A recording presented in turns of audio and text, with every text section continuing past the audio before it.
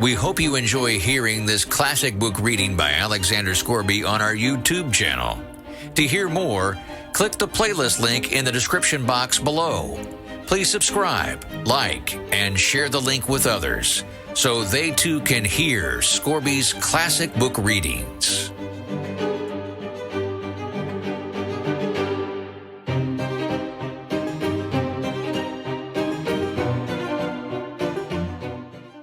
The Secret of Santa Vittoria, narrated by Alexander Scourby. In the long run, one life means nothing. Captain Sepp von Prum. In the end, nothing is more important than one life. Italo Bombolini. 1. Beginning. The hour this story begins is known. The minute is known. The exact moment is recorded. Even the state of the weather is known. To some, this might not appear to be remarkable, but when it is considered that there are entire generations in the history of Santa Vittoria about which nothing at all is known, the statement becomes remarkable. It was Padre Polenta who recorded the moment. He had been working in his wood-lined room at the top of the bell tower when he first saw the light coming down the river road from Montefalcone.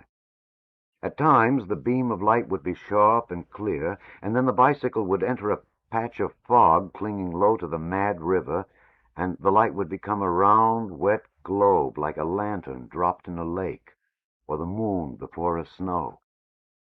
The light annoyed the priest. Like many people who don't sleep at night, he felt the night belonged to him. He left the window of the tower and made an entry in his daily record. 1:21 a.m. The goat Cavalcanti on the prowl again. Tell his mother to keep him home before her boy is found dead. Beneath this he added in purple ink and underlined 3 times, "The winter fogs have come again." Ha! A new record. The priest hated the fogs. He lived in the top of the bell tower because of them. He felt that his lungs were lined with a kind of fungus that absorbed water, and he had given up a rich parish in the north of Italy and taken this poor place to escape the wetness of the northern winter. What about fogs? He had asked. Do you have fogs? Some of these mountain towns endure fogs. The parish committee had all looked at one another as if the word fog was one they'd never heard before. "There are the winter fogs," one of the committee members finally said. "A few days or a week. I suppose you could go away for a week." "I have a dread of sopping lungs," Polenta had said. The first year was good, but in the second year the winter fogs came up from the valleys and slid down from the high mountains in October and lasted through the winter until April. With the fogs, a bitterness had come to the priest, and it grew deeper with the years. With his last money, he repaired the ancient campanile in the Piazza of the People, and with good dry wood he paneled the room at the top where the lookouts had once stayed. The top of the tower floats above the fog line, and one day years ago the shepherd moved up into the tower and left his flock below. After that, he came down once a week to say Mass, to celebrate the death of Christ, Babalucchia the cobbler always said, and to give the last rites and to bury the dead, the 2 sacraments the people claimed Polenta enjoyed dispensing. They forgot his name, and he was content to leave it that way. Polenta is a crude corn meal eaten by the peasants in the north. Here it is considered food fit for swine. When the priest went back to the window for a second time, he was surprised to see that the rider had already turned off the river road and was coming across the cart track that leads to the foot of the mountain and the climb up. There was a moon then, and streamers of moonlit fog shifted in the streets below like bright banners, but they only disgusted the priest. When the rider dipped into the shadow of the mountain, where the road can no longer be seen even from the bell tower, Polenta went back to his work.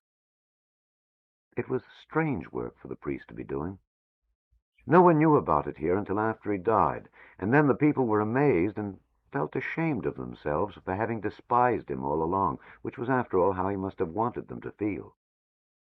He was occupied with restoring the great ledger of the parish of Santa Vittoria. in an effort to recreate some kind of history for the people in the city. There are people who feel Polenta did this out of a love that he was unable to show, but others think that it was only an exercise to keep him from slipping back into peasant ways, the lot of many who moved to these mountains. The ledger itself shows it.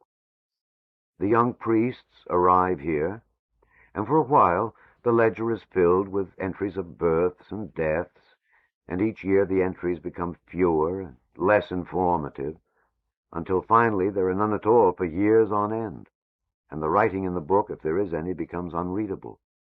The young priest has become an old peasant. There is no passion to the work. Fabio della Romagna, who is the only person from Santa Vittoria to have gone to the university, believes that because the priest was such a stubborn and bitter man, that once he began it, he refused to leave it until it was done. This may be true, but on this one night Polenta had made a discovery that amused him and even excited him. He found that if he took a page from the ledger, one filled with births and deaths and baptisms and marriages from one century, and then took a page from 100 years before or 100 years after, it was impossible to tell which page belonged to which century. This night he had 3 pages on his work table, one from 1634, one from 1834, and one from 1934. The same names were on all the pages, the same first names and the same middle names and the same last names. The same people were getting born and getting married and getting buried, and the same children were having their first communion and receiving their confirmation. The same children were dying in the same old trusted ways. The rest of the world might have been changing over those centuries, but it would be impossible to prove it by Santa Vittoria. The priest was counting the family of Pietrosanto. In 1634, there were listed in the ledger the names of 46 members of the Pietrosanto family. 300 years later, there were 38 Pietrosantos, but this did not include the 3 who had gone off to war someplace and were listed as missing. After all the plagues and the wars and the disease, the fires and landslides and the fights and feuds of 3 centuries, after the widespread honey-coated arms of America, there were 5 fewer Pietrosantos in the city. Thank God for that much, at least, Babaluki the cobbler would have said. And almost all of them were living in the same houses, on the same lanes, finding shade under the same trees that stood then, all of them, the Pietrosantos, as solid and as sturdy, as stubborn and as bull-headed as ever before. In 1634, this city could count 1,168 souls. 300 years later, there were 39 fewer. This year, the ledger could show the same number of births, but 2 fewer deaths, a tribute to the miracles of modern science and to the skills of Lorenzo Bara, the town doctor. The motto of Santa Vittoria, see Dr. Bara and die. Only 9 people had died without his aid in the preceding 10 years. Facts are facts, and they're usually lifeless things. But one fact was beginning to depress the priest. The more he went through those similar names, the more it became clear to him that with the exception of the Sicilian boob Italo Bombolini, he himself was the only person who had come to Santa Vittoria by choice. One arrives here through the natural passage of the womb. One leaves in a box of wood through the fat gate out to the cemetery beyond the walls of the town, just above the vineyards on the terraces. In between those times, you tend the vines and grow the grapes and make the wine and live the best way you can. Padre Polenta would insist he didn't sleep. For men who claim not to sleep, it is important for them not to be caught asleep, as if it were some kind of honor for them to go around with bags under their eyes. But the truth is that Polenta never heard the rattle of the bicycle being pushed across the cobblestones of the piazza, and that the young man who was pushing it had to shout 4 or 5 times before the priest heard him and went to the window. "If it's someone dying," the priest shouted down, "he can die just as well in the morning." "No one is dying, Padre. It's me, Fabio. Fabio della Romagna. He didn't go away from the window because the Romagna family was one of the few in which the priest had ever been able to find any merit. They donated a fat wheel of cheese each year to the parish, and some years a keg of wine. What do you want? I want to ring the bell, Padre. I want to wake up the town. It will be morning in 2 hours. It's Mussolini, Padre. Who? The Duce! Fabio shouted very loudly. What about the Duce? Do you want me to come down into that fog for the Duce? He's dead, Padre, Fabio called up. The Duce is dead. The priest went away from the window and looked around the wooden walls of the room. It was strange to him. He lit a tallow candle and wrote in the daily log, 2:25 a.m. Cavalcanti turns out to be F. della Romagna. I learn that the Duce is dead. He took the candle and started down the dark, steep stone steps that wound down inside the walls of the tower.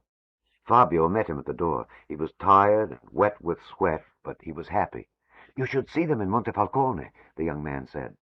He described how the people were dancing in the streets and setting fire to portraits of Mussolini and burning fascist symbols, and how the soldiers had deserted their barracks and the police headquarters had been burned, and how even the carabinieri had gone to the hills.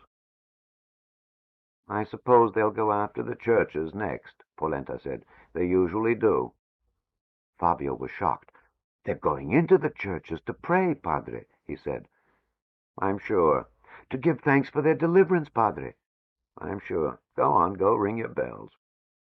He allowed Fabio to come into the bell tower, but he wouldn't help him find the bell ropes in the darkness. Find them yourself. I'm not going to help you, the priest said.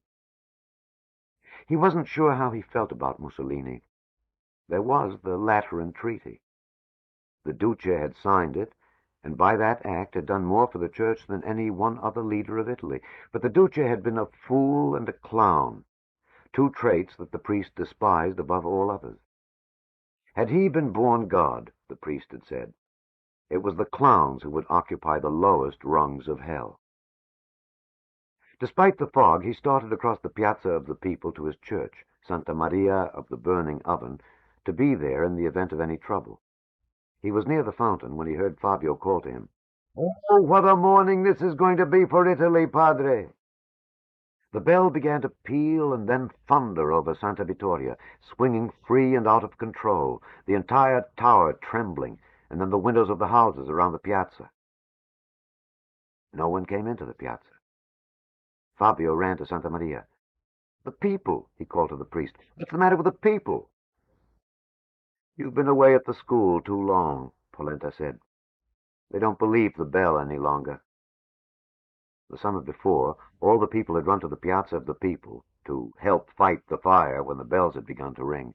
When most of the town had collected, torches were lit, and they found themselves surrounded by a company of black shirts from the barracks at Montefalcone. We shall now proceed to pay our back taxes, the officer announced. And they went through every pocket and every house in Santa Vittoria until every unburied lira in the city was taken. This is no city to catch fire in, the priest told Fabio. Now, when the bell rings, everyone gets up and bolts the door. That's the kind of Christians you have in this town. There is something about the truth that makes itself understood. When the bells ceased ringing, Fabio ran up and down the piazza in front of the houses, telling everyone to come out, that he had good news for them. And gradually lights were lit, and finally some of the Pietrosantos, most of whom live along the lanes leading into the piazza, opened their doors. When they saw it was Fabio running about in the fog, they came out. There is a thing about Santa Vittoria that must be understood in order to understand this place. Whatever is known in Santa Vittoria is known by everyone in Santa Vittoria as soon as it happens. Some say it is because the walls of the houses are so thin that what is said in the first house is heard in the second, and passed through the walls to the third, down through Old Town and up through High Town. Others say it happens because everyone is related to everyone else, that everyone shares the same blood and the same hearts and nerves, and so what is experienced by one is felt by the next. Whatever it is, after the Pietrosantos went into the Piazza of the People, it was soon thick with the others. They put Fabio up on the steps of Santa Maria. Pietro the Bull, the oldest and still the strongest of the Pietrosantos, hung Fabio's bicycle from the statue of the turtle on the fountain so the beam of his bicycle lamp would shine on the young man. It threw Fabio's shadow back onto the church facade, and when he held up his hand before speaking, the hand was 20 feet high on the stones. "A great thing has happened today," Fabio called out. His voice is as thin as his body, but it is clear and it can be heard. "A great thing for us! A great thing for Italy!" The people leaned forward to hear Fabio because good news is not a common commodity in this place. "Benito Mussolini, the tyrant, is dead," he cried. There was no sound at all from the people. The face of Fabio showed that he was puzzled. He asked if they heard him, and no one answered. But Fabio knew that they had heard. "The Duce has been put to death this day," he called. Still the silence. The only sound, the water pouring from the fountain. "What is that to us?" someone shouted. "What are you trying to tell us?" "Why'd you get us out of bed?" they called. "Why did you ring the bell?" His face was anguished. It was a fine face, long and clean and narrow like the blade of a new axe, the eyes deep and dark like ripe olives, and his hair so dark that it seems blue at times. Fabio's skin is white and fine, not the color of copper pots like most of the faces here. "What does it mean to us?" the first man shouted again. He wanted an answer. "It means freedom," Fabio said, and he looked down. The people respect Fabio, but they were annoyed by what he had done. He went down the steps of the church, and they cleared a path for him so that he could get his bicycle down from the fountain of the pissing turtle. "You've been away too long, Fabio," a man said. "We don't go to school here, Fabio. We work. We grow grapes, Fabio. You shouldn't have waked up the people." "Excuse me," he said. I'm sorry. "It's the books," a woman told him. "You've strained your mind." Everyone nodded, because it is a known fact here that a few books are all right, like wine, but too much can be bad. Books break down brains. It was the cobbler Babalukia who saved things, although it is usually his role to ruin them. "Leave the light there," he ordered. He has a voice which sounds as if his throat was plated with brass. It is always irritating, and it is always heard. He limped, because he is a cripple, to the steps of the church. "I'll tell you what it means to you, you fox filled with shit," Babalukia began. There is no point in keeping it a secret. The cobbler is a man who is fascinated with excrement. Under the laws of Italy, it is not allowed to put down on paper, even on paper that is not to be published, the things Babalukia calls the people of Santa Vittoria. He compares our nastiness to that of a man who rises in the morning and finds that the shoe he has just put his foot in has been used the night before as a chamber pot. He can say these things because of something that happened to him years ago in front of all the people, and which they allowed to happen. Babalukia was a penance we had to bear. "How many of you would like to sink your boot in Coppa's ass?" Babalukia shouted. There was a cheer then. It was an ambition of everyone in the piazza. "As of this morning, you have that right." He went through the rest of the city leaders, the members in good standing of the local fascist party, who were known as the Band. "Who wants Mazzola?" It was a cheer for the ruination of Mazzola. There was nothing political any longer about the Band. They had long ago ceased contributing to the National Party or to Rome. They kept Santa Vittoria for themselves and stole from it. Not too much at a time, but all of the time. The loudest cheer of all was reserved for Francucci. When Coppa had taken over the city 20 years before, he had made his one speech. "Bread is the staff of life," he told the people. "Bread is holy. Bread is too sacred to be left in the hands of greedy individuals. No penny of profit shall ever be made by any individual from the exploitation of the people's bread so long as I am mayor. So help me God." He closed all of the bakeries in Santa Vittoria and opened the Citizens' Non-Profit Good Bread Association, and put his brother-in-law, the mule drover Francucci, in charge. Francucci's first act was to reduce the amount of wheat that went into a loaf, and his second was to raise the price. Within a year after that, the families of Coppa, Mazzola, and Francucci moved out of the wet, dark caves they had lived in for 1,000 years in Old Town, up into the sunlight of High Town, where the gentry, what there is of gentry here, lived. "I offer you the ass of Francucci," Babalucci said. There was a terrible roar from the crowd. They would turn the irrigation water for the terraces back on. The band had turned it off years before when the people refused to pay for their own water. They would fix the funny scale on which all of the grape growers had to weigh their grapes before selling them to the Citizens' Wine Cooperative. The people began to get angry. There is a saying here that if you can't do anything about something, pretend it doesn't exist.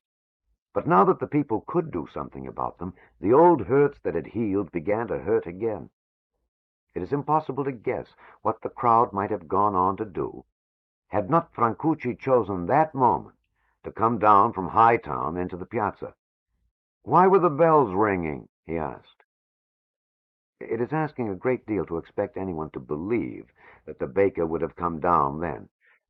One would have to know Cosimo Francucci to understand how it could happen.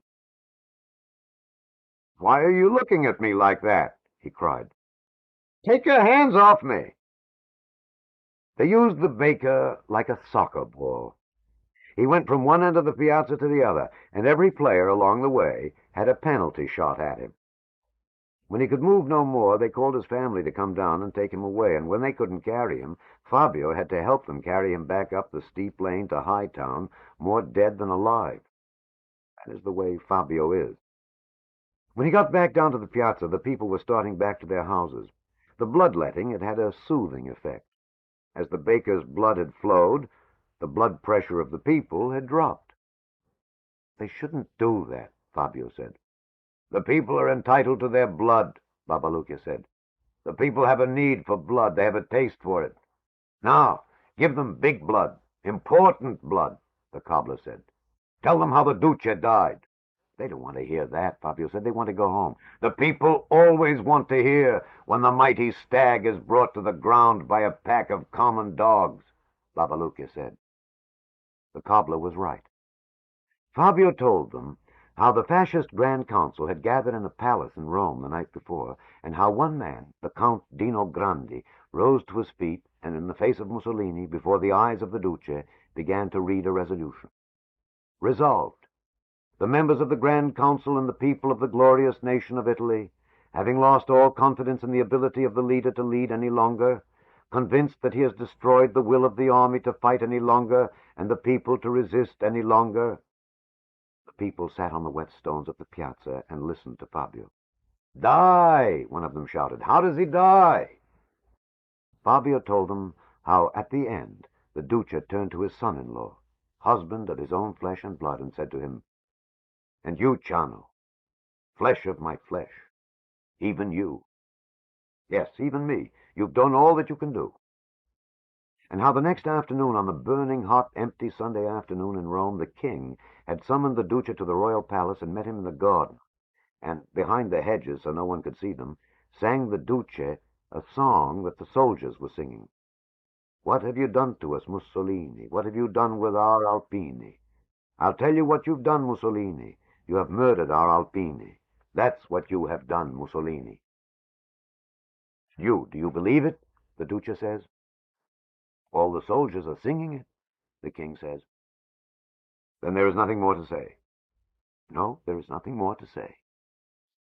He told them how they put the Duce into a long black ambulance and took him through the streets of Rome. The Duce tells the guard that he isn't sick.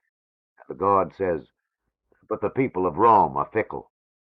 And how they took him through the ancient burning city, past all the monuments to the past Caesars, through the arches built for the great men, until they come to the walls of Rome in the Appian Way, the route that all the conquerors have taken to come to Rome.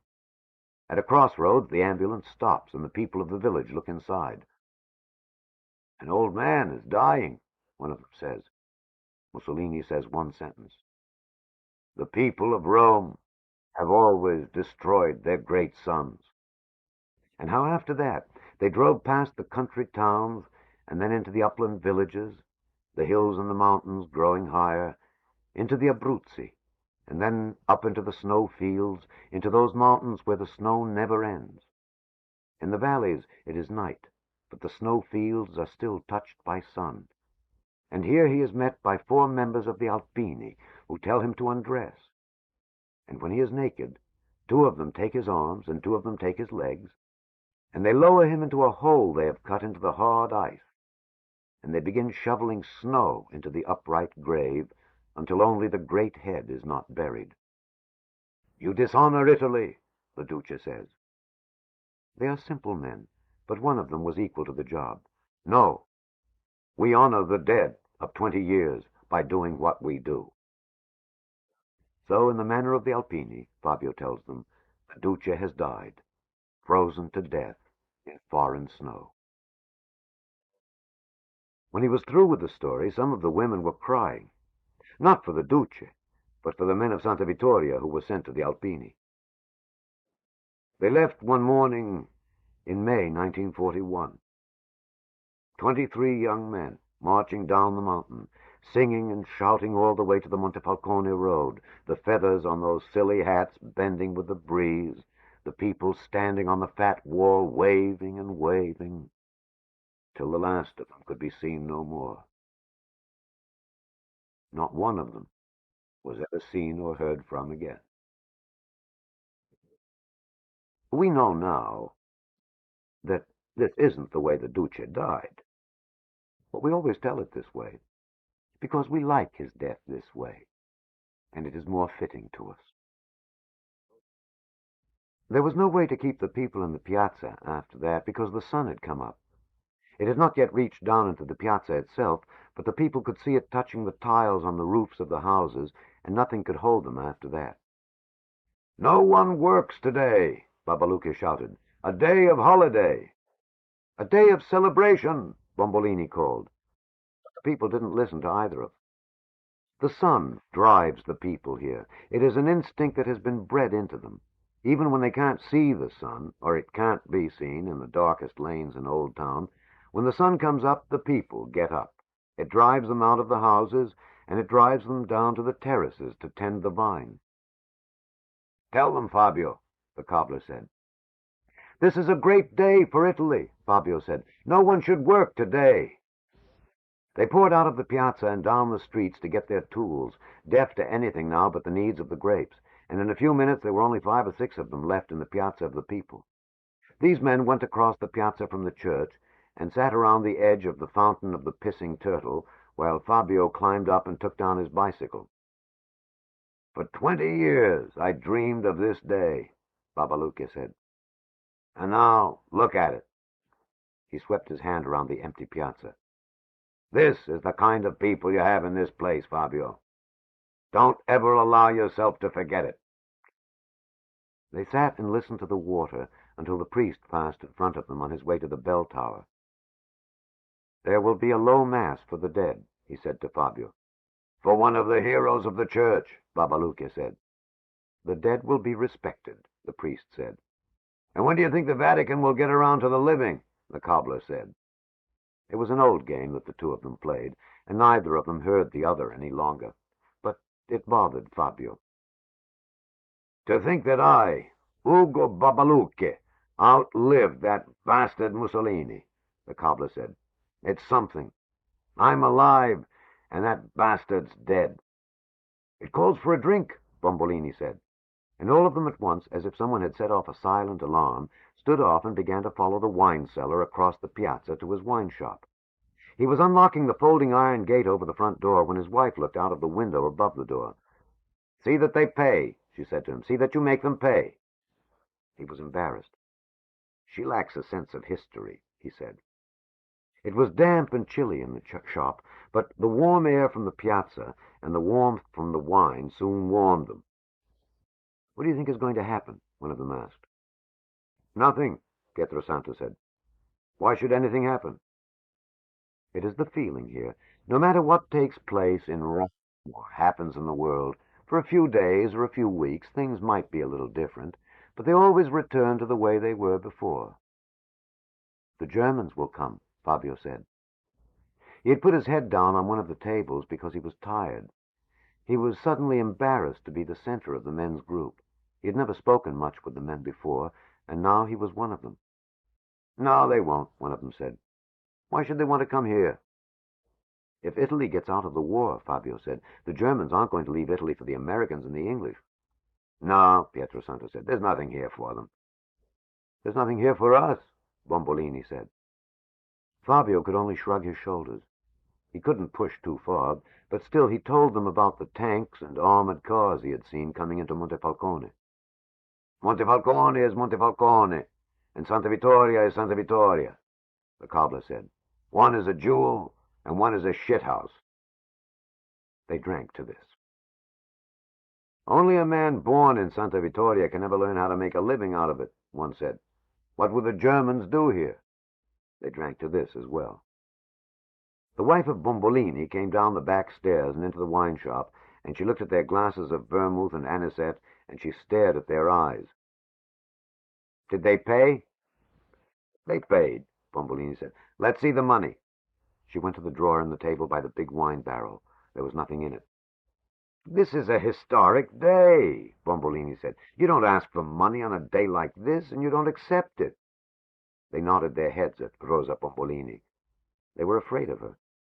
She has the toughest tongue in the city and no shyness about putting it to use. She studied them. What a bunch of patriots. She began taking the glasses from them, moving them toward the door. Take your patriotism out into the piazza where it belongs. When they were in the sunlight at the door, she said, That's the trouble with this country. The whole place is filled with penniless patriots. They could hear the sound of a drum coming down from one of the lanes in Hightown that led down into the piazza. Capoferro, the town crier, was announcing the Duce's death. You should put your fist in her mouth, one of the men told Bombolini, and all of them nodded. But each one knew that if he were married to Rosa Bombolini, he would keep his fists to himself. Women and asses and nuts require strong hands, Pietro Santo said. They all nodded. It's a sad house where the cock is silent and the hen crows. They nodded at this, too, including Bombolini. There was a blast from the automobile horn that Capoferro carried, and then a roll on his goatskin drum. He was coming down into the piazza. Only people born here can understand Capoferro. He has some kind of trouble with his speech, and sometimes it takes 2 and 3 people to understand him, but at least what he says is remembered. There must be some kind of law of the world, Fabio thinks, a law of compensation, he calls it, that makes crippled men carry messages, and unhappy people run happy places, and people like Capoferro become town criers. He had come across the piazza now, and was beating the goatskin drum. Nido Mussolini dead! A squeeze on the automobile horn. Tyrant dead! Italy weeps! Horn. Benitolini is no more. Italy moans. No, no, Fabio said. Italy is happy. Oh, Capoferro said. He struck himself on the head with his drumsticks. He looked at the men. You want to celebrate? The crier said. For some wine, I'll drum you a dance. Wait, Bombolini said. He went back across the piazza and around to the back entrance of the wine shop on the street of D'Annunzio the poet, and he came back with 2 bottles of wine. Keep your back to the shop, he said. It was good vermouth. They passed the bottles around. I'll drum the tiles down from the roofs, Capoferro said. He took a very long drink. It is said that he's over 100 years old, and it is probably true. And he began to drum. At first, none of them did anything, but then Babaluque began to dance. He's crippled because of something they did to him here. But Capoferro slowed the drum beat, and the cobbler began to drag himself across the stones of the piazza in a slow dance. I never thought I'd dance at his funeral, he shouted. The sun was hot now, and they'd had nothing to eat since the night before, and the wine began to go to their heads. After a while, Bombolini began to dance with the cobbler, and they went around and around the fountain of the pissing turtle, while Capofero beat the goatskin drum and some of the men clapped their hands. Babaluca's daughter had come up from Old Town into the piazza, and when she saw her father, she seized his arm and brought it up behind his back the way the carabinieri do it, and she began to pull him across the piazza with her to the Corso Mussolini that leads down into Old Town. He gave the bottle to one of the men. That was a mistake, because Rosa Bombolini saw it and came out of the wine shop and across the piazza to them. "You thieving sons of bitches," she said, and she took the bottle. "Do something with her," Capofero shouted above the drum. "Control your woman." "You'd better leave," Bombolini said. "She's going to break your drum." Since the wine was gone and the drum was no longer playing, and it was hot, they began to leave, and soon only Fabio and the wine merchant were left in the piazza, besides the children and the oxen, the old women getting water from the fountain. They had nothing to say to each other. "The best thing I can do right now," Bombolini said, "is to go back to bed. Goodbye, Fabio." It was the end of the celebration. Fabio was alone. He decided to go down into Old Town and sleep on a mat in his cousin Ernesto's house, and he crossed the piazza and started down the steep Corso. It was very hot now. Door to the furnace of Africa, as we say around here, was open. An old woman was sitting in the darkness of the doorway next to Ernesto's door. "What was all the noise about?" she shouted at him. She was hard of hearing. "A death!" Fabio shouted at her. "Someone died." "Mussolini, Benito Mussolini." She looked at him and shook her head. No, she mumbled. "No, I don't know him." "It's nobody from here," Fabio told her. "Oh." Her face became as dark and blank as the doorway. The house smelled. In truth, it stank. Ernesto was no housekeeper. There was a pot of hard, cold beans over the fireplace, and although they were hard to swallow, Fabio ate them with enjoyment. "So this is my feast. This is the reward," he said aloud. He found a mat and cleared it off and stretched out on it and looked up at the smoke-darkened ceiling. There was no sound at all in the city, not a cock or a child or an ox, and Fabio fell asleep. It was now 9 o'clock in the morning. This, then, was the extent of the celebration of the death of the dictator. Thus did the 20th year of the glorious reign of the everlasting imperial fascist empire come to a close, city of Santa Vittoria. Fabio woke in the early afternoon. He was still tired, but he woke because he was hungry. He looked around the small house, but there was nothing in it to eat, not a piece of stale bread or hard cheese. He was sorry he'd eaten all the cold beans. He left a note for Ernesto. "Ants would starve to death in your house if ants would come into it." And he went out into the Corso Mussolini and started up it toward the Piazza of the People to try to buy some bread and cheese and wine. The midday sun blinded him, and he was forced to hold on to the walls of the houses until his eyes could adjust to the glare. When he reached the piazza, he was conscious of groups of people standing about in it, looking back down toward Old Town. He was too blinded to see what it was they were looking at. The Piazza of the People is the center of Santa Vittoria. It is a flat plateau of cobblestones that divides the city into two parts. Above the piazza is High Town, where the houses sit on a saddle of land in the sun. No one knows why the city wasn't built there in the first place. The people who live in High Town are called goats. The people who live around the piazza are called turtles because of the fountain.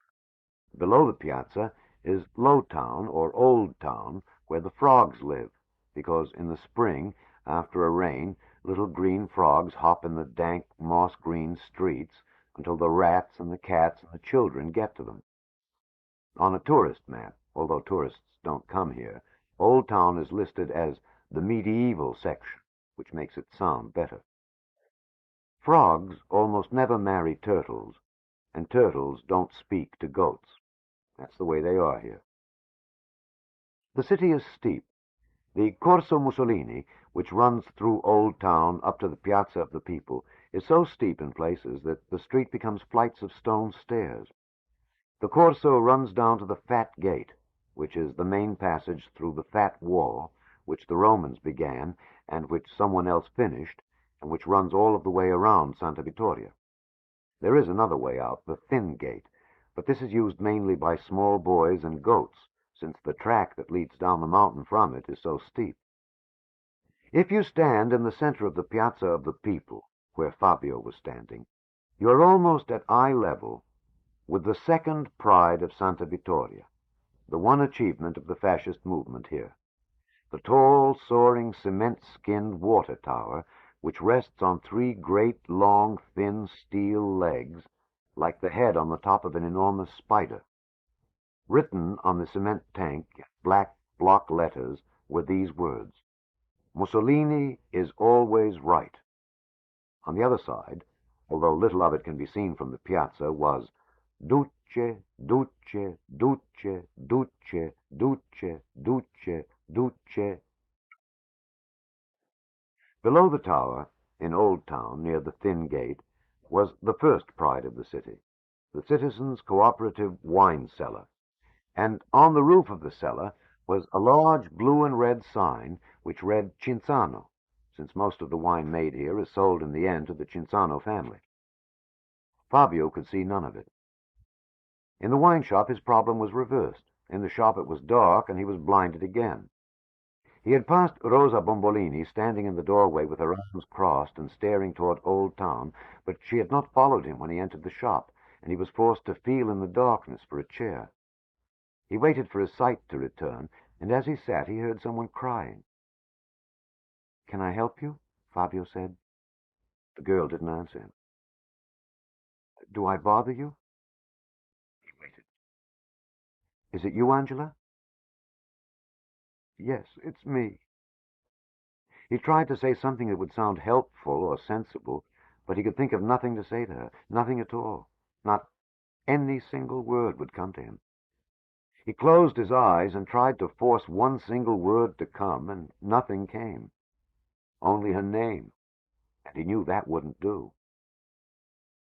There was this about Fabio, then.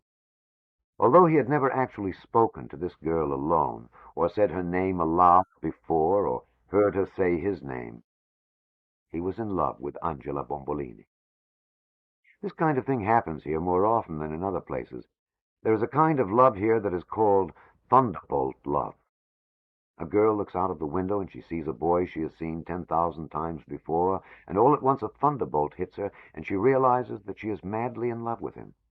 From that moment, she dedicates her life to him, and is even ready to submit for the final proof, the final truth, if he were to demand it of her, even though he might not know her name or that she exists.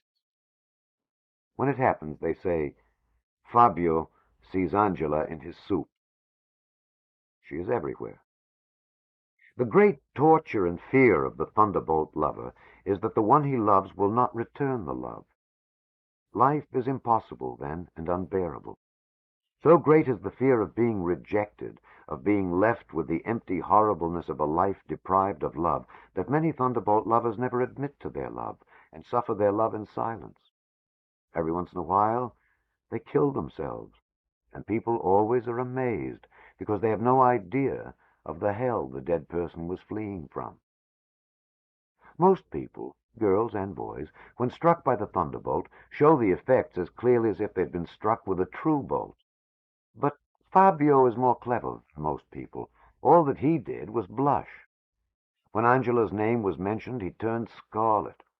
Or if he passed her in the piazza, he turned a deep red, but no one so far was conscious of what was taking place.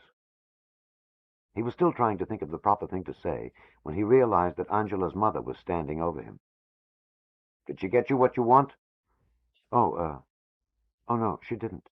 I want some bread and cheese and wine." "Why didn't you get him what he wants?" Rosa Bombolini shouted at Angela. "He sits here dry while you wet the floor." He saw Angela get up and go into the back room, and his heart flew out to her. That was the only word. The heart flew to her. He had now managed to say 6 or 8 words and get her in trouble. When she came back, she put a plate of cheese in front of him and a glass of wine. "No bread," she said. "Why not?" It wasn't what he had wanted to say. Francucci, she said. Oh, yes, the baker, of course. She must think that I'm an idiot, Fabio thought. I didn't mean to get you in trouble. She doesn't like my crying. You have a perfect right to cry, Fabio said. Cry all you want. He felt his face turning red. He sat at the table and ate the cheese, listening to her cry. Why are you crying? He said at last. You know why, Angela said. Why are you torturing me? He found himself turning red once more and wondering what it was he did that caused him to harm the person he least in the world wished to harm. I don't know why, Fabio said. Him, she said. You saw him? She nodded her head in the direction of the door and the piazza beyond. He went across to the window and cleaned a section of it and looked out. The groups of people were still in the piazza. He could see across the piazza and down toward Old Town, toward which all the people were looking, even though he was forced to look over Rosa Bombolini's broad shoulder. He could see nothing at first, but finally his eyes were able to pick out the movement, and he felt his heart jump. He could feel his heart at that moment actually rise in his chest and touch something in his throat as if he had a live fish in his chest.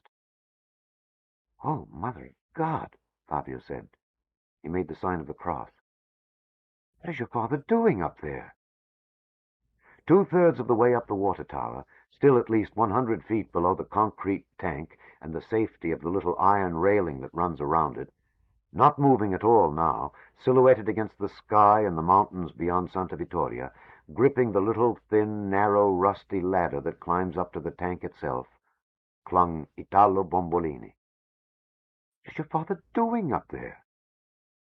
As soon as he said this, for a second time, Fabio knew two things.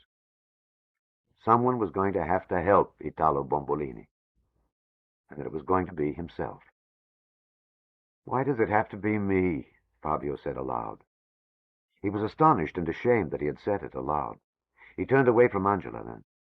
The figure was moving once more, moving with a terrible slowness upward. He's going to be all right. I've climbed mountains. I know how people climb. He knows his way around up there. She began to cry again. Fabio went outside and tapped Rosa Bombolini on the shoulder. Do you have a length of rope? A good, strong one? Oh, no, Rosa Bombolini said. You don't risk your life to save his fat pride. He's going to fall. Let him fall. He's still going up. Because the son of a bitch can't come down, she said. And Fabio turned red again. He'd never heard a woman talk about her husband or a man in this fashion before. He's going to come down into that piazza like an ox falling off a roof. I'm going whether you get me the rope or not, Fabio said. In the end, she got him a rope. She got him 2 good lengths of rope, and she also came back with a basket containing cheese and some olives, and 2 bottles of wine, and a fiasco of grappa, strong raw brandy the peasants distill here. I can't carry all of this, Fabio said. Angela will meet you in the corso with a knapsack, Signora Bombolini said. Angela passed them then, still crying, and because she was running, she was forced to lift up her skirts, and despite the fact that it was a matter of life and death, all that Fabio could seem to keep his mind on was the quality and condition of her legs. They were so strong and well-shaped, and so brown and clean-looking. Why are you so red? Rosa Bombolini asked him.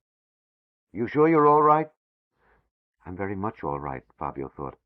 I'm about to save the father of the woman I love, and she will be grateful to me for the rest of my life. He broke into a trot, although he knew he should save his energy. He met Angela Bombolini at the curve in the Corso Mussolini, down below Babalucche's house. Let him, the cobbler told him. It would be a public service to the city.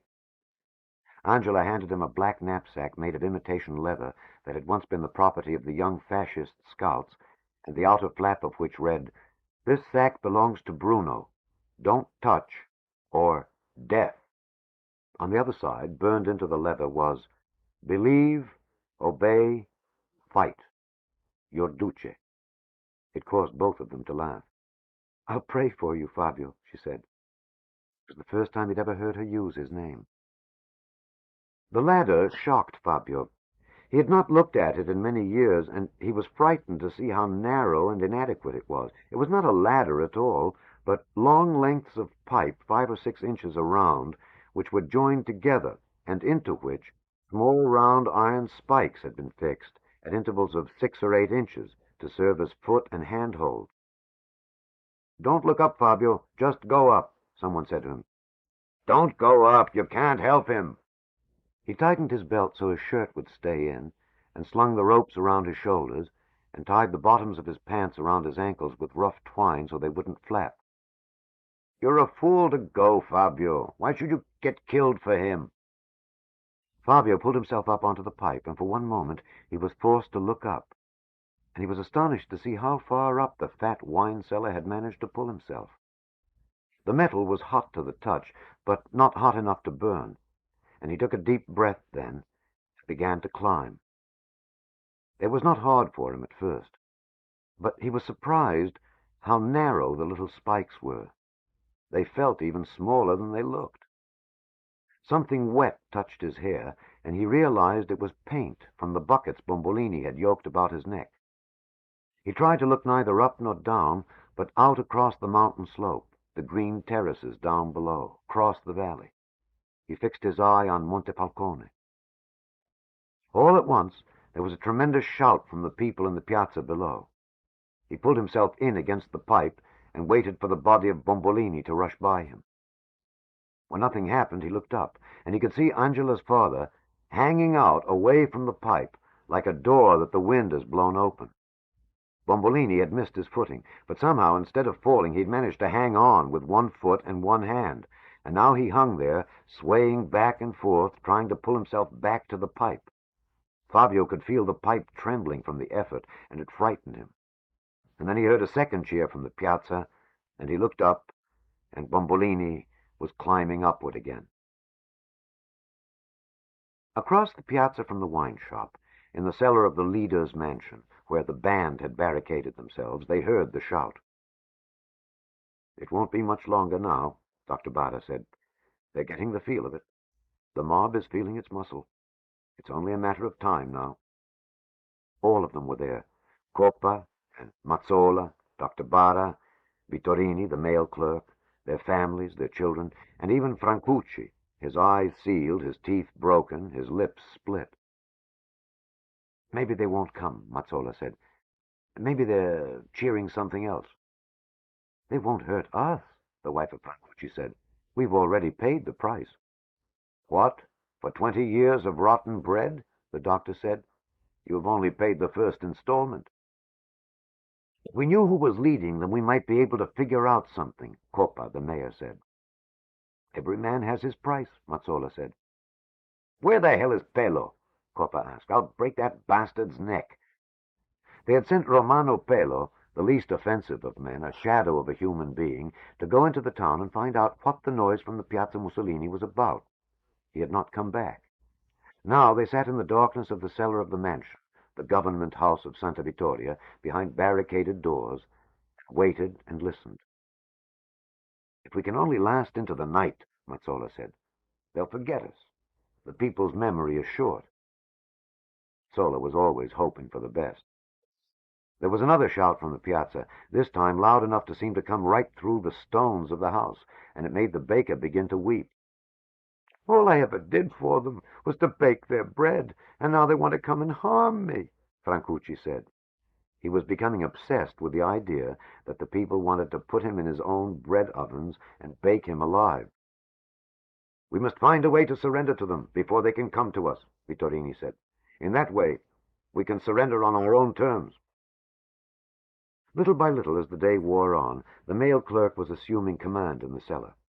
He was not a fascist, but he was a paid employee of the state, a functionary, as he preferred to call himself. And since Vittorini is above all things a man of form, he felt it his duty to be counted with the recognized legal machinery of government. If the communists ever take over Italy or Santa Vittoria, Vittorini will hang a picture of Marx in the post office. "The thing we must do now is seize the initiative," Vittorini said. "Very beautiful words," Dr. Bada said. "Well stated." The most impressive fact about Vittorini, more impressive even than his character, is the uniform he is entitled to wear, and which he wears on all state and religious holidays, and which he had the wisdom to put on this morning. It is from one of the fine regiments, although no one remembers the name of it now or the number. It was made from a white whipcord twill that had been cleaned and bleached so many times that it was impossible to look directly at Vittorini in the sunlight.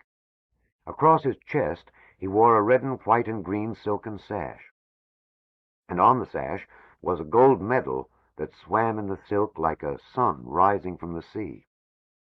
There were black patent leather boots that flared out at the knee, a sword in a golden scabbard that clinked against the cobblestones when he crossed the piazza to enter the church. The green epaulets are trimmed with gold braid, but most of all, it is Vittorini's hat. The hat is made of shiny black patent leather with a little stubby visor, and from the top, which is high, cascades a fall of cock's plumes, a shiny black and green shower of them, so that when Vittorini walks, Vittorini ripples. "We must discover the nature of the enemy," Vittorini told them, "and capitulate to it. They must not come and take. We must give. It is the only way." He shook his head to emphasize his point, and the dark river of feathers began to run again. "These are very beautiful words," the doctor said. "Where in Christ is Bello?" Coppa said. The iron grillwork of the catwalk that circles the top of the water tower had been burning for half the day, and it was hot to the touch. But Bombolini never felt the burning when he crawled up onto the walk. He sank onto the iron, and almost at once he slept. He had no intention of ever getting off the tower.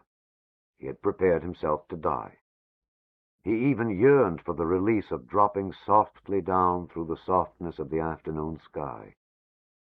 He knew the people in the piazza were waiting for his last performance, and he wouldn't disappoint them. But at the moment, he was too tired even to contemplate dying. That would have to wait until he woke again, unless he rolled off the walk while he slept. Until then, he lay stretched on the iron slat, burned. When he did wake, he was conscious of three things. His eyes were pressed against the open slots of the grillwork, and he could see from the shadows of things far below him that time, a good deal of time, had passed. Part of his body was in shadow. He watched an ox plod along a track through the terraces. The road was ankle-deep in dust, and white and bone-dry, and it looked as if it had been drawn through the green terraces by a piece of white chalk. At each step a plume of dust spiraled up behind the cart and hung in the still air of late afternoon like a white banner. "I am thirsty," Bombolini thought. "I am dying of thirst." He could see the people working on the terraces in the vineyards deep among the vines, working in the shaded tunnels of fat green grape leaves, resting in the cool of the wine-green shade. And he could hear the sound of water bubbling by his ear, just on the other side of the thin concrete skin of the water tank. "I'm being driven crazy," Bombolini thought. And finally, he became conscious that someone else was on the tower with him. From the other side of the tank came a rhythmic sound, a soft and steady lapping, like waves on the side of an anchored boat. "Before I row off, I will find out who is on the tower," he told himself. He tried to say something, but there was no sound. He tried to move and found that it was impossible. "I can't even kill myself," he said to himself, and he sighed. And then his eyes saw the wine bottle, the cork out of the neck, standing at attention like a little soldier a few inches away from his hand. "I will drink a little of this wine, and then roll off," he told himself. The wine was hot from the sun, but the heat didn't bother Bombolini. He could feel the wine run down his throat and enter his stomach, and then begin to course through the bulk of his body as if it were the sun itself. The second swallow was easier, and each one after that became easier, every mouthful exploding inside him like a small hot sun, the source of life itself running inside him. He could feel it go, boom, in his stomach. The wine was working for Italo Bombolini the way a transfusion works for a man who has lost too much blood. When he was through with the bottle, he found he could sit up, and he leaned against the concrete, and all at once allowed his legs to drop over the side of the catwalk, which caused a great shout from the piazza. "Who's on the tower?" he said. "Fabio." The sound stopped, but then it resumed, the slap, slap of the paintbrush against the concrete. "I knew it would be Fabio," Bombolini said. It was an effort for him to talk. "If anyone would come for me, I knew it would be Fabio." "Fabio?" "Yes." We hope you are enjoying this classic book reading by Alexander Scourby. Please subscribe, like, and share the link with others. Click the playlist link in the description box below for more classic book readings.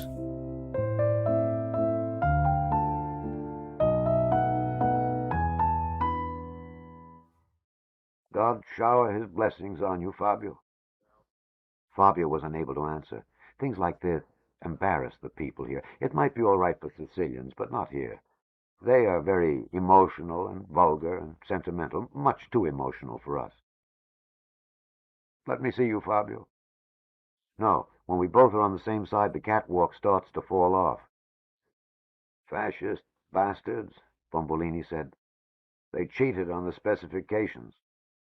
Supposed to put up a ladder. They put up that pipe and pocketed the difference.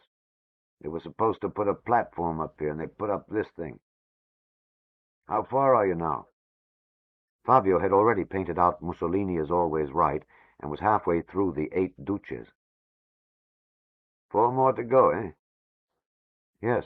Whoever did it overdid it," Fabio said. "I did it," Bombolini said. Fabio was silent. It embarrassed him to think of a man risking his life to climb a tower and write Duce, Duce, Duce all over the side of it. And he could not imagine this man as ever having been young. "I was young once, you know. I was tall and lean. I used to look like Garibaldi. I had long, shiny black hair. I wonder what made it curl. Oh, well. When I was through, I wasn't even tired." Fabio went on with the painting.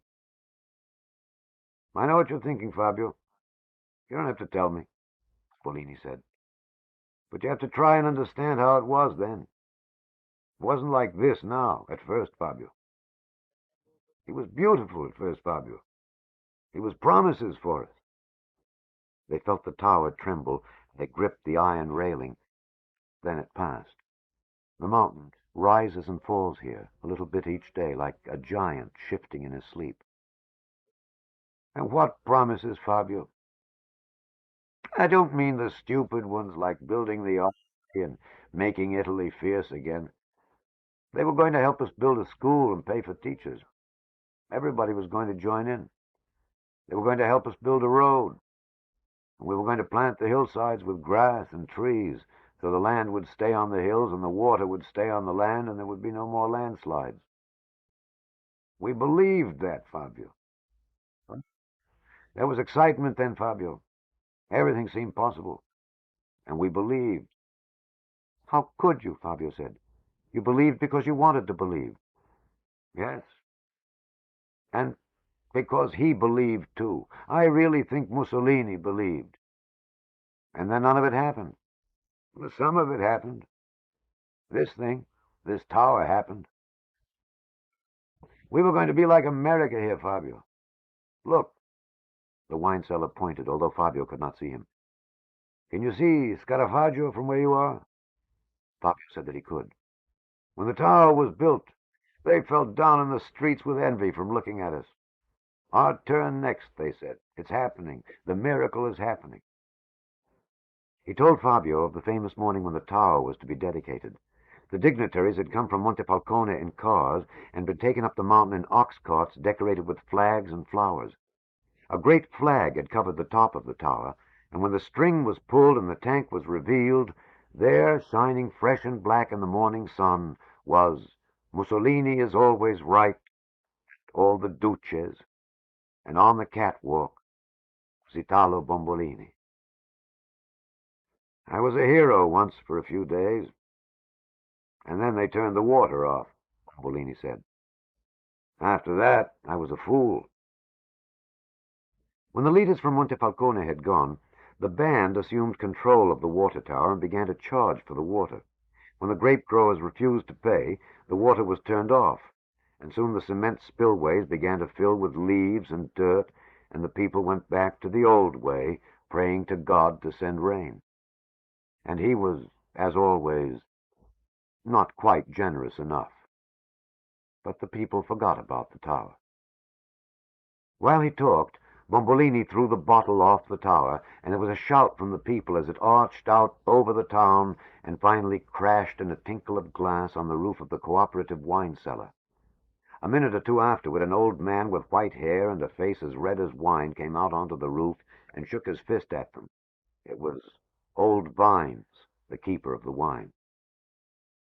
"I've upset the sleep of the wine," Bombolini said. "If he had a rifle, he would shoot us off this tower. Are you almost done?" "Yes. 2 more duches and 1 du. I ran out of paint." "No," he said. "It wasn't Mussolini himself at first. We didn't blame him. It was the water. The country might have been falling apart, but we couldn't see it. You know what the master says. Men are apt to deceive themselves in big things, but they rarely do so in particulars." "I don't know who the master is." "Niccolò Machiavelli," Bombolini said. "He's my master. Have you studied him?" Fabio said that he had. "Well, I read him. I memorize him," the wine seller said. "I have read The Prince 43 times. The young man was astonished by this information, and he didn't believe it. His father had once told him that beneath Bombolini's clownish exterior there was a better mind than anyone could expect, but Fabio had never been able to see any sign of it. "I don't suppose there's any more wine." Fabio thought about it. If Bombolini got drunk, it might be the end of them both. And yet the wine had made the journey down seem possible. He opened the knapsack and uncorked the second bottle of wine and slid it along the catwalk. "God shower blessings on you, Fabio. Rain them down on you. Flood you with them, Fabio. God drown you in blessings." He began to drink the hot red wine. They were silent while he drank. "When I'm through with this bottle," Bombolini said, "I'm going off this tower, Fabio." "Oh, no," Fabio said. "I can't disappoint my audience. Look at them down there. They've been waiting for me all day. I didn't come up here for nothing. Can you imagine what they would say? The poor son of a bitch can't even fall off the tower." The young man began to paint more swiftly. The paint was running short, and he was becoming tired. If he was ever to get Angela's father down, it would have to be done soon, before he got too tired, before darkness fell on them, before the effect of the wine began to wear off. The men and the women were on their way up from the terraces by then. Wherever Fabio looked, he could see people coming out from the shadows of the vines onto the track that comes up the mountain from the terraces. A great number of them were already up the mountain, so when Bombolini let fly the second bottle, the noise from the lower piazza, and now from the piazza of the people as well, was the loudest of the day. Fabio by then had reached the bottom of the bucket and was on the last letter. It was strange, but there was exactly enough paint left to paint out the last letter, a U, and not a brushful more. "Now, throw the bucket," Bombolini said. Fabio threw the first bucket far out over the town, away from the piazza, out over the fat wall, so that no one could get hurt. "Now the brush." He threw the brush. There was a shout from the crowd. He threw the cheese, the olives, the second bucket, and each time the crowd roared and the noise grew louder, and by the time Fabio threw the knapsack, the piazza was in an uproar. "All right, let's go now," Fabio shouted. He had counted on the excitement to stir the wine cellar. He came around to the side of the catwalk where Bombolini sat, and as he did, the rusted iron bolts that had been drilled into the concrete years before suddenly cried out, screamed in protest. He ran along the narrow walk and past Bombolini and onto the spiked pipe, so that his weight was no longer on the catwalk. Now the people in the piazza were silent. There was no sound from the city at all. They don't want you to fall, you see, Fabio said. If they wanted you to fall, they would be shouting for you. While he talked, he reached up and began to work the lengths of rope under the arms and across the back and around the waist of Bombolini. His plan was crude, but Fabio felt it might work. He would tie the wine cellar to the pipe, literally lash him to it, and then bring him down it spike by spike. He would place Bombolini's foot on the next rung or spike below, and then work the ropes down around him and the pipe, and when he was secured there, he would lift the next foot down. He would bring him down, all bound with ropes, like a bear being brought down from the high mountains. He made Bombolini slide along the narrow catwalk until he was at the pipe, and then dipped down until his feet could find the spikes to stand on. From where they were, so high above the piazza, they could hear the people suck in their breaths. When he was tied to the pipe, they didn't start at once, because both of them were tired even then. "Why are you doing this for me, Fabio?" Bombolini asked. Fabio didn't answer him. How could he mention Angela? He wondered if he would have been on this pipe now for anyone else's father, but then he realized that only Angela's father would be doing such a thing. "Why?" "Because you were a man in trouble. It is people's responsibility to help others in trouble."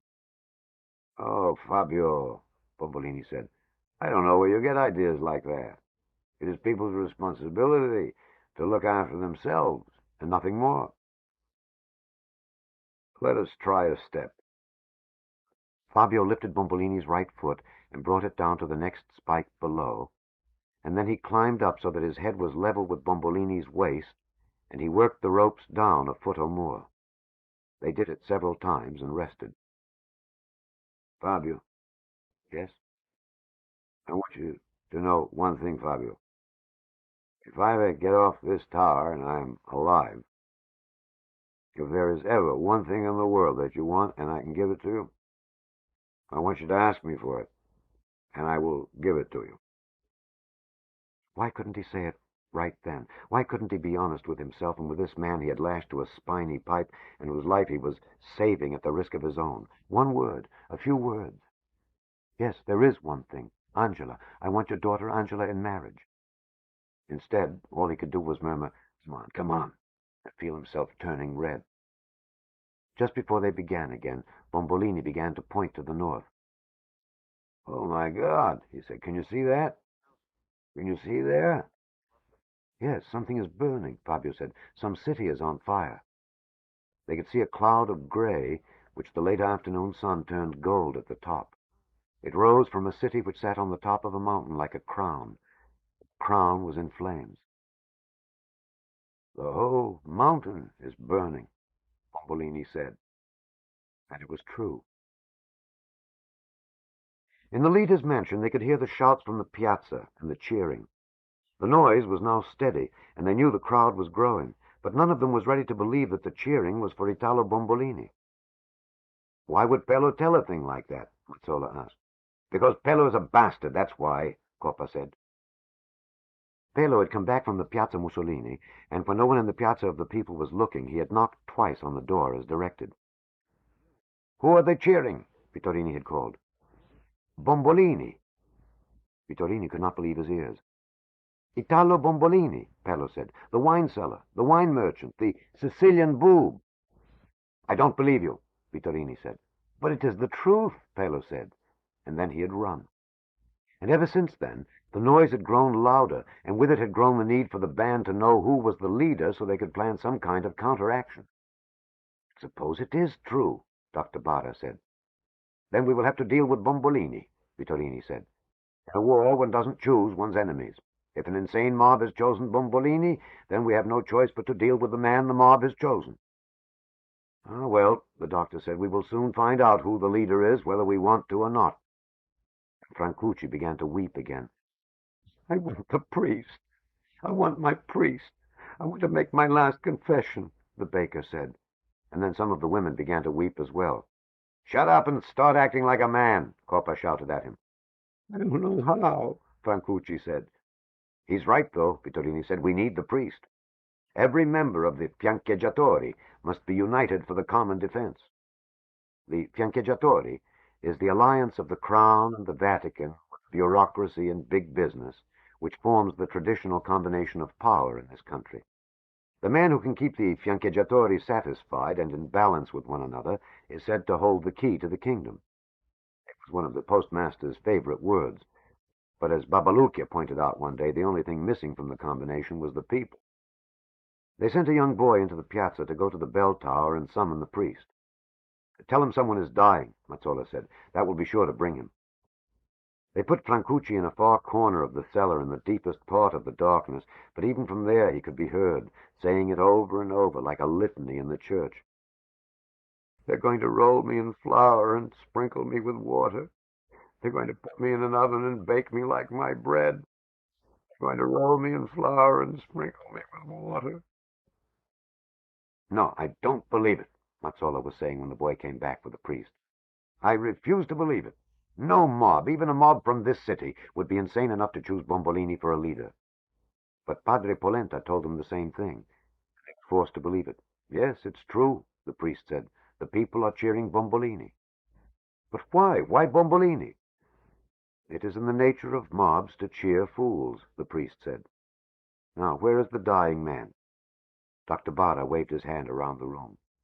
"Everywhere," he said. "All of us. It is only a matter of time." There was a great shout from the piazza then. The force of it was so strong they could feel its weight on the door, and each shout was followed by one after it, and then another, like soldiers on the march.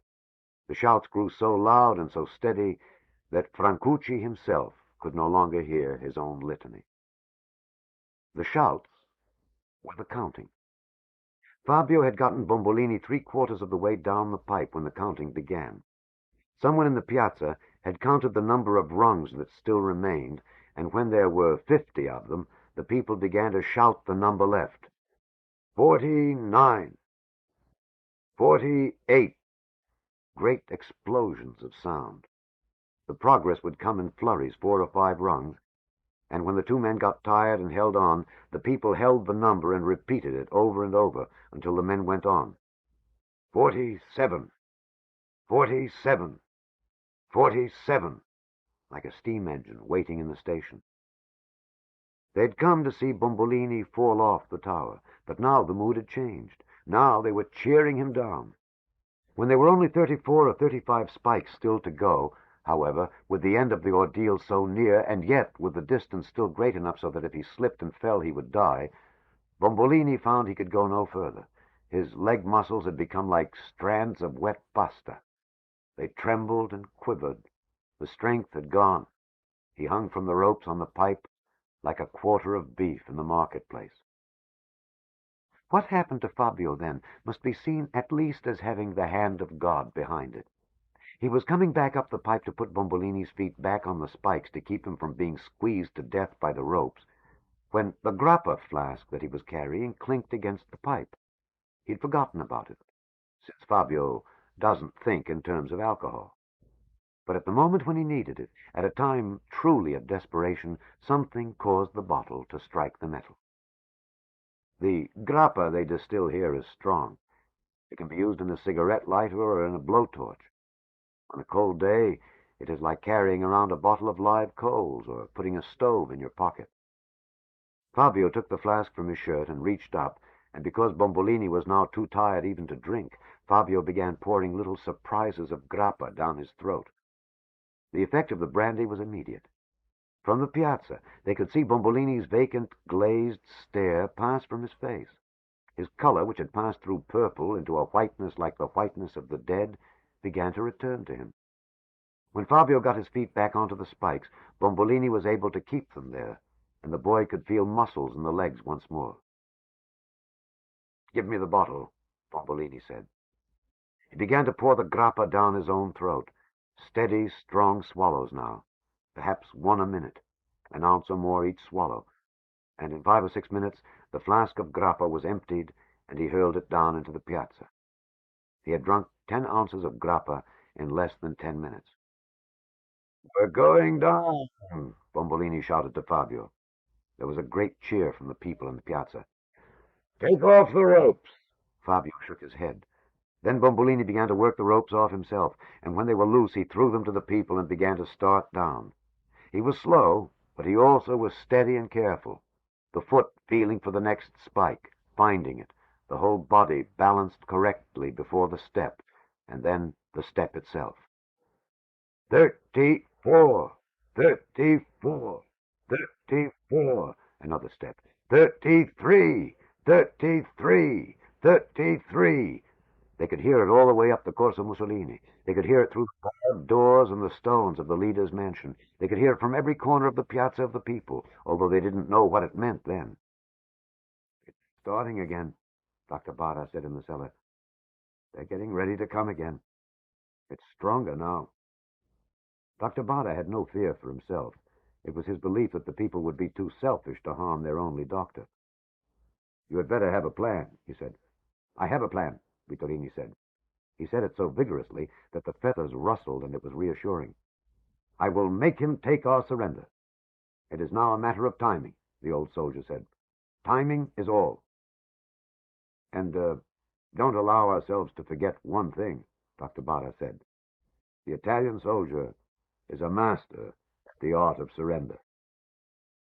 It made them feel better, all of them, and the feeling lasted until they heard a noise.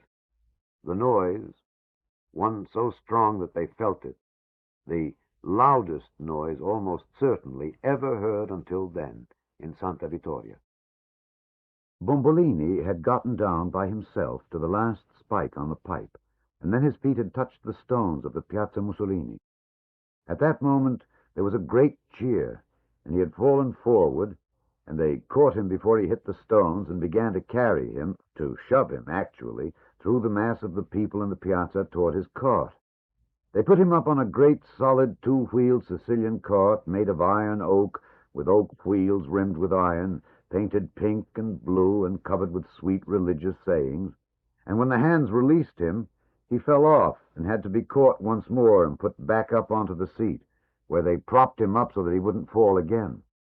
It was at this time that he said the 8 words that were the occasion for the greatest single sound in the history of the city. Before telling you the words, it is necessary to tell one thing about this place and the people who live in it. Life here is hard, harder than outsiders can ever see. No one gets anything here without working for it, and many work hard and get nothing. It sometimes seems in truth that the harder the people work, the less they have to show for it, as if work creates loss. Who knows where the fault begins or where it lies?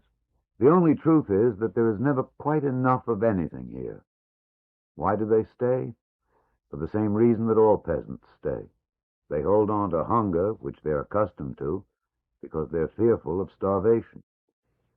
Because of this, the greatest fear of any peasant is that someone will take something from him that he has worked for. The pain of it is too unbearable. It is one reason all peasants are ungrateful.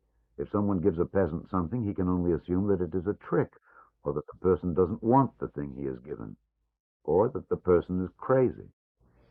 All of this, then, is why the greatest joy of Italian peasants, and maybe peasants all over the world as well, is to get something they didn't work for, to get something for nothing. And the best things to get are the things that are sweated for each day.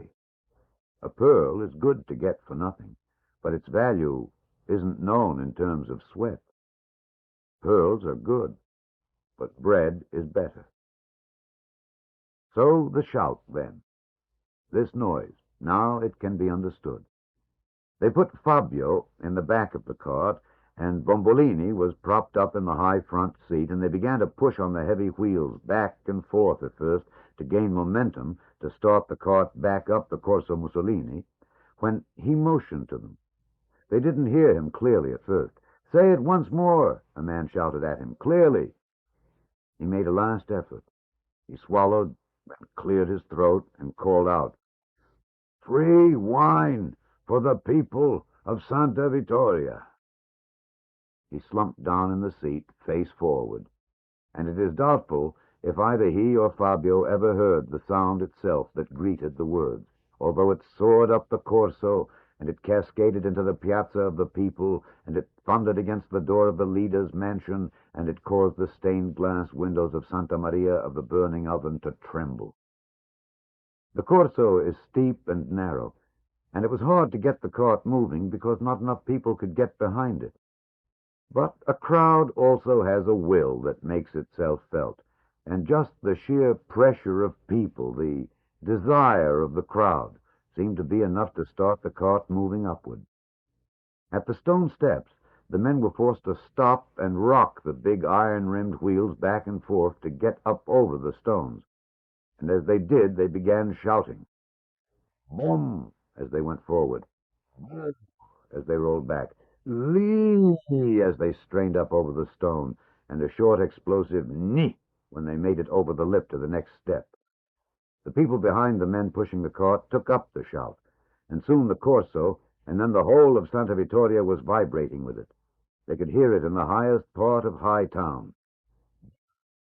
Bo, li, ni. Bo, li, ni. And over the walls and in the high pastures. One old woman who was watching oxen said it sounded like the start of a great storm and made her afraid. And Luigi Longo, who was coming back from another town after fixing a pump there, said it sounded like a trombone announcing the angel of death. Vittorini had not been idle. In the leader's mansion they were ready for Bombolini. They stood behind the heavy oak door and listened to the shouts of the people and waited for the proper moment. The barricades had been pulled aside, and the door was opened a crack to allow Vittorini to see into the Piazza of the People, and behind him were the band. Coppa stood just behind the old soldier, with a medallion of the office of mayor held in his hand. Mazzola, behind Coppa, held the great brass key to the city, which unlocks nothing here. Dr. Barra had put on a white coat and hung a stethoscope around his neck. Polenta, unfortunately, was dressed only in a soup-stained cassock, and on his head was the little skull-cap, which was ragged and stained with oil. But because he thought he had been coming to offer the last rites, he had his tall silver crucifix, and this would be important. The women had been sent through the mansion, and they'd stripped it of every religious statue and holy picture the house possessed. Those who had no picture or soapstone saint were given a baby or young child to hold in their arms. Vittorini himself had taken the Italian flag from a hallway and had worked the flag down the edge of his sword so that it hung like a banner when the blade was extended. "Open it just a little wider," Vittorini said. The sound coming up into the piazza from the Corso was deafening. The soldier was at military attention. "The timing is everything now," he called to the doctor. But Dr. Barra was unable to hear him. Before anything else, they saw Bombolini's head rise from the Corso Mussolini up toward the piazza, and then they saw his neck and his shoulders, and then they saw the top of the Sicilian cart, and finally, as the cart came up into the Piazza of the People, they saw the bodies of the people pushing him. "My God," Dr. Barra said, "he comes like a king from the east." He was above them all, riding along above them, swaying back and forth above them as if he were floating on a restless sea. The people were still shouting his name, and they came flooding out of the confines of the Corso, spilling out into the vastness of the piazza and around Bombolini and the cart, like the first wave of a tide. Someone in the leader's mansion moved toward the door then, but Vittorini held him back. "Not yet, not yet," he shouted. The cart had no direction. Once out of the Corso, it had gotten out of the control of the men who had been pushing it. It rolled out into the center of the piazza, propelled there by the pressure of the people behind it. It wanted to turn to the left in the direction of the wine shop and away from the mansion of the leaders. But the men pushing the wheels were unable to make the turn because of the press behind them, and the cart continued out toward the fountain of the pissing turtle. "Now," Vittorini commanded. The door of the leader's mansion was thrown wide open. The old soldier was the first to go through it, his sword pointed directly out in front of him, with the flag fluttering in the wind that blows every evening in this city. Coppa came behind him, the imitation gold of the mayor's medallion glinting in what still remained of the sun. Mazzola held up the key to the city of Santa Vittoria. After him came Dr. Bara, and with Bara was Padre Polenta, with the silver crucifix held aloft for everyone in the piazza to see, and then came the women holding up the statues and the holy pictures, and the old and young women with the babies held up or at their breasts. "No!" Vittorini shouted again. He lifted up his sword so that the flag was overhead. The priest lifted up his crucifix and began to wave it up and down. Mazzola waved the key, and Coppa flung the medallion up and down, and all the pictures and all the statues and all the babies waved up and down. Nothing happened. The cart continued out into the piazza. Allow this much for Coppa. He's a man of action, and action was required. "The sons of bitches!" he shouted to Vittorini. "They tried to ignore our surrender." He ran back into the mansion, and when he came outside again with the gun, the cart was no more than 10 feet away from the fountain. He unloaded his first shot from the double-barreled shotgun over the crowd in the piazza, and the second was even lower, so low that several people were cut and stung by the bird shot. The movement in the piazza stopped, the pushing ceased, the pressure on the cart stopped. Coppa put 2 more shells in the gun. One went over the heads of the people in the back of the crowd, and in the silence the explosion sounded much louder. The other he fired into the bell tower, and the pellets caused the bell to go pling and ping and cling, and then the bell itself to rock lightly back and forth with the clapper just touching the brass, and sounding a mournful plung, plung that we use on the days of death. "Once more," Vittorini said, and all of the pictures and the medallions and the sacred cross and the babes started to rise and fall again. And allow this much for Bombolini. Although he was drunk, and exhaustion had stolen much of his sensibility, it was he, of all the people in the piazza standing there with their mouths agape, looking at the smoke curling from the end of Coppa's gun and watching the wind ripple the feathers of Vittorini's hat and Vittorini's flag, who knew at once what was taking place. There is a line by Machiavelli which Bombolini has written on a card and carries with him. "Fortune is a woman. It is necessary, if you wish to master her, to take her by force before she has a chance to resist." Give this much for Bombolini, then. He saw his fortune, and he raped her on the spot. "To the leader's mansion," he called. There was a moment when it seemed that the marriage might never be consummated. The will of the crowd was for wine. But the people had a decency about them. They were willing to wait for their wine, and with a great effort, with an agonizing slowness, the cart was turned, and the people in its path were pushed aside, and Bombolini and the Sicilian cart began to bounce along the cobblestones of the piazza in the direction of the leader's mansion. It was his determination to say something memorable to seize the occasion, but he never had the chance to open his mouth. "By the powers vested in me, by the legitimate government of the city of Santa Vittoria," Vittorini began. His voice, like that of all good soldiers, was loud and carried command. What Dr. Bara had said about the Italian soldiers and surrender was correct. Vittorini and the rest of them were impressive in defeat. The old soldier talked for almost 1/2 hour, without, as anyone could notice, taking a breath.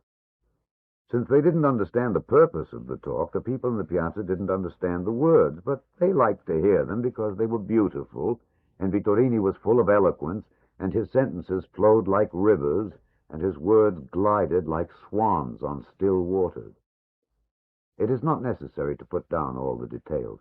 It is enough to know this, that in exchange for a sacred and a solemn vow by Bombolini that the persons and the property of those who had gone before, which meant the band, would be respected, he, Italo Bombolini, would be handed the key to the city, and the medallion of the mayor would be placed around his neck.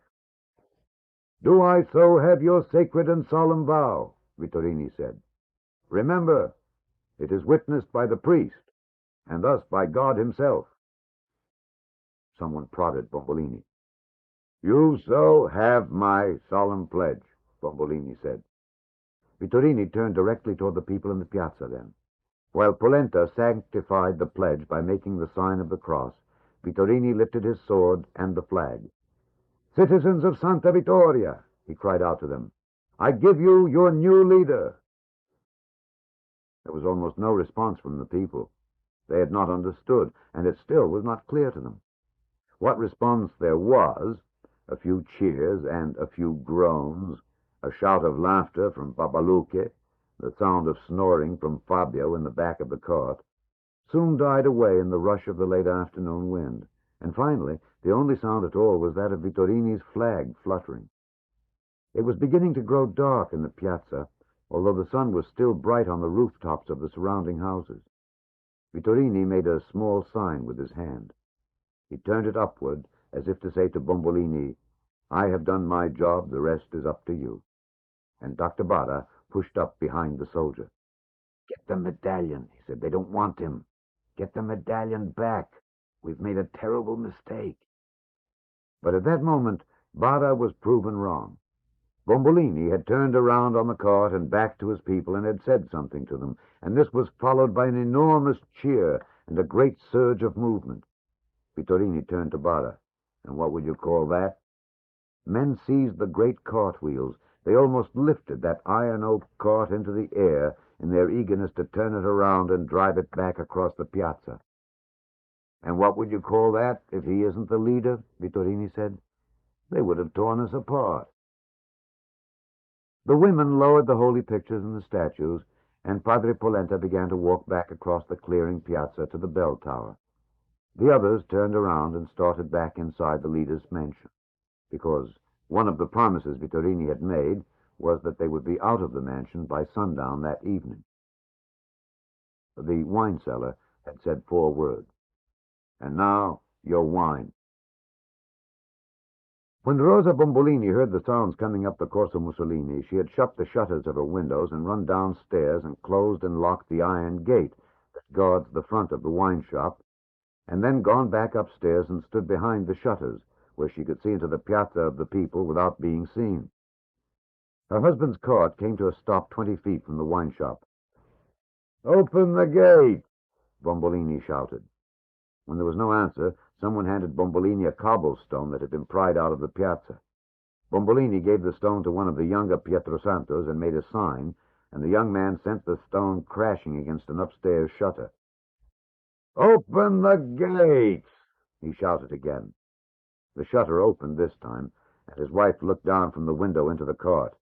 "I open no gates to no mob," Rosa Bombolini shouted to them. "This is no mob. These are the citizens of Santa Vittoria," Bombolini called back. She made a gesture with the fingers of her right hand that only men ever make here, and then only when they're among men. "I order you to open these gates," Bombolini called. "Order? Ha!" She made that laugh that all Santa Vittoria is familiar with, the one they're afraid of. "Whose order?" The words were spit on her lips. "The order of the mayor of the city of Santa Vittoria."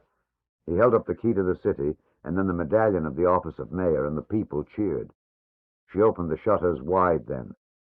"Up the fat you-know-what of the indescribable mayor of this indescribable city," she shouted. The new mayor looked very tired then, and sad. He pointed to the gate. "Down," he said. He described the action with his hands. "Pull them down." She was at the window again. "You son of a bitch, I own this house. I own this wine shop. You listen to me. You touch those gates and you never walk into this house again." It would be his first decision as mayor. He didn't look up at her when he made it, but the decision was made. "Down," he ordered. "Take them down." It was the Sicilian cart that did the job. They lifted Bombolini down from the cart, and then they ran it back and forth to build up the proper rage, like a bull preparing to make his charge, and all at once they released it. The gate was no match for the cart. The iron was old, and the hinges and bolts that held it were rusted. It gave almost at once, and after that the front door gave, and then the entire front of the wine shop. The plate glass window came all apart, and it shattered into the shop and into the piazza. The reign of Italo Bombolini had begun. It would be gratifying to be able to write that the people of Santa Vittoria acted in some other way than they did that night. But the people acted like proper Santa Vittorians and like people getting something for nothing. Because the wine was free, everyone drank too much, and drunkenness and greed are never gratifying. Someone set fire to a goat, and it went blazing down the Corso Mussolini and nearly set fire to a stall. Someone threw a bottle from a roof and cut someone.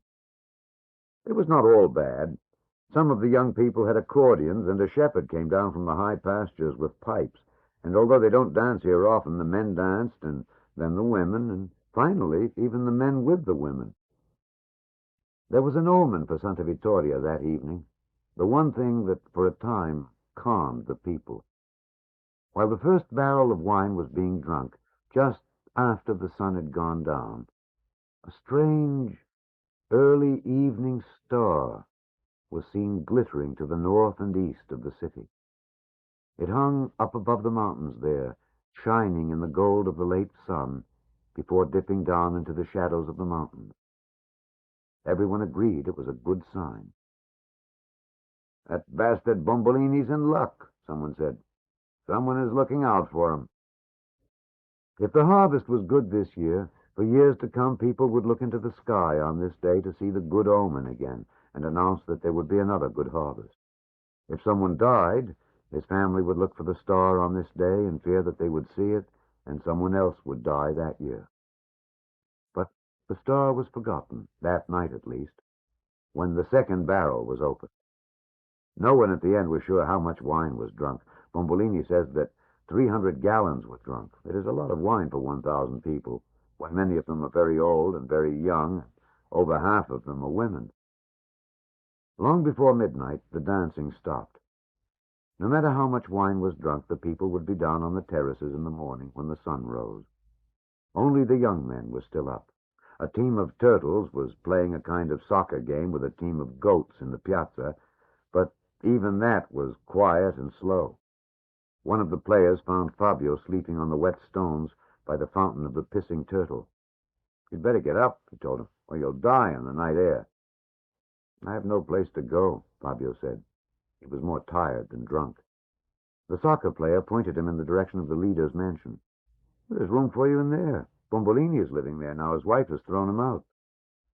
Fabio crossed the piazza and stood outside the door. There was a light inside the house. He knocked very lightly, and when no one answered, he tried the door, and it opened, and he went inside. He was surprised to see Bombolini sitting on a box with a tallow candle by his side and reading a book. He wanted to say something, but could not think of the right thing. He continued across the room until he was behind the mayor. The book was old and grimy. It had been abused by use and time. Lines of the text were underlined, and some of them were underlined 2 and 3 times, and some of these were in different colors. All kinds of notes written in the margin. One read, "No, not true in Santa Vittoria." Others, Fabio could see, said, "How very true," and "Try and tell that to the fascists." "Oh," Bombolini said. He closed the book. "I didn't mean to scare you." "Well, you succeeded." Fabio came around in front of the new mayor. "You were reading your Machiavelli." "I'm going to need him now. He's going to have to tell me what to do." Fabio sat down on a large wooden bench, one of the pieces the band had left behind.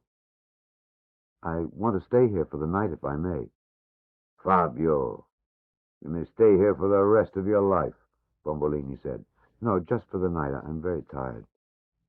Bombolini picked up the light and took Fabio upstairs to a room where several blankets and an old coat were stretched out on the floor. "I want you to take my bed," he said. And when Fabio refused, he forced him to lie down on it and went away with a light. Fabio has no idea how long he was there before the mayor returned. "Fabio, you awake? Listen to this." He thumbed through the book he held and held up a hand with one finger extended, a gesture Fabio was to recognize later as the sign that Bombolini was about to quote from Machiavelli. "The wise ruler ought never to keep faith, when by doing so it would be against his interest." Fabio sat up. "Who says that?" "The master," Bombolini said. The wise fox, Niccolò Machiavelli. Why are you asking me? Do I have to keep those promises I made? Gave your word, Fabio said, your sacred word. Bombolini closed the book with a loud noise. I knew I should have asked Babaluque, he said. There was darkness, and Fabio slept. But when he woke again, there was a light in the room once more. Just one other sentence, Fabio. An interpretation. The mayor held up his hand. Men must be either caressed or annihilated. They will revenge themselves for small injuries, but they can't do so for great ones. The harm the leader does must be such that he need not fear revenge. What do you make of that? Fabio did not want to be part of any bloodletting, but he was tired, and the words seemed to have only one meaning. I think it means you're supposed to kill them. Bombolini thought about that for a while, and before he said anything else, Fabio was asleep. I think you are right, he said sadly, because he had little stomach for blood, and at the same time a respect for the words of the master. The next time Fabio awoke, the room was light again, but this time the light came from the piazza. He had been able to sleep for several hours, and he felt better because of it. Fabio della Romagna, I want you to join my cabinet, Bombolini said to him. I want you to be a minister in the Grand Council of the Free City of Santa Vittoria. I'm flattered, Fabio said, and it was the truth. I'm proud you asked me. But my place is in Montefalcone. I have to finish my studies at the academy. It would not be good to quit now. Just for the emergency, Bombolini said. For the duration. I need you. I need educated men. That's what you will be. Minister of Education. No, Minister for Advanced Education. You can live right here. We'll get a bed for you and a desk, and Angela will bring us something in the morning and make us supper at night. It won't be bad. It was the thunderbolt again. It was all at once the most amazing idea that Fabio had ever heard. Angela carrying his breakfast. Angela meeting in doorways, saying good morning and saying good night. Angela preparing food for him with her own hands. Angela meeting him by error and design and chance in all those personal and private ways that can only occur when two people are alone in a house. I don't know, Fabio said. He could barely bring himself to talk. But everything will be upset in Montefalcone. You said the Germans were taking over the town. Yes. Then I can put you down, Bombolini said. He took out a soiled card from his pocket, and at the bottom added Fabio's name to the list of names.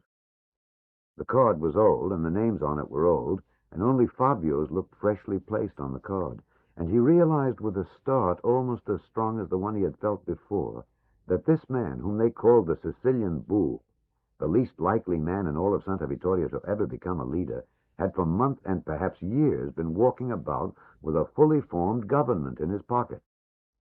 Bombolini closed the shutters, and it was dark in the room once more. You should sleep, he said. But before you do, I want you to think about this so you can think about it while you sleep. The master says, it is necessary to rule by fear or rule by love, one way or the other. I want you to think about the course I should follow. When Fabio awoke, the sun was fully up, and the old blankets were hot against his skin. He thought about the night, the wine, the dancing, which he hadn't done, although he had looked at others dance with her, the strange star in the sky, an omen for good or evil, and about the new thing, Angela and himself in this house, and about something Bombolini had asked him to think about and which he had forgotten. He lay on the floor and became conscious of a strange sound coming from the piazza, a tinkling of glass, as if a river of glass were running across the piazza stones. When he looked out of the window, he could see a group of old men and women with long-handled brush brooms sweeping the streets and the piazzas, sweeping up the broken glass of the night before. Such a thing had never happened before in Santa Vittoria. God's winds swept, God's rare rains washed. He was still watching the work with admiration when Bombolini came into the room, clean now and refreshed, although he could not have slept. "The Public Works Corps," he said. "I stole the idea from the fascists." "But how do you pay them?" Bombolini smiled broadly and handed Fabio a square piece of paper. 3 Santa Vittoria lire. This paper redeemable for legal currency at the end of the emergency. Italo Bombolini, Mayor, the Free City of Santa Vittoria. "Do you really intend to honor it?" Fabio asked. Bombolini was shocked by the suggestion. "You can fool the people about many things, but only a fool would be foolish enough to fool the people about money." "The master," Fabio said. "I'm getting to recognize him." It was clear that the mayor was very flattered. "In truth, Fabio, it was myself," he said. Fabio was impressed. "You should write those down," he said. "In truth, Fabio, I don't write that well. If someone else could write them down—" It was in this manner that the discourses of Italo Bombolini came into being. There are still several copies in Fabio's hand somewhere in the city. "The people are saying we were born under a lucky star, a good omen, a good sign. I hope they are right." "I hope they are right," Fabio said. But all he could think about was when Angela would come with some broth or pasta. Bombolini leaned down toward him. "Do you remember I asked you to think about whether I should rule by fear or rule by love?" Fabio told him that he did, but that he had had no thought. "Well, rest your brain then, Fabio," Bombolini said, "because I've made my decision. I have decided to be lovably fearful." 2. Bombolini. The star they saw was me.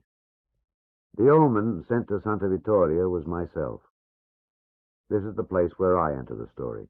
It is the price I ask you to pay in return for hearing the story of Santa Vittoria, which is admittedly a better story than my own. It is something that I've wanted to say to my own countrymen, my people, for 20 years. An apology written in the hope that some will understand, and even that if enough understand, I might someday be able to go back to my home and rebuild what is left of my life. I will try to make it short and make the price as inexpensive as possible. On the morning that Fabio told the story of the death of Mussolini, after it, while he slept, I was flying in the Odessa Darling, a B-24 Liberator bomber, somewhere over Italy. I've figured since that we might have crossed almost directly over Santa Vittoria at 8 o'clock that morning, although no one here recalls a plane passing over that morning. I already knew the fate of Mussolini. The pilot of the Odessa Darling, Captain Buster Rampy, had told me about it before we took off that morning. They kicked out that Mussolini, you know that? What do you think about it? I shrugged my shoulders. I thought nothing about it. "I just thought you might want to know," Captain Rampy said. "I thought you might want to be the first to know, you know? You being Italian and all like that." "No, sir." "I just thought you would." "No, sir." It was our fourth mission, and the first over the mainland of Italy. We had bombed Pantelleria and Lampedusa, and some other island I've forgotten, but this was to be the first flight over Italy. I recall the beginning of the flight very well, because every once in a while, when I feel trapped here on this mountain, like a sailor in a small boat at sea, I feel like flying again, to get out of here, up above all these people I'd come to know so well, who think they know me so well. We crossed the sea, the Tyrrhenian Sea, early that morning. We flew with the sun, flying low over the blue-green water. A shadow ran along the top of the water like some great dark fish coursing just beneath the surface. I never saw Italy until it came upon us, a surprise from the water, all green, so different from Africa, darkly green like the underside of grape leaves. We followed the coast, what I now know is called the Divine Coast, rushing along over the cliffs and the white houses clinging to the cliffs and the little towns strung along their steep sides. And somewhere we suddenly turned in over the mainland. After that, I didn't look at the land much because my aim was to see and to shoot an Italian plane. The reason for this was that the other members of the Odessa Darling didn't trust me. One night, after he'd been drinking in the officers' club, Captain Rampy came and found me in my barracks. "Tell me one thing truer, Brucey. If you was to see an Italian plane in the air, you wouldn't fire on it, would you?" I told him that I would. He pronounced the word fire as far, and although I've forgotten many English words now, I can still recall every word the captain said to me and the way that he said them. "You don't have to lie about it, Brucey. I won't hold that against you. You think if my people left Texas and some war come up that I'd go back and shoot at Texas people?" I said that I thought he would if he were ordered to do it. He gripped me by the front of my shirt. "Shoot my brothers? Shoot at my flesh and blood?" He let go of my shirt in disgust. "I just wish you would be honest about it. Then I might be able to respect you." After that, I was accepted by the rest of the crew as a built-in handicap, like an engine that never functioned right. They even had a plan for me called Plan Paisan, in case of an attack by Italian planes. Lieutenant Marvel was to leave his post as navigator and to man my machine gun. There was nothing personal about it. I was looking then to prove them wrong. If planes were sighted, I wanted to fire at them and hit them before Marvel could relieve me of my weapon. Then, sometime that morning, while passing over a patch of dark pine woods, the Odessa Darling flew into a grove of budding flack, puffs of black smoke and little flowerings of metal. The sky bloomed with them. I thought we were through this dangerous garden and all of the bursts were behind us when the plane leaped in the air as if it was suffering a convulsion. The plane shuddered, and we started down all at once in one great sudden dip as if someone had pulled a plug in the sky. "Please, Jesus, don't let there be fire," someone said. At the end of the drop, the plane began to skid through the sky, slipping across it as if we were being towed on a wire cable, going down but across the sky at the same moment.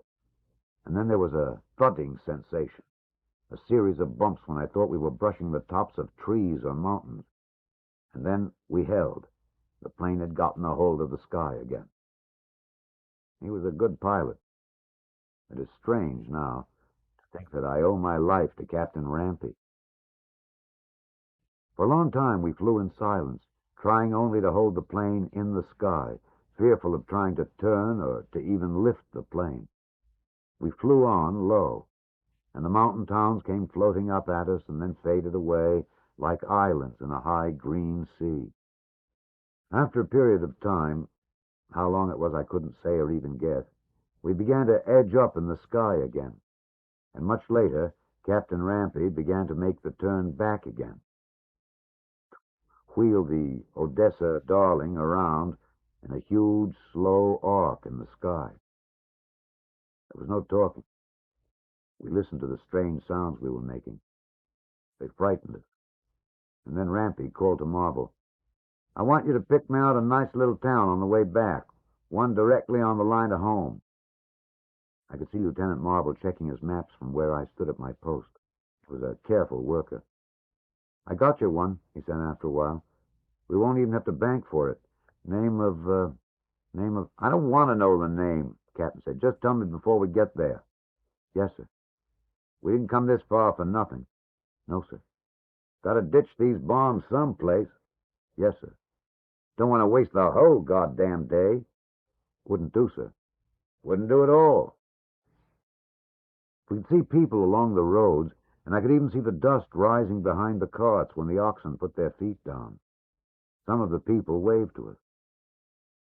I don't think, even if I met some, I would ever tell the people the way their town had been chosen. They probably think it was an act of God or an act of war. It wouldn't do them any good to know. When we were 5 minutes from the target area, Lieutenant Marvel announced that it was time to begin to ease the Odessa Darling down. "I don't see anything," Captain Rampy said. "It's just on the other side of that mountain," Marvel said. "You wouldn't trick me," Rampy said. "Sir." The Odessa Darling started down. "Going to get us some paisans today." It was a good-sized town, a city, really, about 3 or 4 times the size of Santa Vittoria. It was on the other side of the mountain, but on a smaller mountain of its own, below the taller mountain, and it covered the crest of it, all white and orange tiles, ringed by a wall, so that in the sunlight it seemed to be a crown on the crest of the mountain. Going down on all sides of the mountain were the dark green fields that I later came to know as terraced vineyards from my experience here. In the center of all this greenness, circled by its wall, from the air the city looked like the bull's-eye on an enormous dartboard. Marvel? Sir? You picked us a jewel, yeah? There was trouble with the doors of the bomb bay. Some of the flak had damaged the mechanism that controlled them. The bombardier tried to work them open, but before he succeeded, we were already over the city. We hope you are enjoying this classic book reading by Alexander Scourby. Please subscribe, like, and share the link with others. Click the playlist link in the description box below for more classic book readings.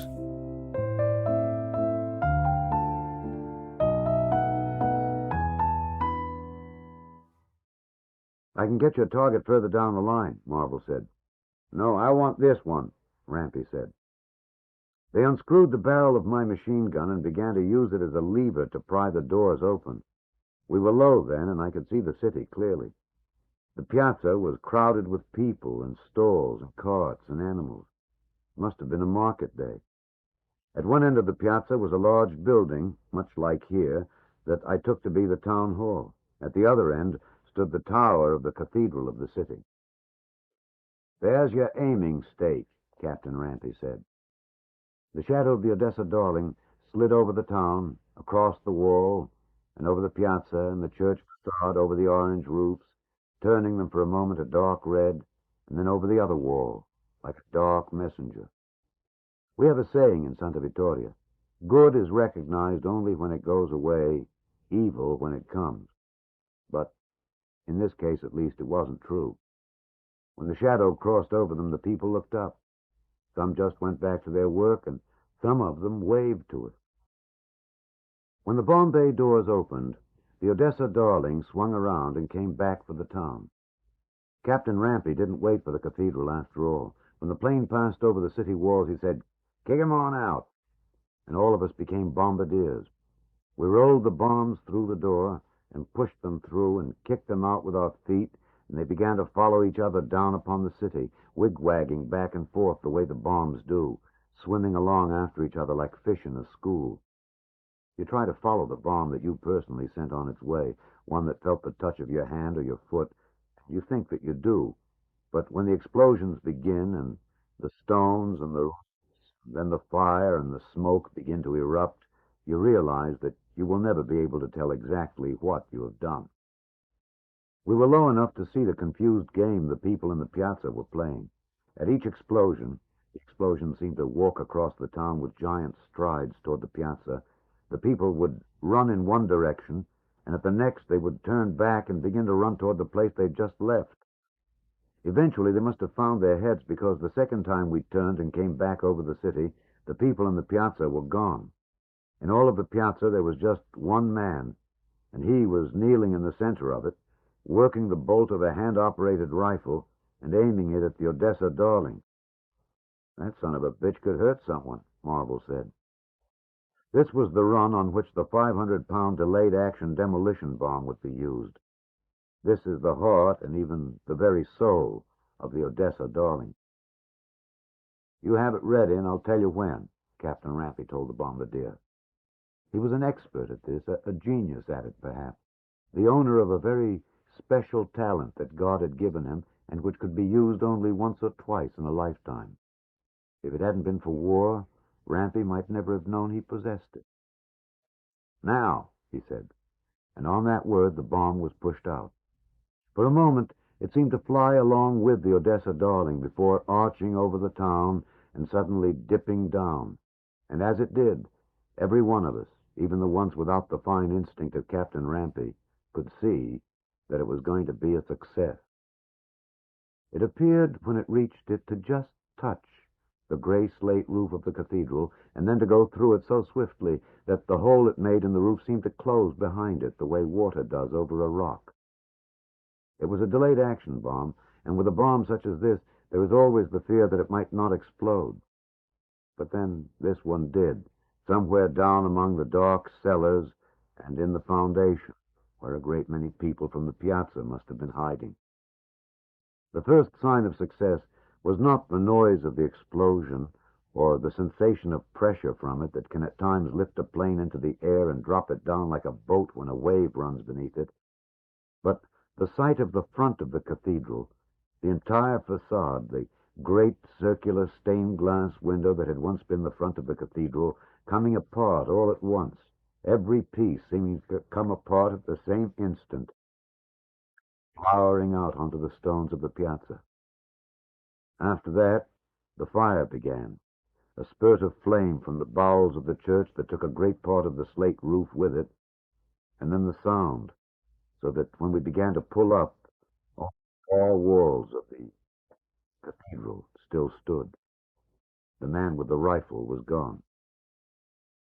"There's only the small bombs left," Marvel said. "Let's not waste them," the captain said. The center of the city was flaming and hidden in smoke when we made our turn, but the far ends of the town were still not touched, so it was decided to begin to drop the small bombs on the terraces down below the city wall so that we would be sure this way to hit the far ends. People were running along both sides of the wall, and some of them were even running along the top. And when the first of the bombs began landing down in the vineyards, some of the people jumped down from the walls and began running in the direction of the bombs. They didn't seem to know what to do with themselves. An ox pulling a cart went mad with fear and began running down over the terraced walls until it must have broken its legs, and the cart it was pulling landed on top of it. "Someone ought to put that thing out of its misery," Lieutenant Marvel said. In one part of the city, out along the north walls, was an open rectangular patch of green, a different green from any that we had seen, a lighter green, more even and much brighter than the darker green of the grapevines. And as we came up on it, I could see that it was a playing field, and that the large red-tiled building next to the field was almost certainly the city school. In the field, I could see a man and a woman standing far apart from one another. In between them, at regular intervals, were little dark stripes stretched out on the grass. There were white lines on the field, I suppose for soccer, and at first I thought the dark lines were some kind of markers for the game. But as we came on them, I could see that they were children. The bombs were beginning to come up the terraces by then, and the first of them were even reaching the walls. But the man and the woman still stood in the field, and none of the children moved. I suppose the man and the woman thought it would frighten the children if they were to get down on the grass with them. When the bombs came nearer, the children began to curl up, and in their black school uniforms, they looked like little balls of soot rolled up on the bright green grass. The sticks of bombs, the ones that might reach them, were already in the air, but I began to wish that I could hold them back in some manner. The children in the playing field must have trusted their teachers, because, although the noise must have been getting terribly loud and frightening, none of them moved. They stayed exactly where they'd been placed, out on the grass. And it was right, because it is much safer to be out in the open than crouched under a school desk where one might be buried under the old beams and stones of the school and trapped there in fire. But I still have this feeling about the bravery of their teachers and the bravery of the children. If only they had looked up, they might have seen the line of black things dropping and been able to get up and run to one side of the field away from them. But they stayed where they'd been told to stay, face down on the playground, never moving at all until the first of the bombs landed among them, and even after the second and the third, when the bright green grass began to fling up into the air, along with pieces of the earth and the flame of the bomb, the dark little balls of soot. A soldier does his duty, and this was my duty. And I think now that I might have been spared some of the pain had it not been for the boy.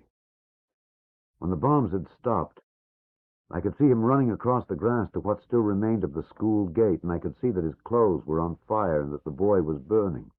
Even from where we were, I could see that he held something white in his arms, and I knew at once that it was important to know what it was. What can be so important for a boy to refuse to drop when he is burning? It's this that makes me wake up some night and find that I'm crying out to drop it, and I find my arms are striking out, and I'm trying to put out the flames with my hands.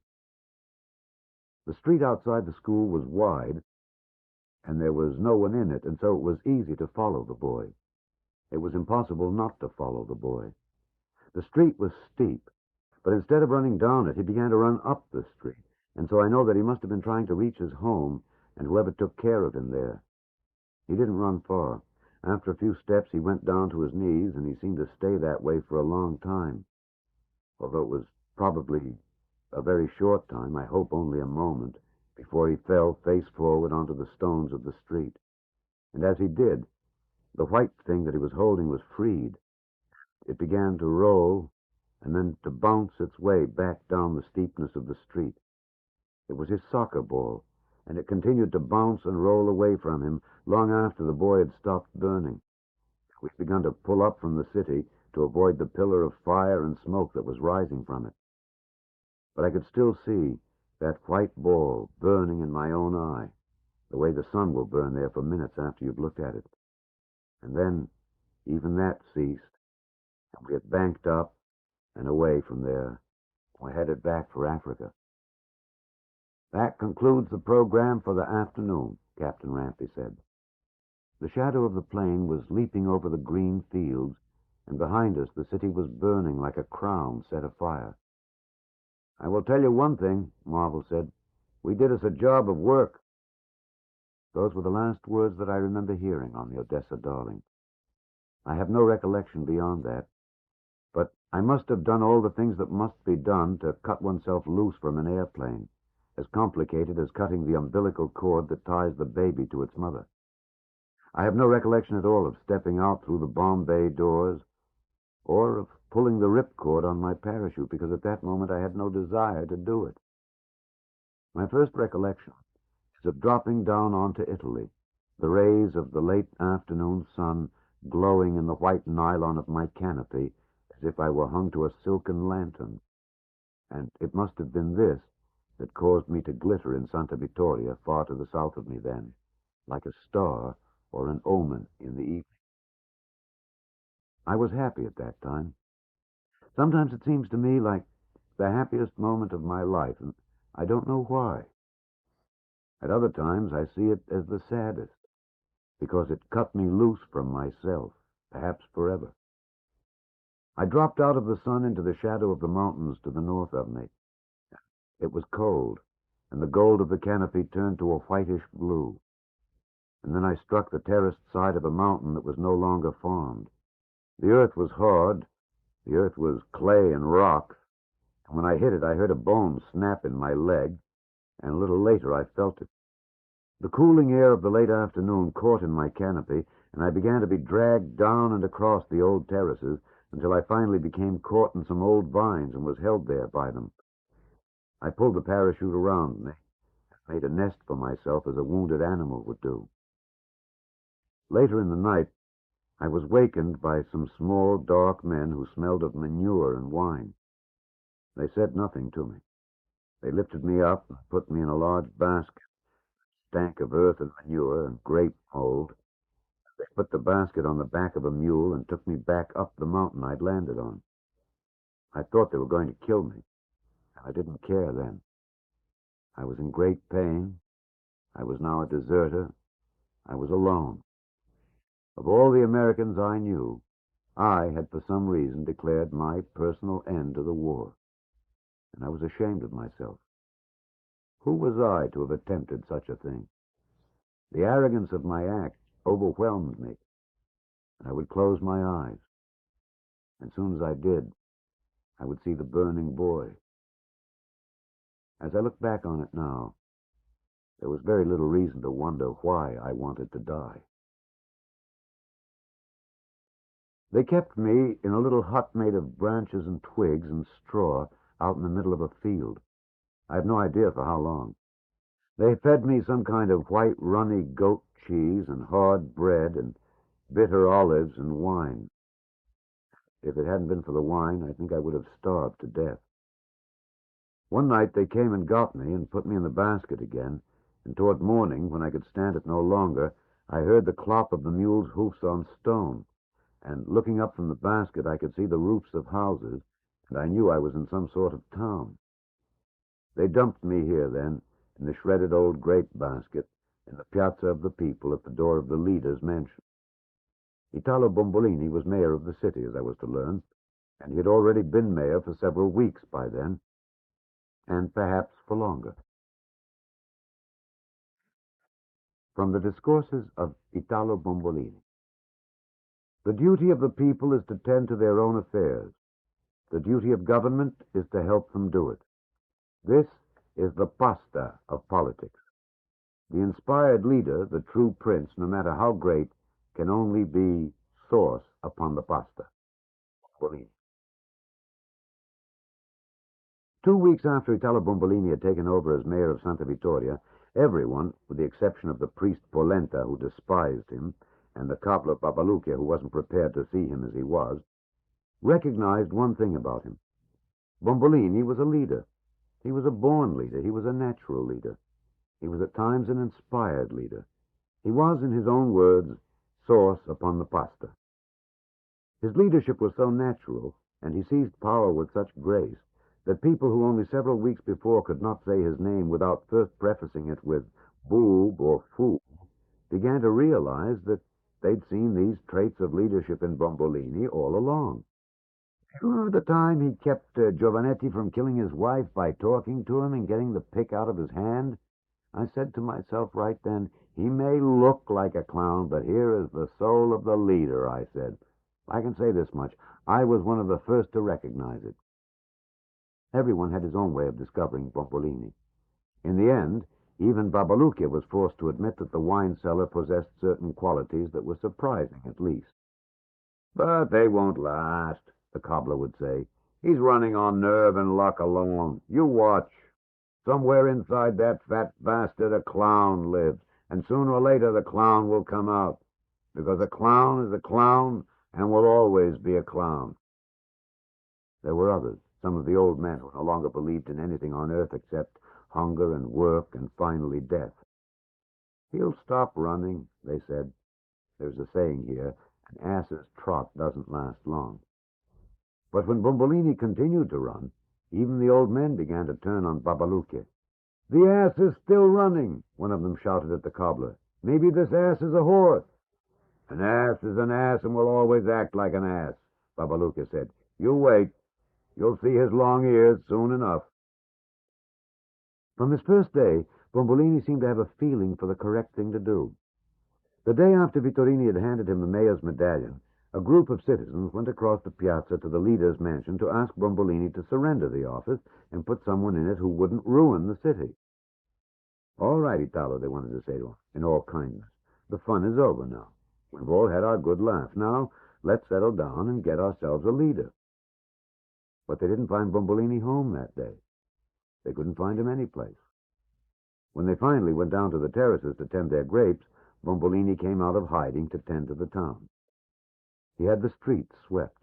He had the fountain repaired, and the water catch cleaned of all its mold and moss, and all the old glass and potato peelings that washed around in it cleaned out and thrown away. The third morning, the people woke up and found that all the old slogans in Santa Vittoria had been changed in the night. The one in the Piazza of the People that read, "Believe, obey, fight," had been changed to tranquility, calmness, patience, the three great virtues of the Italian people, a public service, signed Italo Bombolini, Mayor. On the old fallen wall of the Chapel of the Bountiful Grapes, the old fascist party slogan, "I don't give a damn," now read, "We care." In Hightown, where for years the sign had read, "Live dangerously, D'Annunzio," Bombolini had added, "But drive carefully, Bombolini."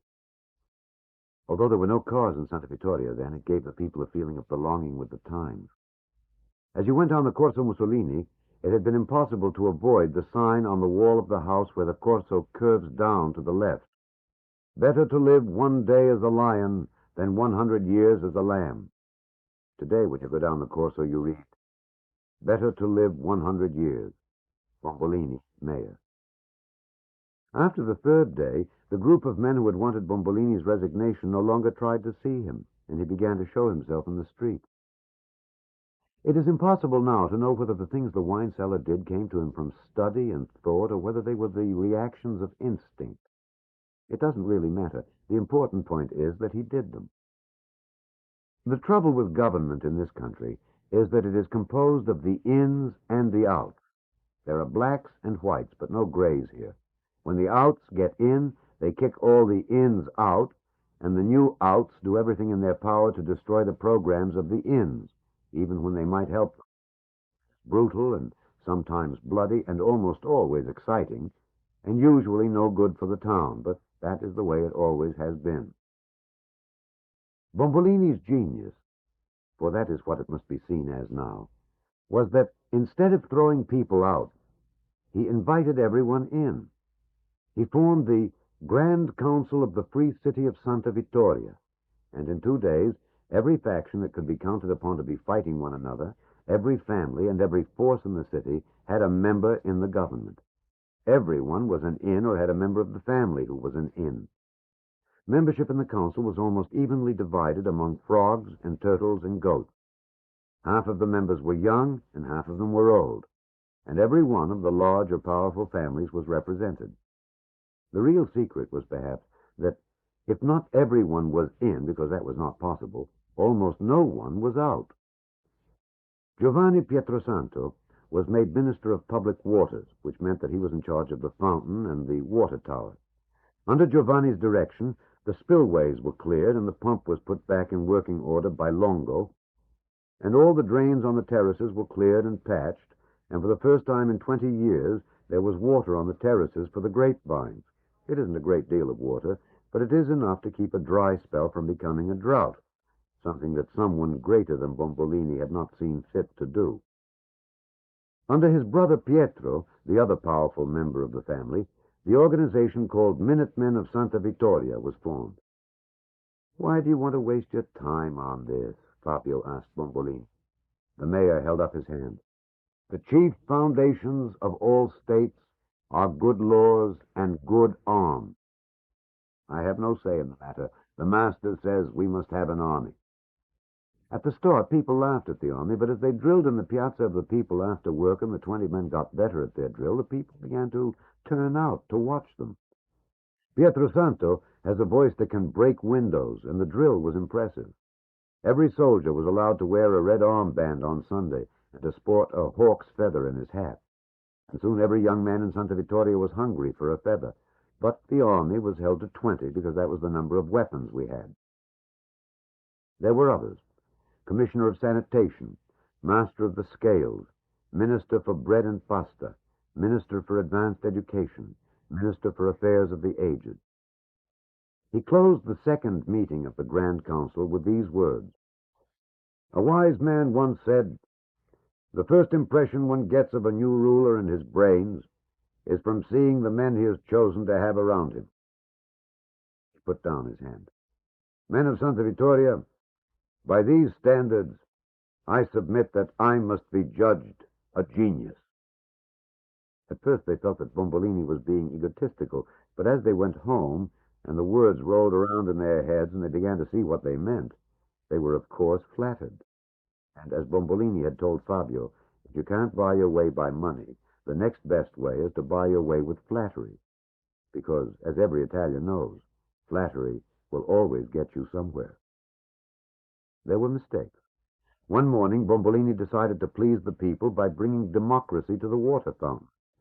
For several hundred years, for reasons no longer known, several families had had the right to go to the head of the line waiting for water at the fountain and to fill their jugs first. One morning, the women found this sign on the fountain: "In the eyes of God, there are no preferred people. First come, first served." Order of Bombolini, Mayor. Proclamations were now signed with one initial only, in the manner of the Caesars. The experiment in democracy went well, until Rosa Bombolini came across the piazza with her 7-gallon aluminum jug, modern and progressive, the only one of its kind at Santa Vittoria, and went to the head of the line, as was her privilege. Pietro Pietrosanto, as head of the army, was in charge of the new policy that morning. "Back," he told her, "to the end of the line. You know the order." "I know my rights," she shouted. She pushed against Pietrosanto with her large and powerful chest. "You go tell him this. Tell him that no fat-ass Sicilian ragpicker is going to come up here and rob the rights of any Casa Massima." "There is nothing to do," Bombolini told his general, "but to seize the offender's water jug." A 7-gallon water jug is a true weapon, especially when it is used unexpectedly. The head of the army went down in the Piazza of the People exactly like a bull struck with a sledgehammer. Pietrosanto might have pressed charges. They might have taken her down the mountain to Montefalcone on the charge of intent to kill, but Pietrosanto's pride would not bear it, and Bombolini was not yet ready for such a challenge to his young regime. The next morning the sign was down, and the old ways were restored, and this was the death of pure democracy in Santa Vittoria. That night Bombolini had Fabio copy in his book. There is nothing more difficult to carry out and more doubtful of success than to initiate a new order of things. For the reformer has enemies in all those who prosper by the old order. He was training Fabio to become mayor of the city when he would no longer be available. This, then, was the way things were going in Santa Vittoria for Italo Bombolini. The people had trust in him, and then, as the summer went on, the harvest began to look rich and strong. The grapes were plentiful, and they were fat. They had the look of healthy animals.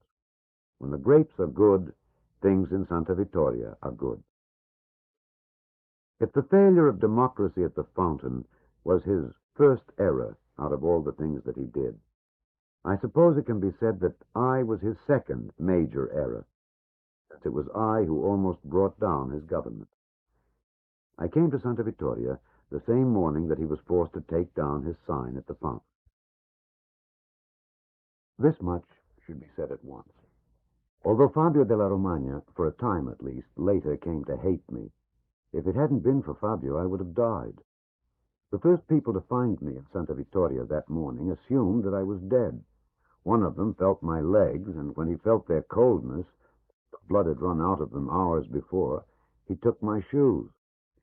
When they sent news of the body to Bombolini, he agreed with the people that it should be taken at once before the sun was fully up, and buried someplace in the rock quarry under the stones. Bombolini's fear was that the crime, if that was what it was, would be reported to Montefalcone, and then the police would come, and the freedom of the city would be endangered.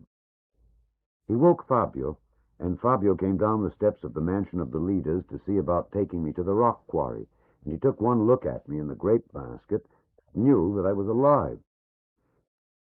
They're funny about the dead in Italy. They're fascinated with death, but not with the body that death leaves behind it. Sometimes the people are so anxious to get rid of the body that errors are made. Babaluque, who made coffins when he was not cobbling, has stories about the men and women who came to life at the sound of earth raining down on the roof of what was to be their last home. The fingernails left behind in the soft wood of the boxes, Babaluque says, are the monuments to these silent struggles. Instead of taking me to the quarry, they took me upstairs into the mansion of the leaders and put me in a bed. I have no idea how long I stayed there. 3 or 4 times a day the girl Angela came and held my head in her lap, broth and pasta and soft, sopping bread into my mouth, and sometimes she poured me a small glass of wine. I had no idea that I ever would get well, nor any hope that I would. I leaned toward death. The bone in my leg had joined together, but it had come together all wrong. I would lie on the bed for hours at a time in darkness and never make a move. When it was light in the piazza, I never knew whether it was because the sun was going down or coming up. After some time, a week or 2 weeks, I began to realize that, with no effort on my part or any consciousness of it, I was beginning to understand all the shouting and calling that I heard from downstairs and from the piazza. The language of my father and mother was returning to me. I'd learned it as a small boy, but later, although it was spoken in the house, I had unlearned it. I wouldn't speak to my family in anything but English, and I wouldn't listen to them unless they spoke to me in what we called American. I still dreamed at night about the boy. The fat man or his daughter would have to come and restrain me, while I would cry out and pound against the wall and hide beneath my blanket, which would go wet with sweat. But I knew that somewhere I had decided to try and live, when one morning the girl was late coming with the broth, and I was first hungry, and then anxious, and finally angry with her. And when she came, surrounded by all her smells, hot broth, good bread, and strong soap, and the freshness of herself, I found I was smiling. For some reason, I was ashamed of myself for smiling, as if I had no right in the world to smile. I wanted to say good morning to her and to talk with her, but I was afraid to begin. During all of this time, I'd allowed no one to know that I knew the language. I knew it was a dialect, and that my parents must have come from some village in this region, but I didn't even know the name of it. That's the kind of son I'd been to them. It made me ashamed not telling them about the language. I was deceiving people who had risked themselves to aid me. I'd had no bad intentions at the beginning. It was only that I was too tired and too uninterested to want to speak, and also it was a simple form of self-defense. The people would talk in front of me the way they talk in front of idiots and the deaf, small children. Only once did I come close to revealing myself. Bombolini and Fabio were in my room with some young men who wanted to look at me. Everyone in Santa Vittoria came to look at me at one time or another. There is very little to do here, and I was an object of curiosity. They felt my clothes, and some of them even rubbed their hands along my back or arms. I used to wonder which one of them had my shoes. I never have found out. Whoever took them will keep them in the family until I'm dead, for 50 years perhaps, and when I'm gone they will come out into the open with them, probably at my own funeral. That's the way they are here. The young men were about to leave. I had bored them, when one of them looked down into the piazza from my window and said, "Oh, my God, the Malatestas are back." They all ran to the window and knelt down by it, since it is a low window, and looked down into the piazza. The sound of their voices and the way they sucked in their breaths made me interested. "The tall one," one of them said. "The snotty one. What's her name?" None of them could remember at first. They all had a nickname for her: the Colt, Long Legs, the Icicle. Bombolini called her the Hawk. "Caterina," one of them finally said. "Caterina," everyone said. "Yes, Caterina." She was crossing the Piazza of the People toward the street that leads down from Hightown, and because she was wearing city shoes on the cobblestone, she didn't walk the way the other women here walk. The women here walk as if they were carrying a burden. It is not unpleasant to watch. They move slowly, with a kind of slow, graceful power to the walk, and the motion of their bodies is as much side to side as it is forward. Both were graceful, the women of the city and this Caterina Malatesta, but their graces were of different kinds. This is not meant to demean the women of Santa Vittoria, because some of them are very beautiful, but the difference was that between a workhorse and a racehorse. Each has its use in the world and its beauty, but one was meant to be used and worked, and one was meant to be admired and to be ridden lightly. She carried 2 suitcases, and although they appeared to be heavy, no one made any effort to help her with them. She didn't ask for any. The women waiting in line at the fountain all saw her, but they gave no sign that they'd seen her. I know little about clothes, but her clothes were of the kind that even a very ignorant person recognizes as the kind that cost money, what is called high style. "The Germans must be giving them hell in Rome," Bombolini said. "They only come back when they're in trouble. They must have put her husband in jail. What was his name?" No one knew. "They must have killed him," someone said, and they all nodded and were silent for a moment. "Look at the way she walks. Zip, zap, Zip, like she's saying, go screw yourself. She's a beast. She cuts the balls off men. She's no good for anything. If you married her, you'd have fun in bed and starve to death, they said about her. There's a saying here, what you can't have, abuse. This is what they were doing, but I didn't know it then.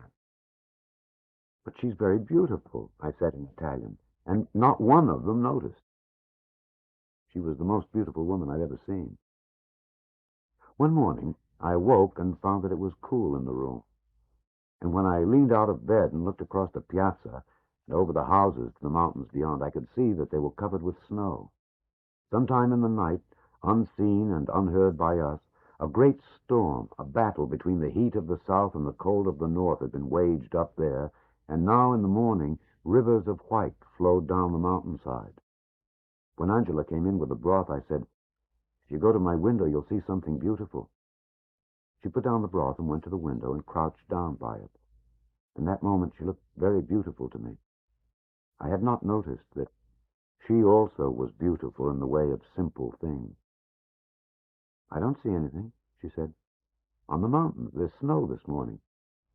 "Ah, the new wind." She turned back to me. "The new wind has blown summer away. It's good for the grapes."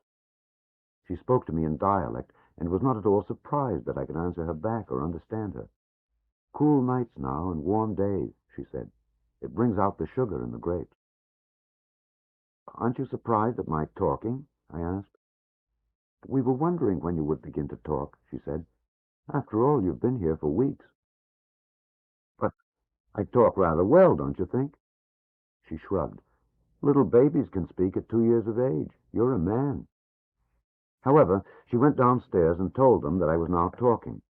And while there was no surprise about the miracle of my tongue, there was interest and even excitement, because now they could do business with. Bombolini, followed by some other members of the Grand Council, came running up the stairs to my room. "They say you talk very well," he said to me. "Good." He seized my hand and pumped it violently. He turned to the others. "What did I tell you? What did I say about him?" He shook my hand again so violently that it caused my leg to ache. "This is a very superior person. This is someone very special. We're in the presence of a superior human being." He squeezed my hand and he went downstairs without ever hearing me say a word in dialect or in Italian. Of all the people that I could hear downstairs, only Fabio did not seem to be impressed by my language. "It's a kind of trick, really," he told people.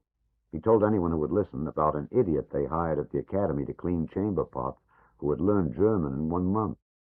"You see," Fabio told them, "the ability to learn languages in this way is in some cases actually a sign of idiocy." No one understood what Fabio was trying to tell them, and neither did I then. "Why do you keep telling us this?" Bombolini asked him. "You sound as if you have something against the man." "Nothing against him," Fabio said. "I only want to correct the record, to put things in the proper perspective. Learning a language this way is no sign of intelligence." "But that's just it," Bombolini said. "I expected him to learn the language. You can see he's brilliant. It sticks out all over him." What despair I caused Fabio in those days, and I should have known it. Although the mayor had not stayed to listen to me speak on the first day, nothing could seem to stop him from coming back on the days that followed. I became sorry I'd ever opened my mouth in the first place.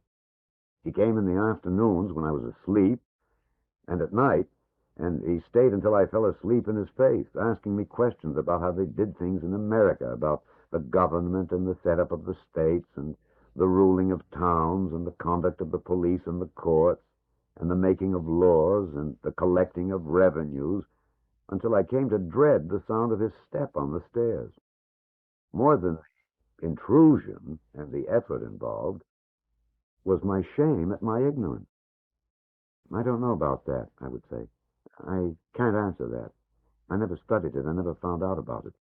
"It's a wise man who can say, 'I don't know,'" Bombolini would say. "Good man." I would turn my head toward the wall in embarrassment. It is only the wise ones who know the extent of their knowledge. The few answers I was able to give him, he speared the way a beggar spears chunks of meat in his soup. He fished them out before they could get away from him, and then he rolled in his mouth, savoring them before finally swallowing them. Brilliant, he would say. These are brilliant things you tell me. It came so that I couldn't bear the sight of Fabio's face at such times. It was Fabio, however, who was finally able to figure out why Bombolini acted that way toward me.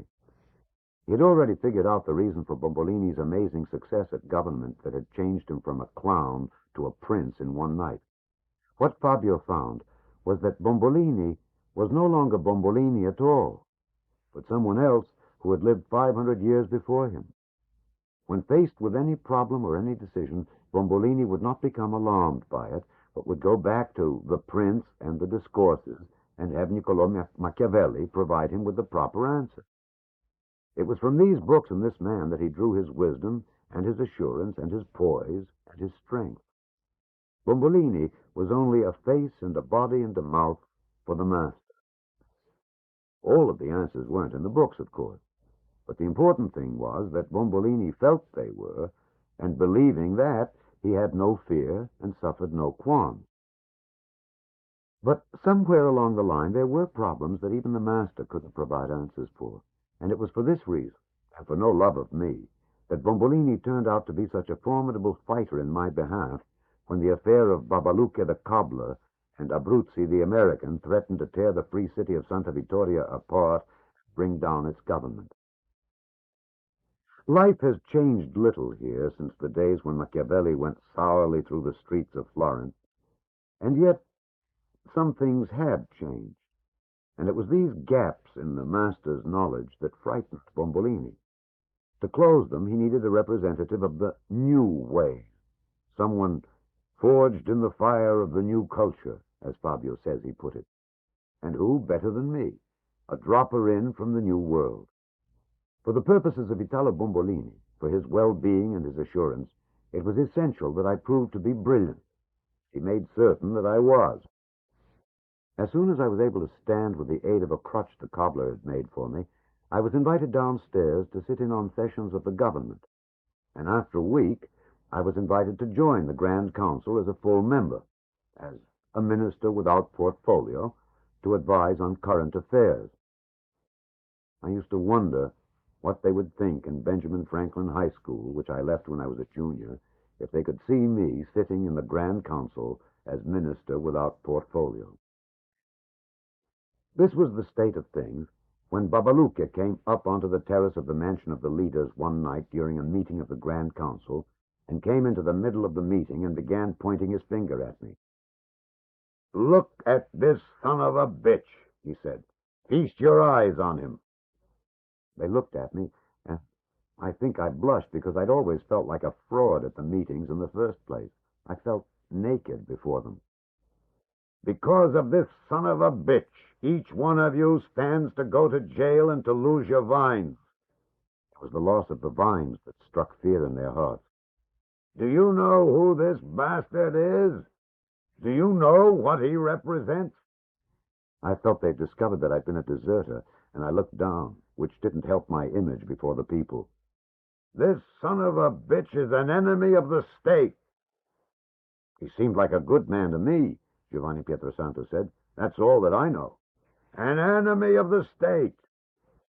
The argument was that, despite the fall of the Mussolini government and the emergence of the Badoglio government, America was still at war with Italy, and by making me a member of the Grand Council, each member was guilty of treason and infamous acts by collaborating with the enemy.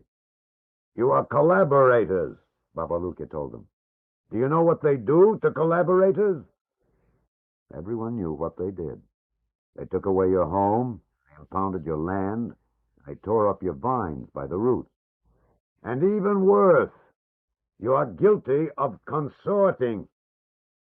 No one knew the penalty for consorting, but if that was worse than collaborating, no one needed to know. It would have been understandable for Bombolini to have deserted me then, and I have no doubt that he would have done so if his need for me had not been greater than the risk of being caught consorting. He could have put me in a cart and taken me to Montefalcone and turned me over to the authorities. It would have ended his troubles and even earned him some small favors. But he fought for me. They sent me from the room, and I soon fell asleep, so I never heard the debate. The debate raged on during the night, and I understand that it was bitter because no one has ever volunteered to tell me anything about it. Sometime early in the morning, it finally became a question of confidence in the government and its leader. The issue was whether to turn me over and be safe, or to keep me and run the risk of losing their vines and even their lives. Who could have trust in a government that had any doubt about which course to take? At dawn, Bombolini rose and began to read from a paper on which he had been writing. Resolved, that the people of the glorious free city of Santa Vittoria, having lost all confidence in the ability of the leader Bombolini any longer to lead. They voted after this, and no one has ever told me the count, so it must have been close. No one likes to tell me how close they came to putting me in the cart and taking me to Montefalcone. But whatever the count was, Italo Bombolini managed to do what Benito Mussolini failed to manage. I've heard that there was not much honor in the victory. All kinds of things were promised in return for all kinds of votes. I've heard, for example, that I was described as a rich young man who might come back someday and in thankfulness endow the city with such things as schools and fire departments. But perhaps that isn't true. To this day, I don't know. None of it has ever bothered Bombolini, because he had done the one thing all Italians learn to do above all other things. He had endured. Why did Bombolini bring the charge? He who hated the Germans and the Fascists above all the rest of us. It was, as Vittorini later told me, a curse of the nation and a curse of the blood. It is in Bombolini's nature to embarrass and destroy government. The nation is filled with people like him. In this way they find their dignity. It is their only business and their only true passion. They are the flies in the soup of state, Vittorini told me. They're not very large, but they must be taken out, or they will ruin the entire bowl of soup. For show, they put me under house arrest, and they sent notice of my presence to Montefalcone by way of Fungo, an idiot here, who would make certain to lose the message and lie that he had delivered it to the Carabinieri. They took away my membership in the Grand Council, and I became an ex-minister without anything. There was never a serious challenge to Bombolini after that. I was his low mark, but he had survived, and in surviving he strengthened himself. That next day, in a show of strength, he had himself named Captain of the People instead of Mayor, an old and honored title in this region, and after a time, even Bombolini came to call him Captain. The Discourses of Italo Bombolini. Anyone can be great with money. With money, greatness is not a talent, but an obligation. The trick is to be great without money. Italo Bombolini. Anyone can make an omelet with eggs. It takes a great man to make one with none. A saying of Santa Vittoria. Those months, the summer in Santa Vittoria, were good. There was hunger in Italy, but there was no hunger here. There were shortages in everything, but there was no true hunger. There was still good wine to trade and sell. Most of the wine here is vermouth, which is a blend of wines and aromatic herbs, and the vermouth we make is good. It is not boasting to say this, or lying to say it. This is a history, and it is a simple and recognized fact that the wine made in Santa Vittoria is one of the best in the world. The vermouth is aged for a year, or even 2 years, depending on the amount of sugar in the grapes and the amount of acid, on the time of month the grapes were picked, the position of the moon during the harvest, and the whispering of the gods of the grape into the ears of old vines, who alone here can hear them. Usually, most of this wine is sold to the Cinzano family, who sell it all over the world. But because of the war, the wine was still in Santa Vittoria.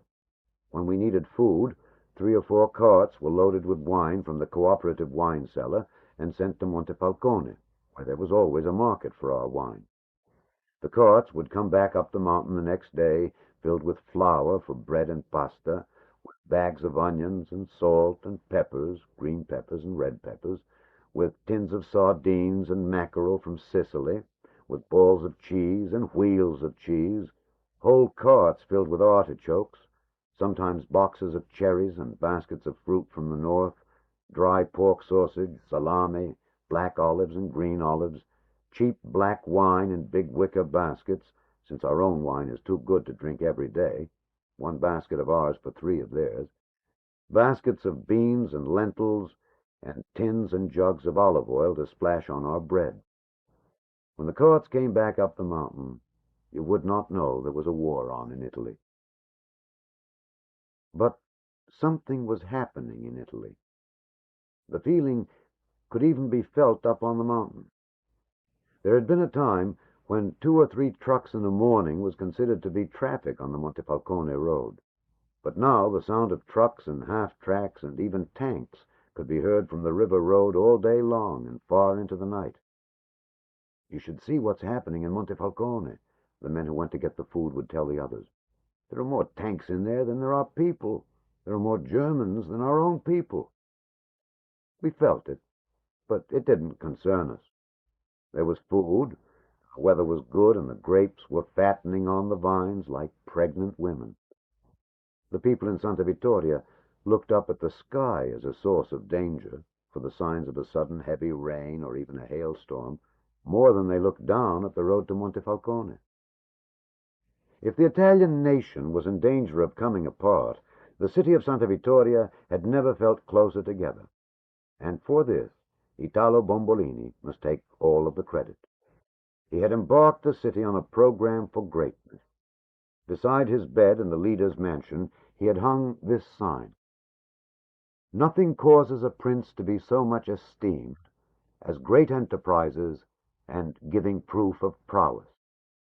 It keeps the people's minds uncertain and astonished, and it keeps them occupied in watching their result." The mayor's problem, as he put it, was how to conduct great enterprises in a city where people trail oxen with a broom and pan in hopes of getting a free surprise. How do you uncover greatness in a city so poor that a man will provoke another man into an argument just so that his donkey can be eating the other man's grass while they argue? How do you give proof of prowess in a place where a man was observed to stand all of one morning waiting for a pear on a private tree to be blown off by a wind and dropped into the street, thereby becoming public property? How do you accomplish anything at all when the city treasury is so bare that the addition of 1 coin to the vault would double the contents? Bombolini began by changing the names of all the streets. There were public hearings, there were contests among the children and the young and the old of the town, there were votes and re-votes, speeches and arguments, until the city was in a state of civic uproar and excitement. In the end, the Piazza Mussolini became the Piazza Matteotti, named for the first famous victim of the fascist regime. It was a very popular decision. We were surprised to find after the war that 500 other Italian towns had done the same thing. The Corso Mussolini became the Corso Cavour, because it sounded good, and every town must have something named after Cavour. Then came the whole rest of the Risorgimento. There's never any problem naming anything as long as the names of the Risorgimento are recalled. Streets were named for Mazzini, for Garibaldi, for the Red Shirts. One street was even named for Vittorio Emanuele, and when no one was sure exactly which number was the good Vittorio, the number was left off, and now stands for any Vittorio Emanuele you may desire. The street of D'Annunzio the poet posed a problem, since no one, not even Fabio, knew of another poet to match D'Annunzio. "What is the greatest book in Italy?" Bombolini asked Fabio. "I Promessi Sposi," Fabio said.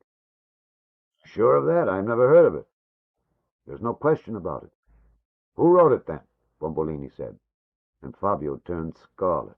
The name escaped him, and to save him further embarrassment, the street was named Street of the Author of I Promessi Sposi, though the people still called it Goat Alley, as they always had done. The effort was a great success. It had cost nothing, but it brought the people closer together. Perhaps the only saddened person was Bombolini himself. When the last of the streets and piazzas and lanes was named, and there were no more left, Fabio found Bombolini sitting in the darkness of the large room in the leader's mansion, which that morning had been renamed the Palace of the People.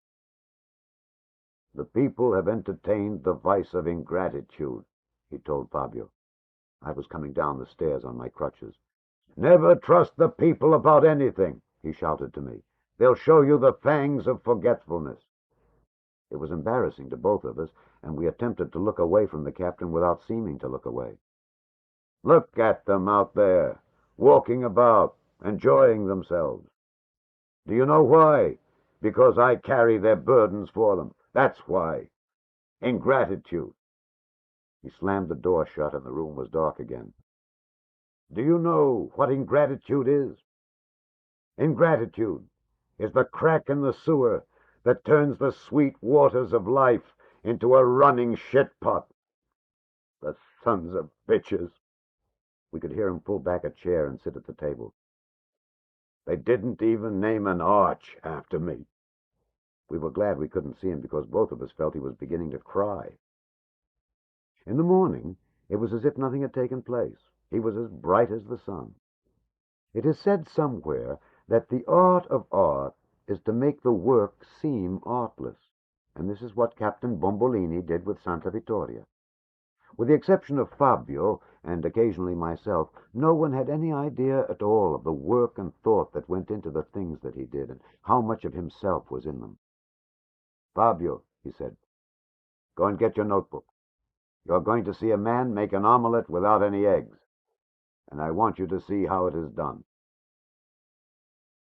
It was Fabio who saved my life, and it was Fabio who was responsible for getting Caterina Malatesta to repair the bone in my leg. I didn't understand it at the time, but he wanted my leg made well so that I could go away from Santa Vittoria.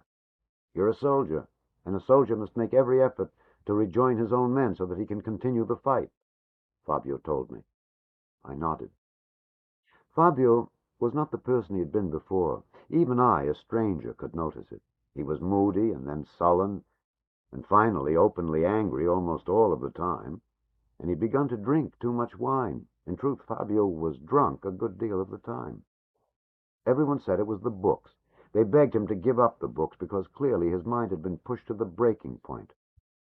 We didn't know it then, or for a long time afterward, but it was the sight of Angela Bombolini feeding me broth, and the sound of Angela Bombolini talking to me while I stretched out on my bed in the People's Palace, that was destroying Fabio before us.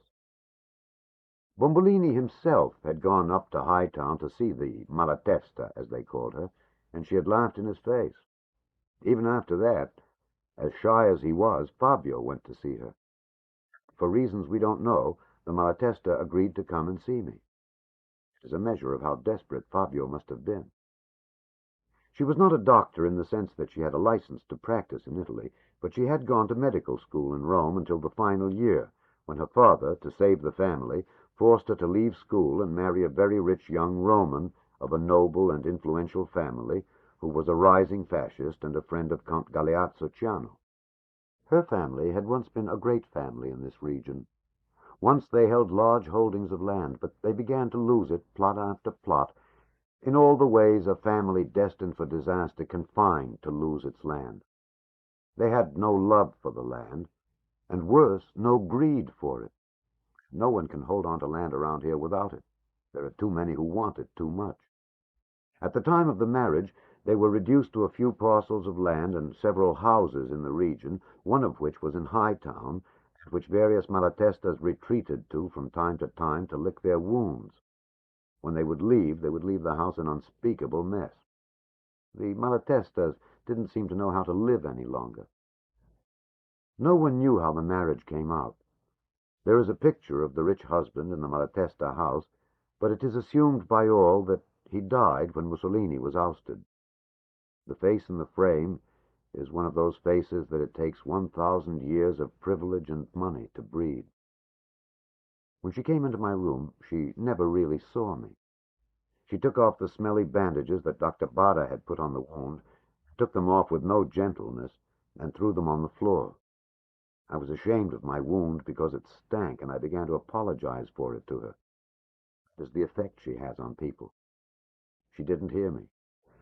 This wound will have to be opened, she told me. The infection will have to be cleared up, and the bone will have to be rebroken and set again. You say that it has to be done. It doesn't have to be done. If you want a leg, it will have to be done. I want a leg. It will hurt a great deal. It hurts a good deal now. It will hurt a great deal. I shrugged. She smiled at me, which confused me. You don't know the pain I'm talking about. I can't take you to the hospital, you understand. I understand that. We hope you are enjoying this classic book reading by Alexander Scourby. Please subscribe, like, and share the link with others. Click the playlist link in the description box below for more classic book readings.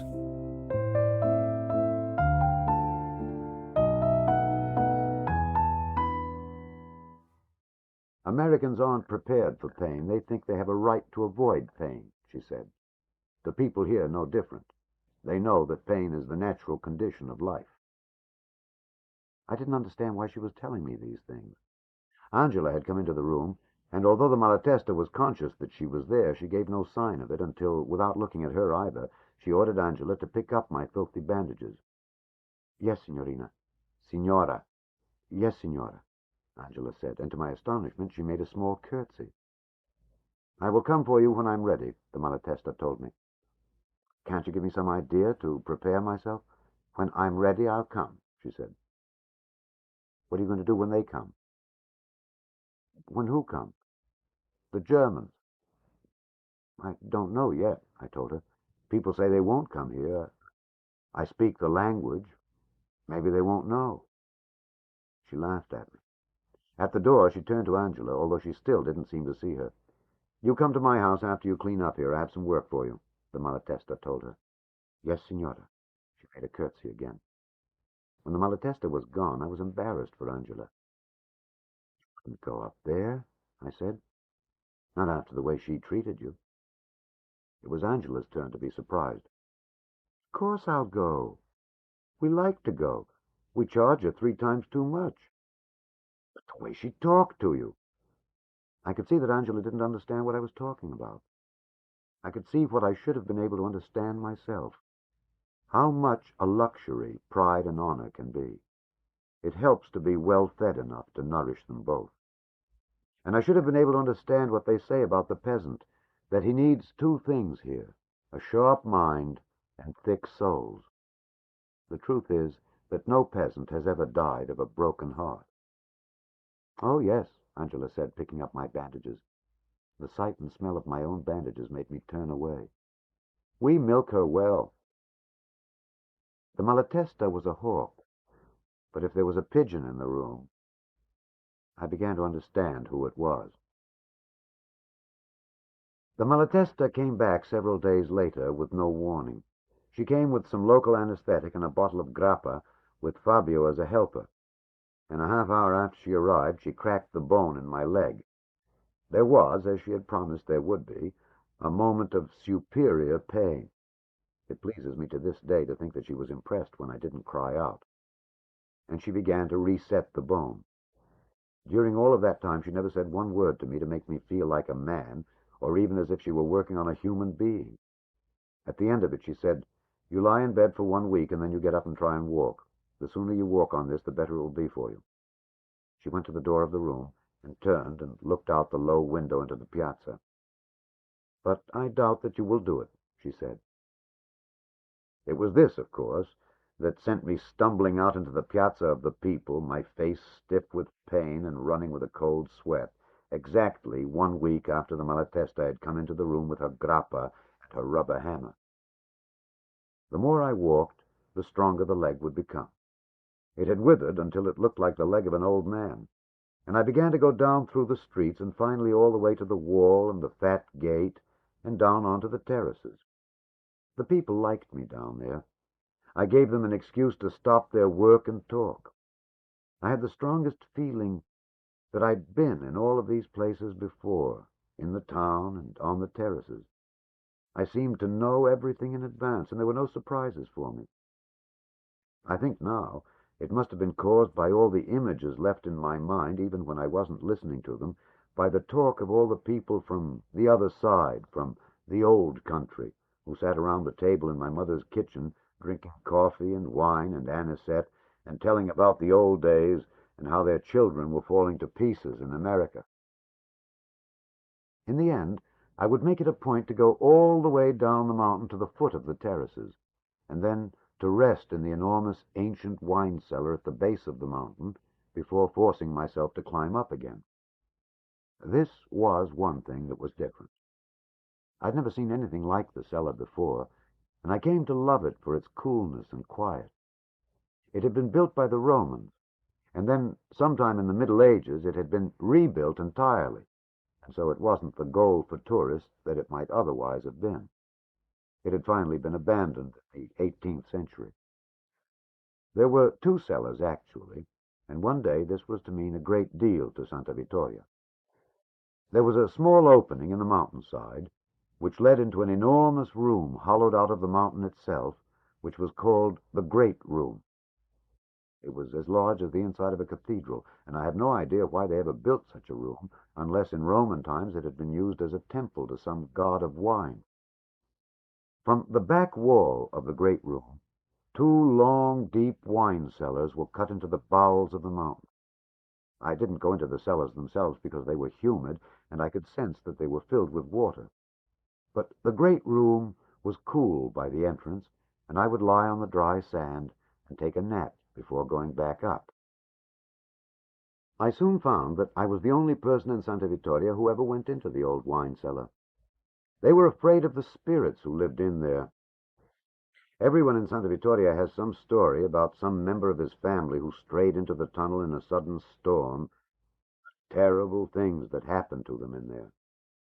They feared for my life, but when nothing happened to me, it didn't lessen their belief in the evil spirits, but only convinced them that Italian spirits and ghosts were not interested in non-Italian people. During the week that I'd spent in bed before walking, I'd worked on the radio of Vittorini, the mail clerk. They'd brought it to me to fix because I was an American, and Americans are supposed to be able to fix new inventions such as radios. I knew nothing about radios, but there's a certain logic about anything that is broken. Sooner or later there has to be something that isn't connected, and if it can be connected, as with my leg, then perhaps it may be made to work again. I finally got it to work. In those days, we received an hour of electricity a day from the power station at San Rocco del Lago. Some days it never came at all. But on one day, when it did come, I heard a broadcast from Egypt that was sent to Italy by the English. The Americans, they said, were almost all the way across Sicily, and the invasion of the mainland was to be expected any day. I grew very excited about that, and I shouted out the news before I realized that the last thing I wished then was to be liberated. But it didn't matter in any case. Fabio had no interest, and Bombolini, even though he was from Sicily, listened to me without really understanding the words. He was far too interested in cooking his eggless omelette. The omelette Bombolini was preparing was intended to feed the entire city, and he succeeded in doing it. He gave the people great enterprises and proofs of prowess, and he kept the people's minds astonished and occupied in watching their result at a cost of nothing. The patron saint of this place is not Santa Vittoria, as you would have a right to expect. No one even knows who Santa Vittoria is, although it is thought that she is a corruption of some earlier pagan god who had to do with the wine. But the patron saint here, as our luck would have it, does not deal with the grape, and has no special power or prayers to pressure God and make him look after the vines or the rains or the condition of the soil. The patron saint here is Santa Maria of the Burning Oven, a local peasant girl who did the kinds of things that saints do to get themselves canonized, and who was then thrust upon this city. For example, once a baker here, while pulling out his loaves, fell headlong into his ovens. His screams could be heard all over the city, but there was nothing anyone could do for him except to hope that he didn't ruin the day's bread. But then the little girl Maria walked right into the blazing oven and picked up the baker and carried him into the street. Neither suffered a burn. The bread that night was said to be the best ever baked in the city. Another time, some pilgrims were passing through the city on their way to Siena.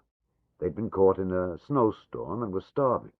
There was nothing in the city to feed them, not that many would have parted with their pasta for the pilgrims, except a crust of bread, and they were sure they were going to die. "You mock us. What good is this crust of bread?" the leader said to Maria. "Eat of it," the girl told them. They ate, and as the leader cut into the little crust, at each cut a fresh slice of bread leaped onto the blade of the knife. They ate until they were fat with bread. It was said by all to be the best they had ever tasted. One night, the same baker, who must have been excessively clumsy, lost his wooden bread shovel in the oven. When Maria rescued the shovel from the oven, it was only a charred crisp. "How can I work without a bread shovel?" the baker asked. "Weep not, and God will find a way," the girl said. In the morning, the shovel had been restored. New wood had grown where the old wood had been burned. It is said that green leaves actually sprouted from the handle. Many here believe the shovel was certainly a part of the wood from the true cross. Bombolini's plan, as simple as possible, was to turn Santa Vittoria into a national and then an international shrine for all the bakers of the world. Bakers from all over the world who lacked a saint of their own would want to come and pay homage to the little saint of the bread oven, as Bombolini began to call her. What novice baker would wish to begin a career without first coming to Santa Vittoria and spending a few days, a novena perhaps, 9 blessed days on the mountain, praying to God through Santa Maria to favor him so that he might make money in his new career? Old bakers would want to come and give thanks for their success. Bakers who were in trouble and going broke would want to come and get God and Santa Maria on their side for a change. The idea of Santa Vittoria as a national shrine became a craze here. It was all that anyone talked about. If a shrine was proclaimed, a road would have to be built up the mountain to accommodate the pilgrims. If there was a road, there would be taxis, and maybe even a bus. The pilgrims would need places to stay and places to eat. Every home was a potential inn, every woman a potential cook, every vine pruner a potential waiter going around in white jackets and soft shoes collecting tips for doing next to nothing. A cooperative bakery turning out bread from the shrine of blessed bread, each loaf personally blessed by polenta for a fee, could be started, and then there would be a need for curio shops selling such things as little wooden bread shovels and clay ovens, and satin pillows with pictures of Santa Maria on them, and wooden plaques that read, "Santa Maria of the burning oven, bless this humble bakery." It was felt by some that within 10 years' time, only a fool would ever have to go down to work on the terraces again. Most leaders would have stopped there, but Bombolini knew things most leaders never learn. There is a dark side to man that needs a way out, as well as the good side. The master had written, "Hatred is gained as much by good works as by evil."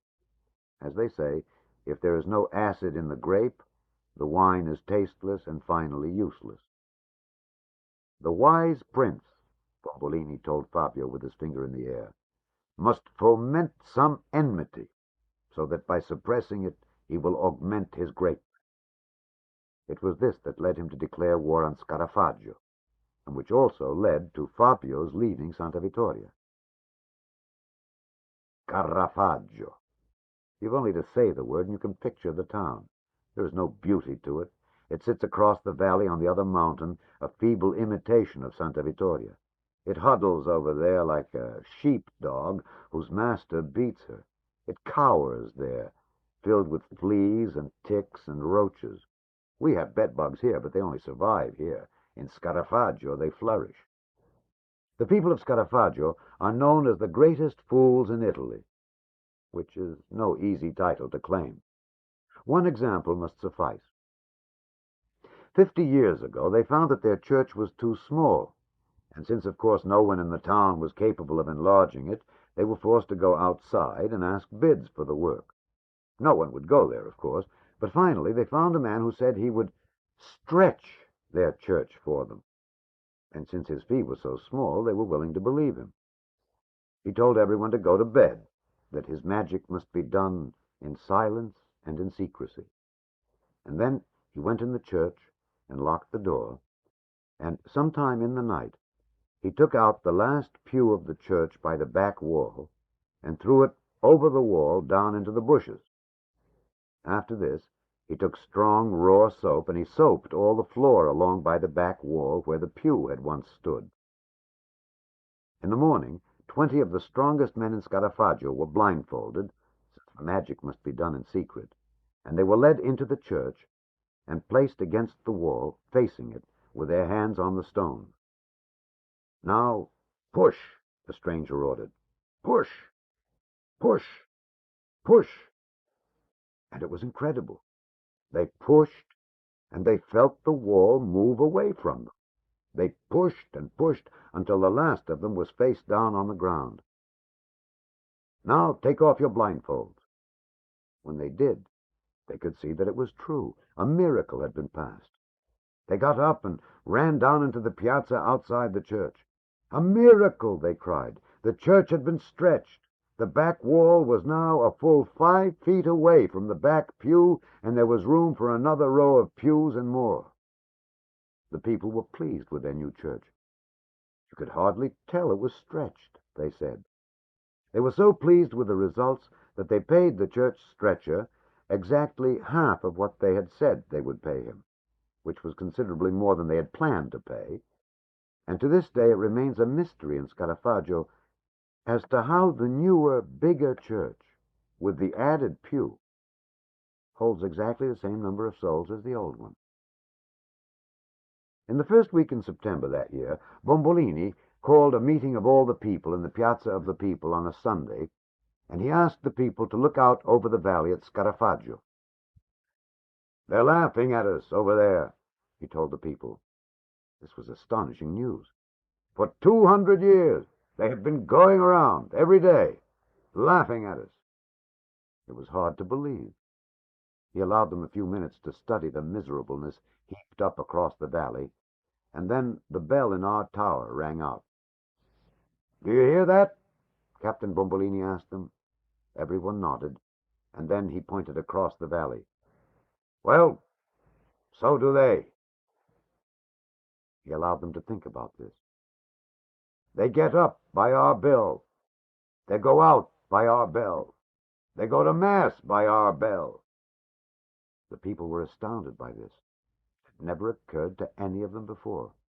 "We pay for the bell, and they use the sound.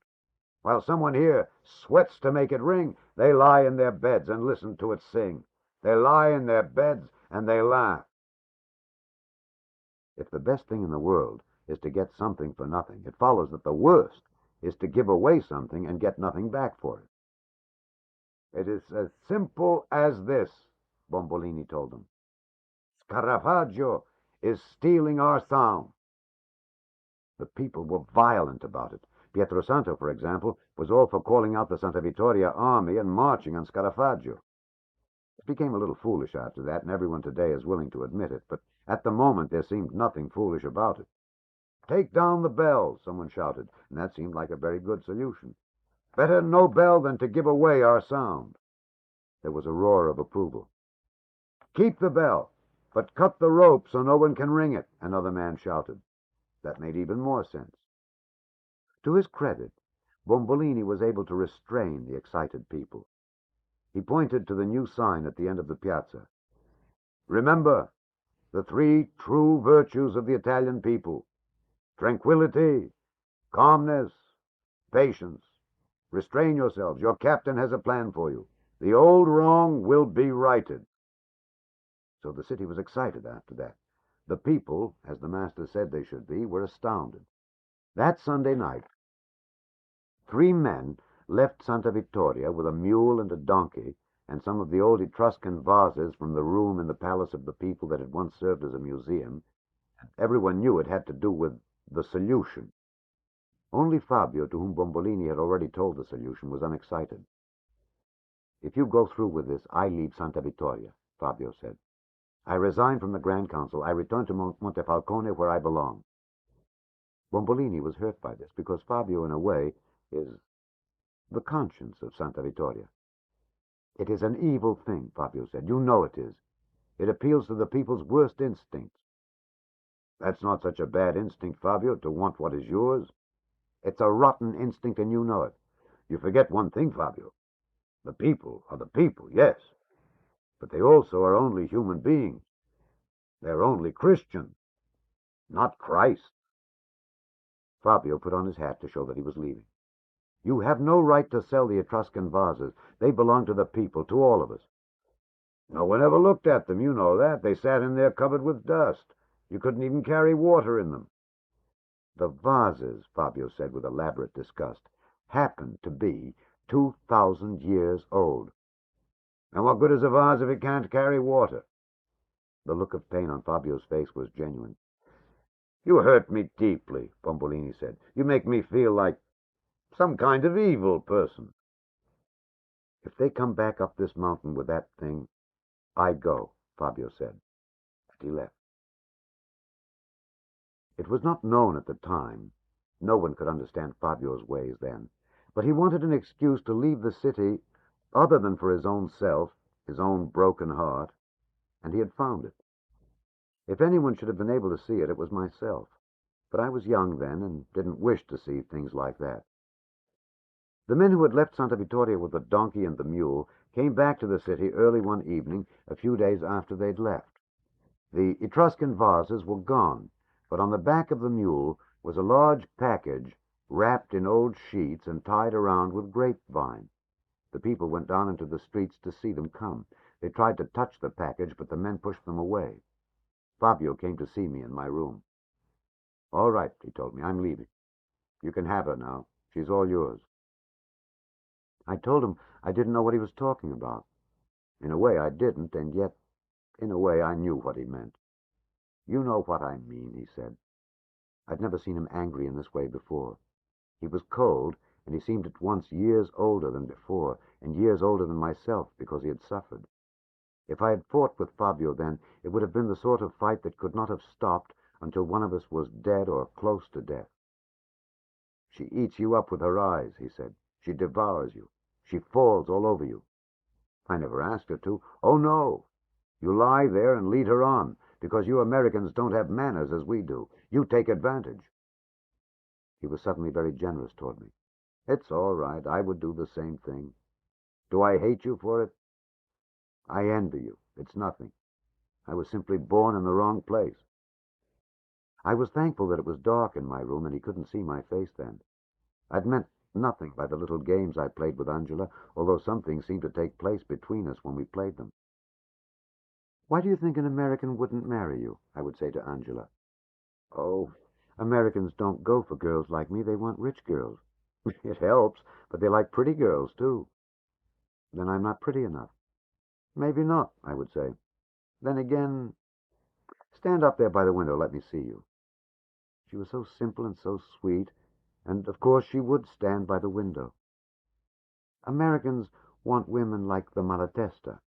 Oh, all men want women like the Malatesta, but if you can't get the Malatesta, you have to get someone else.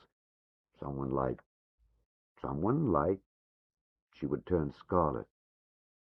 I didn't know then that men and women didn't talk to each other this way in Santa Vittoria unless they were going to be married, or that they didn't talk to each other in the same room, or that many of them never touched one another until the date of their wedding was announced. She never sees me, Fabio said. She's forgotten my name. I'll tell you what she has done. He was close to shouting at me by then. For 2 weeks she has failed to bring me my plate of beans. He went to his own room to pack his things. The men with the package unwrapped it that night and did what work they had to do so that it was ready for Sunday morning. On that morning, Fabio della Romagna left the city for Montefalcone. He did not take his bicycle because it was dangerous to be on the roads with a bike without a pass from the Germans or without a good reason. The few things he took were in a small, crude knapsack on his back. He reached the bottom of the mountain and was crossing the flat fields toward the river road that leads to Montefalcone when some men he knew from Santa Vittoria came running toward him. "Fabio!" one of them shouted at him. "Fabio! Fabio! Fabio! It's marvelous! Look!" He turned Fabio around so that he was looking back up the mountain at the city. Someone on the fat wall was waving what appeared to be Vittorini's flag. "You see? You understand, Fabio?" the man said to him. "That means it's ringing, and we can't hear a thing. Nothing. Not a goddamn thing," a third man said. "You should have seen them in Scarafaggio, Fabio. Their jaws hanging open. What happened to the bell?" they asked. "What's the matter with the bell?" "Not a sound, Fabio," the first one said again. "The greatest moment in the history of the city of Santa Vittoria." None of them understood when Fabio broke loose and began to trot and then ran to the river road. They themselves began to trot toward Santa Vittoria to tell the people that it truly worked to describe the silence over Scarafaggio. In the piazza of the people, they didn't wait for the men from Scarafaggio before beginning to celebrate. It was clear from the first ringing of the bell that it was a success. One of the Pietrosantos, whose back muscles could be seen through the shirt he was wearing, was in the campanile pulling the rope. They heard the old creak as the bell began to swing, but what they heard after that was something they'd never heard before. The clapper met the bronze bell, and there was a low, muffled sound, not the good, clear bong of before. It was the sound of a bell, but just barely. The people looked at one another, and they began to smile, and as the muffled sound went on, they began to laugh out loud, and finally to hit each other on the back, while tears began to run down from their eyes. The first of the runners came up from Old Town and down from High Town. You could hear the bell down there and up there, they reported, but only just barely. The sound ended at the town walls. It was recognized for what it was, an act of inspiration, even an act of genius. The members of the Grand Council lined up in the piazza to take Captain Bombolini's hand, and soon a good part of the city was in the line.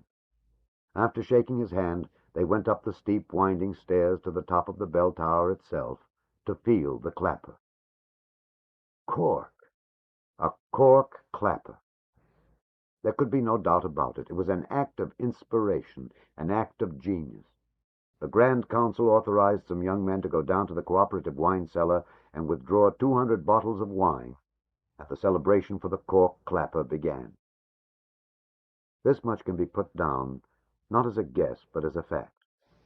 In all of the history of Santa Vittoria, in 1,000 years at least, the people had never been more united, or the government in better shape, or the leadership in more capable hands. 3. Von Prüm. On that same night, the night of the cork clapper, Captain Sepp von Prüm, of the Financial Affairs Division of the Headquarters Staff of the 5th Panzer Brigade, with headquarters in Montefalcone, was finishing the last of his letters. Every Sunday afternoon and every Sunday evening he devoted to doing his letters. He signed the last of them, and since it was not late, he decided to take them down to the Piazza Frosimbone and have them stamped as censored by Colonel Scheer, his commanding officer. He wrote a good letter. He was conscious of that, and unlike a lot of other junior officers, he did not mind having the letters censored. When the colonel merely glanced at them and stamped them censored, he was sometimes disappointed. He went down the narrow stone stairs of the house in which he was billeted, more swiftly than he usually did, and it caused him pain, since he was still recovering from wounds he had received the year before. All the men stationed with his unit in Montefalcone had been damaged in some serious fashion in North Africa or in Russia. Despite the pain, he continued to walk swiftly down the street of San Stefano into the piazza. There had been a rumor that the Americans and the English had made a landing somewhere south of Rome that morning, and that the Italians not only had withdrawn from the war, but were about to declare themselves in a state of war with Germany. At 8 o'clock the news would come from the English in Cairo, and he wanted to be with the other officers when Colonel Scheer turned it on. It is a fortunate thing for us that the letters of Captain von Prüm have been preserved in the archives of Santa Vittoria, which actually is nothing more than the battered old gray file cabinet that von Prüm was forced to leave behind when he left Santa Vittoria. It is a fortunate thing that he made and preserved copies of everything he wrote: military records, entries in his diary and log, letters to his brother who was serving on the Eastern Front in Russia, and even letters to his fiancée, Christina Mollendorf, which were filed under the heading Love Interest.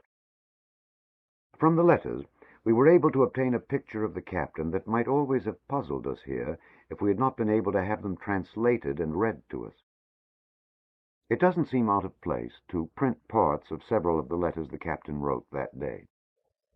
From the notes to his brother Klaus, we've been able to figure out that during an action along the Dnieper Bend, several of Klaus's soldiers broke and ran in the face of Russian tanks, although they later returned to the field of battle. Despite this, the young men were shot as an example to the others, and the officer who had reported them, Klaus von Prüm, was badly shaken by the action. Dear Father, Mother writes to ask if I'm happy.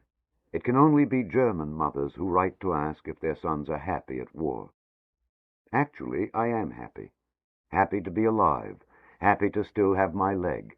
I won't be climbing any mountains, but each day the leg grows stronger. I am writing Klaus as you suggest. I, too, am worried about him. As you can see, I am now in the financial affairs section, the Jewish infantry, as you used to call it. I'm afraid that any chance of... The money here comes from wine, and I can tell you this much. Under sound German management, the gross product of the region could be doubled. But they go on in their own ways. They have a positive affinity for duplication and waste. If nothing else, the work improves my Italian. I even speak the dialect now, to the amazement of one and all. When next you see me, I will be speaking like a proper Wop. Respectfully, your son, Sepp von Prüm, Captain Infantry. I suppose by now you've heard of the rescue of Mussolini by the SS pilot, or some such story. The fact that he wasn't put to death is so typical of the sentimental and disorganized IT. How such a clown ever got in control of the government in the first place is beyond a puzzle, but then history shows that these people have an affinity for clowns. Darling Christina, ma petite chou, you ask about the Italian women. Do you recall last week when I described the inability of these people to plan for the future because they only live for the present? Well, about their women. This is one case where they are right. Stop. I can see that pretty face of yours flushing with anger. Let me put it in this fashion. Some of these women are beautiful, and some of them most decidedly seem to have an affinity for blonde, light-skinned, blue-eyed men. But then one loses interest in them because there is always this feeling, I'm sorry to be crude, that their underwear, if indeed they have any on at all, is not clean, and so one loses interest. Frankly, I think their interest in us is just because we might have on clean underwear ourselves. Do this for me. Put down this letter at once, and go to your mirror, and then look into it, and know this. That little face in that glass, those clear blue eyes and those full lips and that soft white complexion belong to the kind of woman that appeals to me. You may cease blushing now. Lovingly, Sepp von Prüm. Klaus, what kind of nonsense is this you have written home? You have upset your family. Let us try to isolate one thing. You are not young Werther in love. You are an officer in the army of the Third Reich. You ask what you should have done, and I tell you, you do what you did. You do your duty. If your commanding officer says they should be shot for the best of all, they are shot. It is as simple as that. You have lost your concept of duty. Duty is what? Duty is one's responsibility to an idea larger than the self. This cancer of the self, the putting of one's conscience beyond one's duty, is the true sickness of our time. Look at this place. To coddle the self, the people have lost the ability to perform the simplest collective actions. They cannot even keep their streets swept, Klaus. You say you feel chained by the Germanic sense of duty. You have an affinity for the overcomplex argument. Duty does not bind one. It frees one from personal responsibility. Duty liberates action. All kinds of acts become possible. There is only one question. Does my act help the fatherland or not? There is nothing complex about it. Duty sticks out. Once you have done your duty, you will eat better and sleep better and feel better, because self-doubt will have been put to death. You have always had an affinity for the morbid, and the time has come for it to cease. Get on with your soldiering and do your duty and take care of yourself. Your brother, Zepp. A memorandum to a superior officer in the Cultural Affairs section in Munich. Your idea for the posters was a limited success. The people desecrated them. What they did was childish, of course, but it was also clever, in the manner of bright children everywhere. You will recall the first poster, the one of the tall, blond, smiling German soldier holding out his hand and saying, "Remember, the German soldier is your friend." Someone here has gone about painting the hand red and dripping with blood. All of them had to be taken down. The second shows a German officer in dress uniform stopping by the side of a road to go to the aid of an Italian street urchin who has been hurt, although clearly his uniform will be ruined by the Samaritan act. There are no words on this one, as you recall, because the picture tells the story. Someone has gone about writing on them, "Yes, but why did you hit him in the first place?" We took those down also. I think our basic error is that we have been attempting to treat these people as mature, responsible beings when our approach should have been to treat them as they actually are, that is, overage children.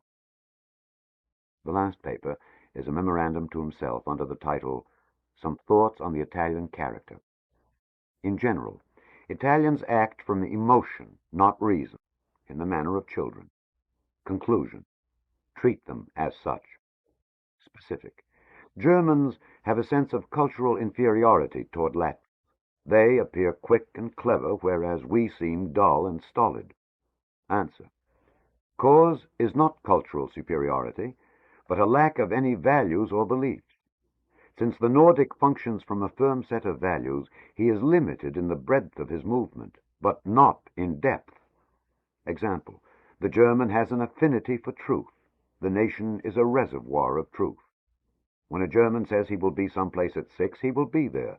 No Italian will ever be at the appointed place on time because he does not intend to be there. He will come late, but he will have a remarkable lie to tell as to why he failed to arrive on time. All Italians have an affinity for the lie. Overall conclusion: it is a mistake, then, to treat children as one would treat adults. Persuasion and logic are a waste of time.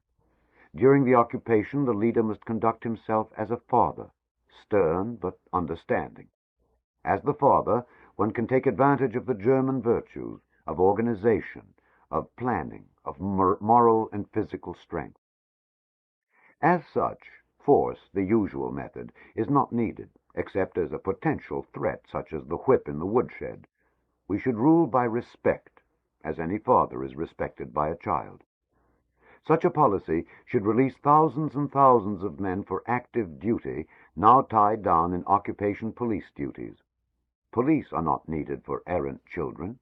Fathers are needed. Discuss these thoughts with Colonel Scheer. The captain was disappointed when Colonel Scheer stamped his letter to Klaus as approved without so much as glancing at it. It was the kind of letter a junior officer might wish his senior officer to see. "And now, shall we tune in Radio Cairo? Just to see what lies they're telling, of course," the colonel said. It was a standing joke, since it was accepted by all of them that the English provided the most reliable source of news. When the radio began to operate, officers from other rooms began to gather in the doorway. The rumors had been correct. Landings had been made by the English and the Americans in a place called Salerno, south of Rome and Naples. The Italians had declared themselves out of the war, and would soon, in a matter of hours, come in again on the side of the Allies. "Oh, God, what good news," the colonel said. "No longer do we have to lose men saving the wops."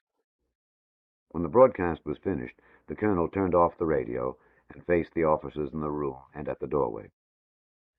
There have been no official orders as yet, but you know what this means. As of this moment, Plan A is in effect. Unless I'm seriously wrong, Operation Clutch will commence in a day or two. Plan A was a full combat alert, in which the Italians would be treated like the people in any occupied territory, as the enemy and a source of potential danger. Operation Clutch was the formal plan designed to occupy Montefalcone and the rest of the outlying area. Captain von Prüm left the headquarters and went back to the building in which his men were billeted. He went up one flight of stairs and looked into a large, cluttered room. "We don't need formality," he said, but the soldiers were startled by the presence of an officer in their quarters, and they got to their feet in confusion. "Come to attention!" Sergeant Traub shouted at them, and all of them, even the naked soldier, came to attention, and remained that way until von Prüm released them.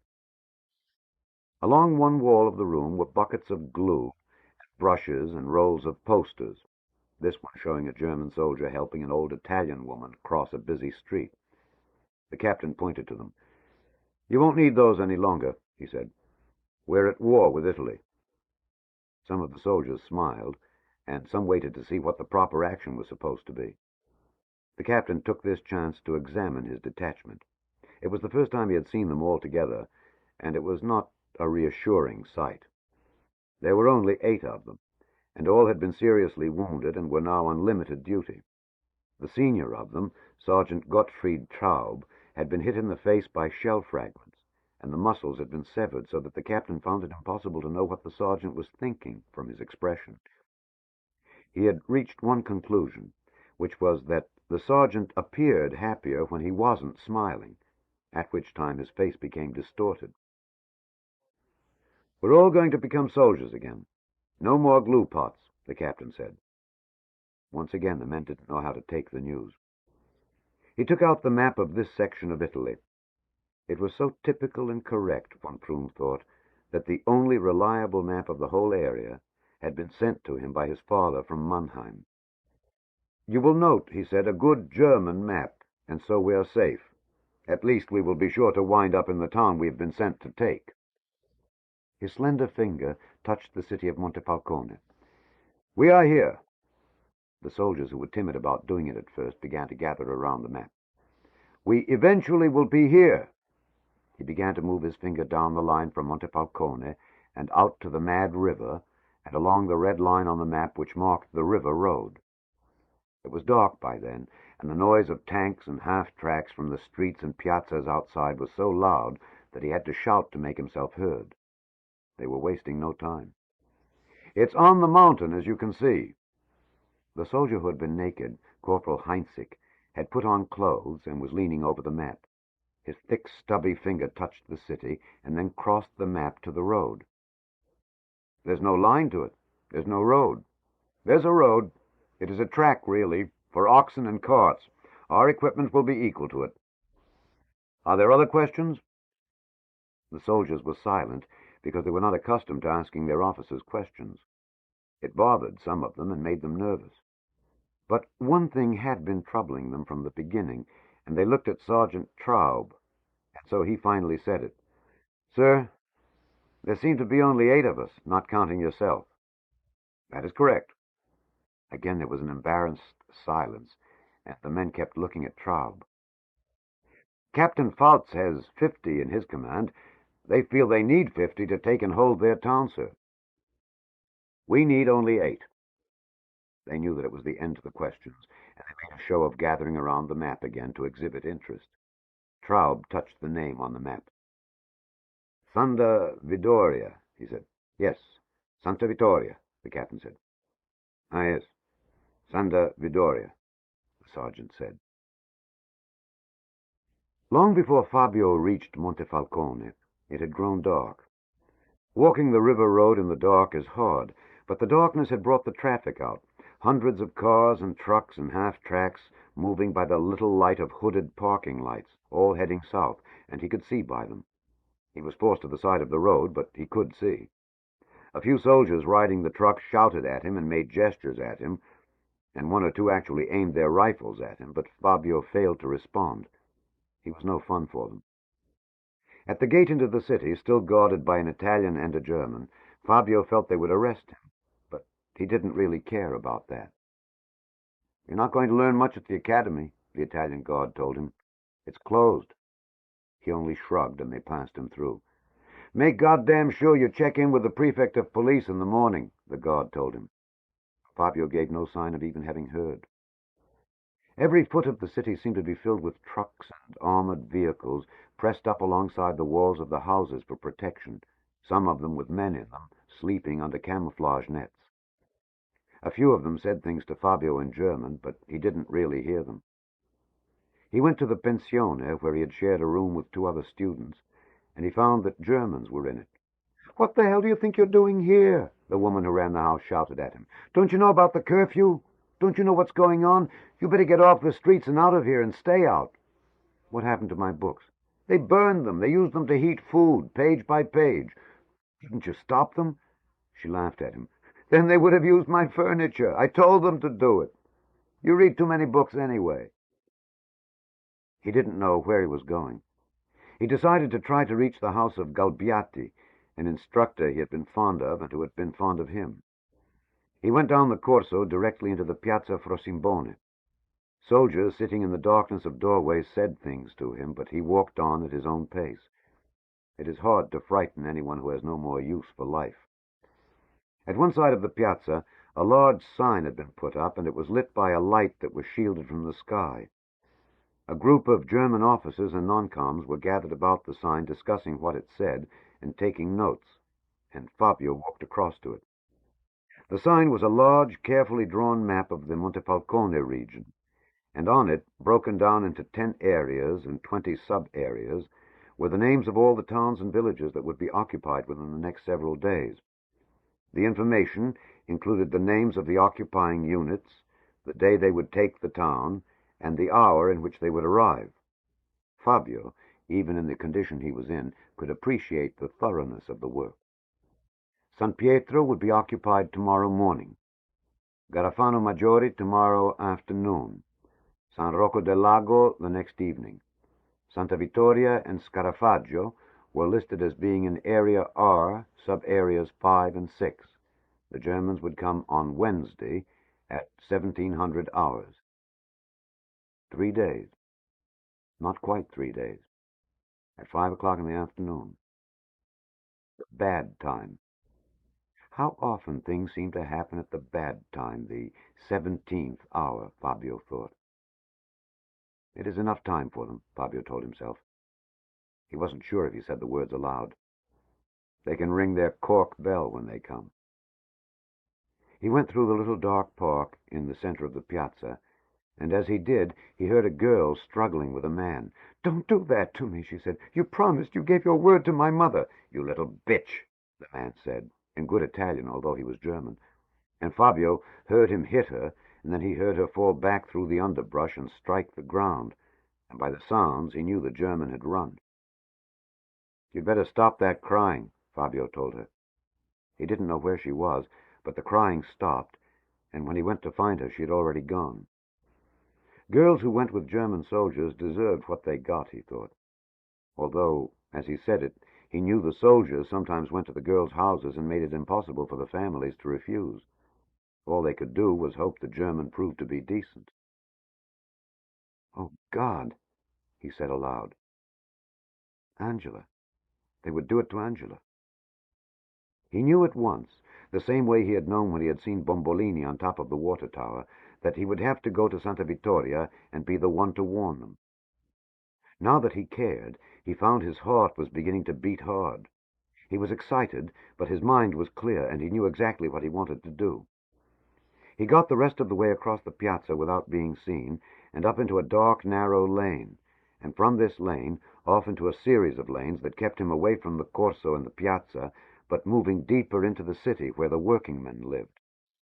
He found the house he was looking for, and when his knock was not answered, he tapped on the window, and when that went unanswered, he was about to go away when the shutter was opened by a young woman who did not seem to be wearing any clothes. Fabio looked down. "Oh," he said, "I wanted Gambo. I was expecting Gambo." "He isn't here. He's in the hospital. A rock fell on him in the quarry. Oh, I'm sorry. Fabio cleared his throat. Is his bike here? He said I could use it whenever I needed it. She said nothing, but tried to make him out in the darkness. I need it. Stand over here, let me see you. She made him come near to the window, and she held his head up. Wait here, she said. In a moment he could hear the chain coming down from the door. Now come in. When he went in, he could see the bicycle chained to an iron ring in the stone staircase. And when he looked further into the room, he could see the girl, and was surprised to find that she was wearing only a shirt, one of Gambo's shirts. He was startled by her legs, because he'd never actually seen a woman's legs before, and even more startled when he found he could see almost all of her breasts, because the shirt was not buttoned all of the way to the top. He turned back to the bike. A nice bicycle, he said. Gambo always took good care of his bicycles. The woman laughed and asked him who he was. Fabio. Just call me Fabio. Just Fabio?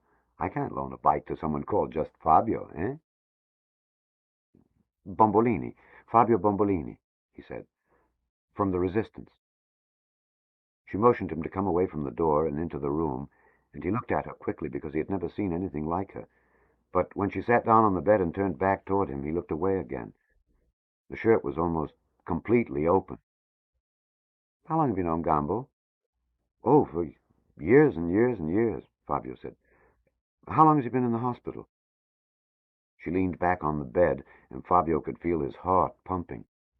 Oh, for weeks and weeks and weeks, she said, and he blushed. They talked about Gambo for a while, and Fabio found that the woman barely knew him. Why don't you ever look at me? She said. I'm looking at you. No, you're not. What am I doing now? She was swinging a small keychain around and around.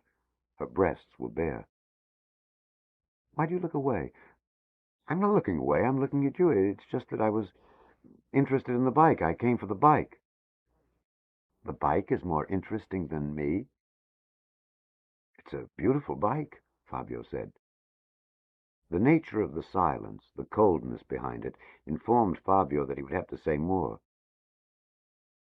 You seem beautiful, too, he said. Then look at me, for God's sake.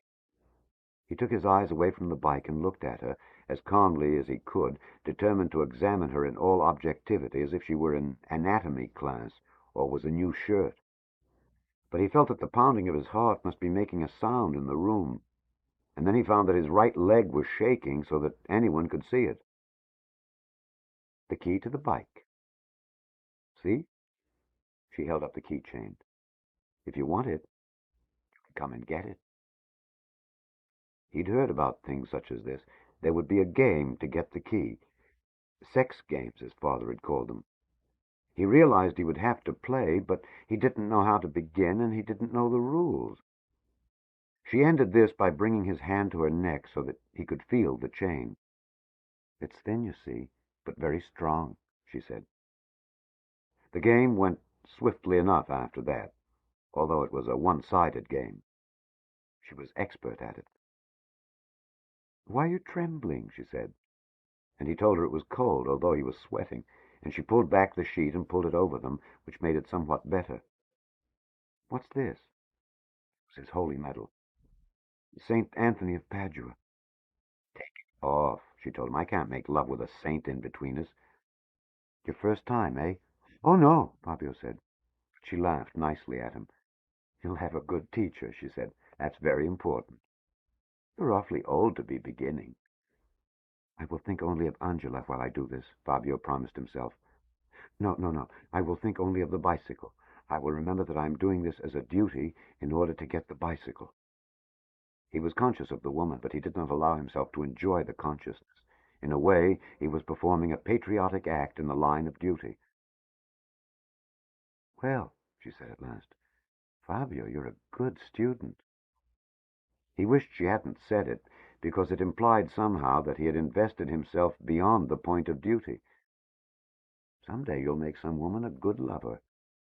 He turned red, of course, and yet he found that he wasn't displeased. And I'll tell you this, Fabio. Fabio what? Della Romagna. I will tell you this, Fabio della Romagna. You may not be the best I've ever had, but you're the prettiest. Despite himself, he found that he was smiling, and could only hope that she hadn't seen him smiling. And one of the strangest. I think you're in love with bikes. Yes, I love bikes, Fabio said, and he got up from the bed at once. He'd forgotten the chain and the key, and when he turned back to her with such a sadness, she laughed aloud and said, "Oh, God," and reached up and worked the chain over her head while he looked away. She has no shame at all, he thought. When you bring it back, we'll have lesson number 2, she said. When he got the bicycle out into the steep, narrow street, he was filled with elation. The bicycle rattled on the cobbles, and so he picked it up and put it on his back, and he barely noticed its weight. Near the bottom of the lane, he realized he would have to go back, and went all of the way back. When he tapped on the window, she opened it. She was naked again, but this time he looked directly at her. "My St. Anthony medal, please. My mother would never forgive me." When she came back with it, Fabio was able to smile at her. "You're not so bad at all," he said. She started to close the shutter, but he held it with his hand. "One other thing," he said. "I suppose I should know your name. After all." "Gabriella."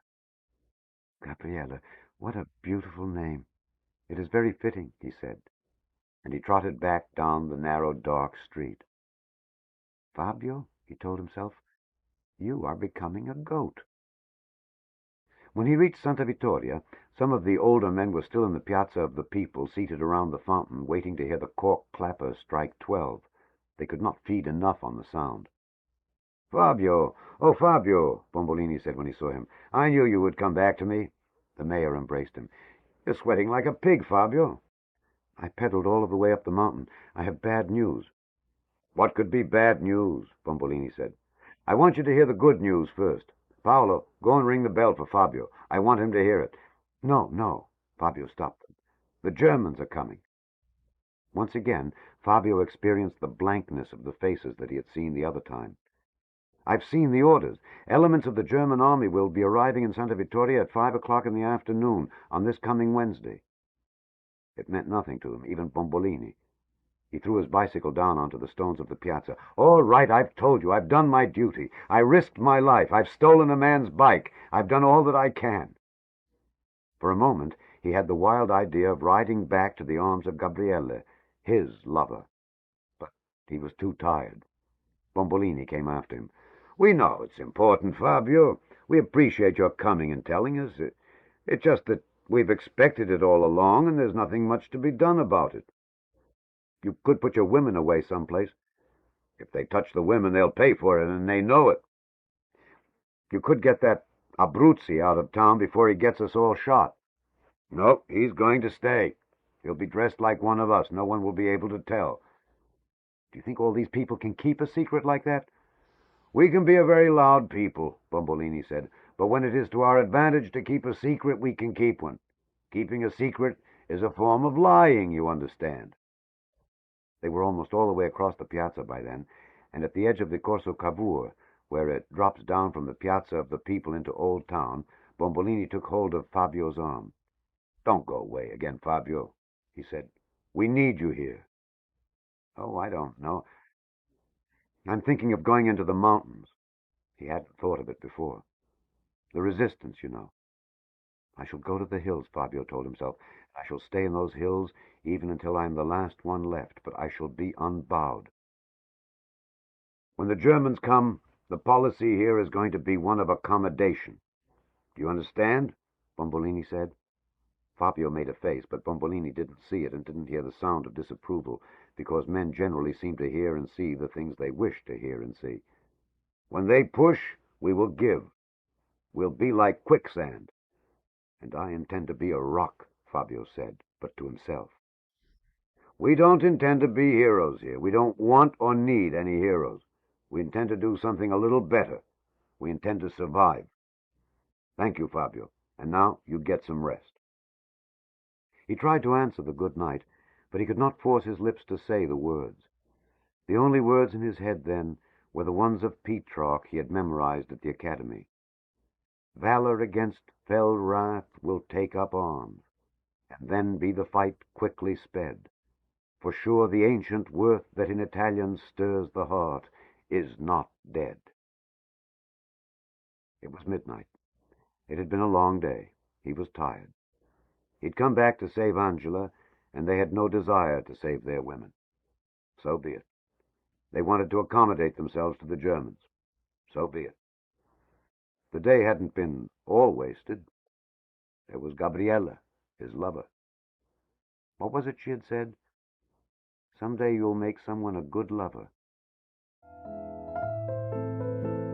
We hope you are enjoying this classic book reading by Alexander Scourby. Please subscribe, like, and share the link with others. Click the playlist link in the description box below for more classic book readings.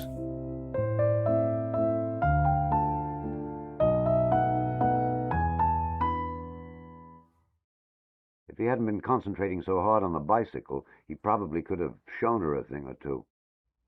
At last, now, he knew where his destiny rested, up in the mountains. And just then, since it was 12 o'clock, the cork clapper began to ping against the metal of the bell, weak and thin and colorless. "Oh, God, what a people we are," Fabio said aloud. Sergeant Traub looked down in the Via San Sebastiano and shook his head. "It's not very much equipment, sir," he said. "It's what the colonel would authorize," Captain von Prum said. "It's enough for our needs."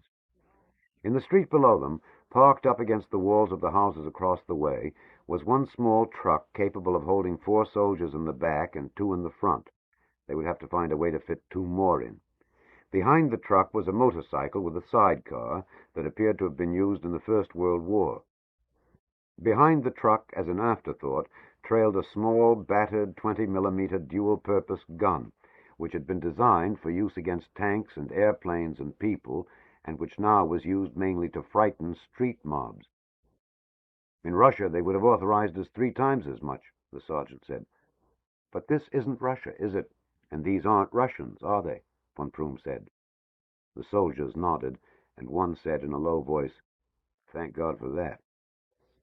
"And we aren't going up there to wage war." "That suits me," Traub said. The captain looked at him closely. It was possible that the sergeant had lost his nerve in Russia, although his record showed that he'd been a man of not just ordinary courage, but unusual courage. The officer and his sergeant were still in the process of feeling one another out. "What do you think of the Italians?" von Prum asked in a very offhand manner. It was, however, a crucial question to him. He had chosen all of these men because of their understanding of Italian, and it had been part of his reasoning that a man doesn't learn another man's language in order to despise him. "They're all right," Traub said. "They're people. People tend to be people if you let them be," the sergeant said. "They want their supper like I do." "And you," von Prum said to Corporal Heinzig, "what about you?" The corporal had been cleaning his equipment, and his back was to Captain von Prum. The captain could see that he had hairs on the back of his neck like the bristles on the back of a boar. He had been cleaning a bayonet, and it was cleaned, and he slapped the blade against his knee and slid it into the scabbard with one harsh movement. There was violence in the man, a reservoir of anger, but it also seemed to be controlled. Von Prum had been worried about him. "The Wop is all right," he said. "In some ways I like the Wop. I just have no respect for them." One of the other soldiers nodded openly then. "That's the word for it, sir. No respect. I saw them at Smolensk. They went charging across the field on the attack, and then the Ruskies stopped and held and turned around, and you should have seen those sons of bitches come. Excuse me, sir. I've been in barracks before. Those bright green uniforms and those crazy hats with the feathers. You never saw anything like it." "They were fast enough. You have to admit that," Heinzig said. "You could have formed a fine Olympic squad from that bunch. I can live with them. I just got no respect for them." When the others nodded, the captain was well pleased. It was what he had wanted to hear. "I'm not one given to generalizations," he told them. But there are certain truths about certain peoples that simple observation will bear out every time. And he told them what these were. The average Italian, he told them, had no stomach for battle. It was not so much a matter of courage as much as having nothing worth dying for. What man chooses to die for decay and corruption? They all nodded. A basic observation, then, is that the Italian, when given the chance, will at every turn choose to manipulate and bargain and make deals to protect what he has rather than fight for what he has. They fought up at Castel Grande last night, sir, Traub said, in a voice as respectful as he could make it. They had 5 or 6 dead up there. And you missed 4 words, I said, Sergeant, Captain von Prüm said. What were they? When the sergeant was unable to answer, the captain said them. When given the chance. You understand now? Captain Moltke marched into Castel Grande and began to take things without even asking for them. There was nothing for the people to do but to fight. That's going to be the difference with us. We aren't going to take. They're going to give. It was a secondary part of the captain's theory that the Italian, even when he could get something in a straight and direct manner, wanted to get it by conniving for it. For a time, he said, this can produce results, or seem to produce results. But in the end, because the Italian lacks self-discipline, when conniving is pitted against a direct but disciplined opponent, conniving comes apart. In one last word, then, every Italian scheme contains the seeds of its own destruction. The Italian himself. He wasn't sure that the men understood, but he knew they were impressed by his talk. They had 50 men at Castel Grande, sir, Traub said. And we have 8, von Prüm said. And 8 is all we will need. But I want no man to go with me who has no confidence in me or in my approach. They backed him with shouts of approval. He was moved to smile then. This is the difference between them and us, he told them. And they smiled. Ours will be a bloodless victory, Captain von Prüm said.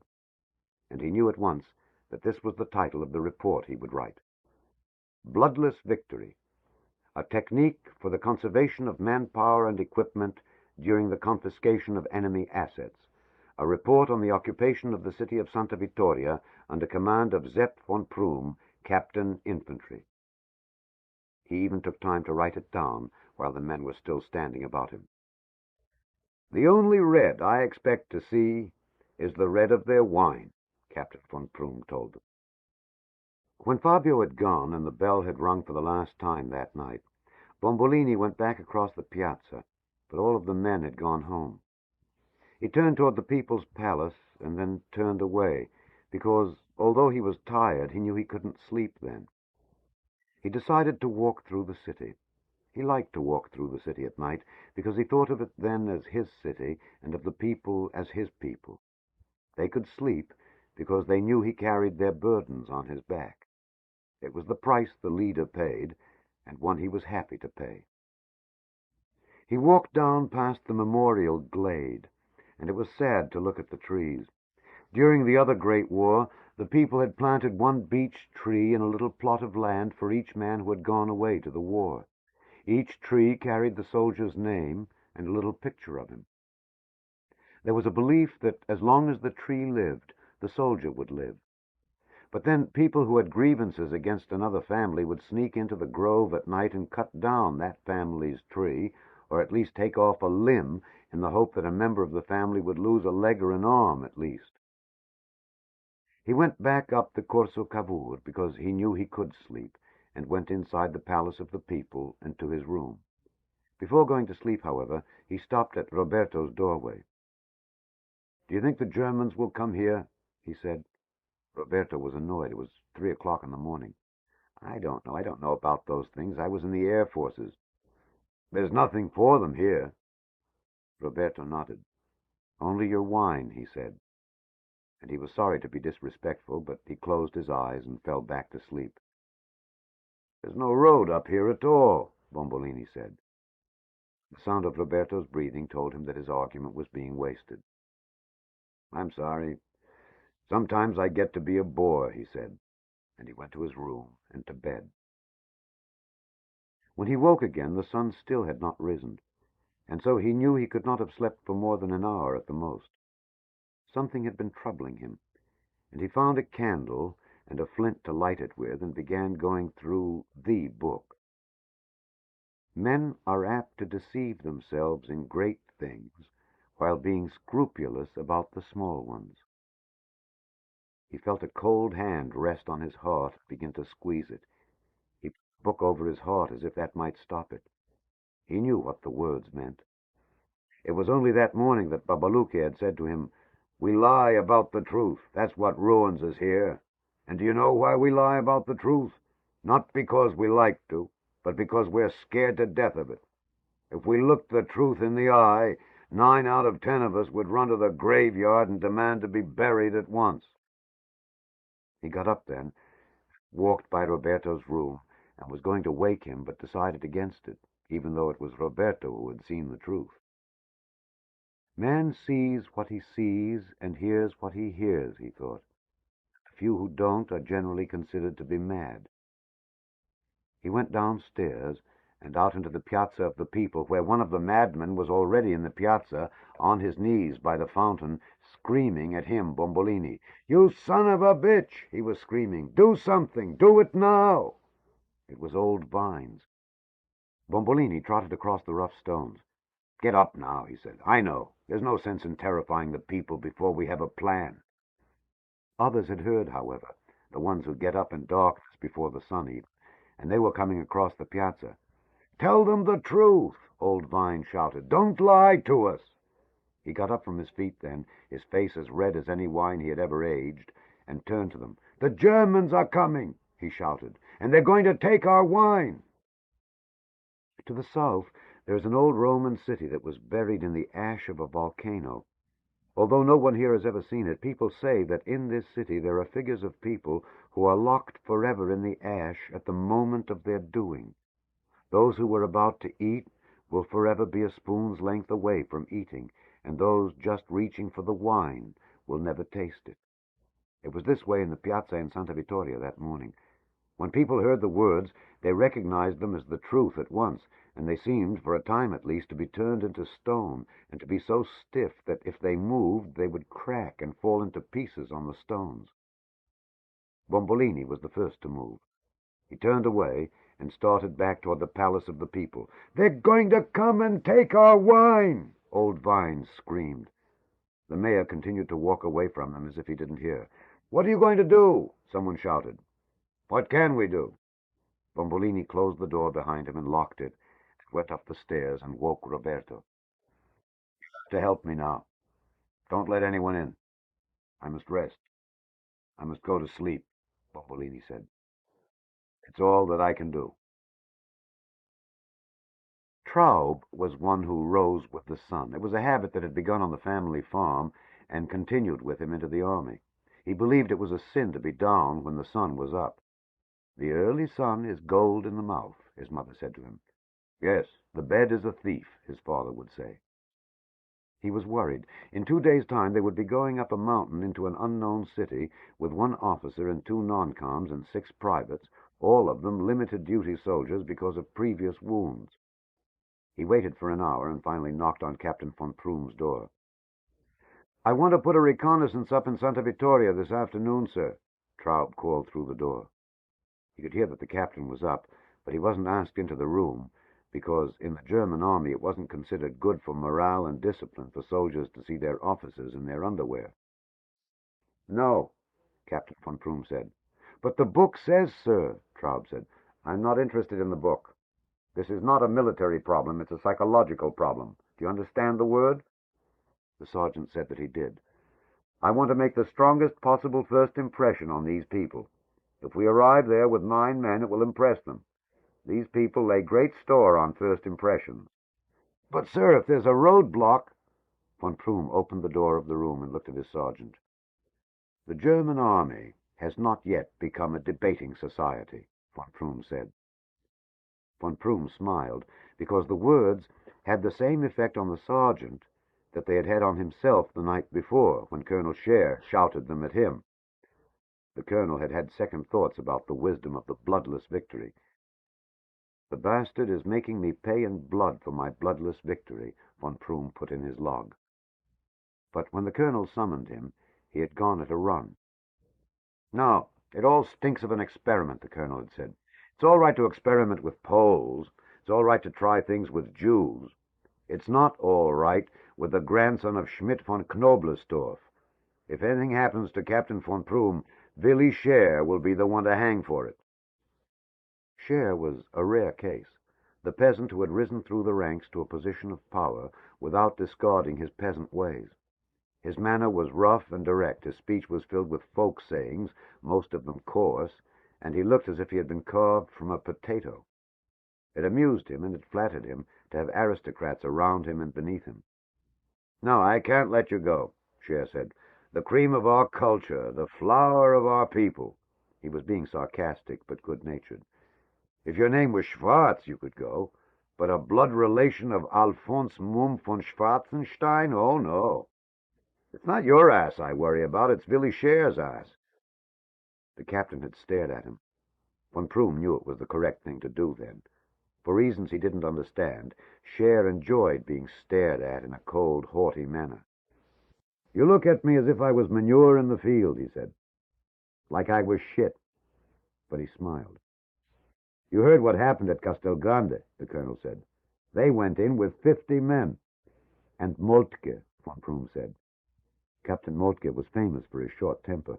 When he had encountered a small roadblock, Moltke had ordered his men to fire on the people of the town, and they had no choice but to fire back. "Well, take a tank at least," Scher said. The captain shook his head and continued to stare at the colonel. "What are you going armed with?" he finally asked. "The culture of the German people," von Prüm said. "Our national sense of purpose. Our genius at working with disciplined order." "Oh, you are such a good boy," Scher said. "My God, what a fine, noble boy." He was shaking his head by then.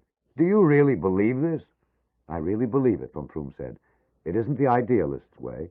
It isn't the dreamer's way. It's the only sensible, practical way to do it. You'll see." These were the words that angered the colonel, and this was when he told the captain that the army had not yet become a debating society. What the captain said went against all the rules Scher had had to learn so painfully in his life. "You listen to me," Scher said. "We don't learn much in the turnip fields, but we learn some things that are never forgotten. And one of them is that the one thing that gets respect, the only thing that gets respect, is strength. The weak respect the strong for one reason, because they're not weak like themselves."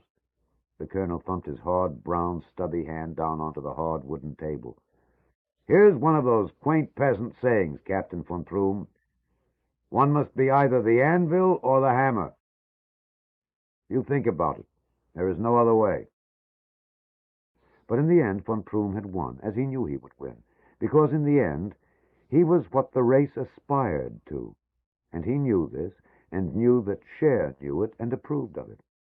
His Nordic bleaching, as the colonel called it, the blondness and whiteness and the cold blueness of him, was not just the symbol of racial purity, but the fact of it.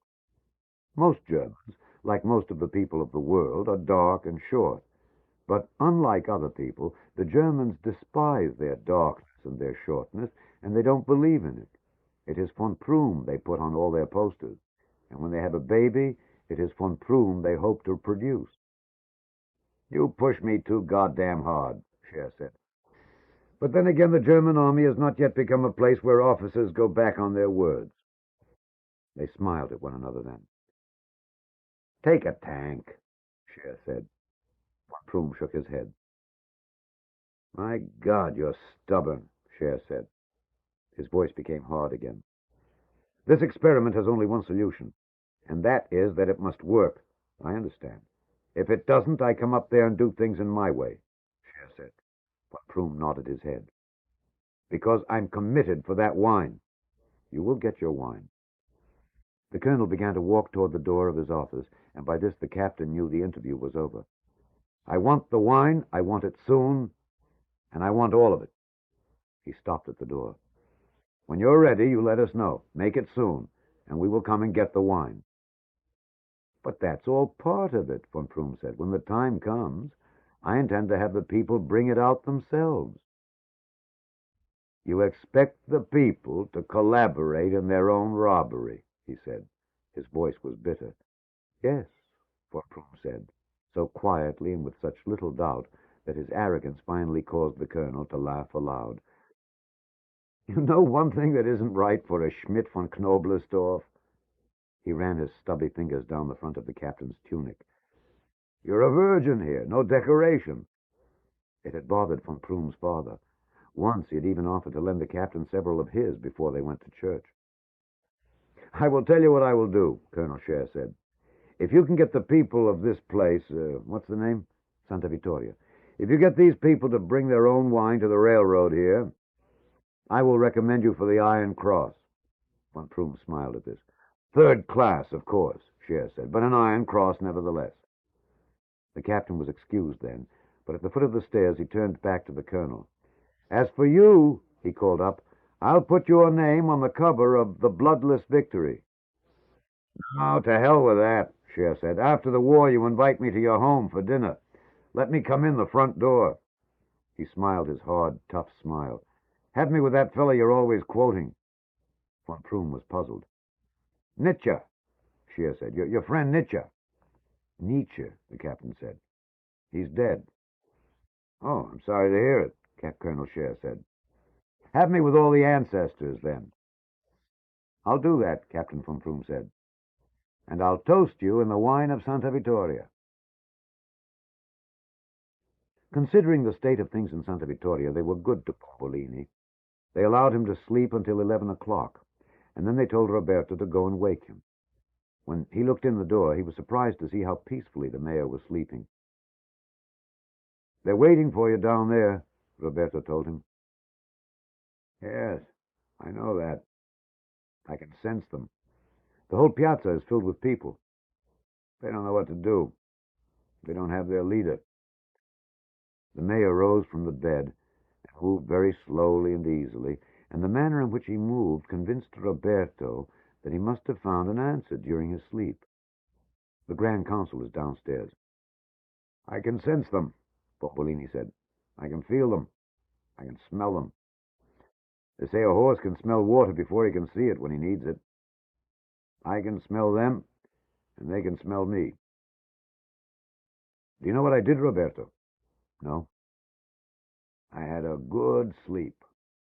He tapped his head, and at the same time attempted to brush down his mane of hair, which was wild, so wild that Babalucchia once claimed that a bird could nest in it, and Bombolini would never know it until he got egg on his face. "God came to me, I think. He put something in here. Let's go down." They went down the steps into the large room where all of the members of the Grand Council were gathered. "God put a story in my head. I want to tell it to you, and you can tell me what it means. I think the answer is in the story." They sat down along the walls and stood against the walls, and Italo Bombolini told them the story of the peasant Gagliardi. 1,000 years ago, some invaders from the north, called barbarians, came to conquer Italy under the leadership of a man named Barbarossa. Everything fell before the barbarians until they came to one walled city to the north of here that refused to lie down and surrender. They tried everything to make it fall, but when they failed, they decided to surround the city and starve it out. Winter came, and the people began to go hungry, and everyone knew it was only a matter of time. It was then that the peasant Gagliardi went to the prince with a plan. "Give me all the wheat that is left in the city, and give me all the grain that is left, and I will save the city. If I don't, then kill me. Don't worry, I won't have to do that. They'll do it for me." But against his better judgment, because there was nothing else to do, he gave the wheat and the grain to the peasant. The people were shocked and outraged when the peasant began to feed the precious food to his cow. "Now bring me the last of the water," Gagliardi ordered.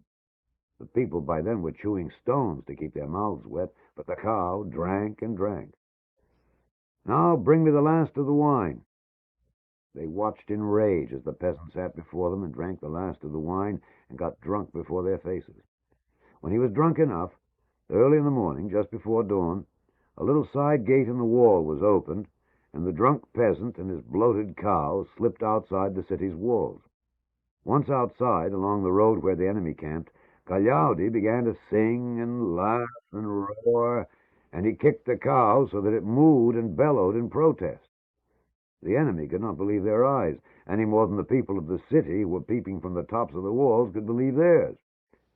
"We've been made fools of," they all agreed. The guards of Barbarossa realized at once that only a madman or a drunk could behave in this manner, and when they seized the peasant, he fell to his knees. "Oh, God, help me! What have I done?" He wept. He cried aloud. "I was taking my cow to the granary, and I opened the wrong door. Oh, don't harm me, please. Take me to Barbarossa. I have a proposition for him." They dragged the weeping drunk to the warrior, and he looked with astonishment at the drunk man and the fat, sleek cow. "I have a proposition for you," Gagliardi said. "Don't kill me, please. Don't harm me." "Italians always have propositions," Barbarossa said. "It's how we survive," the peasant said. "We're weak. But if you will let me go, I will promise to go back inside the walls with any soldiers you select and bring you back my 12 cows. 12 like this? No, not like this." He kicked the fat cow. 12 that are fat and filled with meat and milk, not this beast. I was treating her, sir. Can't you see? She's sick. It's Barbarossa who was sick at the sight of all that beef on the hoof. "You mean to tell me you have 12 more like that inside the walls?" "Only my own, sir, just my own. All of the others belong to someone else, and I can't give them to you." Barbarossa was above all things a good soldier, and a good soldier recognizes when he is beaten. The city clearly had enough food to last them for 2 more years at least. That afternoon, he packed up his army and he left. The city was saved. They all looked at one another. It seemed to be saying something to them. The answer was in the story. Everyone felt that. "It's in there," Bombolini shouted to them. "Otherwise, why would he have put it there, eh?" They were silent. It was a strange story. Every man in the room felt that the answer was flitting about inside his brain, waiting to fly out on his tongue. But when it came time to open the mouth, nothing came out. "It's like those parables in the Bible," someone said. "Just when I seem to understand and have it in my hands, it hops away from me." They looked at each other as if by staring very hard into one another's eyes they would unlock the answer in their minds. A long time passed. They heard the thin sound of the bell telling that it was midday. No one in the room was any closer to the secret of Gagliardi. "To hell with all this," Pietro Pietrosanto suddenly shouted. "To hell with this bum and his cow. I say fight." There was a cheer from the others. Their minds were tired from the pressure of the thinking, and the idea of fighting seemed good then. At least it was doing something. "I say dig in down in the rocks by the big bend in the road and the terraces, and the sons of bitches will never get us out." Another cheer. "Sometimes you make people spill a little blood for what they want, and you find they don't want it so much anymore." The problem with Bombolini was that he was torn between voices. Men often deceive themselves in believing that humility can overcome insolence. Any way that you read that, it meant to resist, to fight. "I say this to you," a young man shouted. "The German who touches my wine or my wife pays for his touch in blood."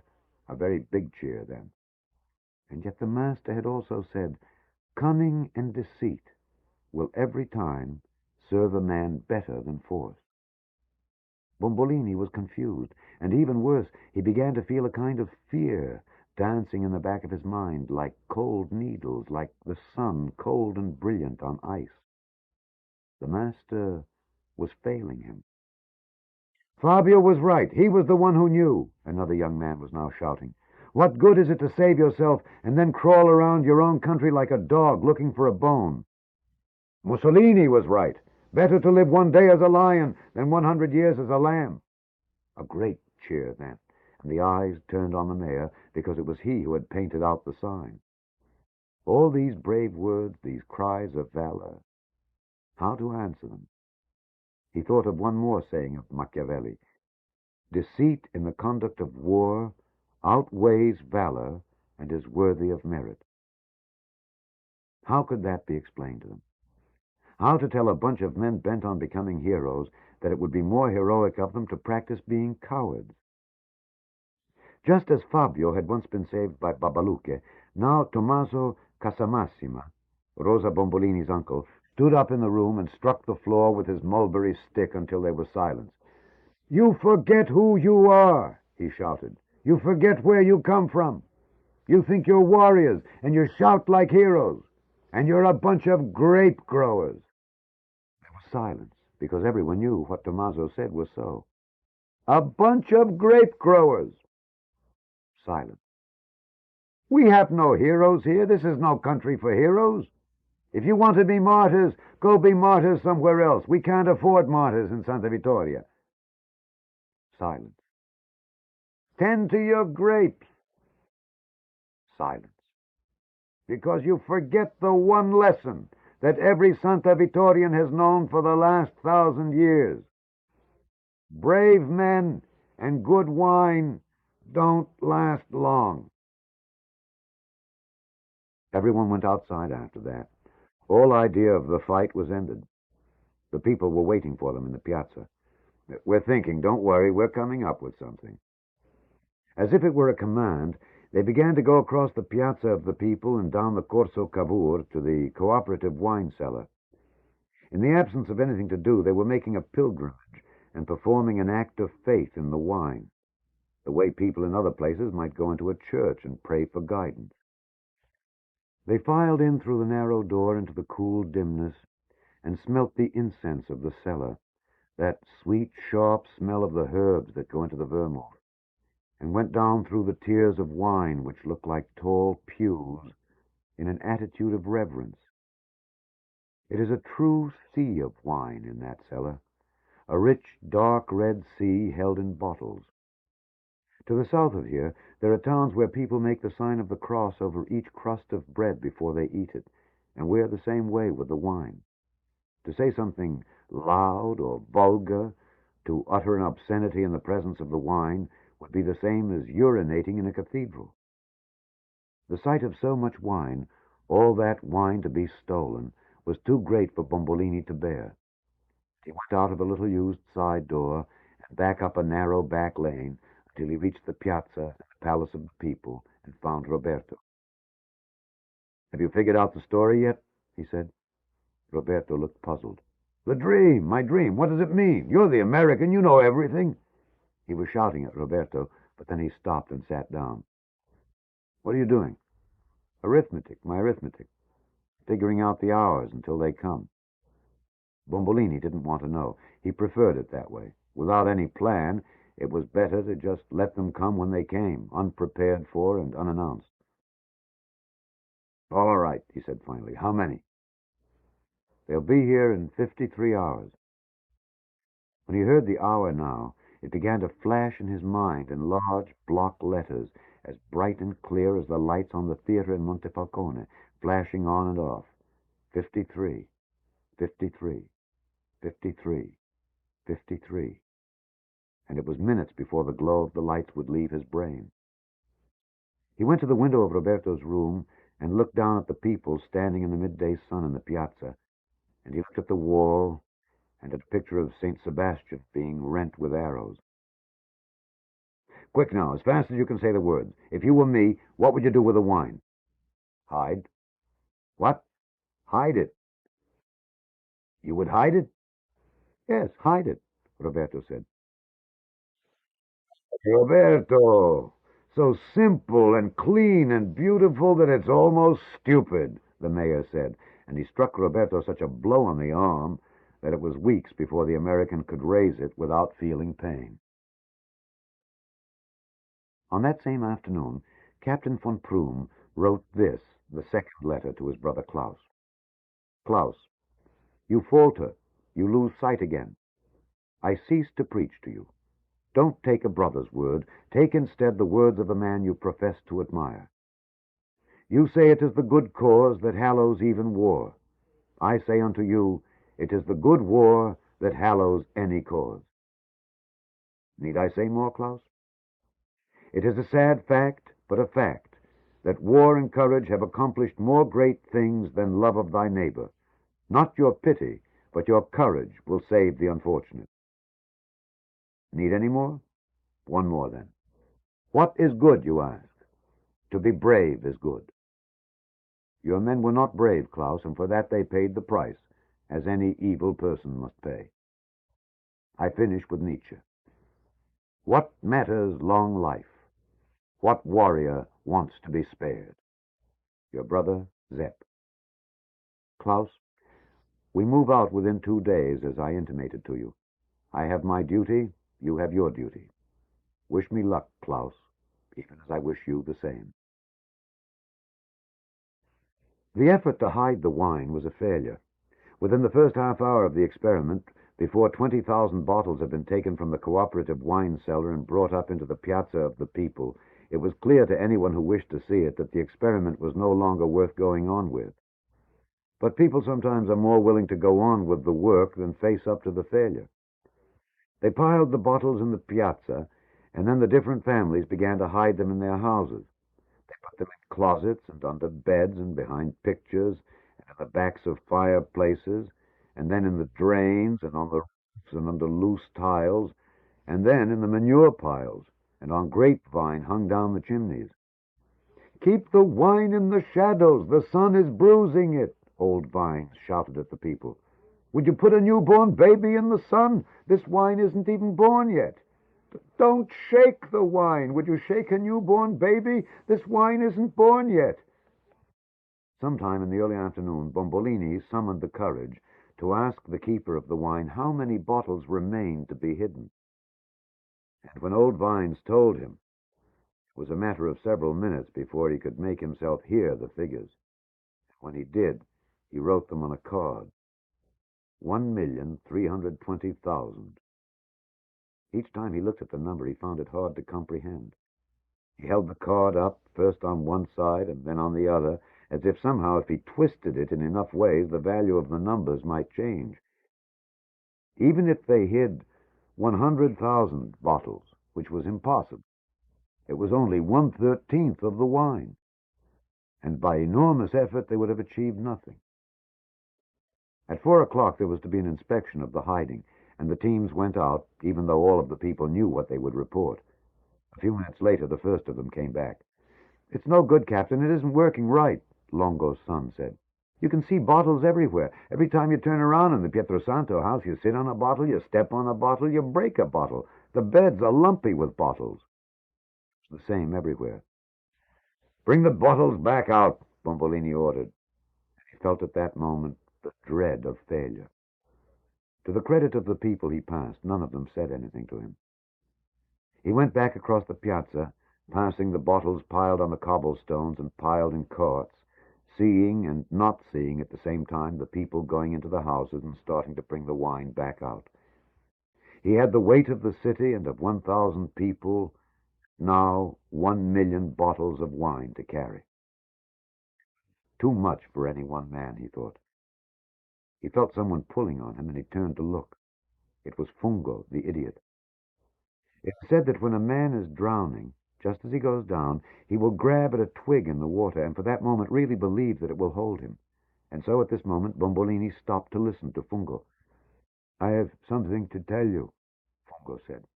Tell me." Out of the mouths of babes and idiots and drunks, who could tell until he listened? "Tufa's back," the boy said. "Oh, Christ above! You have a filthy mouth," the boy said. "Excuse me, how do you know?" The boy told him how he had gone to Tufa's house to see if he could find any bottles, and he had found Tufa there in the dark, lying on the floor. "He's dying," Fungo said. "How would you know that?" "Someone told me." "Who?" "Tufa. He should know." "I will attend to Tufa," he thought. There was at least something positive to do. "I will make every effort to save Tufa's life." He thought for a moment that he was crying, and then he looked up and was surprised to see that it was raining. The people were running past him, getting out of the piazza before the full force of the rain reached them. The people here love the rain, and they love to see it rain. It is not going too far to say they adore the rain in Italy, but as soon as they see a drop, they run from it. Old Vines caught up to Bombolini. "Stop them!" he shouted. "You have to order them to stay. We can't leave the wine out here. The rain will wash the dust from the bottles. The rain will chill the wine." Bombolini looked at the old man as if he came from some other town. "Who cares?" he said. "Do we have to have the wine at room temperature for the Germans when they come?" "Wine is wine no matter who has it," the old man shouted. "To abuse wine is to abuse life itself." Now he was shaking Bombolini by the shoulders and shouting something about killing him. "Then fuck the wine," Bombolini said. Old Vines fell away from him. "Oh, you sin," he said. Neither of them felt the rain that was falling hard by then. "You sin against the wine." "I fully expect the next bolt of lightning to strike me in the heart," Bombolini thought. He pushed the cellar-master to one side and started down the Corso Cavour to Old Town and Tufa's mother's house. He had made up his mind to keep all of his thoughts on Tufa. There were strange things about Tufa. He was, for one, an officer in the army, and that should have separated him from the people here, but it didn't. Even worse, he was a fascist. But this had never stopped him from being a hero to the young people here, and a person to whom the old were not afraid to turn for help when he was home. The thing about Tufa was that he was a true fascist, a real fascist, who believed all the glorious words and tried to follow them. And that had made him a very strange person here and in all of Italy. As a young boy, he had been chosen from all the rest in Santa Vittoria to go away and be trained as a young fascist scout. He had believed every word he heard at the camp. Later, he became a soldier, and after that, he was made an officer in the Sforzesca, one of the aristocratic regiments, a very rare thing to happen. When he came home on leave, people would go to him and ask him to intercede for them with the band or with the fascists in Montefalcone. "What is this I hear you're doing to Baldisseri?" he would ask. "Only communists would do a thing like that." It must have been a mistake, they always told him. It would certainly not happen again. "Well, of course not," he would say. "We don't do things like that." "No, we don't," they would say. They were afraid of the innocence in his eyes and the anger that could replace it. He was a believer in a nation of non-believers, people who believe that to believe in anything is dangerous and even evil itself, since believing limits one, and to be limited is to court disaster. None of the fascists in the region could wait for Tufa's leaves to be over, and they breathed easier when he was gone and hoped to God that he would meet a glorious end in Albania or Greece or Africa. The room was dark, and it felt wet, and it was dirty. It smelled bad. Tufa's mother had never been able to run a house. "Where is he?" Bombolini asked. The soldier's mother pointed to one end of the room, where the mayor could eventually make out Tufa's shape lying on the floor facing the stone wall. "He's going to die," the mother said. "I can see it in his eyes. All the life is gone." Bombolini crossed the room and stood over Tufa's body, not knowing what to say to him. Tufa had never liked him because he had been a clown, and Tufa didn't understand clowns. With a terrible slowness, Tufa turned away from the wall and looked at Bombolini. "Get out of here," he said. "I've always despised you." The mother was wrong about the eyes. There was the recognition of death in them, but there was also hatred, which had not been seen there before, and beneath both of these, a kind of terrible hurt. "You'd better get out," the mother said. "He means what he says. He always means what he says." "Tufa, can you hear me? Get out of here." "I'm not a clown anymore, Tufa. I'm the mayor here. Can you hear me? Can you understand that? Get out of here." The hatred was so strong that it defeated Bombolini. He backed out of the house and stood in the Corso Cavour and allowed the rain to fall on him until his hair was streaming with water. The people looked at him from the doorways. Now there wasn't even Tufa as a reason for existing. He started back up the Corso. Before he reached the piazza, Pietrosanto came down the steps toward him. "We can't put it off any longer," Pietrosanto said. "We've got to do something with the band." Bombolini took in a large breath. Pietro was correct. The time had come. It was the one problem he had been unable to face since the day he had taken office. He knew the words of the master. Men must either be caressed or annihilated, and the injury must be such that the victim cannot pay you back for it. Whoever acts otherwise is obliged to stand forever with knife in hand. At night, he could hear the words tumbling through his mind, and he would resolve in the darkness to do something about them. But in the morning, when the sun lit the walls along the piazza and the people went down to work, another day would pass with the problem unanswered. Now, with the Germans coming, there was no room left for the luxury of indecision. "Do away with them," Bombolini said. Pietrosanto found this hard to believe. "I'm tired of standing with my knife in my hand." "I don't understand you," Pietro said. Bombolini took Pietrosanto by the arm. "Do you have a rifle? You own a rifle, don't you?" "Shoot them? Is that what you mean? Shoot the sons of bitches?" "I don't mean to caress them," the mayor said. They both went back up toward the piazza. "Try and look as if we have a plan," Bombolini said. "It gives the people heart." It had stopped raining.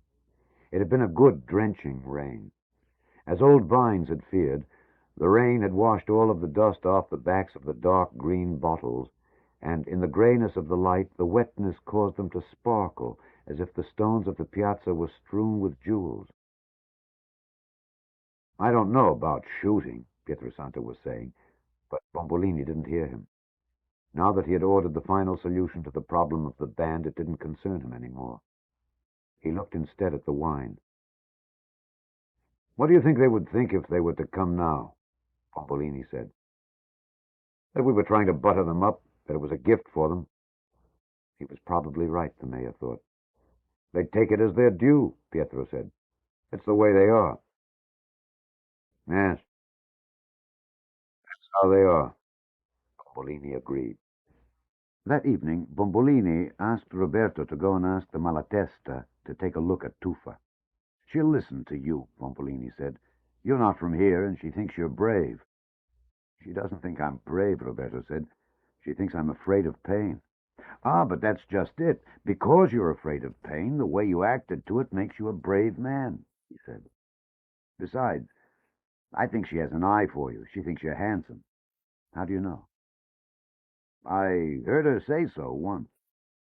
It was a lie, a complete and shameless lie, which Roberto recognized as a lie and treated as one. And yet it made his heart beat faster. Despite himself, the heart beat faster. He dressed and went into the rain and crossed the Piazza of the People. It was the first time he had seen all the bottles in the piazza. At the wine shop, he decided to stop and get some cheese before making the hard climb up to Hightown. And when he thought of facing the Malatesta, he ordered a full bottle of wine as well. "What's all the wine doing in the piazza?" he asked Rosa Bombolini. "Do you think I know? Do you think I care? Do you think I give a shit what idiot tricks that boob is up to?" He determined never to ask her a question again. When he came out, it was dark, and he felt a little drunk from the wine, but it made the ache in his bone feel better. At the street that runs up into Hightown, someone whispered his name. It was Fabio. "I thought you were up in the mountains," Roberto said. "I am in the mountains. 5 of us. The Petrock Brigade, formally. The Red Flames, informally." He named 4 young boys who were with him, none of whom was over 15 years of age. "They're young, but they can fight," Fabio said. "They also are hungry." With some of his own money and some of Fabio's, Roberto went back to the wine shop and bought 2 loaves of bread for the Red Flames. "Now, you do a favor for me," Roberto said. He made Fabio go with him to face Caterina Malatesta. They walked up the hill in silence for a long way. "How is she?" Fabio said at last. "Who?" "Angela," Fabio said. "I don't know. I haven't seen her. That's why I was buying cheese. She doesn't bring us our meals." "I suppose you two have a lot of fun together when he isn't around." "Angela and me?" "Yes, Angela and you. A lot of fun together, if you know what I mean." "Oh, no, nothing like that. Angela isn't like that." Fabio made a sound like a mule. "They're all like that," he said. Don't tell me. I know them from top to bottom. Put a grape basket over their heads and turn them upside down and... Oh, do they say that here, too? We say put a sack over their heads. Katerina lived in the next to the last house on the mountain. It was a long way. Neither one of them wanted to knock on the door, but it was Fabio who finally did it, and when she came to the door and opened it, they were surprised to see her. She was wearing long, slender pants and little slippers, and a sweater that revealed the outline of her breast. None of these things are worn by the women here, even today. She had pulled her hair back and tied it with a scarf the way the peasant women do, and yet it looked nothing like a peasant's. She didn't wish to come, and she resisted, but Fabio was persuasive, and there is something about Tufa, even to those who had barely known him, that was special. She got a raincoat that looked like the kind of coat army officers wear, and she went with them down the dark, winding back lane into Old Town. She didn't knock at the door of the house, but opened it and went in and put down the medical bag Roberto had carried for her. She took a lamp from the bag, and when it was lit she could see Tufa, not lying down any longer, but propped up against the wall, looking at her the way a wolf looks at something coming for him from the back of a cave. In the light his teeth were as bright as his eyes, and he looked very sane and very mad at the same moment, like someone who could kill, become a martyr with equal ease. He frightened Roberto. He had never before seen a man who seemed to burn.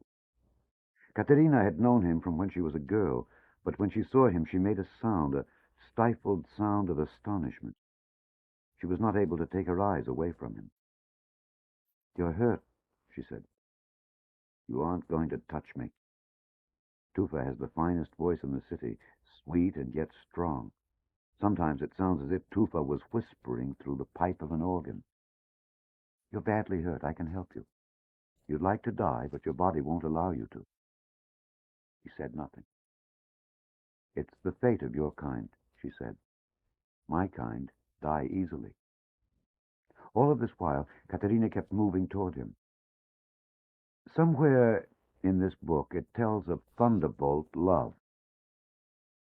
But this was different. There was an awareness of each other that was so acute and powerful and immediate that it went beyond anything we know as love. It is an understanding of each other so immediate and so total that there is nothing they don't know about one another, and they're able to share things with each other at once, even in front of others, that they've never been able to share with anyone before.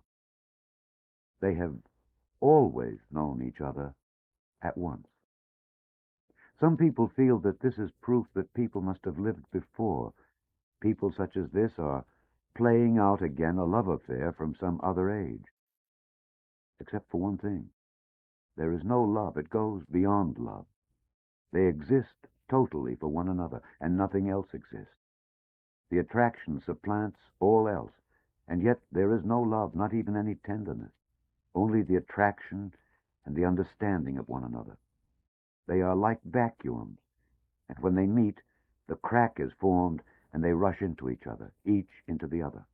The souls are sharing, the way the wind rushes into the wine cellar when the door is swung ajar. When she touched him, he stiffened. She didn't move her hand for a moment, but then she began to take off the officer's jacket he wore, to examine the wounds in his chest and upper arms that he had received the week before from an exploding grenade. "They told me you were a good man," she said. Roberto brought her the medical bag. "How can you be a fascist and a good man at the same time?" For a long time, Tufa said nothing, but it didn't seem to bother her. She was willing to wait. She dressed several of the wounds. "You can be," he said at last, "if you are a fool." Caterina finished dressing the last of the wounds. Most of them were not deep, but several of them were infected, and the flesh was ragged around them.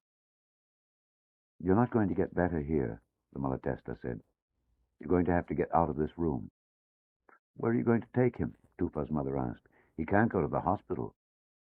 "Some place where he can get better." The mother got up from the box she sat on and began collecting her son's things. "I don't want him dying in here," she said. "Besides, you know what I have to feed him?" She tapped the side of an earthen pot. "I have 10 or 12 olives. I can't count. I have one piece of bread and no oil to drip on it. Katerina looked at Tufa. Do you want to go with me? Oh, yes. You know that, he said, and he began to get to his feet. When she helped him, she was surprised to find that he was silently crying. The first time, he said. The first time ever. He didn't know why he cried, but he wasn't ashamed of the tears. Later, he was able to figure that he cried because he was giving up the death he had planned for himself, and he knew that he was going to have to enter again into the life that had fooled him so terribly, and that he wanted to give up. He went past his mother and out into the Corso Cavour, where Fabio and Roberto were waiting in the rain. You don't say goodbye to your mother? No, we don't do that in this family, Tufa said. Tufa, although he was weak and sick, led the way up the Corso, which is the way it is in this town. He was forced to lean against the walls and gasp for breath, but he led the way up. Finally, he had to lean on Caterina. I apologize for that, he said. You don't have to apologize to me, she said. And it caused both of them to laugh, because it was a truth. And when you hear the truth, it makes you laugh. They had at the moment recognized the truth between them. Because they knew everything about each other, they would never have to apologize to each other, and they would never have to or be able to apologize for themselves. At the fountain of the Pissing Turtle, although the rain was falling heavily, Tufa was forced to stop and sit on the wet edge of the fountain. I like this rain. It's been a long time since I've been in a real rain. You were in Africa? There, in Sicily, yes. He looked up and allowed the rain to run down his face, and she was able to see how beautiful his eyes were, the thick lashes, the dark brows, the large, soft brownness of the eyes themselves. It was said that every woman in Santa Vittoria was jealous of Tufa for his eyes. I can feel the dust of Africa washing off me, he said. It made Caterina laugh, and she could see that it hurt him. Why do you laugh? He said. His voice was annoyed. Oh, it sounded so dramatic. You must go to a lot of movies. I never go to the movies. He was silent after that. He let the rain wash down his neck, and then he lifted his face to it once more. The other officers in my mess were always laughing at the things I said, and I never knew why. He looked at her. You're like them. He didn't say it with any anger or any sadness about it, but as a fact. Not inside, maybe, but like them.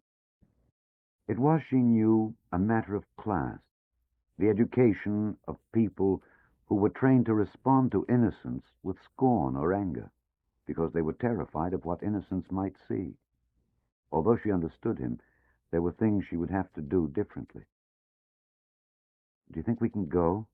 She was becoming chilled and wet. In a moment.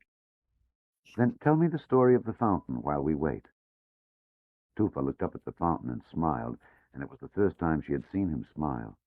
She'd seen him laugh, but a laugh is something different from a smile. It's an old story, and not a nice one, Tufa said. I think I can bear it.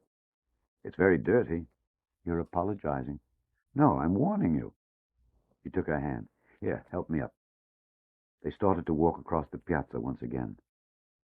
I don't think I'm going to tell you. Don't you know that the story is told to women who are 30 years old and who no longer are virgins? I qualify, then, Caterina said. He gripped her arm then, very hard. So hard that it took her by surprise and hurt her. No, you don't, he said. I know when you were born. She was amazed by this. Your father gave my father a cup of wine, a tin cup of wine and some coins on the day you were born, Tufa said. Do you think I would forget that? Yes. My father didn't want them. He was insulted. And when my mother heard my father had turned down the money, she made me go up to your house and tell your father that my father was wrong, that there was something wrong with his head, and that we wanted the money. And you were ashamed? Of course I was ashamed. Everyone laughed. I never heard of such a thing before. So they gave me the cup of wine and put the coins in my pocket, and then they put a chicken around my neck for my father. She was silent. She said nothing. There was no reason to apologize for her father, and both of them knew that. He never forgave my mother, and he never forgave me, Tufa said. We ate the chicken, and he sat there and looked at us and went hungry. Then he went away and never came back. I was 8 then. Do you think I would forget? No. I was 8, and I'm 34 now, and that makes you 26, he said. Why did you do that to my arm, grip me like that? I don't want any lies, even little lies. I want no more lies of any kind. I'll try not to tell any lies, Katerina said. I don't know if it will be easy or not. I don't think I've ever tried before. We hope you are enjoying this classic book reading by Alexander Scourby. Please subscribe, like, and share the link with others. Click the playlist link in the description box below for more classic book readings.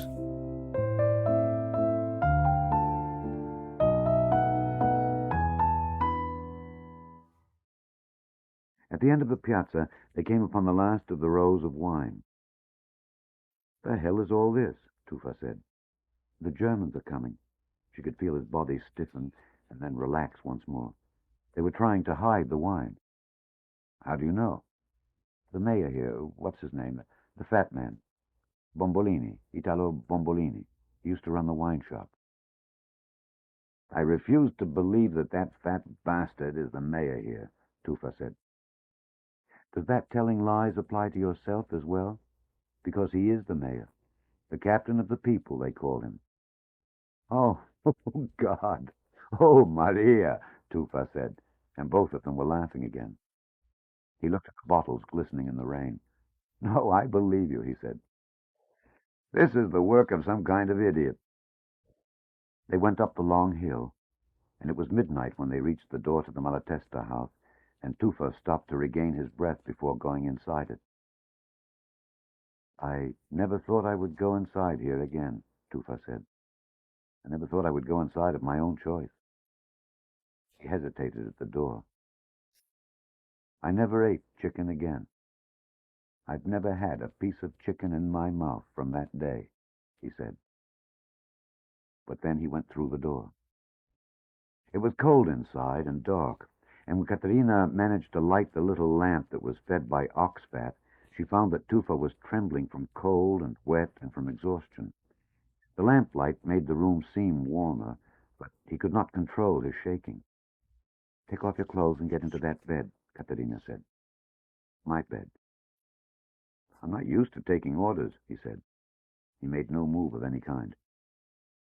Do you want me to turn away? Of course. He sounded annoyed. Of course. She waited until she heard him get into the bed before turning around. Next to the bed was a small porcelain stove that had been brought to Santa Vittoria by some Malatesta from some foreign place when there was money. There was no fuel for the fire, but she burned the stump of a broom, and it gave good light. For a while it heated the room. She found a bottle of anisette, and the liquor warmed them both, but there was not enough of it to sustain them. He wanted to talk to her. I'll borrow a bottle, she said. When she returned, he was asleep, but he awoke at once when she came back through the door. She had a bottle of good vermouth, and she uncorked it and handed it to him. The bottle is all wet, Tufa said. Oh, you went back down? He shook his head. They would have hung you from the fountain by your heels if they had caught you. The story Tufa had to tell is not an uncommon one in Italy, although it is possible that Tufa would tell it with greater hurt than most of the others, since Tufa has more pride than most. The story is the same over and over, only the facts are different, and the names, and the places. He had wanted to be a good soldier and a good Italian. He had wanted to act with courage. He had wanted to keep his integrity and live with honor. There wasn't a great deal to ask of a state to be allowed to serve it, and to live and even die for it like a man. But they wouldn't allow that, although Tufa wasn't prepared to admit it. He lied to himself about the failures in Albania and the disasters in Greece. He continued to encourage his men to die for a cause they couldn't believe in, but which he could not make himself admit was not worth dying for. Through his example, young men, for him alone as a man, stood and fought, and were maimed or killed for it. And then one night in North Africa, near Benghazi, some of the men, his own men, shot him in the back. "I'm sorry," the one who did the shooting said. "We have to do this to save ourselves." Even then, he wasn't willing to admit everything to himself. When he rejoined his regiment in Sicily, the soldiers were frightened by the officer who was so brave that he would kill them to prove it. During the first attack, his men deserted. "We stay," Tufa had shouted at them. "The others run. We stay. We stand like men. We go down like men." But they ran. They ran at him and past him, and he lifted his rifle as he had been forced to do before, and they kept running. And for the first time, he lowered the rifle and knew that they were right and he was wrong, and that to shoot them would be to murder them. That night, he himself ran across Sicily in the night to the Straits of Messina, where he used the rifle to force a fisherman to take him to the mainland. And he had run in the night like some wounded animal, trying to make his way back to his den, to lick his wounds in secrecy and darkness, or to die. When he was through, the fire had gone out and the house was cold again, and it was Katerina who was shivering. "I'm going to have to come to bed. I hope you will allow this," Katerina said. It was a matter of courtesy only. "There is no choice, is there?" She took off her clothes and came to the bed, and neither of them said anything after that. Tufa had begun trembling once more, from the cold and his tiredness, and from the story he had told. The heat of her body warmed him and calmed him, and the trembling lessened. And after a time he slept. It wasn't sleep, but a gaining of rest, because when he really slept, it would not be easy to wake again. After a short time he awoke, and they made love to each other. There was no surprise about it, and no surprise about each other. They were exactly what they had expected of each other. When they'd finished, they lay back on the bed and looked at the darkness of the ceiling. "I know everything about you," Katerina said, "except one thing. I don't know your first name." "Perhaps we should keep it that way. You know what they say here. Love, but make sure to keep a wall between you." "No, I want to know it. I feel I'm entitled to that." "I don't like my name." "Carlo," she said.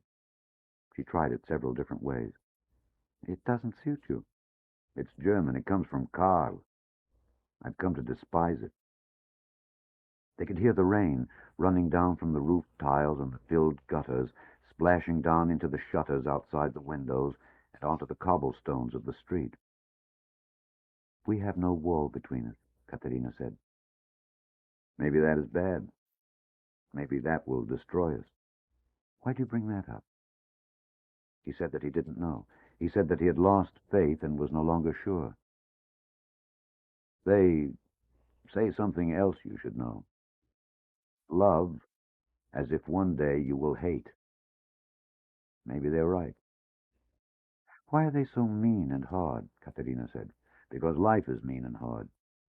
That's my trouble, do you see? I only learned that when I was 34 years old. The oldest child you will ever meet." The shutters began to slap against the stone walls of the house. The rain began to come hard against the window pane. The wind was changing, Tufa said, and that meant the rain would pass. "I think I'm also entitled to hear the story of the fountain now," Katerina said. She wanted to end this concern with themselves. It was too much for one day. It didn't matter, because Tufa had surrendered himself to sleep at last. She lay beside him, fearful of moving, but not able to sleep. "Tufa? Carlo?" She knew he wouldn't answer, but she wanted to talk to him. She had been watching his face, and she found that looking at it moved her. She found she wanted to touch it, but she was afraid to. "You're going to make me be in love again," she said. The idea frightened her, because falling in love is dangerous. She thought of the Germans coming. What was meaningless the day before was suddenly full of meaning. They'd been nothing then, and were everything now. They could take her, they could take Tufa, they could end what had already begun. In the end, however, she slept, and like Tufa, surrendered herself so completely to sleep that she didn't hear the soft, thin pounding of the bell, or people's steps on the cobblestones, or the slamming of the doors, or even the shouts of those who were beginning to fill up the piazza down the hill below them, or the thumping of the carts going down the hill into the piazza. Roberto had left them, Malatesta and Tufa, in the Piazza of the People, and had gone to the People's Palace and to bed. He had slept for perhaps an hour or more when Bombolini woke him. "God has come to me again," he said. "I want you to hear the new message." Roberto was reluctant to move, or even to lie there and listen to the story. "Would you like some onions?" "I have some onions," Bombolini said. "Please." Roberto got up then, because it frightened him to hear Bombolini beg him, and together they went downstairs. There was a pot of onions simmering in olive oil over the small fire the mayor had built. "God clearly is trying to tell me something, and I'm too stupid to understand it," Bombolini said. "The answer is in here. I feel it in here, and I can't get it out. Like a rabbit in the back of a hole." And he told this story about the famous family named Doria. They were famous sailors from Genoa, but at the time of the story they had very little money. One day the king announced he would honor them with a visit for dinner to their house. "Turn down the offer. Find some excuse," the brothers of Andrea said. "We have no silverware. We have no decent plate, no dishes worthy of a king. We will be ashamed." But Andrea told the king to come. And then he went to a rich neighbor and borrowed all of his gold and silverware, and as proof that he would return it, he left his oldest son as a hostage. If the plates were not returned, the rich man could do as he pleased with the boy, even kill him. The king arrived, and he was impressed with the meal and with the service, and with the gold and silver plates and platters, and the view of the sea and the harbor. "You've done well for yourselves," he said. "You know how to live in the royal way." "Our house is small because as seamen we prefer to live lightly so that we can move swiftly," Andrea said. "Sometimes, for example, when we're about to sail, we don't bother with the plate. We simply throw it off the terrace and into the sea." And he flung a solid gold goblet over the side of the terrace and down into the sea, far below. The king's mouth was open. "You can throw them over your head, or you can drop them like this." He dropped a heavy silver tray into the sea. "I like to throw them myself." He threw a gold fork over his head and off the terrace. "Like this?" the king said, and he flung a gold plate. "Like that, yes. It's very handy," Andrea said, and he dropped a silver pitcher into the sea. Even for a king, it is not an everyday occasion to cast a fortune into the sea. They threw the plates, and they threw the bowls, and the knives, and the forks, and then when there was nothing left to throw at all, the king turned to the Dorias and said, "Great men, you're great men, capable of the great act. I salute you." He made them dukes on the spot. They're dukes to this day. They've been rich from then on. "It's in there, Roberto," Bombolini said. "The answer, the solution. It's hiding in there." "It was a high price to pay to impress the king," Roberto said. "What happened to the boy?" "What do you mean, what happened to the boy?" Bombolini said. "He went home to his father." The treasure, all of the treasure, was gone in the sea. Bombolini looked at Roberto as if he had never really seen him before. "Gold and silver was in the fish nets they'd stretched all along the bottom of the sea the day before. They only lost a silver cream pitcher." "Ah, the fish net." If the answer was in the story, it lay somewhere in the fishnets, Roberto realized. Of course the fishnets. You don't think they would throw the gold off the terrace without fishnets down below? He realized one other thing, that although he spoke the language, he would never understand the mind of these people.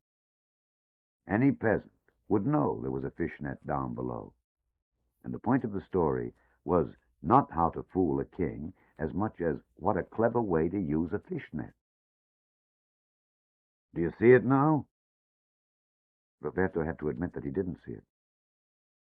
Come and eat, and maybe it will come to you.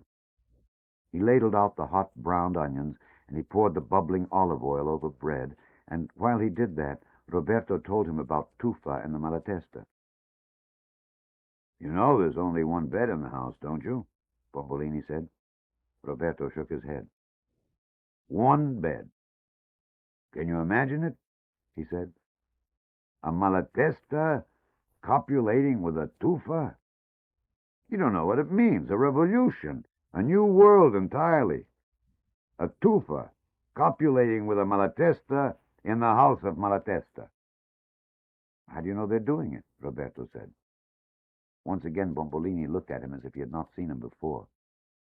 They're in the same bed, aren't they? It is an Italian belief that if two people are in the same bed, they must be making love to one another, not from desire necessarily, but because man is weak and unable to resist the natural urge. There is no court in Italy that is prepared to believe otherwise. Roberto watched the mayor wiping the olive oil from his cheeks and chin, and realized only then that he was crying, quietly but steadily, exactly as he had been eating.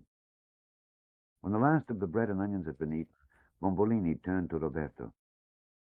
Don't let it alarm you, Bombolini said. But, Roberto, tell me this one thing. What am I going to do? Something will turn up. You watch. Americans always say that, Bombolini said. Will you listen to a story from me? When Bombolini nodded, Roberto told him a story he had learned from a soldier who had come from Arkansas. One day, Roberto said, a man was hunting for bear, and he came to the middle of a great open field, and he found that his gun wouldn't work. There was no tree to climb, no rock to run behind, no cave to crawl into, and all at once an enraged bear came out of some distant woods across the open field directly at the hunter. It was a very close call, Roberto said. What do you mean, a close call? What did the hunter do? He climbed a tree. But I thought you said there was no tree. But that's just the point. There had to be. There had to be. Bombolini had listened with respectful silence, and when the story was over, he shook his head and made a face. That's the difference between us, Roberto.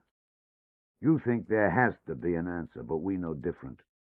1,000 years has taught us differently. That's just the point. There isn't always an answer. Your people will learn that someday. The mayor began to shed tears once more, very quiet and with no movement of his face, and Roberto felt he should turn away. Like with your idea about hiding the wine, Bombolini said. It seemed like a good idea, but it didn't work. He said it as if it were an accusation, and it angered Roberto as if somehow America was responsible for the wine in the piazza. Of course, if you'd put it where I told you, Roberto said.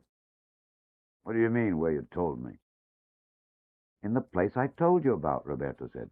It might not work, but at least you might have tried. Bombolini did not want to ask him. He was becoming used to the idea that there was nothing that could be done to save the wine. It was comforting to him to admit surrender, and he wasn't willing to have the idea challenged. Where? He said, in a voice as thin as the sound of the bell. In the old Roman wine cellar. Bombolini said nothing. He had an enormous urge to yawn. Down below the terraces, Roberto said, at the foot of the mountain, the place with the 2 wine cellars. The 2 wine cellars, the mayor said. Put the wine in one of them and brick it over. Bricks in the opening. His voice remained as thin as before, but it was a little higher. Yes, so it looks just like the wall. Seal it off, Roberto said. Instead of an opening, you'll have a false wall. Bombolini said nothing for a long time, so long that Roberto grew impatient. It's all brick back there. You must remember it. Bombolini nodded, but the truth was that he had not been in the cave or seen the wine cellars in many years. That second cellar doesn't even look as if it belongs in there, the one at the far end. It looks like an afterthought, you know. Yes, Bombolini said. As if they built the first cellar and found they didn't have enough room and had to add a second one. Yes. So if you bricked it over, it would all look like part of the wall. Yes. He looked numb now, although his heart was racing and he was conscious of blood rushing through him, as numb as the old ox, the eyes large and staring, the body stunned but not moving, waiting for the next blow of the sledgehammer. They'll find it out, the mayor said. I suppose so. They'll see through it at once. It's a chance, that's all. They aren't stupid people. I suppose there are stupid Germans and smart Germans, just like here, Roberto said. They want the wine, Bombolini said. They'll do anything to get it. You want it too, Roberto said. I thought you wanted to try anything to save it. Bombolini had been looking at the wall, afraid that if he looked at Roberto, his line of reasoning might break down. Now he turned and moved toward him. I'm sorry, Roberto was saying. I thought it was worth the try. Worth the try, Roberto. Worth it. He moved so swiftly toward Roberto that he struck a chair and knocked it over and didn't seem to notice it. Priced, Roberto, Bombolini said. Priced above, Roberto, he said. And then he did something that is hard to put on paper because it is hard to make sense of. He struck Roberto such a blow in the face that the American fell to his knees and stayed there for a moment before going the rest of the way down to the stones on the floor. We'll build such a wall that God himself won't be able to see it, he said aloud. He came back to himself then from wherever he had been. There was blood on the stones, and for a moment he made a gesture of stopping and helping Roberto, but he turned and started instead for the door. I'm sorry, Roberto, but there's no time for you. He ran. When he reached the piazza, he kept running until he got to the Campanile, and when the bell tower door wouldn't open, he pulled on it with such fury that the old iron handle came off in his hands, and he was able to work the latch. He felt for the bell cord in the darkness, and when he felt the greasy hemp, he began to pull on it as hard and as swiftly as he was able. There was the thin and muffled tone. God damn this miserable bell, he shouted. God damn me for this miserable bell. But it was strong enough to carry around the edges of the piazza, and at least the people there heard it, and they lit the olive oil lamps and the tallow lights, and they began to get out of bed, although it was an hour or two before it was time to get up. It was black in the piazza then. Bombolini had no watch. The time, he shouted at the first people to come into the piazza. What is the time? Tell me the time. At last someone came who owned a watch, and they crowded around him, and he held it up to catch the light of the moon. It was 2 o'clock in the morning. They watched Bombolini while he counted. He used his fingers for the hours, and his fists stood for an entire day. He did it over several times because he wanted to be certain. 39 hours, he told them. The Germans will be here in 39 hours. 4. The wine. Before the sun got into Santa Vittoria that morning, while all the cocks in the city were crowing as if they were inventing the morning, it was no longer possible to cross the piazza of the people in a straight line. Every person in Santa Vittoria who was able to walk, every man and every woman and every child was in the piazza. Every cart in Santa Vittoria was in the piazza. Everything that could be pulled or pushed or had wheels was in the piazza.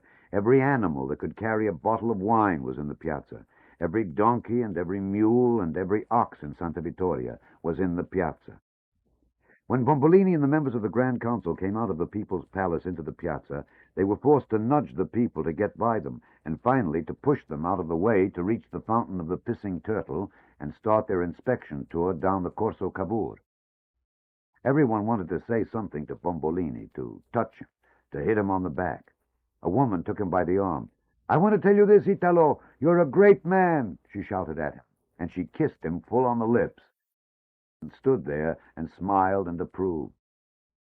That is the way it was in the Piazza of the People, all of the way across it. The mayor didn't want to smile. He wanted to impress on the people the importance of the day and the work that lay ahead of them. But when they shouted at him and blessed him, the smile would come, and he could not get it to go away from his face. They stepped around the big wicker grape baskets the people had carried into the piazza, and past the women with the large-throated water jugs that would receive bottles, and over the buckets and tubs and laundry baskets that were spread over the cobblestones. Up on the fountain itself, Pietro Pietrosanto, as head of the army, directing traffic in the piazza, was shouting orders. "Get all of the people with the shoulder yokes, and bring them to the fountain," he was shouting. "Shoulder yokes! Shoulder yokes!" the men shouted, and in every corner a push and a shove began as the people with the yokes began their fight to get to the fountain. "Will you ever get it organized?" Bombolini shouted to Pietro. "I got it organized," Pietro said. "I know what I'm doing up here." It was hard to see it, the way it is hard for an outsider who sees the harvest here to realize that out of all this chaos was actually a kind of secret and complex order that only those involved in picking the grapes can understand, and that in all the pushing and shouting and shoving there was a shape and a form. Already, for example, all the young men and the strong men had been lined in a file, so that when the time came to pick up the bottles and begin carrying them down the mountain to the Roman cellars, they would be the first to go because they could do the most. "When you're ready for me down there," Pietrosanto shouted, "I'll be ready up here." By the time Bombolini and the men reached the Corso and started down it, the young men were clapping their hands in time and shouting, "Let's go! Let's go! Let's go! Let's go!" And the sound followed them down through the street as if a mob were bellowing through a pipe at them. At the fat gate, they stopped. "Now, where the hell is Polenta?" Bombolini said. "It's no good without the priest." They waited for him, and before they left, they saw him coming down from a side lane into the Corso, his silver cross bobbing up and down over the heads of the people around him as he came running. "I'm sorry, they all want to be blessed on this day," Padre Polenta said. "There's no time for blessing," Bombolini said. "There is always time for God's blessing." When Bombolini saw all the men beginning to nod, he dropped the matter. The shouting from the piazza drove them on. "We could move the whole city today," Vittorini said. "We could move the whole mountain," one of them said. When they trotted around the sharp corner in the Corso, just past Babalucchia's house and shop, Bombolini for one brief moment felt a sensation of chill, the way it happens on an autumn day when a cloud passes over the sun and all at once it is cold. Bombolini said it was as if a cold hand slipped over his heart and squeezed it very gently and coldly. They ran on. "There's going to be trouble here," Bombolini said to himself. He didn't hear himself. They went through the fat gate and started down the track that goes through the terraces to the foot of the mountain. They were walking fast, and then they were running down. "Pietrosanto will be starting now," one of them said. The sun came up then all at once, and it touched the walls around the city, and then the roof tiles, and it glittered off the red and blue sign on top of the cooperative wine cellar, so that the sign was like a sun itself. "You're certain you know how to do it, Padre?" Bombolini said. "It won't take long, I hope." "It's in here, right here," the priest said. He tapped the book he held in his hand along with the cross. "All the rules of God." After such a rain, it should have been cool, but the wind had shifted and was coming from the south. The door to the furnace of Africa that we thought had been closed for the year was open again. By afternoon, the fresh snow on the high mountains would have melted, and the slopes would be running with fresh water, and the fountain in the piazza would be spurting ice-cold water. But down here, the mud would harden and then cake, and by late afternoon the caking would explode into dust. "A very fine day for the grapes," one of them said. Heat after rain is said to cause sugar to form and turn fat in the grapes. No one mentioned the other thing, that it would be a bad day for people. The sun already had a hot look to it, flat, hard, and white, like a plate hung in the sky, and no cloud anywhere to soften it along the way. After that, they went in silence until they reached the opening in the mountain that leads into the big room and the two cellars built into the back wall of the room. None of them would enter it then until the priest had gone in first. "Hurry up, Padre, please," Bombolini said. "Run in there and sanctify the place." "God's work will not be hurried," Polenta said. He opened the black book and licked a forefinger and started through from page 1. "The index, Padre," Babaluca said. "Can't you study the index? Look under D for devils." The priest didn't look up. He went on the way he was going. The first men were already starting down the mountain with their loads of wine before he was halfway through the book. "Can't you make up a prayer, Padre?" Vittorini said in a gentle voice. "I think that God would like that," someone said. They nodded. "Something new and fresh for a change," Bombolini said. "Something from the heart, not from a book."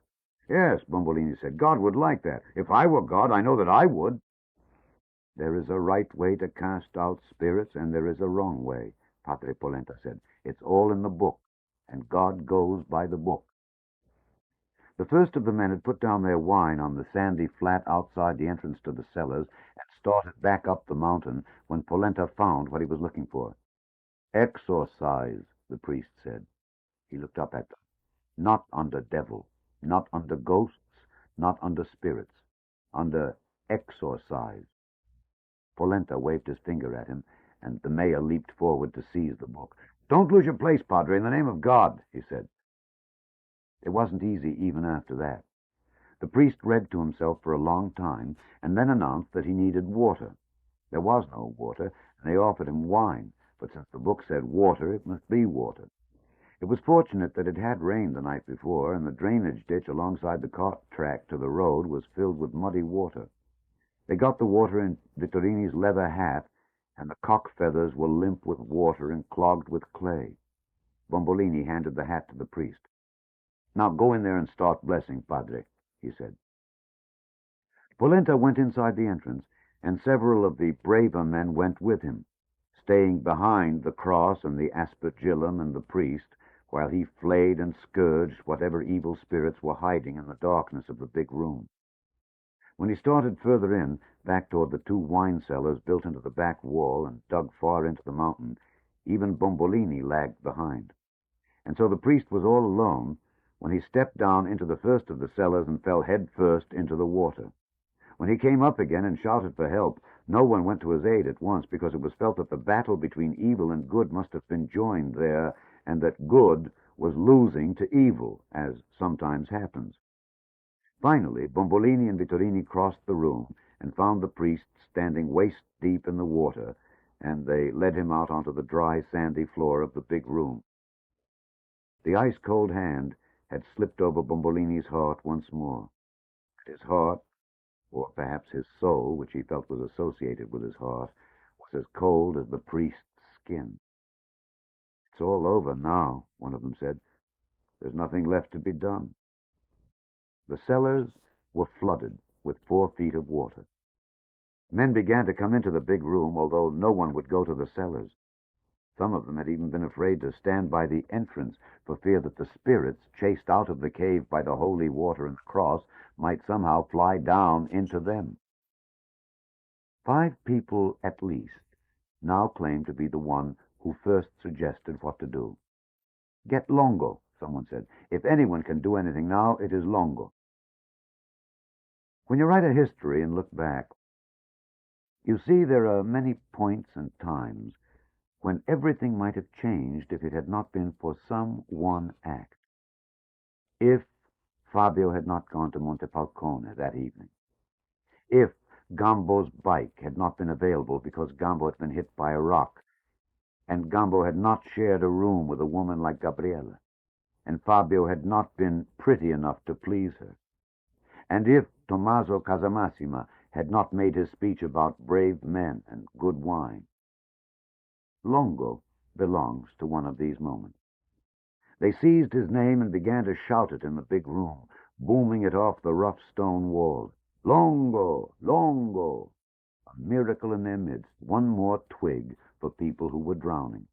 One of the youngest men ran out of the cellar and started up the mountain. He ran until his legs would not go any farther, and then he cried out Longo's name to one of the men coming down.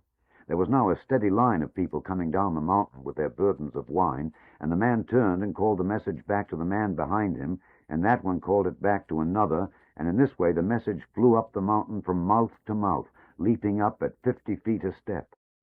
By the time Bombolini and the priest came out of the cave and into the sun and looked up at the city, Luigi Longo, as puzzled as most of the people in Santa Vittoria, was already on the way down. Longo is an example of something that can happen to a man here. When he was young, he had somehow managed to get away and go to Switzerland and become an apprentice electrician. But he came home one day for his father's funeral. And a few months later, there was a letter from Constanzia Casamassima telling him that she was carrying his child and that he had better come back and make her honest, or her father and her brothers would go up there and make him something she would rather not describe. Longo came back, and then there was the grape harvest, and the baby was born, and he had inherited a piece of a terrace and some vines, and one day Longo woke up to find that his visa had expired and he couldn't go back to Switzerland, and he was bound to the soil of Santa Vittoria as securely as were the roots of the vines he tended in a subdued rage. We were spoiled by Longo here. He never lost the dream of wires, and when he was sober, he was a genius with electrical things, a first-rate electrician with 10th-rate equipment. There was no piece of wiring that Longo had not at some time restored or recreated. The wiring here was our Lazarus, sickly and dying and dead, and to them Longo was our Christ, performing a miracle a week. He looked at the first of the two wine cellars, and he went into the water and walked along the wall, and in total silence he came outside and drew some pictures in the sand, and then he stood up and brushed the hair out of his long, tired, ravaged face and said, "I can do this thing." There is no need here to put down in detail all of the things that Longo did or started. There was an old generator here, which was kept in the cellar of Santa Maria of the Burning Oven, and which had been left behind by a traveling circus when a juggler had attempted to kill a tightrope walker over the love of a 12-year-old acrobat, a boy, which confused the people here, and everyone had cut everyone else and gone to the hospital or to jail, and we were left with a set of Indian clubs and the generator for the lights. He told them to get the pump from the water tower and to cut down all of the electric wires that ran from the foot of the mountain to the fat gate, and to bring the wire to the big room. And after that, he ordered the two best bicycles in the city to be brought down the mountain, with 4 or 5 of the best young riders. Bombolini went back outside of the cave because he didn't understand what Longo was doing, and it made him nervous not to understand what was happening. The wine was now spread out all over the flat, sandy place and was piling up back across the flat part of the valley. "How's it going?" the men who were carrying the wine would shout to the mayor. "Fine, it's going fine. It's going well." They would smile then. They were happy and excited. They were doing something and had some work to do. Bombolini also made marks in the sand. There were 18 hours left in this day, and there were 17 hours left in the day ahead. The total was 35. He added them over and over again, as if by coming up with some new answer he could change the order of the hours. He looked very sad then. "What's the matter?" Vittorini asked him. "Nothing is the matter. Everything is good," Bombolini said. But the anguish was there in the numbers. 35 and 0. Germans would arrive in 35 hours. Not one bottle of wine had as yet been hidden. And when they put up the plaques, next to the one for Bombolini and Tuffa, alongside the eternal green flame that already burns in the piazza for Babaluca the cobbler, there should be one for Longo. The things Luigi Longo did that morning are remembered here and will always be remembered here. By 7 o'clock, the pump had been pried loose from the base of the water tower, and the generator had been cleaned, and the old fire hose had been carried down the mountain as if it were an old tired python, and the bicycles had been taken apart and readjusted so that when they were pumped and their wheels, which were elevated from the ground, were turned, they caused the drive wheels on the generator to turn, and power was created, and a dim light began to appear in the bulbs, which grew brighter and brighter as the young men drove the bicycle wheels. Fabio was among the bike riders.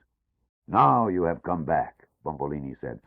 "Only for today and tomorrow," Fabio said. "I won't be here to humiliate myself when the bastards come." "We're going to do it, Fabio. We're going to save the wine." "Even if you lose your honor."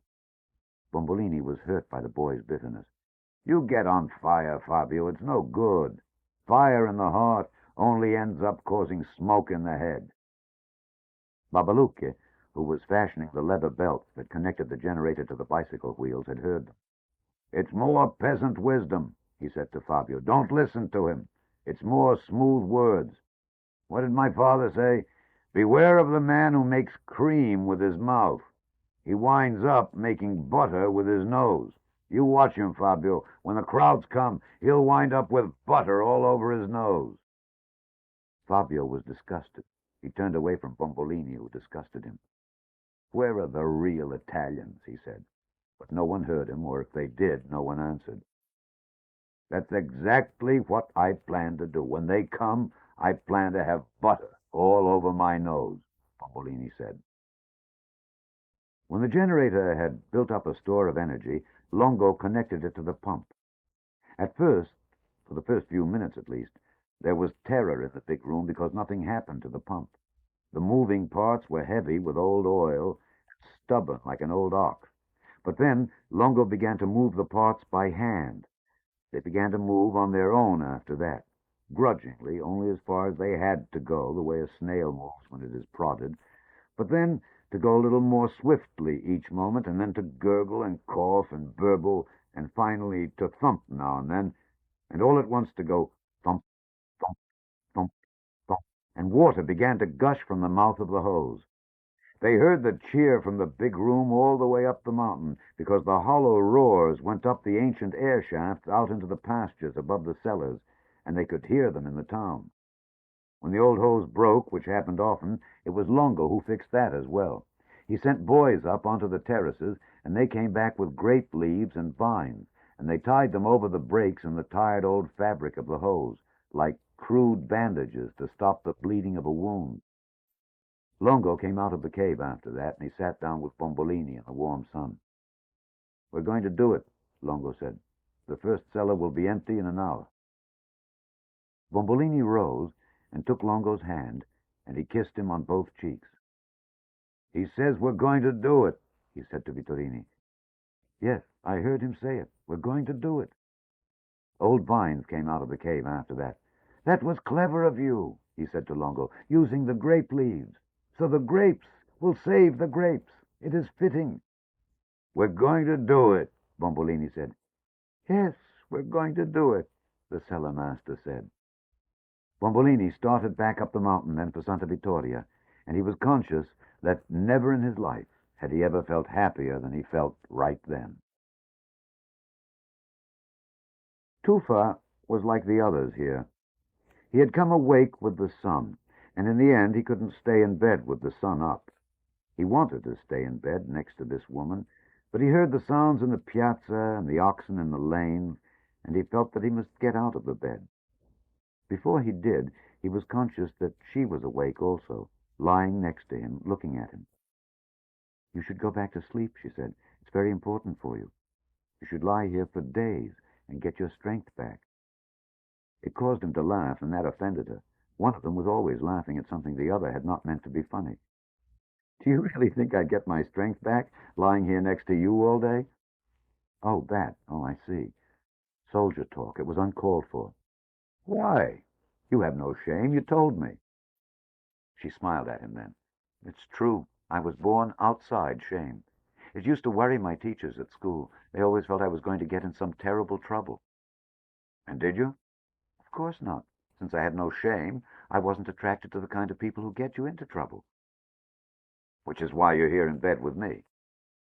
"I don't know why I'm here in this bed with you, except that I want to be." It was she who got up.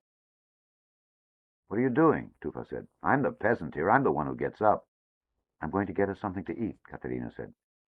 I'm not hungry for food right now. You're the one with no shame. I'm the one who is starved, Tufa said. He watched her come back across the room toward him. She had no clothes on, and there was no consciousness of herself, and he knew that no other woman in Santa Vittoria would ever be able to walk that way or do such a thing. You're so honest, Katerina said. I could never say a thing that way. I haven't learned to talk that way yet. He reached up and brought her to the bed. No, I see it, Tufa said. It's true. You have no shame. When they were through, he did sleep again, and it was her turn to listen to the sounds of the city in the morning. She sat in the bed and looked at his uniform, black, stained, dirty, torn. It would have to be done away with before the Germans came. The sight of the uniform saddened her, because it told by itself the ordeal Tufa must have endured. Very quietly, then, she got out of the bed and went into a back room, and came out with a suitcase full of clothes that had once belonged to her husband. He had left them there in the event that one day he might be forced to run. They were good clothes for Tufa, outdoor clothes, estate clothes, hunting clothes. She went back into the room and looked down on Tufa, and at that moment knew real fear. Through Tufa she had invested in life again, and to the degree you invest, to that degree you're in danger of losing your investment. There was no fear for herself, not that she was brave, but because she was confident that men would not abuse her or be able to take advantage of her. Men were afraid of her kind of beauty. Tufa was beautiful also, but his kind of beauty was different. Because he was a challenge to other men, she knew that he was a type that men were driven to destroy. She began to clean up the room because she knew he would like that, and even to sweep, and she was thankful that he wasn't awake to see her handle the twig broom. When he finally did awake again, he said he was hungry, truly hungry, not for her, but for bread dripping with olive oil, for some good black olives, and for an egg. Katerina put down the broom and went to the door. I'm going to get you an egg if I have to sell myself to do it, Katerina said. She was conscious that he didn't approve of her joke. I'm going to go with you, Tufa said. He began to get out of bed, and for the first time she was able to see him. Aren't you going to turn around? He said. If you wish. It's what the women here do. When a man gets up, they turn around. I didn't know, Katerina said. I don't see anything wrong with it, Tufa said. I'll make it a point to turn around, Katerina told him. But she had seen him, and he was the way she expected. Had he been born rich, he would have to be described as beautiful, the kind of model a sculptor would use. But time had done things to Tufa. The body now showed the effects of life on beauty, the way life attempts to destroy it and bring it down to its own level. The body was too hard in places and too damaged. The arms were too heavy, too veined and muscled from too much hard work. The wrists were thick, the texture of the skin was rough from too much sun and wind and too much sweat. Everything about the body was bone and sinew and hard. But still the beauty was there beneath it, especially in Tufa's face and eyes. If you will look by the bed, you will see some clothes, she told him. They belong to my husband. I didn't think you would mind. Mind? No, why should I mind? He began to pick up the clothes. He had good taste, Tufa said. He had money. You can turn around now, he said.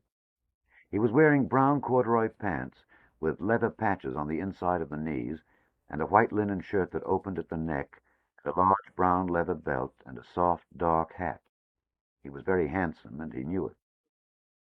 They'll think I'm a landowner, Tufa said.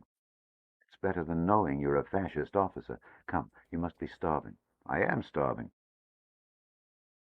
When they were halfway down the hill that goes into the Piazza of the People, they were able to see the piazza itself, and Tufa stopped in amazement. In the name of God, what are they doing down there? He said. Something to do with the wine we saw last night, Katerina told him. She wanted to take the lane that cuts down and around the back side of the piazza so they would be alone and quiet, but Tufa wouldn't allow her. When they came down into the piazza itself, he stopped and watched them. "Look at the way they're loading those carts," he said to her. "They should take down the sides, and then put the wine in and put the sides up again. They could go twice as fast. And look at this one over by the front of the church."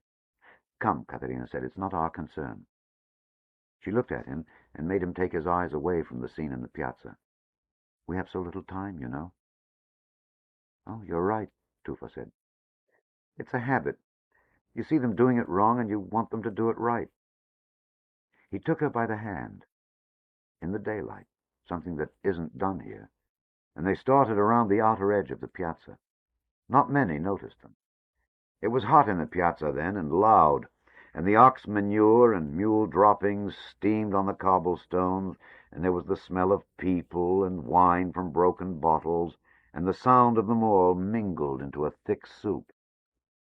"I can smell this town miles away," Tufa said. "Every town has its own smell." "I don't know if I like it or not," Caterina said. "I used to hate coming back here." "I like it." "Then I think I'll try to like it," Caterina said. "I'll make an effort to cultivate the smell." They were in the part of the piazza where the oxen had been put, and the smell was very strong then, and they pushed their way in and out between the animals. "Then you'll have to fall in love with an ox first," Tufa said. "That's the first step." "No, it isn't," Caterina said. He didn't understand her. They went around the far side to one of the lanes that leads out of the piazza down into one part of Old Town to where the dung heaps are and the chickens are, and where they might be able to get an egg. Before going down it, Tufa stopped to study the scene once more. "Whoever is running this is an idiot," Tufa said, and turned away from it, and so he failed to see Bombolini with several of the other leaders come up into the piazza of the people, although they saw Tufa. "Look at them," the priest said. "Everyone in Santa Vittoria knows there is only one bed in that house." "Who would have believed it?" Bombolini said. "It's hard to believe your own eyes. A Tufa with a Malatesta in one bed. That's democracy for you." For the past several hours, Bombolini had refused to believe the evidence of his eyes. He had come all the way up the mountain, lying to himself. The traffic in the Corso Cavour had by then backed up so far and so deeply that the river of wine had become a trickle. It was because of the turn in the road, and because the men were becoming exhausted from the loads they carried and the trips back up the mountain. The ox carts locked wheels in the turn. The traffic going down had to stop entirely to allow the traffic to come back up. "It's all going wrong," Pietrosanto said. "I don't know what's happening, but it's all going wrong." "It will work its way out," the mayor said, and although he felt the cold hand on his heart again, he believed it at the moment. "The Italians have made an art out of their ability to deceive themselves," a German once wrote about us. "And why not?" Babalucca would say. "It's the only thing that keeps the poor bastards going." "It's the thing that destroys us," Fabio once said. "We have to face the truth." "And do you have a gun to put to your head?" the cobbler said. There is no way of telling how long the mayor would have gone on this way if Pietrosanto had not seen Tufa pass through the piazza. "I'm going to ask Tufa," he said. "We don't need people to come in from the outside and tell us how to run our affairs," Bombolini said. He was openly hurt.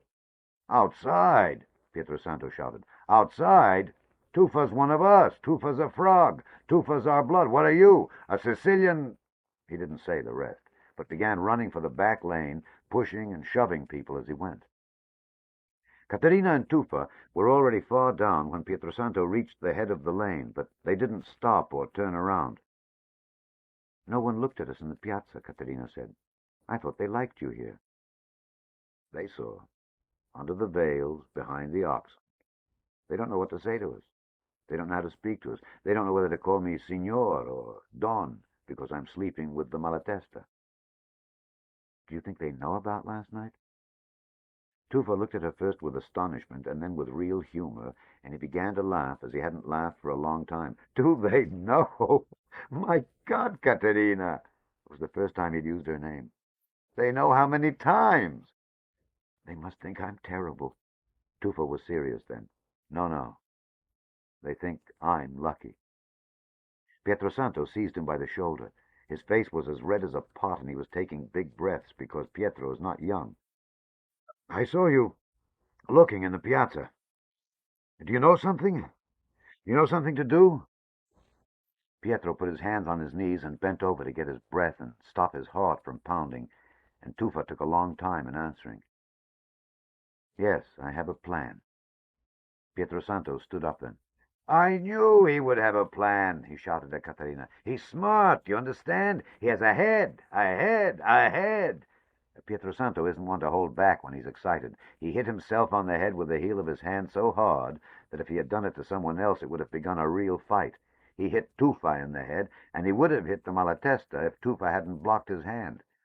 "It's very complicated," Tufa said. "Will it save the wine?" "If it works, it will save the wine." Pietro Santo took off his hat, the one with the tall hawk's feather that marked him as the leader of the army of the Free State of Santa Vittoria, and put it on Tufa's head, and he took off his red armband, which read Commander-in-Chief, and pinned it around Tufa's arm. Tufa looked at Caterina. "What can I say?" Caterina said. "You look good in the hat." "If it was anything else but the wine, do you understand?" Tufa said. "But it's the wine. It's blood here, you know, and it's my blood as well as theirs." "I'll go and get you the egg," Caterina said, and started down the lane.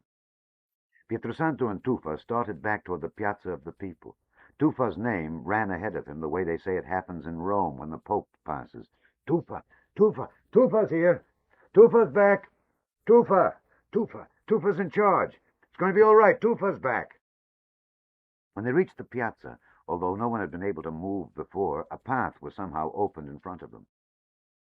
Give this credit to Bombolini. He was able to see the piazza as it was, the mess that had been created in the city. The master would have approved of him. He came forward to meet Tufa and give credit to Tufa. He could have seized command then with the approval of the people, but he deferred to the mayor, whom he knew only as a clown. "Will you ask the people to clear the piazza?" Tufa said. "Tell them to go to their homes and wait. Tell them to get something to eat and to rest and to wait." At first it appeared to be a failure, but then a few people got into the right lanes and started down them, and as they left, the jam began to lessen, and soon the lanes going up and down from the piazza were filled to the walls with people and animals and carts. While they waited, they heard good news. The water pump had lowered the level so that it revealed the top of the ancient drain, and a boy named Rana, which means frog, because he's shaped like a frog, was sent swimming down the darkness of the pipe with a grappling hook. He found a tree in the drain, which must have been there hundreds of years, since there are no trees here anymore, not down in the valley. They pulled it out, and the water began to rush down the length of the drain as if a giant toilet had been flushed. "God has a purpose, God knows. He sent us the frog 20 years ago for just this purpose." Everyone nodded. There had never been any other use for Rana during all that time except to make jokes of him. While Rana had been swimming in the drain, they had found the old ventilation shafts and cleaned them of the bones of sheep who had fallen in, and of all the things that had blown in over the centuries, so that the hot African wind which was burning on the side of the mountain began to rush down into the cellars and through the big room, and old vines could say that they would be ready to lay the wine within an hour. Tufa's second order was to take down the wall of the cooperative wine cellar that faced the fat wall and the little opening through it that we call the thin gate. Some of the men were not sure about the next move. "Are you sure you want to do this, Tufa?" Bombolini asked. Tufa nodded that he did. "Take down the wall," the mayor ordered. The men were not strong about it at first. They chipped at the bricks and stones with mattocks and hammers and iron bars, and they were delicate because they didn't like to break down something which had been built with so much effort and cost. But when the first bricks came out, they began to throw themselves into the work, because there is always something exciting about destroying something and about tearing something apart. "The corso is a pipe, you see," Tufa said.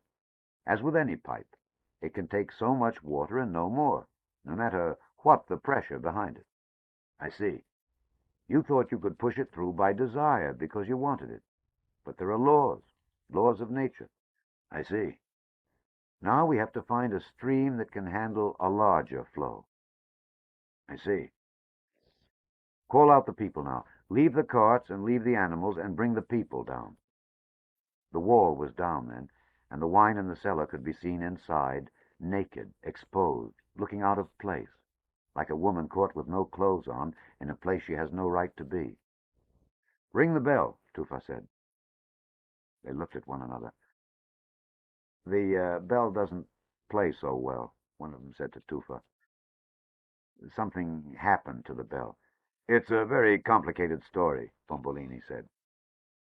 They rang the bell, what there was of it to ring, and they sent boys running through the streets and lanes, and the people came out of their houses and gathered first in the Piazza of the People, and then in a long file down the Corso Cavour, right to the door and the broken wall of the cooperative wine cellar.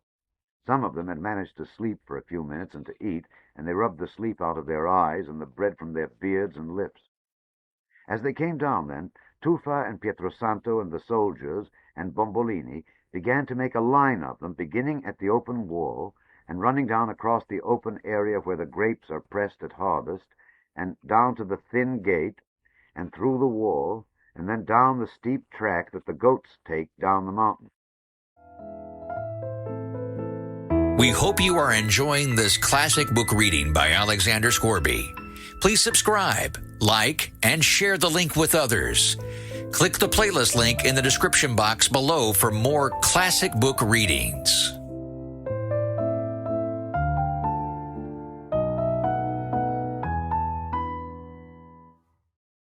It's going to take courage, Tufa said to the women. It's going to take all your guts. We have guts, a woman answered him. When it comes to the wine, we have guts, another said. I'm going to ask more of you than I ask of soldiers, Tufa told him. I would hope so, someone said. There is no respect for soldiers up here. Down they came then, filing down the Corso from the Piazza of the People, the true army of Santa Vittoria, in the service of the wine. Some of these are babies, Tufa said. When it comes to all-out war, Vittorini said, you use the troops you have. It caused Tufa to laugh. I'm supposed to say those things, he said. They mixed the old with the young and the strong with the weak, so they could spell each other and make up for each other's weaknesses. If people were too old or sickly, Tufa would take them out of the line. A chain is only as strong as its weakest link, Bombolini would tell them, but they would curse him to his face anyway. When Caterina came down the line, Tufa stopped her. Let me see your hands. She held out her hands. They're so long and beautiful. He sent her back up the mountain to get gloves. When the last of the people had passed, Tufa ran down the line to make a last inspection. The line now ran from the back of the wine cellar to the wall and through it, and down the mountain to the entrance to the Roman cellar. Tufa came back up, placing the people where they would be of the most value. In a place that was steep, the taller people were positioned since they could reach up farther and lean down lower. The older people were put on the flat places where the strain would be the least.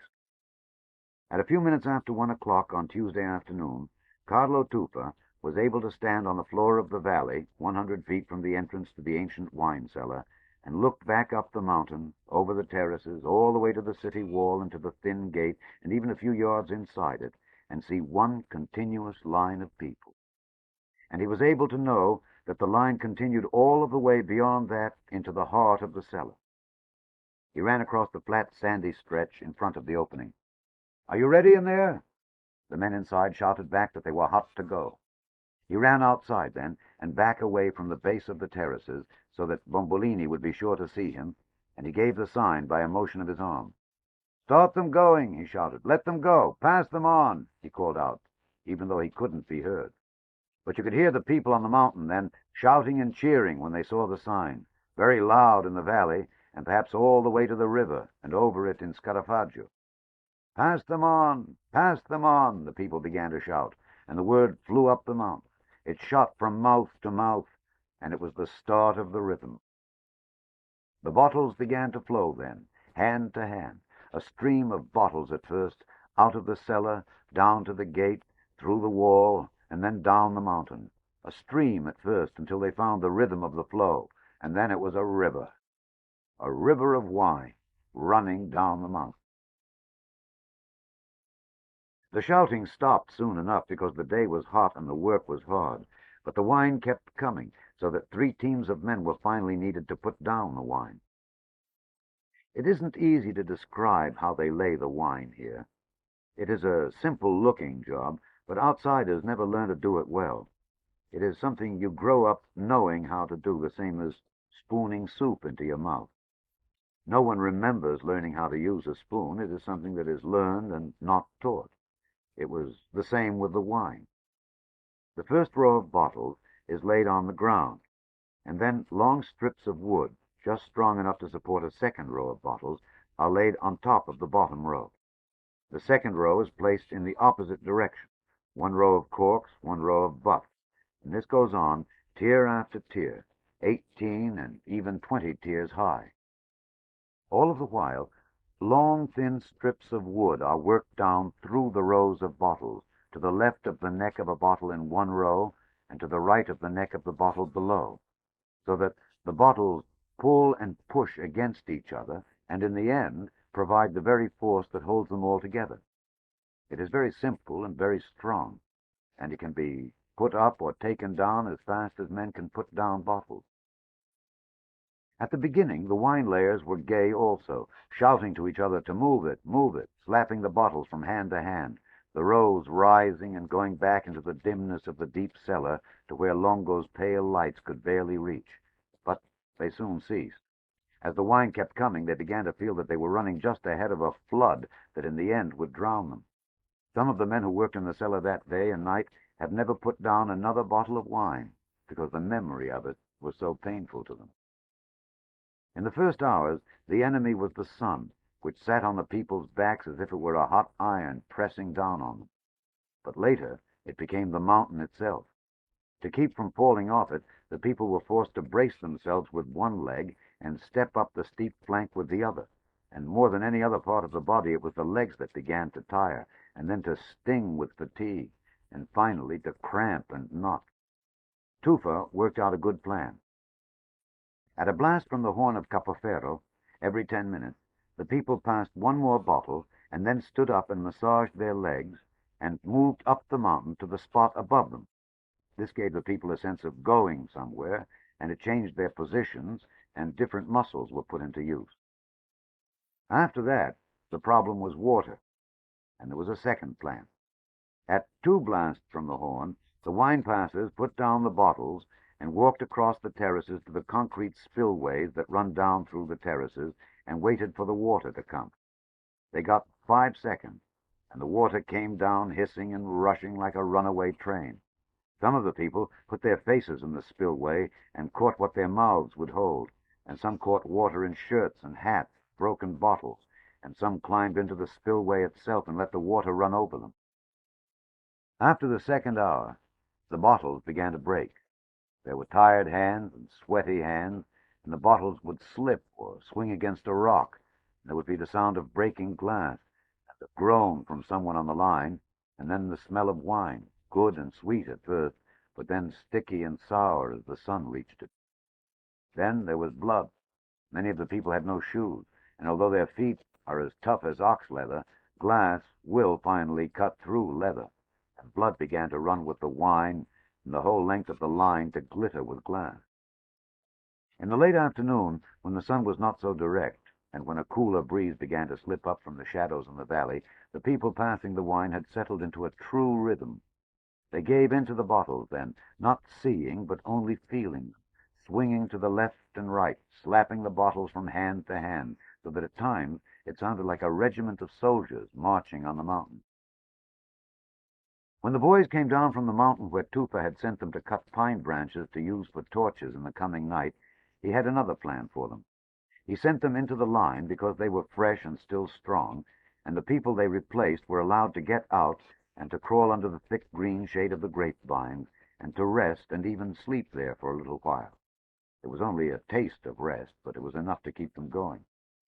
The men were mixed with the women, and there was something personal in the passing of the bottles, in the rhythm of it, in the swaying of the bodies, in the smell of each other, and in the touching of their hands.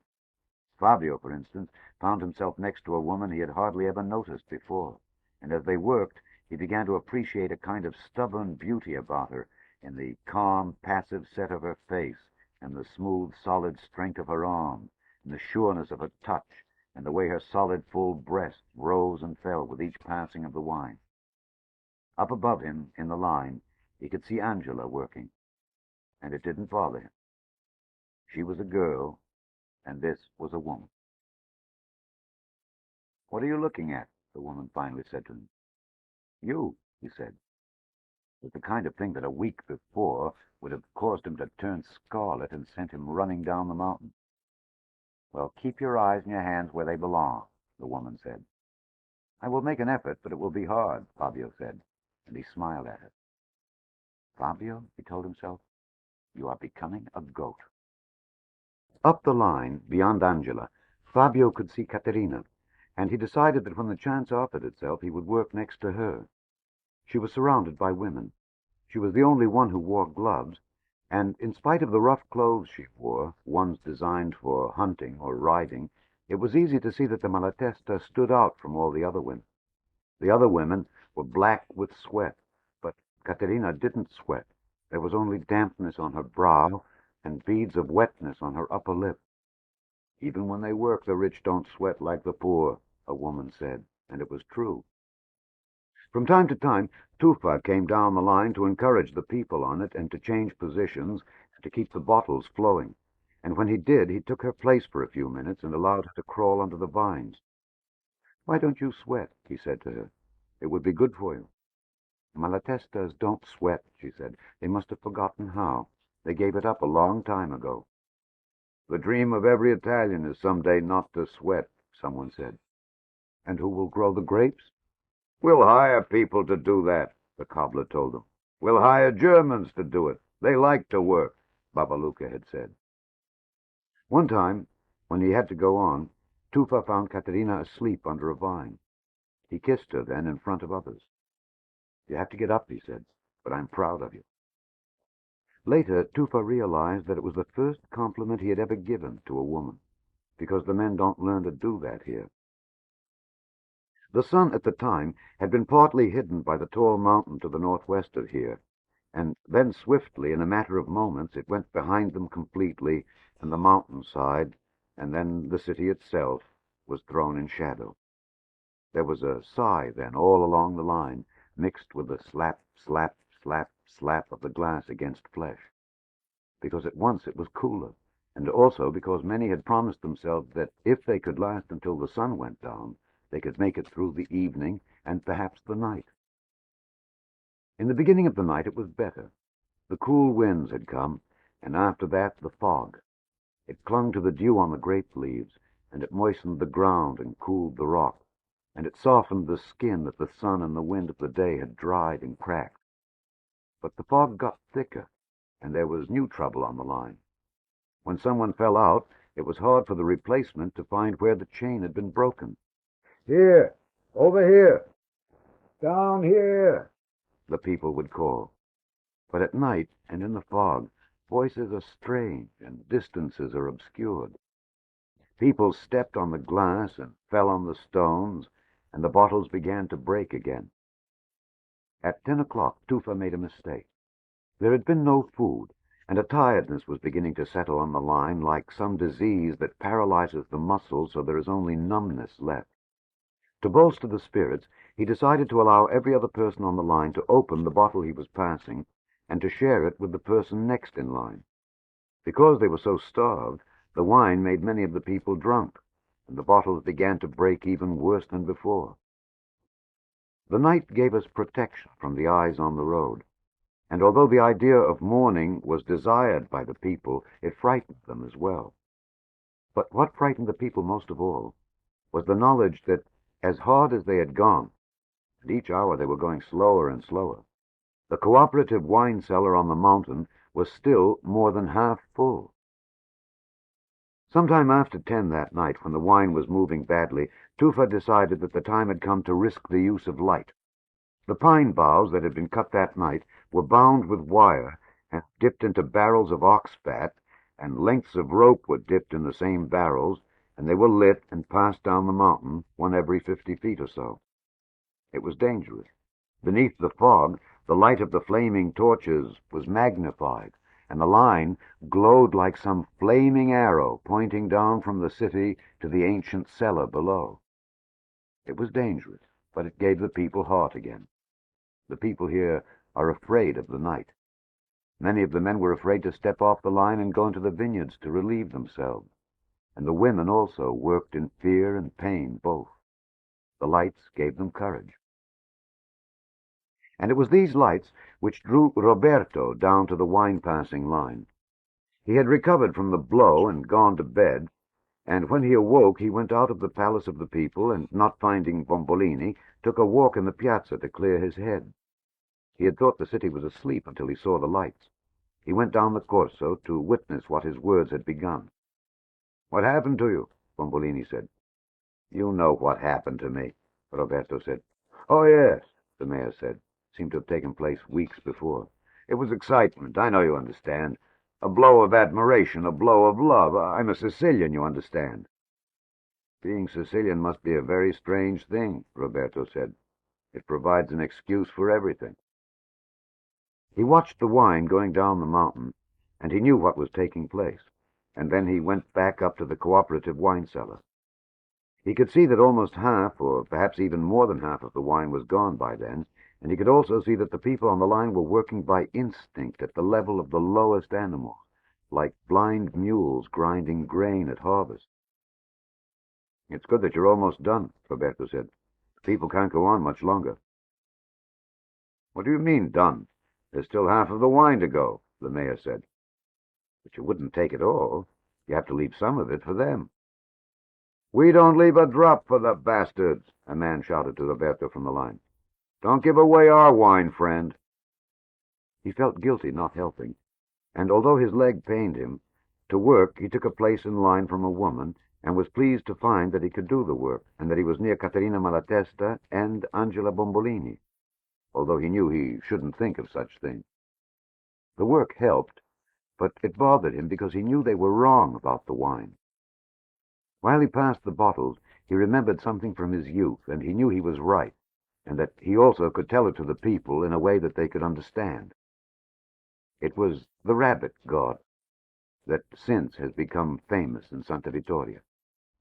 When Roberto was a boy, his father put in a large vegetable garden in the back of the house, because no Italian could stand the sight of soil going unused. Roberto was ashamed of it, filled with broccoli and other Goomba food. At night, the rabbits came from the woods along a parkway and stole from the garden. The first year the garden was a failure, until some people told his father what the Americans did. They made their garden and they fenced it in. And then they made a second garden, smaller, with a low fence around it, for the rabbits. The rabbits came and ate the rabbit garden, and they never touched the main garden again. "That's America for you," his father would say, and he would tap his head. In Italy, he would say, they would put boys in the garden all night if they had to, but they would never build a garden for the rabbit. "Signora," Roberto said, "you have to take your place again." She was disgusted with him. "You Americans, you have no guts," she said. "You've forgotten how to work." He went to Bombolini and he told his story, and Bombolini knew at once that it was true, that Santa Vittoria, if the Germans weren't to tear it apart brick by brick and stone by stone, needed a rabbit garden of its own. The only question was how large the garden should be. The mayor told it to Tuffa, and Tuffa was impressed, and Pietrosanto was made to understand, and so they stopped the flow of wine and allowed the people to rest. By the light of the pine torches, they held a meeting of the Grand Council. The council members looked into the wine cellar, and some of them walked around the bottles and tried to count them in their heads, and they came back outside with long faces. 10,000 bottles, one of the older men shouted. 10,000, it's enough, another said. Not a drop more, it's all that we can afford. Everyone knew the number was wrong, but none of them wanted to be the one to give the wine away.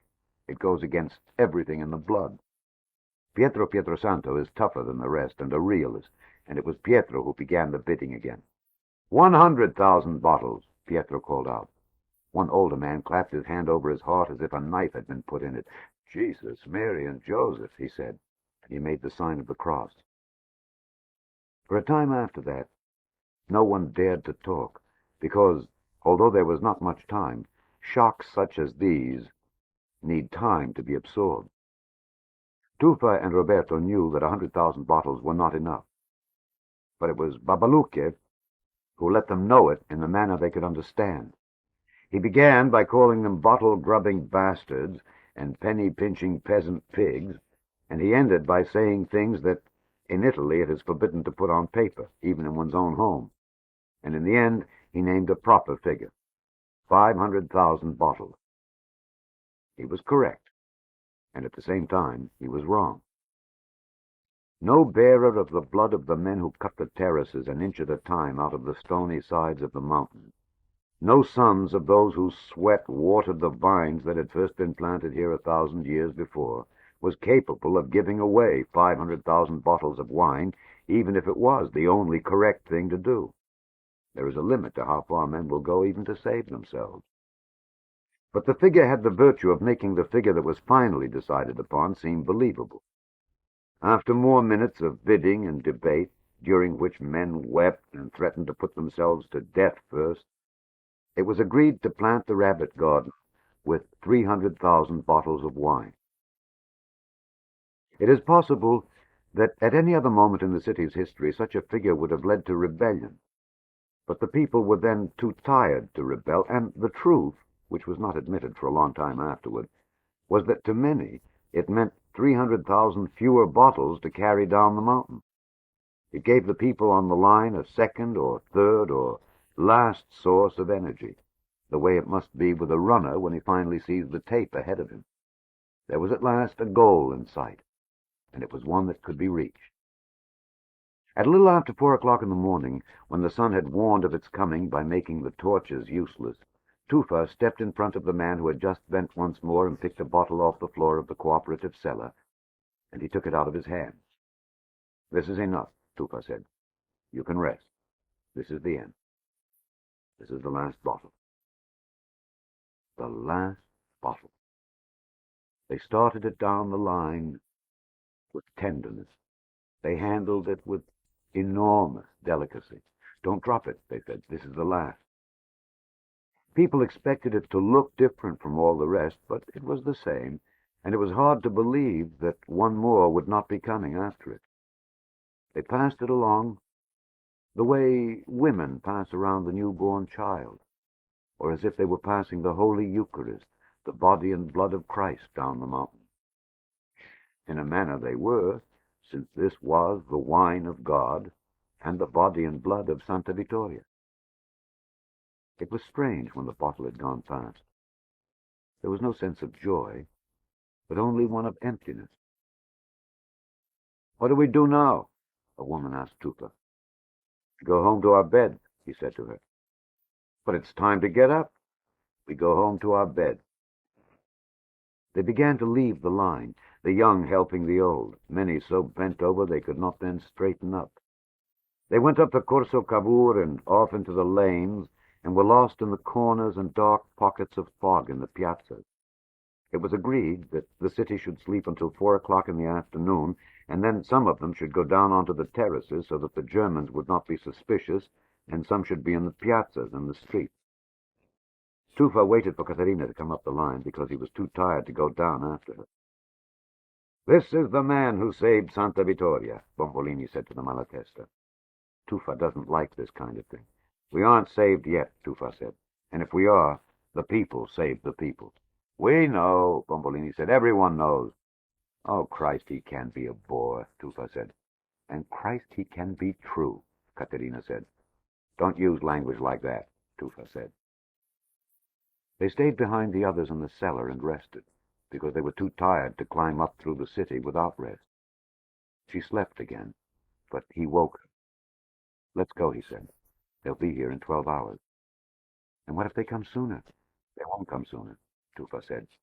"If they're supposed to come at 5 o'clock, they'll come at 5 o'clock. Everyone had gone by then, except the men who couldn't be seen, who were still laying wine in the Roman cellar, and the men who were preparing the mortar and the brick to build the false wall. The street ahead of them was empty, and the street behind.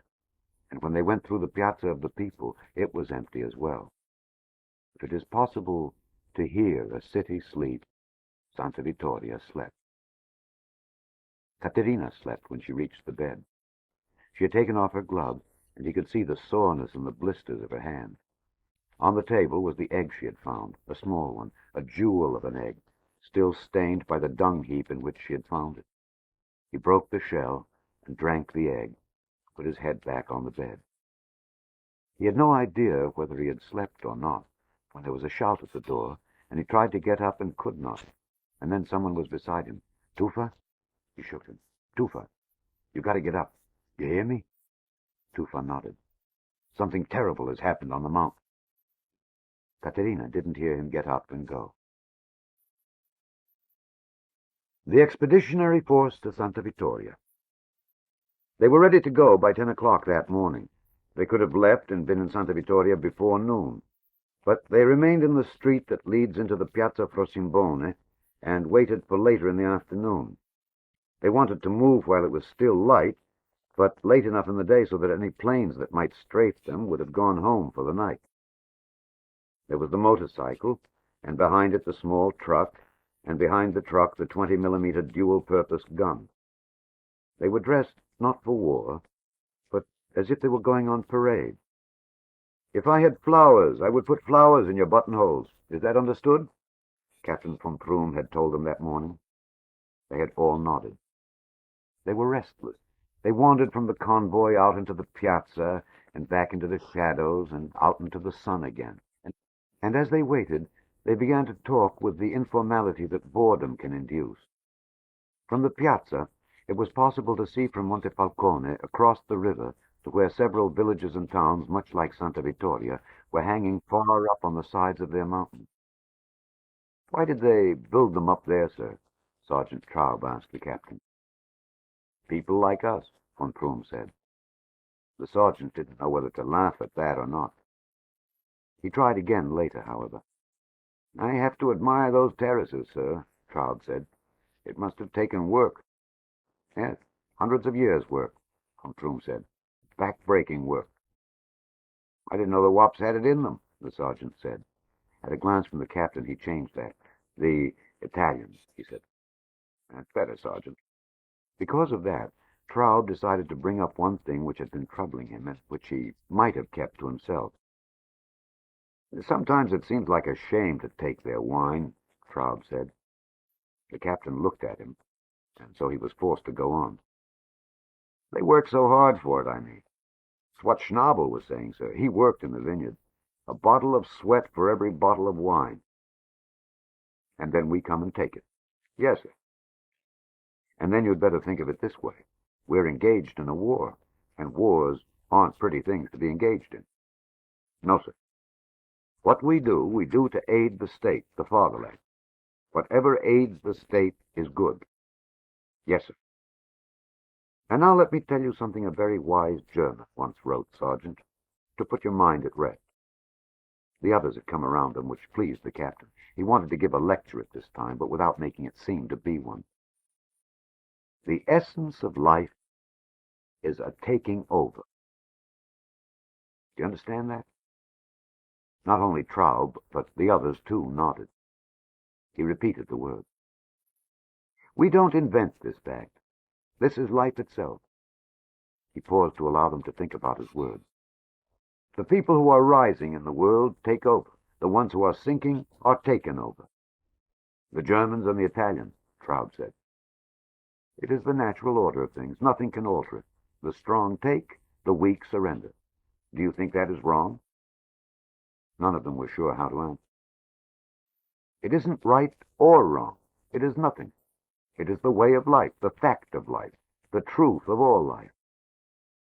He was through, and knew that it was a good time to get away from the soldiers and let them accept the truth themselves. "Let's get going and take over, then," Heinzig said. "The orders say 5 o'clock, Sergeant Traub said. "If it says 5 o'clock, it means 5 o'clock, and we will be there at 5 o'clock." "Do you believe that?" Heinzig said. What he said? Yes, I believe that. There are those who are born to be on top and those who are born to be on the bottom, like officers and soldiers. There's von Prüm and Heinzig. Von Prüm is better than you. Yes, it's true, Heinzig said.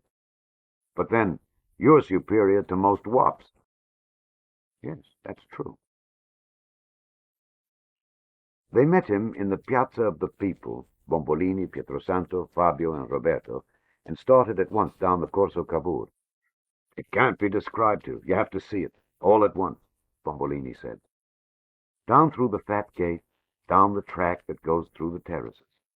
The sun was well up then. Fog still clung to clumps of grape leaves and tried to hold on to the vines, but they were only shreds of fog. The sun had burned the rest away. Don't turn back, Bombolini said. I want you to see it all at once. On the sandy flat before the entrance to the big room, the bricks had already been brought down and were stacked on the sand. Some men were taking the first bricks inside, while a second group was beginning to mix the cement and lime and sand and water that would be used to seal the bricks together. They might as well stop that now, Bombolini said, but the men didn't hear him. It's not going to do any good. It's all a waste now. They didn't hear him. In the morning, Bombolini seemed to have grown smaller than he had been in the night. He touched Tufa on the arm. Go ahead, look. You might as well see it now. Tufa was unable at first to see what was causing the concern, and when he did see it, he felt that it might only be some trick that the early morning sun was playing, or that his own eyes were playing on him, even though it was clear to him that the others had seen what he saw. From the thin gate, down the goat path, down through the terraces, and directly into the mouth of the cellar, ran unbroken and growing darker and wider as it went, a brilliant purple stain. The wine, he said. Yes, the wine, someone answered him. And making the purple even more brilliant to the eye, dazzling in truth, was the glitter of the sun on the pieces of glass from 1,000 broken bottles. If God himself were making a sign to where the wine was hidden, he could not have done a finer piece of work, Bombolini said. They could not take their eyes away from the stain. Each moment, as the sun rose higher and the mist burned away, the color grew in strength and in depth, and the glass shone more brightly to match the sun itself. Old vines came out of the cellar and looked at the mountain. We never should have disturbed the wine, he said. This is his curse for disturbing the wine. When they could stand looking at the stain no longer, they went back across the sand to the big room. Cavalcanti the goat, who wanted to be a professional bicycle rider and who claimed he could pedal a bike for 2 days without stopping, was turning the generator, and the lights were glowing, and the men with the bricks were ready to begin to lay them. But when they saw the faces of Bombolini and Tufa and the rest, they stopped what they were doing. There is no sense going on, Bombolini said. Go home and to bed. There is a purple arrow in our heart. They didn't know what the captain was talking about. They sat in the dim coolness and looked into the dark mouth of the second cellar where the tears of wine sat. We came a long way, one of them said. We made a try. We didn't quit without a fight. Suddenly Vittorini got to his feet. You see Vittorini in the dim light because he was already wearing his uniform so that he might stand at Bombolini's side in the piazza when the Germans came, a representative of tradition, the kind of man another soldier might respect. Everybody to his feet. We have a solution, the old soldier said. We shall wash the mountain. They tried to think of ways that it wouldn't work because they'd given up, and the effort to save the wine once more was too much then to face. There is no water, Guido Pietrosanto said. We used the last of it last night. We'll pump some more, Vittorini said. Longo, can you get the pump back up the mountain? Longo was asleep against the wall. When his work was done, he had drunk a good deal of wine. But when they woke him, he said he could get the pump and the generator up the mountain, and that the bricklayers would have to go on by torchlight. I don't want to be the one to wake the people, Fabio said. I couldn't bear to look at them. They've had 2 hours sleep. It's all they need, Pietrosanto said. There were the carts and oxen which had brought down the bricks. They got in the carts, and on the way back up, most of them slept. When the oxen stopped, since some of them were as tired as the men and had less to gain for their work, they kicked them, and when the kicks no longer worked, they burned them on the bellies with the pieces of rope that had been dipped in tallow. It would be good to say that the people responded to the crisis with good humor. But it wasn't true. Most of them were angry at being awakened. "You lied to us," they said. "Come on, get up," the men would say. "Get your water jug, get your chamber pot, get your buckets. We're going to wash the mountain." They got up, but they were angry. Once again, there was a line on the mountain. This time, they lined up along the spillway, and when the water came, they filled the jugs and bottles and walked back across the terraces to the goat path. At first, it was no good. The water didn't thin the wine. The wine here is so heavy and dark. But it spread the wine and made it brighter, and the air was thick with the smell of sour wine. There was nothing to do, however, but to go on, and finally, at 10 o'clock in the morning, after perhaps 100,000 gallons of water had been poured on the side of the mountain, the wine began to thin, and the earth began to swallow the wine and the water. Young boys had been coming down the path with grape baskets strapped to their backs, and these were filled with glass. The people's spirits kept rising, because in another hour, if the sun stayed out and the wind held, the earth would begin to dry, and by noon no one would be able to tell what had taken place there. It had rained the day before when it shouldn't have rained, and now clouds were swarming up from the south. If they brought rain again, it might do good, but if the clouds only served to hide the sun, it could prove fatal. "Send for the priest," Bombolini ordered. Before Padre Polenta was brought down from the bell tower, Capoferro was already in the little piazza before the fat gate, rolling his sticks on the goatskin drum and shouting at the sun. "Come on, you bastard up there! Burn us!" he shouted. "Bake us! Fry us! Boil us! Singe us! Dry us up!" Capoferro is one of those here who believe that God lives in the sun, just as there are those who believe he lives in the moon, although they never tell that to Polenta. When they brought the priest down, the mayor seized him. "We need your prayers," Bombolini said. "Say the prayers for sun." "There are no prayers for sun," the priest said. "People always pray for rain." "When Noah was in the ark, I suppose the people prayed for rain?" Babaluka said. "That was before organized religion," Polenta said. "Ah, all they had was God, the poor bastards," the cobbler said. In the end, however, they came to a sound religious compromise. The priest agreed to read the prayer for rain, and every time he came to the word, he paused, and the people said, "Sun." At times the prayer made little sense, but God must have been able to understand what the people were trying to tell him, since mysteries are nothing new to him. And not too long after the prayer was said, the clouds slid over Scarafaggio on the other mountain, and our wet earth began to bake again. After the prayers, it was a time for listening again, and for waiting for the false wall to grow, and for relaying the wine in the cooperative wine cellar. It was Fungo the idiot who thought of the last, and perhaps Fungo too deserves a plaque as things turned out. There are many ways to put down wine, but in general there are two ways: the tight way, which we use here, and the loose way, which is used in wineries that have a great deal of room to spare. In the loose way, the bottles are placed in such a fashion that they don't touch one another. It takes a good deal of room, more room than we have here, but it reduces the chance of bottles breaking when accidents happen, and so it is used when there is room. Where Fungo learned of it, no one knows, because Fungo wouldn't say. Some people think that Fungo hears holy voices that direct him, and who is prepared to prove they don't? Instead of going home to bed, the wine layers were put to work in the cooperative cellar, and all that morning and afternoon they spread the last of the bottles, so by mid-afternoon the 300,000 bottles almost filled the great room, and were made to look as if they were at least 600,000.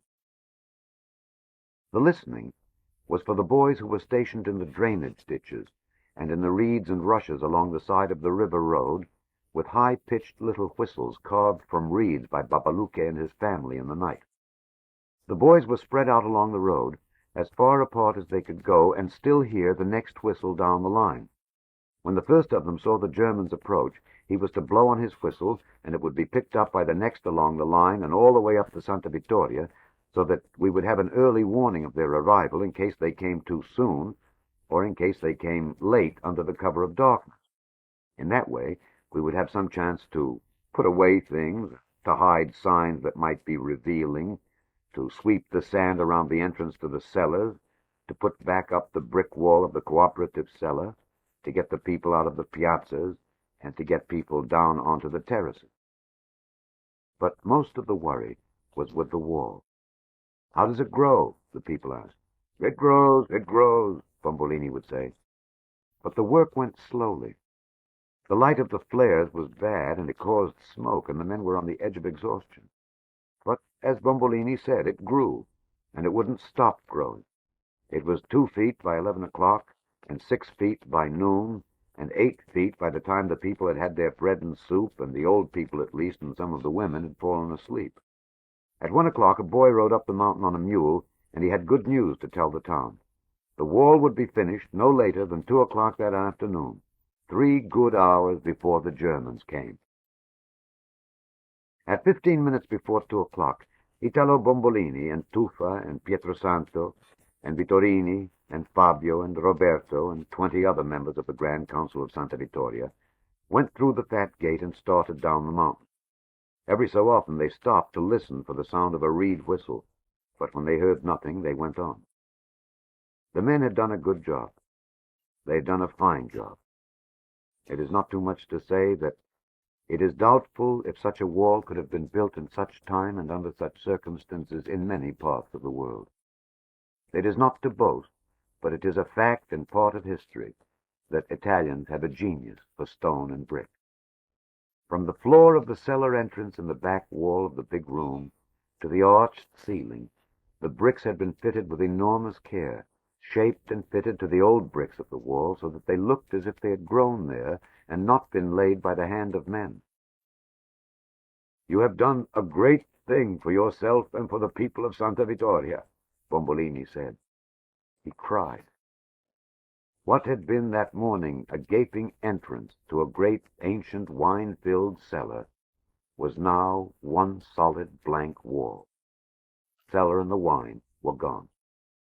Many of the men were already asleep on the floor, and others, too tired to listen and even to sleep, rested against the wall. So almost none of them, the first time at least, heard what Tuffa said. The wall will have to come down, Tuffa said.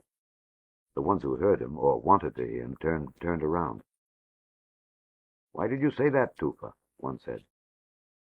The wall will have to come down, he said again. Tuffa at times can have such a voice, so cold and hollow and distant, that it seems like an echo from the back of a cave. It's no good, he said. The wall won't do. It will have to come down. No one noticed Luigi Casamassima, who had been the leader of the bricklayers, get up from along the wall and come behind Tuffa and put his hands around his neck. You're crazy, Tuffa, Luigi shouted. You're a fascist. You're in the pay of the Germans. He turned to the rest of them. Don't let Tuffa say things like that. You're doing that, Luigi, because you know it's true. Casamassima took his hands away then, but Tuffa turned to him, and his voice was low and not cold. You should have stopped, Luigi. You should have had the courage to stop. We couldn't stop, Luigi said. We were too tired to stop. All we could do was go on. When they turned back to the false wall, all of them could see it then. It stands out like a new grave, one of them said. Like a priest in a whorehouse, Babalukia said. Captain von Prum's convoy was scheduled to move out of the Piazza Frosimbone and start down toward the Constantine Gate at 2:30 p.m. And at 2:25, Sergeant Traub gave the order to start up the engines. The truck motor started, but the motorcycle was silent. Sergeant Traub climbed off the saddle of the motorcycle and apologized to Captain von Prum, who was sitting in the sidecar, and got down on his knees to examine the engine. Heinzig was looking over his shoulder. The spark plug, the corporal said. Some son of a bitch has stolen your spark plug. Traub looked defeated. It will take me 2 days to get some plugs, he said. Heinzig put a hand on the sergeant's shoulder. Field expediency, he said. He walked down the lane that leads out of the piazza until he came to a line of vehicles pulled up in the shadows of the lane, hiding under camouflage nets. He looked both ways in the lane, and then slipped under the netting, and several minutes later came back up the lane, juggling several spark plugs in his hand. When in Italy, Heinzig said, do as the wops do. Rob the bastards blind. Only 1 minute late, the convoy started down toward the gate. The motorcycle was at the head, and behind it came the truck, driven by a soldier under the command of Heinzig. In the back of the truck, squashed tightly, were 5 other private soldiers, and behind the truck was the dual-purpose gun. At the gate, they were forced to wait for clearance. I wouldn't want to be going up there, one of the German guards said. 8 men. The Italian guard was very upset about it. Not enough men, he said. An insult, don't you see? 50 men, 100 men. What can anyone do? But 8 men. They have to fight, if only to defend their honor. Maybe they have no honor, one of the Germans said. The Italian was hurt. You insult them, he said. I'm warning you. You insult me. They laughed at him. Even so, I wouldn't want to be going up there, a German said. Shall I tell them about the bloodless victory, sir? Traub said. No. Let them read about it in history, von Prüm said. At a little after 3 o'clock, a sergeant came out of the guardhouse at the gate and handed Sergeant Traub their convoy clearance. Santa Vittoria, eh? He said. That's right, Santa Vittoria, Traub said. They drove down the long, steep hill that leads from Montefalcone to the river road, and there they turned left toward the city. There was no traffic along the road, and although it was filled with small potholes from aerial cannon fire, they made very good time. The road from Montefalcone is said to be very beautiful. The tourists today come and get out of their buses and take pictures of it, and so there must be something beautiful about it. But the people who are born here never notice it at all. The road represents an enemy who must be overcome. The road is so much sweat and so many hours. Captain von Prüm enjoyed the ride. He was glad to be moving, and he was anxious to begin putting his ideas to the test.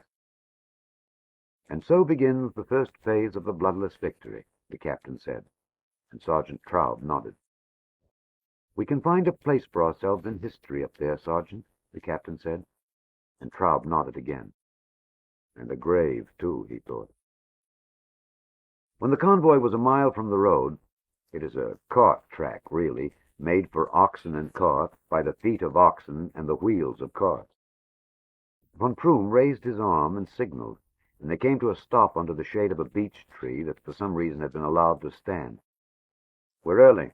We must wait, the captain said. To the left of the road were low hills, and the captain and the sergeant got out of the motorcycle and walked across to the hill and went up it, and when they were near the top they were able to see our mountain and Santa Vittoria on the top of it. A few of the clouds that had frightened the city that morning were over the city then, and for a moment it would be thrown into shadows, and then the cloud would pass and it would spring back into the brightness of the sun, so that from a distance it looked very clean and sparkling, and to some people, since it is so high up and remote from the world down around its feet, even mysterious. That's it, Captain von Prüm said. That's your city. Like all the rest, the sergeant said. Except it's our city. He had binoculars, and they were good ones, and he could see things all along the road and up the road and among the terraces, and he could even make out the faces of people who were gathering about the fat gate. There are people going up the road. A whole group of them, Sergeant Traub said. His eyesight was keener than the captain's, and he had been handed the glasses. Our welcoming committee. If I knew the language that well, I could read their lips, Traub said. I'll tell you what they're talking about. About the weather, and about the grapes, and about wine. It's all they talk about. The sergeant had moved the glasses down the mountain and along the road, and on the cart track, near where it turns off the river road, around a corner from it, he could see some obstruction in the road.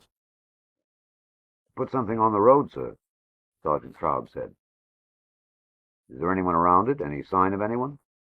Traub studied the area with the carefulness of a good soldier. There was no sign of any kind of life. "It's a cart. Just a cart along the track." It caused von Prüm to smile. "What a splendid Italian gesture," the captain said. "Obvious, childish, annoying, and ineffective." They started back down the hill toward the river road and the convoy. The men the Germans had seen on the mountain were Bombolini and Tufa and the others coming from the Roman cellar. They were halfway up the mountain then, and none of them had said a word. They were too tired then and too disappointed. They had come that far, they'd come that close to succeeding, they had licked it, and so they knew the taste of it, and now it was denied to them. All of the pieces had fitted into place except the last one, the main one, the doorway to the wine. "Let's not tell the people," Bombolini said. "It won't do them any good to know." "Tell them," Tufa said. "They know everything else. They have a right to know."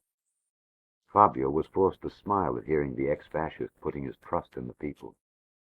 When they reached the rest, the place where everyone always stops on his way up the mountain, they stopped as much from habit as from desire, and looked back down behind them into the valley.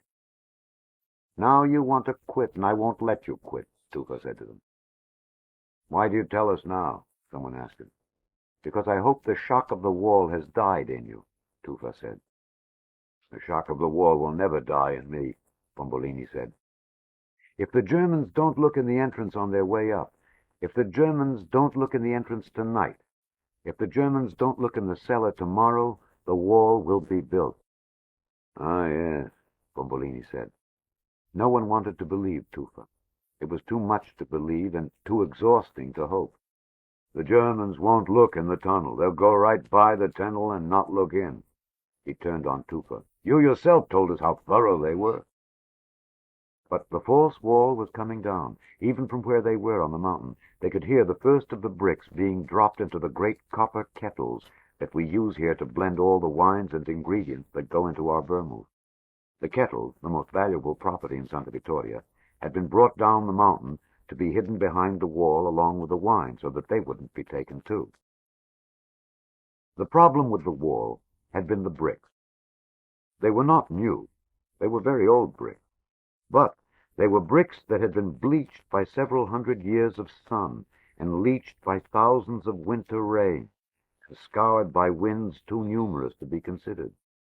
As Babaluca had said, they stood out in the darkness of the rest of the back wall like a monk in a house of pleasure. Now they were being dyed. The credit for this belongs to old vines. The bricks were being dumped into the huge copper kettles which had been filled with several hundred bottles of our best red vermouth, a painful way to use good wine. Bricks drink.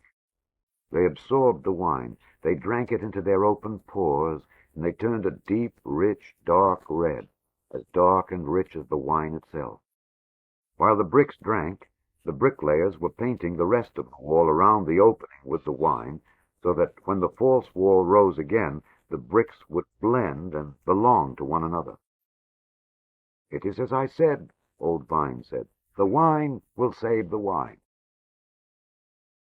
They got up from the rest and were started back up again when Tufa saw the cart along the cart track.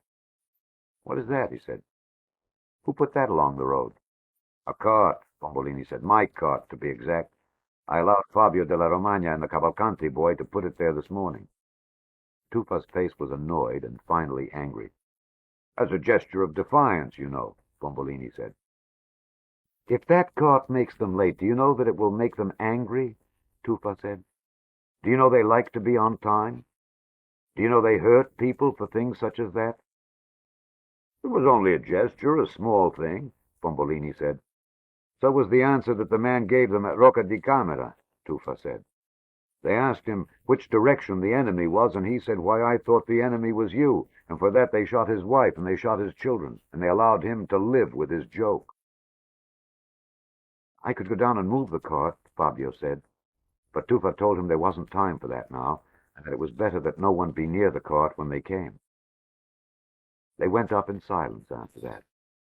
There were some people among the vines on the terraces, and a few were working, but a great many of them had fallen asleep in the shade beneath the leaves. "We should wake them up," Someone said. No, let them sleep. It will only confirm what they already think of us, Tufa said, that we're a bunch of lazy bastards. When they neared the fat gate, some of the people came down the track to meet them. How's the wall? How does it look? Is it all grown up? They asked. Bombolini looked at Tufa. Tufa stared back at him. It still grows. They're still working on the wall. The people were astonished and frightened by what they heard. But they said... Bombolini shook his head. No, he said, they were wrong. The wall still grows. It made him sad to say that. I wish we had Mazzola back, he said to Pietrosanto. I wish we had Coppa, Pietrosanto said. Although they had not done much work in recent years, both Coppa and Mazzola had once been the very best men in Santa Vittoria with stone and brick. You did what you had to do? Bombolini said to Pietrosanto. Yes, the problem is solved. The band is all taken care of. Bombolini put his hands over his ears. Don't tell me, he said. I don't want to hear about it. He looked at Pietrosanto with a new respect, however. Was it terrible? Did you find it hard to do? No, it wasn't hard to do, Pietrosanto said, and then he stopped very suddenly, almost locked in motion, as if he had come face to face with an invisible barrier. Did you hear it? He asked. Do you hear it now? Quiet, he shouted. The people by the fat gate and the people around them, and they themselves, were quiet. And then they heard all the way down the valley, not just one whistle, but many of them, high and thin and reedy, across the valley and up the mountain, as high and clear as the cry of a wild bird. They were coming. They were moving on the river road. They were rushing along the mad river. They were looking for the turn to the cart track that leads to the foot of our mountain. They were taking the turn and coming into the valley. Bombolini had run up the Corso Cavour for several hundred feet when he heard the reed whistles, but then he turned around and started back down the street until he found Tufa. Tufa, he said, what shall I wear? Wear what you have on, Tufa said. Be yourself. What should I say to them? Nothing. Answer what they ask you. But how do I act? I don't know how to act. Like yourself, Tufa said. But I don't know how I act. Tufa started up the Corso, and Bombolini, since Tufa was walking swiftly, was forced to trot behind him. Tufa, he called after him, you know what to say. You know how to act. Tufa continued to move away from him. I want you to be the one to meet him, Bombolini called to him. I want you to take command. I'm not enough. Tufa stopped then. I'm not the mayor of Santa Vittoria. You're the mayor, the captain of the people. Isn't that what they call you? Bombolini nodded. Still they could hear the fine, sharp notes of the whistles blowing and blowing. The people chose you, Bombolini, not Tufa, he said. And then he said something remarkable, which Bombolini never forgot and didn't understand. You'll make a much better mayor than I could ever make. He was tired. The running had winded him, and he could only walk now and do that slowly. They're coming, eh, Bombolini? Someone in the doorway said. He didn't turn to look. Yes, they're coming. There's nowhere to run to now, eh? No, nowhere to run. All we can do now is stand here and wait. It's all we can do, Bombolini said. When there were 10 minutes less than an hour left, since Captain von Prüm had estimated it would take them 50 minutes to cross the valley and go up the mountain, he struck the flat of his hand against the sidecar, making a hollow boom, and raised his hand and shouted, Forward! And the convoy moved out of the shade of the beech tree and onto the river road. It is difficult to see the track that turns off to Santa Vittoria, since it dips down off the road so suddenly. But Sergeant Traub saw it in time and turned off the road a little faster than he would have liked, steeply down, and at the first turn in the track, far sooner than he had expected it to be, was the car, and he was forced to apply his brakes so sharply that von Prüm was almost thrown out of the sidecar, and the truck behind them came close to hitting them. Traub got off the seat to examine the car. Never saw one like it before, he said. He spun one of the heavy iron-rimmed wheels. Oak, he said. Like iron. It's as heavy as a tank. Can we get around it? Can we lift it off? Traub told the captain no. Can you hit it with one shot? I can hit anything with one shot if it isn't shooting back at me, the sergeant said. I'm sure they're all looking from the town, von Prüm said. This will be a lesson. They unhitched the light dual-purpose gun from the back of the truck, and they ran it up onto the edge of the river road to give Traub aiming room. He was careful about it, a little longer than von Prüm would have wished, but he made the first shot good. It hit near the heart of the cart, and it split the oak grain, and a shower of splinters flew out. He hit it again and again after that, until it came apart and looked naked and disgraceful in the sand. They lifted the pieces up then, threw them alongside the track, and it was the death of Bombolini's Sicilian cart. It's been a long time, Traub said. He was proud of his work. I like the way it jumps when it cuts loose. The road was dusty, and when they'd gone perhaps a half-mile more across the valley, they stopped to clean the dust from their eyes and mouths and to put on glasses. The truck behind them was buried in a cloud of fine white chalk. They should pay for things like that, Traub said. He motioned back toward the cart.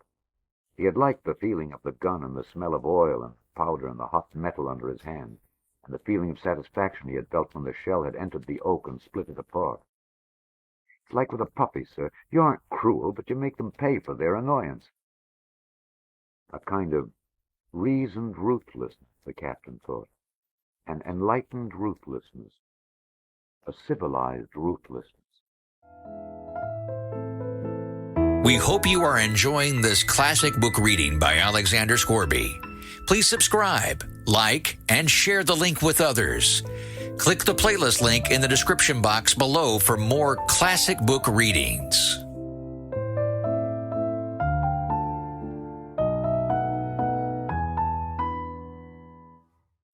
He wrote that down later. You want to hit something else? The captain asked. Yes. Out of all the grays and the dull reds and oranges, out of the sun-bruised brick and stone and plaster, the coloring of stone and smoke and old age that is Santa Vittoria, one piece of color stands out above all the colors of the city, the red and blue sign of the Cinzano Company on the roof of the Cooperative wine cellar. That? Von Prüm said. Do you think you could hit it? The sergeant nodded. The first shot went over the top of the sign and landed someplace up on the mountain behind the city. He told us later that he fired this way so that no one would be hurt. By that shot he was able to adjust his fire, and the second shot struck the sign and exploded against it. When it didn't go down right away, he fired a third shot, and the sign started down then, falling off the roof like a goose or a wild swan that has been hit with shot but is unwilling to die at once because of it. I think we've made our first impression, Captain von Prüm said. They moved slowly after that to keep down the dust, and because the road was not fit for a speed much faster than that of an ox. One of the children who was to blow his reed whistle had come out along the track and was blowing it so that his face had turned red. They stopped and watched him. What's the matter with him, do you think? The child continued blowing so that at one time it appeared that his eyes would come out of his head. I think he's crazy, the sergeant said. They have these little boys tend the goats all alone, and sometimes they go crazy.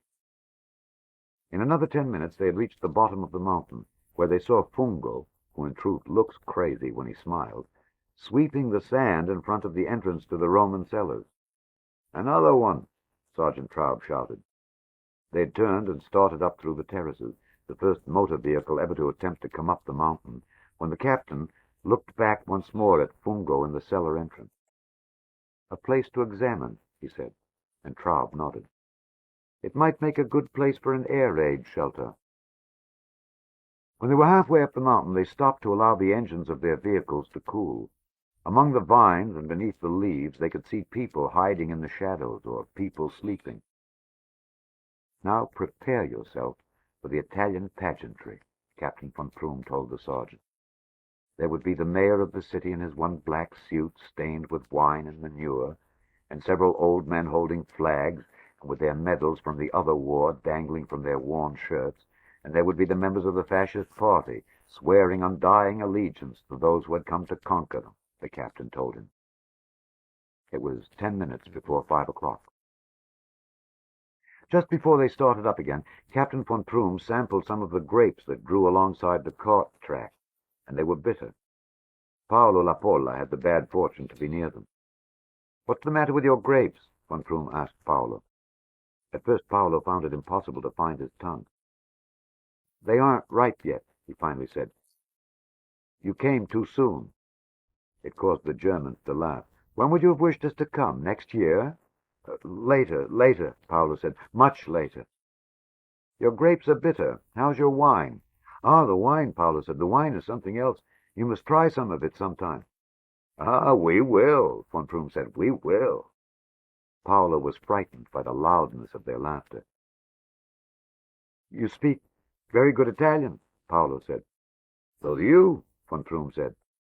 "Yes, I was born right here, Your Excellency," Paolo said. At the Fat Gate, and wherever they could see down into the terraces, they were fearful about Paolo and what he might say. But Bombolini, when they told him, had no fear. As the master said, it is sometimes the highest form of wisdom to simulate folly, and at this Paolo was a master, for it is something every Santa Vittorian learns by the time he leaves the breast. All up the Corso Cavour and up into the Piazza of the People were in the doorways and along the edges of the street and around the fringes of the piazza, because it was foolish now, after the destruction of the cart and the blowing down of the sign, to pretend they knew nothing of the Germans' arrival. They were silent and they were composed, on the advice of Bombolini, who said that they should treat the arrival as they would treat the passing of a hearse. No one would go into the street and run after the hearse, and no one would turn away from it either. There was even a quiet kind of elation among them, because the tunnel had been seen and the tunnel had been passed. Only Fabio seemed to be upset. 8 of them and an officer, against 1,000 of us, he said. What has happened to my country? When the sound of the engines could be heard coming up the Corso Cavour, Fabio left the piazza and went up to Hightown and over the wall and into the mountains. The Corso is bad for traffic, because it is, as Tufa said, a pipe, but it is good for sound. The noise of the engines thundered up the pipe and roared in the piazza, and even the people at the far corners found themselves becoming stiff. There were in the center of the piazza, then, only 2 people, Italo Bombolini, the mayor, and Emilio Vittorini, in the dress uniform of his old regiment. And behind them was the fountain of the pissing turtle. The motorcycle was the first to come into the piazza. Because of the steepness of the Corso, the people could not see it until it had come up onto the lip of the street, where for a moment it seemed to waver and hang suspended, half in the piazza and half in the Corso. Then it seemed to catch hold of the cobblestones of the piazza and to explode out into it.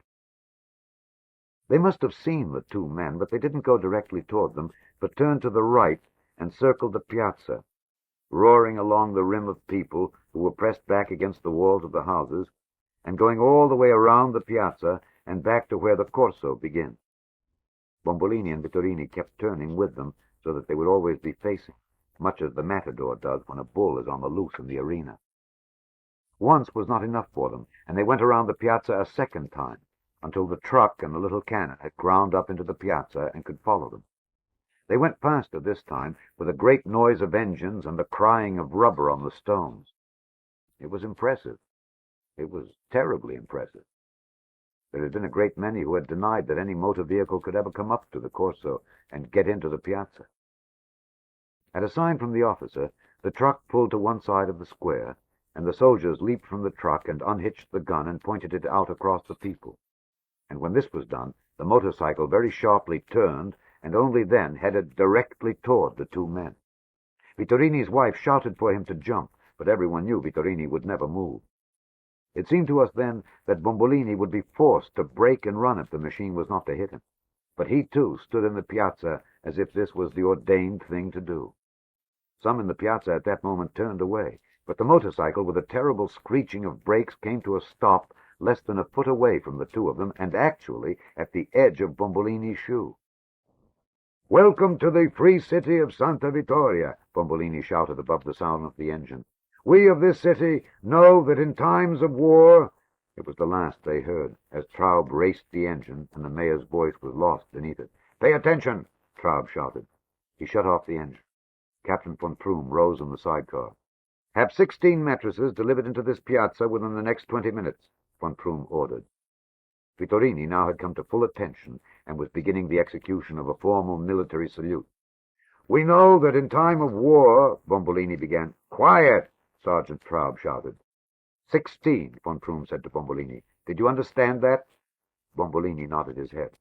"I want you to know, sir, that we are willing and anxious to cooperate with you as guests of the city, exactly as we would do if we were running an inn." "With no bed bugs," Traub shouted, "with no lice, with no ticks, with no bugs of any kind." Bombolini continued to talk, but they didn't hear him. The sergeant had gotten down from the seat of the motorcycle and had gone around and opened the door of the sidecar for the captain. "Words flow out of his mouth like piss from that turtle," Captain von Prüm said. They began to walk toward the fountain.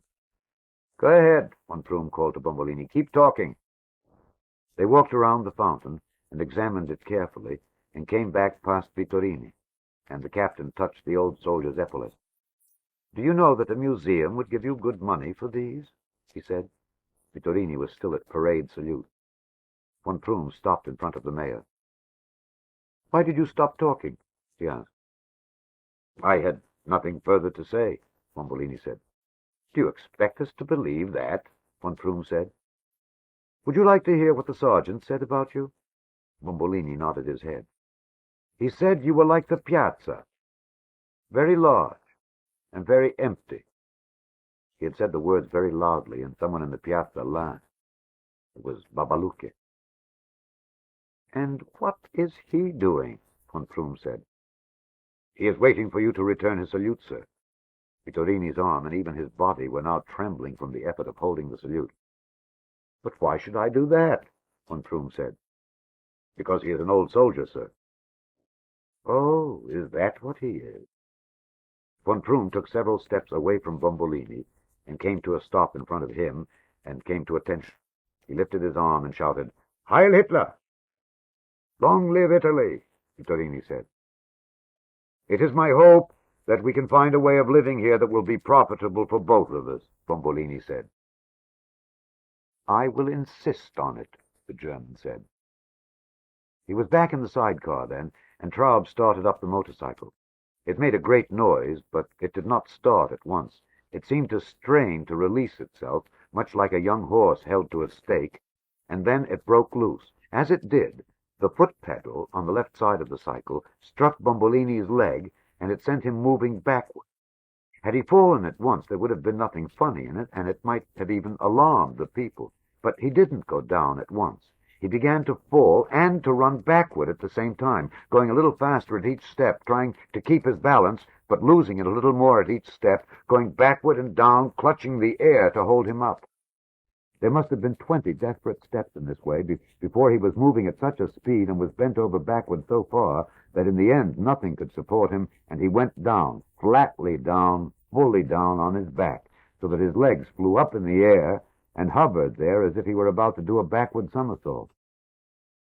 He was stunned by the fall, but not hurt by it. And then he could hear them beginning. "Please, God," Bombolini said to himself, "don't let them do it. Not in front of them." But they did do it. It began as a titter, and it ran around the piazza. But it didn't remain a titter long. It became a laugh. And because of the way sounds carry in the piazza of the people, it became a gigantic laugh, a thunderous, booming laugh that fed on its own noise, laughter creating new laughter, until it went beyond anything that had to do with Bombolini lying on his back in the center of the piazza, but must have been a cry at everything they had done and knew they were going to have to do. The Germans heard it, although they were already down in the Corso Cavour, making their first reconnaissance of the city. "I don't understand these people at times, sir," Traub said. "It's because in many ways they are like children," Captain von Prüm said, "and so they react like children. I don't understand them." "Get up," Vittorini was saying. "You can't lie there." The mayor was on his knees, looking at the stones he had fallen on. "Right here," he said aloud. In this place, on this rock. He got to his feet, and he marked one cobblestone with the sole of his foot. He looked at the people, nodded his head at them over and over. All right, he was saying to himself, you can laugh. Laugh now. One day, right here, on this stone, you will erect a monument to me. 5.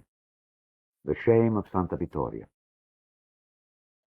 Those first days of the occupation were good ones for the people of the city. They had set themselves for something bad to happen, and nothing bad had taken place. The weather for the grapes had turned good again, and when this happens, things are always good in Santa Vittoria, no matter what else may be happening. But beyond that was the fact that we all were after the same thing. The Germans wanted us to cooperate with them, and we couldn't find enough ways to do it. At the start, it had been Captain von Prum's policy to show a strong, hard hand, and then, when the people were properly conditioned, to show them that the rock in his breast was actually a heart and that he was human. He wrote about it. My plan is to be a benevolent despot up here, he put in his personal log. But to be benevolent, one must first be the despot. On that first night, for example, a curfew was set for 8 o'clock at night. It was too late to warn the bricklayers, and when they came up the mountain at 10 o'clock after finishing the second wine-dark wall, they were jailed for breaking the curfew, and they were whipped. I am sorry to have to do this, but these men have broken the rules and must be punished for it, the captain said. It's only correct, Bombolini said. They've been bad and deserve it. The bricklayers didn't mind.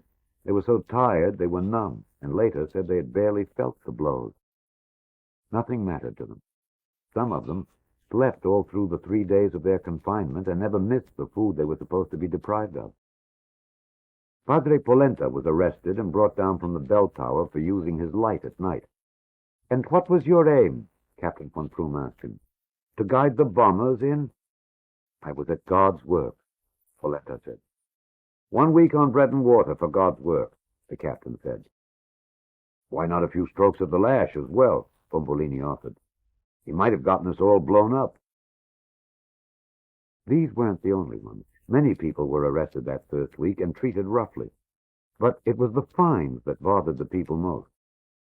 They cleaned up the dung hills in Old Town, and they fined people who emptied their night jars in the streets outside their doors.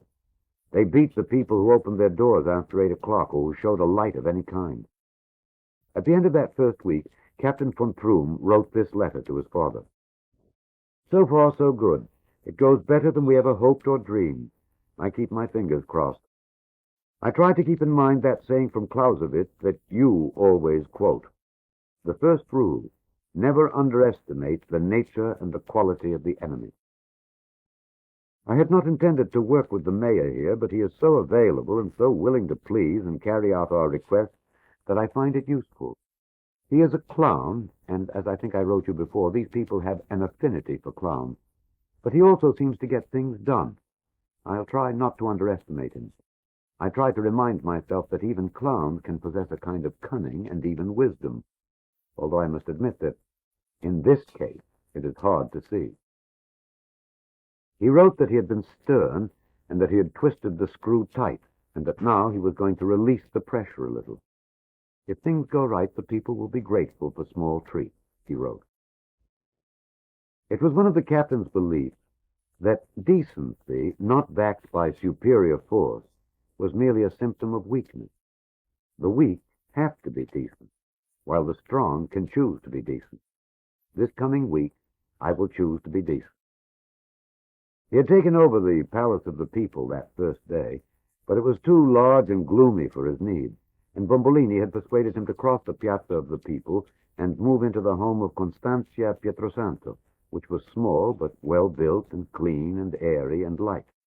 Constantia wept and cried, and she shouted at her brothers and sisters, "Why me? Why did he have to go out of his way to send the German to me?"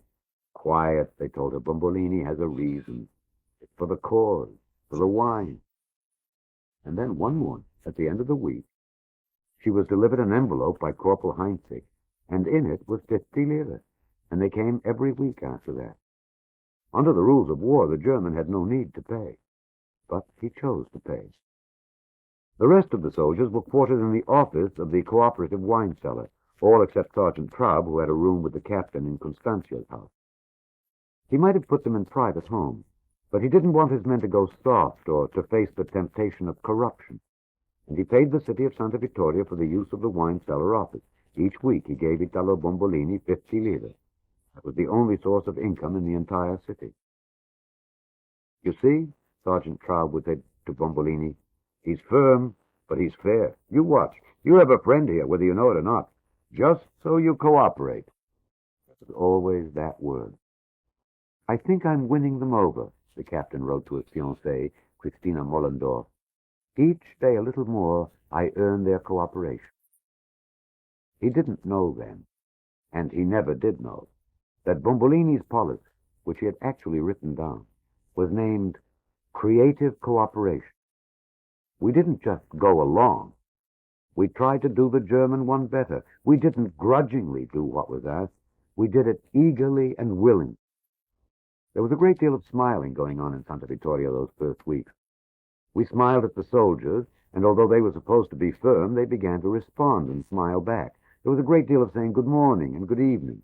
We learned the name of the captain and used it. Good morning, Captain von Prum. How are you today, Captain von Prum? When he walked down the Corso Cavour, they said his name so often, von Prum, that it sounded as if someone was filling a barrel with apples. And then we had the good time boys. These were groups of younger men whose job it was to drink with the German soldiers and to play cards with them and smile at them. They met in the soldiers' quarters in the wine cellar office, and it was a convenient place. They were next to the source of wine. As Babaluka said, what better place for rabbits than the edge of the rabbit garden? The people would say, are they in it? Have they gone over the fence? And the good time boys would tell them, they're looking, they're nibbling. They would look at the wine and rub their jaws, but they never took any of it. The good time boys went in shifts. Some dropped around in the morning to share an eye-opener of grappa, and some in the middle of the morning for a little pick-me-up of vermouth, and some to bring wine for lunch, and an after-nap refresher, and in the evening the serious drinking began with the card playing. The result was that the Germans and the Italians became friends, and the Germans were drunk a good deal of the time, and some of them drunk all of the time. They would fall on their blankets at night and smile at us with those cow-like, drunk blue eyes of theirs. There is a saying in this country, and it must be true. No one knows his own servants as badly as the master. Captain von Prum saw none of it. Tufa put it this way. Until his own life is at stake, an officer can never know what is going on with his own men. Von Prum's mind was on other matters. He was exuberant about the way the first phase of the bloodless victory was proceeding. It was going beyond his highest hopes. It was so successful that he finally felt he must speak to the Italian mayor, and he summoned Bombolini to his office on the evening of his 8th day in Santa Vittoria. You are so cooperative with us. Why? Von Prum said. There must be a reason. He had intended to shock the mayor. The obvious one, Bombolini told him. It is selfish, I suppose. If we help you, we hope that maybe you won't hurt us. We hope that you might even help us. There was nothing for the captain to say, except that it was a very realistic way of looking at things and very mature. We don't see this as our war, the mayor said. It doesn't matter to us who wins or loses. All we stand to do is get hurt by it. But you're Italians. What does that mean to us? Bombolini said. All we want to do is act in the way that's going to cause us the least harm in the end. The proposition, which was always at the back of Captain von Prum's mind, was going to be easier to propose than he had hoped. So, you're willing to work with us, even though we are Germans, he said. We don't care who you are, Bombolini said. Look at it this way, sir. We don't love you, and we don't ask you to love us. This is like a game, and you hold all the trump cards. And so we have to play our hand, so at least we lose as little as possible. The German told the mayor once again that it was very realistic of him. You scratch my back, I'll scratch yours, Bombolini said. Something for you, something for me. You lend me your mule, I'll lend you my ox. All of these things are in the captain's notes. He liked the one about the mule and the ox. Use this one, he wrote down. Self-interest is their motivation, he wrote. Appeal to their sense of self-preservation. They love themselves more than their country. It wasn't the only time they talked. Each time they met, the German pushed the conversation one or two steps nearer to the proposition. So you would be willing to cooperate with the German if it meant preserving yourself? The first duty of every Italian is to preserve himself, Bombolini said. What good does it do me or my country if I get killed, right? Very mature way of thinking, von Froom said. They are marvelous in their way, von Froom wrote to his father. They are disgusting, of course, and yet at the same time there is a realism about them that can't be denied. This afternoon, the clown, this Bombolini, had a proposition for me. He would cooperate with me in anything, his word, anything, if I would let him in on it first, so that he could at least offer his views on how it might be done so that it would work and yet cost them as little as possible. He becomes riper by the hour. I have prepared a little test for him to test the quality of his sincerity. The test was to make an inventory of Santa Vittoria, to count all the houses and all the people, to list all machinery, to count all tools, and to report the number of bottles of wine in the cooperative wine cellar. The wine? Bombolini said. Why the wine? Yes, the wine. It's a property, the German said. What makes you surprised about that? It's what you make your living on. Yes, but the wine... You see, the wine here... Bombolini said, and then didn't go on. You wanted to cooperate, von Froom said. You came to me. Bombolini shrugged his shoulders. There's a lot of wine, he said. We don't count so well. Then we can count the wine. You count the other things. No, oh no, Bombolini said. We'll count the wine. It wouldn't do for the people to see you counting, is it? It makes the people nervous.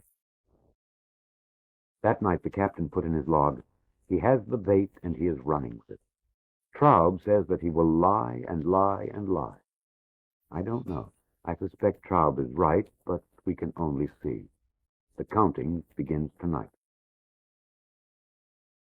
How many are you going to tell him? Old Vines asked Bombolini. How many bottles are there? 317,000, the cellar master said. I don't know, I'm not sure, the mayor said. Tell him 200,000, Pietrosanto suggested. He'll never know. Everyone agreed that Pietrosanto was right. It was very strange. At first, everyone had been concerned with saving the wine in the Roman cellar, and had already given the wine in the rabbit garden away. But as the days went by and the Germans didn't go down the mountain and look into the cellar, they began to hope that they could get away with saving half of the rabbit garden, too.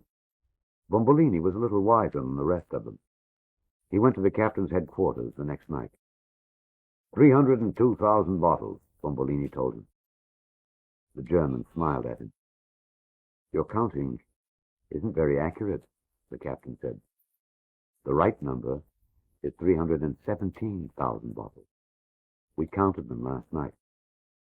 Bombolini pretended to be greatly embarrassed. Well, I warned you that we don't count so well. Isn't it odd that the number would be too few and not too many, Captain von Froom said. But they both smiled at one another, and Bombolini knew he had done the correct thing. It was only natural that he would lie. It was expected of him. It was, in truth, he knew, required of him. Everyone is fearful and suspicious of the too honest man. He had lied, but just a little bit. For the most part, he had told the truth. When Bombolini had gone, the captain called his sergeant in. He's a liar like all of them, but he's just a little one. I couldn't expect it any other way. He has to protect his people, too, you know. I don't know, sir, Sergeant Traub said. You know what they say. Never trust for what. That can limit you, you know. You can become so suspicious of people that you can do nothing with them in the end. 15,000 out of 300,000 bottles is about right, Sergeant. I do the same myself, I think. So he wrote that night in his log. It is dated. He can be trusted to work with it. I will have to stand on that. He passed the test. After that, the relations between the two men, the German commander and the Italian mayor, changed very swiftly. They lent each other the ox and the mule, and they scratched each other's back, and what was good for one they attempted to make good for the other. And the attitude of the people changed. At first they were afraid to look at the Germans for fear the Germans could read the thoughts in their heads. Most of the people were fearful that they wouldn't be able to keep the secret, that in some way their tongues would slip and the terrible words would be said. But as the days and then the weeks passed and the secret held, it became a habit. If the secret had been held by one person alone, it might have been hard to keep. But the fact that all of the city shared it made it somehow bearable and even simple to hold. There was such a total combined silence about the wine that some people began to forget that it had ever existed. Some of them developed such confidence in themselves that at times they came close to arrogance. "How do you like our wine?" Pietro Santo asked Corporal Heinzig. "Very good wine." "Help yourself sometime," Pietro Santo said. "Take a few bottles sometime, even when we're not here." "I'll take you up on that some day," Heinzig said. "I'm sure you will," Pietro Santo said. In the beginning, in those first fear-filled days, we followed von Prüm around the city with our eyes from behind windows and half-open doors. He never moved without being watched, and it was known where he was every minute of the day. He was known as the Rabbit then, and the first question anyone coming up from the terraces would ask was, "Where is the Rabbit?" The Rabbit was in the Piazza of the People. He was counting houses. He was in Constantia's house writing in a book. Has the Rabbit seen the garden? Has he been in it? Has he been nibbling? As the days went by, many of the people began to believe that perhaps the Rabbit wasn't interested in the garden after all. "Maybe he doesn't like lettuce," people would say, and nod as if they heard some word from God himself. "All rabbits eat lettuce," Babaluke would tell them. "But this is a German rabbit," they would say. "Rabbits are rabbits are rabbits. They eat the same thing and shit the same shit," the cobbler said. People hated Babaluke for saying things like that. We called the secret wine, the secret wall, the entire secret, the thing. "How's the thing getting along?" someone would ask someone who went to the Roman cellar. "It's all right," he would answer. "It's growing older. It's growing a beard." They worked on the wall every day. Men were stationed all the way down the track in the terraces to sound an alarm if the Germans were to come down, but they never did. They continued to paint the bricks until even to those who knew and worked on them, there no longer was any way to tell which part of the wall was real and which was false. "Right here. Here's where the wall starts," they would say, and tap the stones and find they were wrong. The cellar was filled with lichens and mosses and fungus, and they'd taken these growths and transferred them to parts of the new wall, and some had taken hold of the stained bricks. This was the beard that the thing was growing. The people had confidence in their thing, and the feeling grew so strong that some of them began to object to the way Bombolini acted with the Germans. "I know he has to deal with him, but does he have to crawl before him?" a member of the Grand Council said. "It's not manly," one of the Pietro Santo said. "No man with any real eggs could do such a thing." "If we have him for a leader," one of them said, "what must the Germans think of us?" "I agree with what Fabio said," a young man said. "It's time we got our honor back and showed them we can be brave, too." Babaluke and Tufa stopped that kind of talk. Babaluke only because he had come to hate the words courage and honor, and Tufa because he knew where they led men to. "If you want to be brave, you'd better go up to the mountains and start being brave," Tufa said. "But don't be brave here," Babaluke said. "Go up to the mountains and be brave on your own, but don't be brave at other people's expense," Bombolini told them. Even Vittorini agreed. It made him sad to say it. Tufa is right, he said. This is no country for brave men now. We have better things to do. You should bless the butter on Bombolini's nose, Babaluka said. It had been a meeting, and after the meeting the men went out into the Piazza of the People, where they saw the soldier who we called Private Impossible, because no one could pronounce his name, putting up a strange-looking machine at one end of the piazza. What is it? Bombolini asked. You turn the handle, see? The soldier said, and sausage comes out the other end. Try it. The mayor turned the handle, and a terrible sound, a scream of loneliness, filled the piazza. It was a sound that one might expect to hear from the cave when the evil spirit controlled it. Von Prüm had joined them. An air raid alarm, he said. Now all we need is the proper shelter. He said afterwards, Bombolini, that at that moment there was the feeling of a shadow passing over his mind.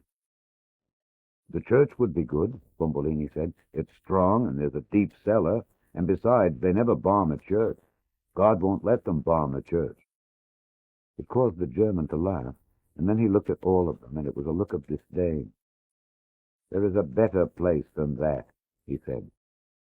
When he left, they looked at each other, and none of them said anything. They looked at one another, and the words formed on their lips. He knows. He knows.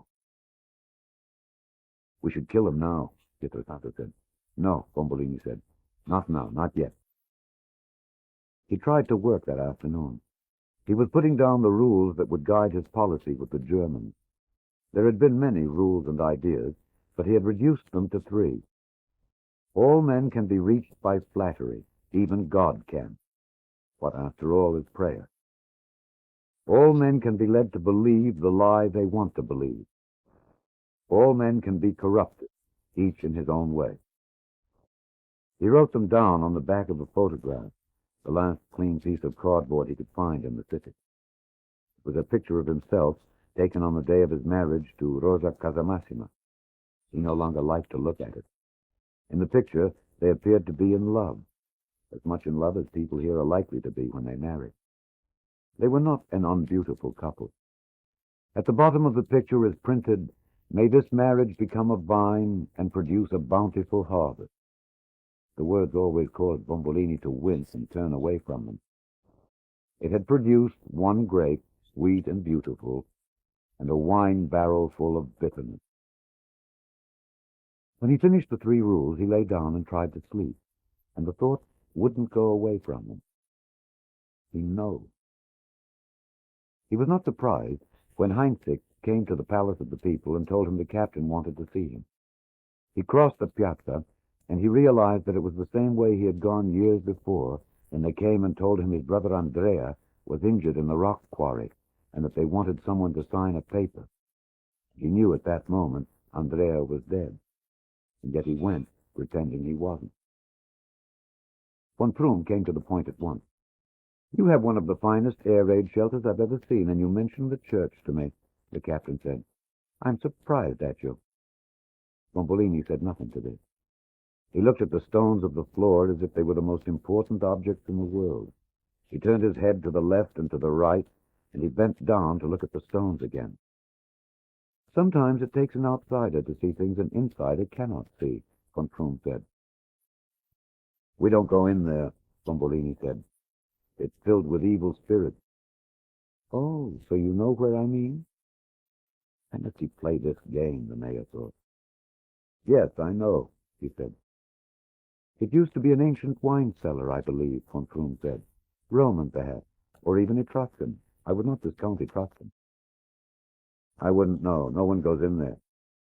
Someone goes in there, von Prüm said. Someone. The mayor said nothing. There was no further use for a fight or for lies, he felt. There's a string of electric light bulbs in there. Von Prüm's voice was harsh now. What are you hiding in there? Bombolini was only able to lift his hands in front of him as if the German was about to strike him. Who uses it? He could bring himself to say nothing. The resistance, von Prüm said. You allow them in there. You harbor them. No, it isn't true, Bombolini said. But it was a shout. I must not laugh. Oh, God, I must not laugh aloud.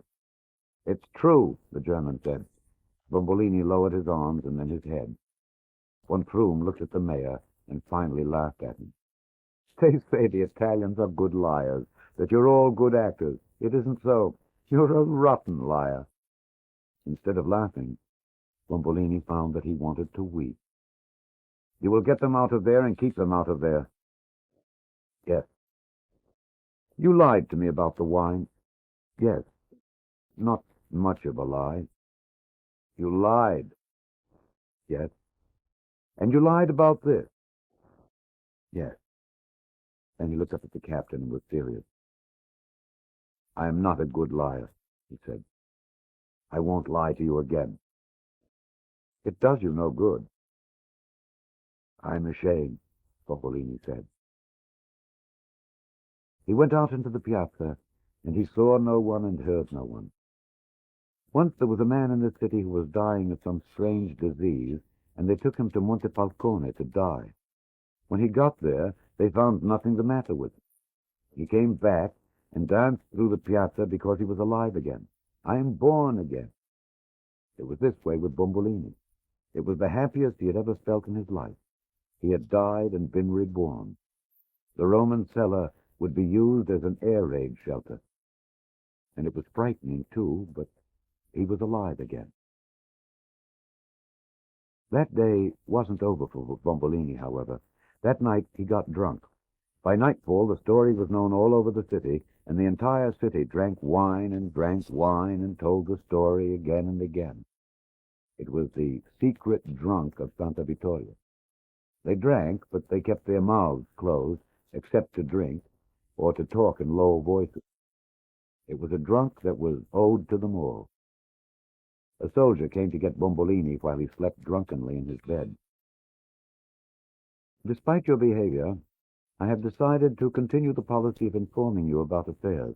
Tomorrow night we will commence using the cellar at the foot of the mountain as a shelter. I understand. I'm grateful to you. You should be grateful, Von Krum said. But it is the evil spirit, Bombolini said. You must understand, the people would rather face the bomb. What Bombolini was unable to understand then was that Von Krum needed the people as much as he himself did. Without the people, there would be no bloodless victory. I've thought of that. I'm going to have your priest, what is his name? The mayor told him. We will have this polenta sanctify the place first. There is a ritual, you know. No, I didn't know. They say it is very beautiful and very impressive and very effective, German said. We will have a ceremony, and we will purify the place. I'm grateful to you. We will clean it up. He wrote that night, I have a man here now who is grateful to me. He owes me everything. The time is right. But they didn't get into the cellar, not then at least, because something happened the next morning that was to change the whole course of events in Santa Vittoria, not only for them, but in some ways for generations to come, and perhaps for all time to come, as long as this city clings to its mountains. A little after sunrise, a messenger came up the cart track and stopped at the fat gate, which was guarded by private impossibles, and he held out the message. To be delivered by hand, he said. You'll never get that motorcycle up there, Impossible told him. I'll take it up if you want. I'm going up there now. The young man looked up the length of the Corso and at the rows of stone steps and handed over the message. By hand, he said. I heard you, Impossible said. But he didn't go up then. He stopped first at the wine cellar office and had an eye-opener of grappa with some of the good-time boys, and in the end the message went up the Corso in the hands of Paolo Lapolla. He took it, of course, to Bombolini first. They could not read a word of it. With his knowledge of English, Roberto was able to figure out a few of the words. All I can tell you is this, that it's about the wine, Roberto said. Babalucchia was beside himself. Oh, Christ above, he cried out. This is the kind of country we are. We deserve to die. We deserve everything that happens to us. Here we are, handed the plans of the enemy, and we're too goddamn dumb and stupid and uneducated to read them. We only found out later what they said, and I can print them now. Von Thrum, here is your chance to earn your medal. The time of the wine is upon it.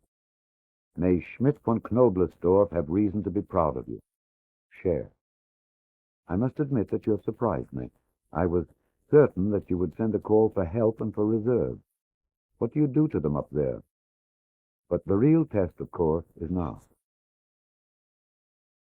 The second paper was the official order authorizing the taking of the wine. They waited all of that morning for von Thrum to make his move.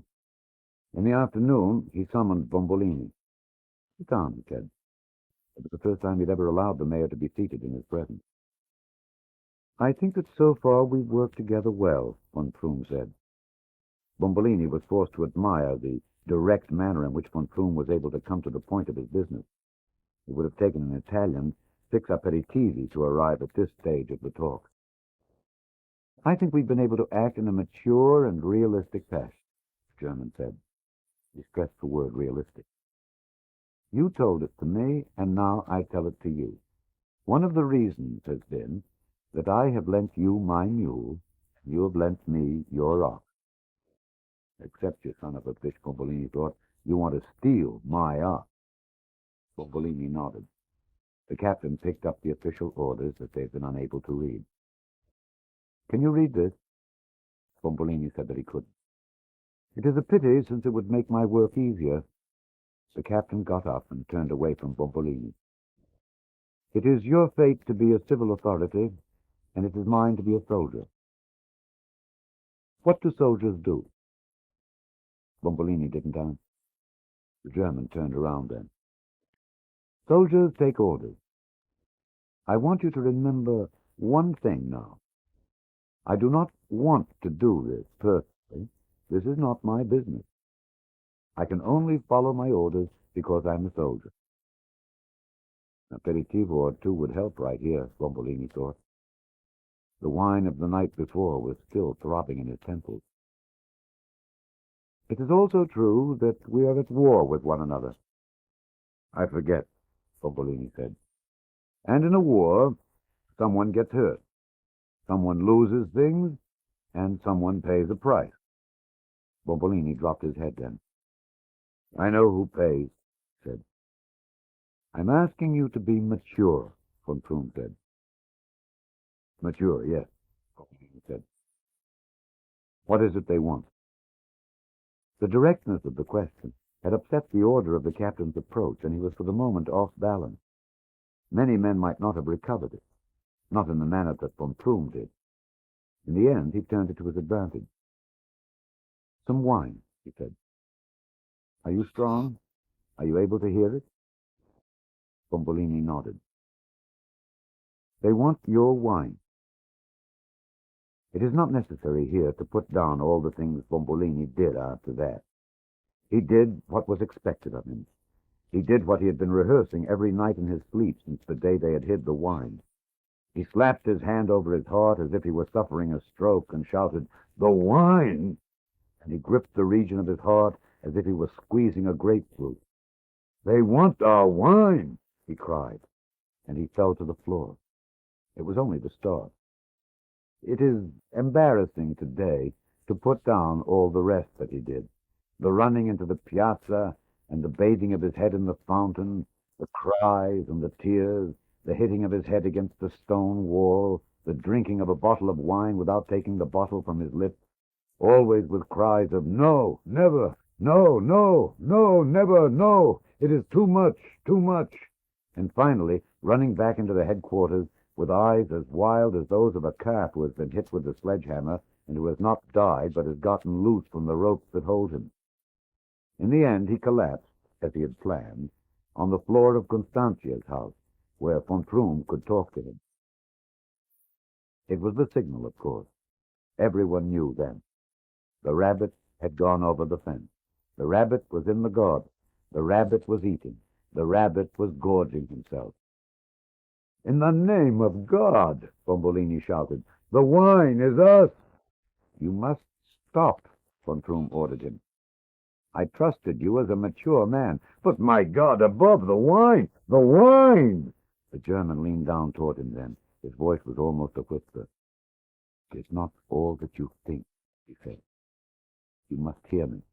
The body and blood of my people! He tried to sit up. Captain von Troom, I want you to shoot me, to destroy me now. The captain wouldn't listen to him. Instead, he would try the last trump short of violence that he held in his hand. I have a proposition to make to you, he said. Bombolini succeeded in sitting up. Didn't I know when I said that, von Troom wrote later, that the wop would listen? His face lit up, the tears went away, his tongue hung out, his eyes bulged at the word. They are all alike. They are Arabs in their souls. And the captain told him. In payment for the cost of occupying and thus protecting their town, the town would be required to surrender its stock of wine. It's like paying an intruder to sleep in your bed with your wife, Bombolini said. Part of the wine would be considered a payment, but part would be considered a loan to the German government, which would be returned with interest when the war was won. What if you lose? Bombolini said. Von Troom went on then to the proposition.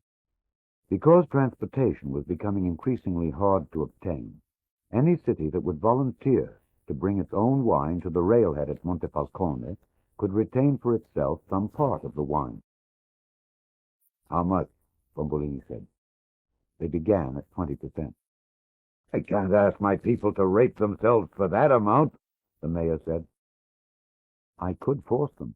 No, this can't be done by force, Bombolini said, and the German knew he was correct.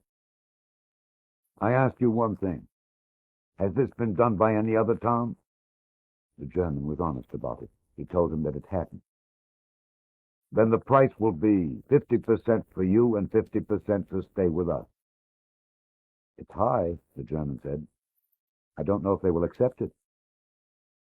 He went to the window of Constantia's bedroom and looked down into the piazza. Bombolini hoped the people weren't gathering in the piazza looking at the house. At last he came back in, and when he did, he was smiling. An ox for a mule, and a mule for an ox, the German said. We help each other. There was a good feeling in every part of Santa Vittoria that night. Von Troom, of course, was consumed with joy which he was forced to conceal. Do you know what this means? He asked Sergeant Traub.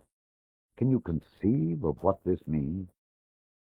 Traub was more worried that the card players and the wine drinkers would never speak to them again. He'd gotten to like their company, and along with the rest, he looked forward to the games and the drinking at night. He didn't like this stealing of their wine, and so he was pleased and even amazed when they came to the wine cellar office that night.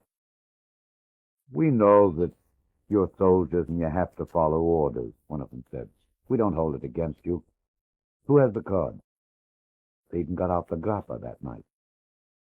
There was good feeling, and it remained in the city until the morning we were due to carry the wine to Montefalcone.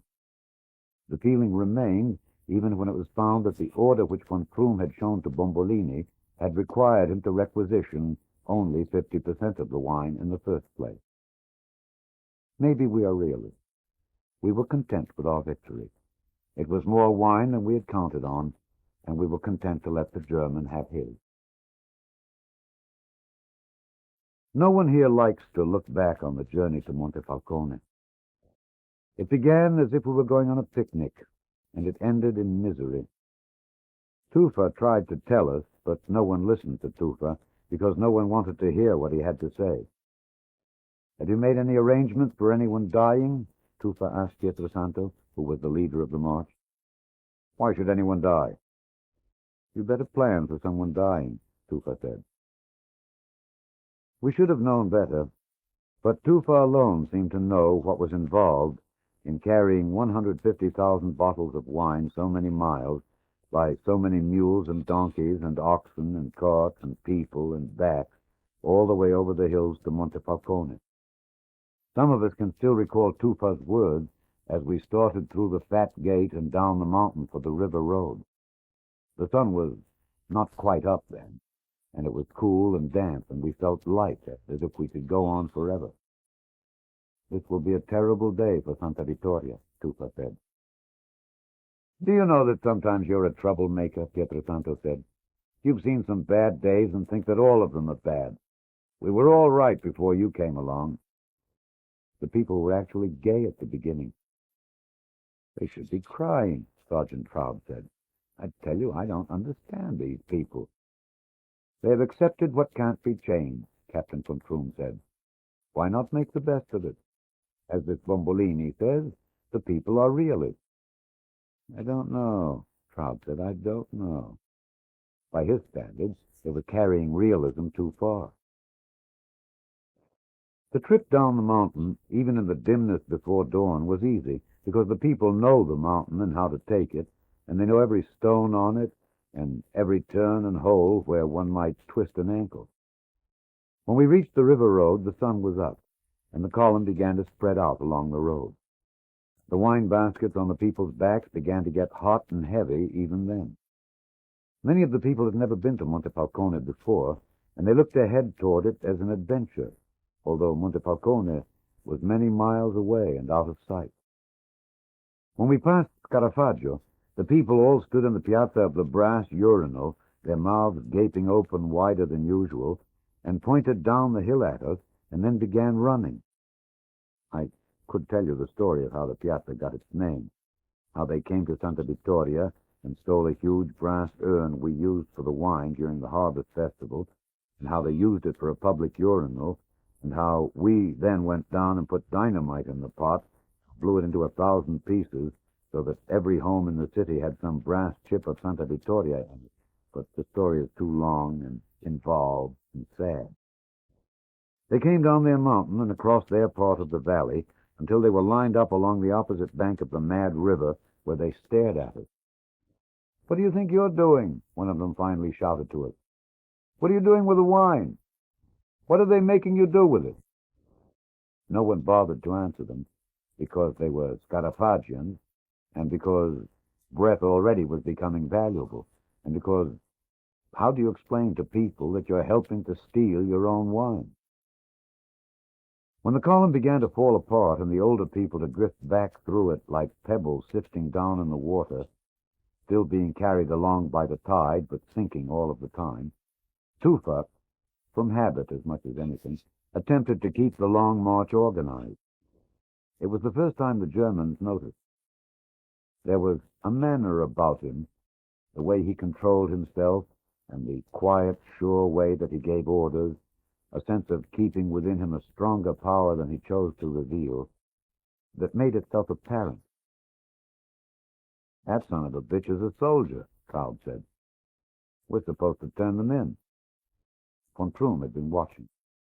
There was a kind of control about the man, and yet at the same time a kind of wildness hiding just beneath a mask of discipline that the German recognized as very Italian, and which he found interesting in a man, and almost always fatal. One of the men destined in advance to commit the destructive acts that ruin. "Meanwhile, he's doing our work," the captain said. "We'll watch him." "There's something wrong about the other one as well, sir," Sergeant Traub said. Tufa had been talking to Roberto, who was attempting to make the mark. "He has hands like a girl. I want to have some boots fixed." The argument had no meaning to Captain von Troom. He also had hands like Roberto. There was nothing unmanly about them. It was merely that they had never pruned vines in the wet, cold autumn, or dug in piles of manure, or strung the wires for the vines, or worked the harvest, or washed dirty clothes in cold water with soap made from ox suet and strong lye. The women were envious of the hands of Roberto and Captain von Troom. It is something the men of Santa Vittoria don't like to admit about their women, but it is true. Whenever the German went through the street, the women didn't look at him directly, but when he passed, they followed him and undressed him with their eyes. They peeled him like a Sicilian orange and devoured him. He was so clean, which our men are not, so clear and pink and white and blonde and cool, with even a sensation of silver, shining and swift and delicate, like a trout in clear water. We must face the truth. The men here have skins the color of copper pot, reddish-brown and as tough as leather. If a brush could be made from the hair on their legs and arms and chest, it could be used to curry a water buffalo. It is possible that the women, if given the choice, would finally choose to go to bed with a hairy copper pot because it is what they know. But it is also possible that they would at least dream of trying once someone with the white, clean softness of von Prüm. It has nothing to do with the war or loyalty. It has to do with the truth that in this town, where everyone is known by everybody, when even the chickens that run in the street are known and have names and are talked about, that someone like Captain von Prüm becomes an unbearable curiosity walking in the street. He was in truth all that the women talked about for some time. I wouldn't do it with him, you understand, but I'm curious, you know. You wonder how it must feel with that. It must be different, you understand? There is one other thing that must be told. In Italy, all of the men are unfaithful, because, as is known by all Italians, all Italian men are by nature and birth great lovers. And, of course, just because they are such, all the women are faithful. The faithless woman can be killed, and no one will lift a hand to defend her, because she has committed the unpardonable sin, the worst of all crimes. She has dishonored the man.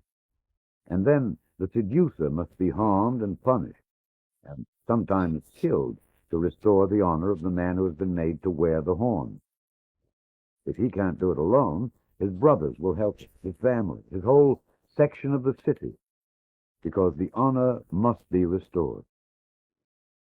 It is naturally because the woman must not so much as look at another man that they do look at it, that they dream.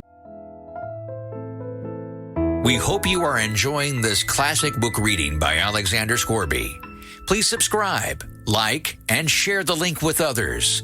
Click the playlist link in the description box below for more classic book readings.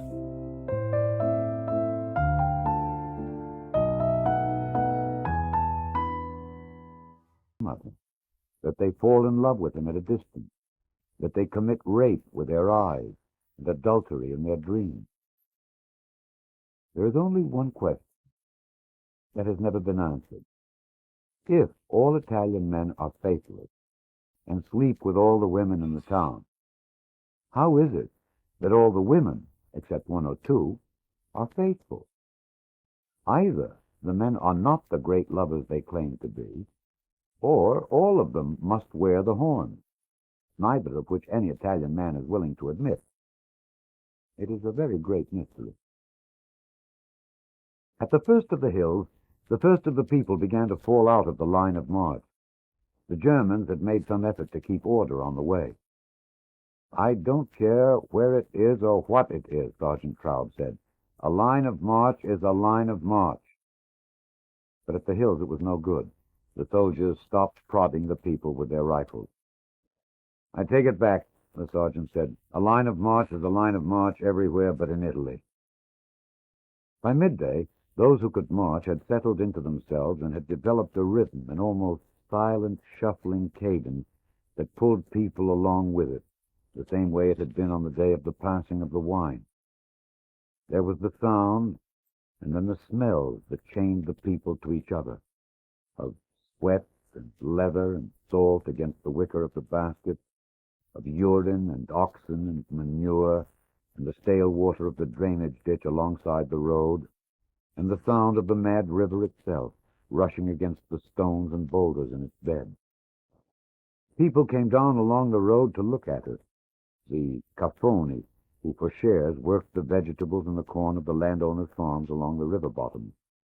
But they said nothing to us, not one of them, and we said nothing to them. They would never understand. Sometime in the evening, 14 hours after we had started in the coolness of the morning, the first of us started up the steep side road that leads to the Constantine Gate and then Montefalcone itself. This was the cruelest part, the last long hill before the end, and after that, the people who met it. The word had gone down the river that the people of Santa Vittoria were surrendering their own wine and bringing it in on their back. The streets of Montefalcone were lined with people, and they were making a great noise, and for a moment we thought they were cheering us in. How simple we must have been. Why should we have thought they would do such a thing? The first one was a butcher. He broke away from the sidewalk along the main corso, and out in front of it, his apron spattered with blood, and he was holding the skull of a goat in his hands, and he was screaming, "Tell me these are lying!" He put his bloody hands to his eyes. "Tell me I'm not seeing what I see!" "Don't look at him," Tufa said. "Tell me, just tell me. I will believe you," he screamed at us, "because I cannot believe what I see." He shoved the goat's head into Tufa's face and tried to pull the wine off his back. "No son of Italy could be doing what I see you people doing. Tell me you're Greeks." And this was the beginning. It is too painful to tell the rest. They spat on us, on our heads and in our faces. They grabbed our hair and lifted up our heads so that our faces, looking down at the stones, could be seen by everyone. The priests in the street turned away from us, and one of them encouraged a boy to urinate on our head from a terrace of the rectory. An Italian soldier in the pay of the Germans aimed his rifle at our heads. A woman who appeared to be a respectable woman broke through the line of German soldiers, who now were needed to protect us from our own people, and she ran to Tufa, who was in the lead, and she seized him by his private part. "Did you see?" she screamed to them. She held out her arms and then turned her palms downward. "Nothing!" she cried out. "I swear to you, nothing!" She ran along the line of people. "I felt nothing. No eggs!" the woman shouted. "They have no eggs!" We've never lived it down. Even later, when they learned why we had done what we did, we were not excused. "I don't care," they would say, "only bastards could do it." When people from here go to Montefalcone, they don't tell where they're from. "Santa Vittoria?" they would say in Montefalcone. "Oh, yes, that's the place where the men have no eggs. It's been proven." In the end, to add to the shame, it was the Germans who saved us, and they despised us for having to do it. Captain von Prum had sent a soldier ahead, so that when we came into the Piazza Frosimbone, where none of us can bear to walk, on our way with the wine to the railroad yards and back of the city, Colonel Scheer was on the terrace of his headquarters with the other officers of his command. We marched in front of them with our wine, now their wine, in the same manner that Fabio tells us the slaves were marched in front of Caesar when the armies came back from their wars. "I salute you," Colonel Scheer called to Captain von Prum. "We all salute you." The people of Santa Vittoria, bent with their load and with their shame, filed by the German officers. "I don't know how you have done this," the colonel called to the captain. He sent a young officer down to pinch one of our people to see if it was real. The officer pinched Guido Pietrosanto's face. "Yes, they're real people," he said. When Captain von Prum passed in front of the steps on which Scheer stood, the colonel stopped him. "Unless I'm mistaken, you are soon to be Major Sepp von Prum. How does that sound?" Captain von Prum told him that it sounded very pleasant. "And about the other thing," Colonel Scheer tapped the region of his chest where a medal would go. "I haven't forgotten. I don't go back on my word." It was one of the few times that we ever saw the captain openly smile. The journey back was even worse, because many of the people had planned to spend the night in Montefalcone and rest before turning home, but that was now impossible, and we began to pray for darkness, both for the coolness it would bring and the cover of secrecy it might provide. The long march back is remembered now as the time when Captain von Prum first met Caterina Malatesta. The captain had promised that he would use his truck and his scarce gasoline to help carry the women and the children back to the foot of the mountain. He was true to his word. The Malatesta, against Tufa's wishes, had helped carry wine, and because she wasn't used to such work, her feet had become a mass of blisters, so that even without shoes, she was no longer able to walk. "I'm going to have to go with the Germans," she said to Tufa. "Don't be angry with me. I don't want to leave you. I can't carry you. It's all right, Tufa said. But when the truck came back down the river road, he didn't feel that way. The back of the truck was filled with women, and when it stopped, the officer motioned for Katerina to get in front with himself and Sergeant Traub. Get in the back, Tufa said. When the German again motioned to the seat beside him, Katerina looked at Tufa and then climbed into the front of the truck. Go the next time, Tufa said. Katerina pulled away from him, sat down next to the officer. Tufa looked into the cab at them. I asked you, he said to the Malatesta. And the truck pulled away. Did you see the eyes on that one? Sergeant Traub said. He's one to watch. Find out his name and find out what he does, the captain said. They rode in silence for miles, until finally von Krum put on the little running light inside the cab of the truck and was able to see the woman beside him. She had worn the clothes of a peasant woman, but the effort to pass as a peasant had been in vain. There are women who are so beautiful by nature that they do not know what to do to make themselves less beautiful.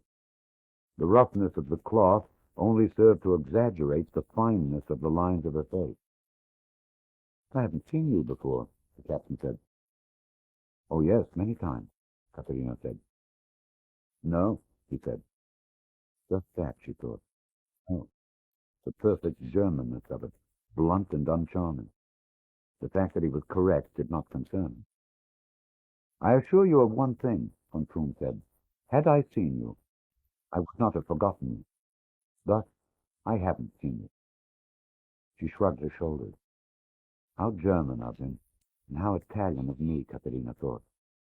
To her annoyance, she realized that she had been speaking to him in Italian and not in the dialect. It had been a tactical error on her part caused by tiredness.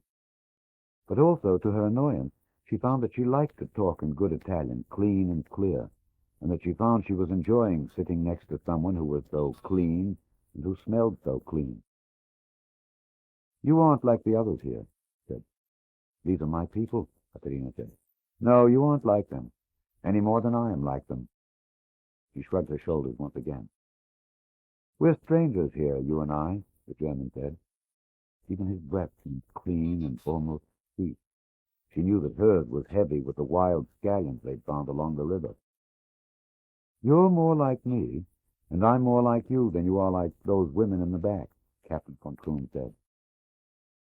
Several times, the truck had been forced to stop suddenly to avoid potholes in the road, and when it did, it sent the women in the back sliding forward, and they groaned aloud and even sobbed in fear.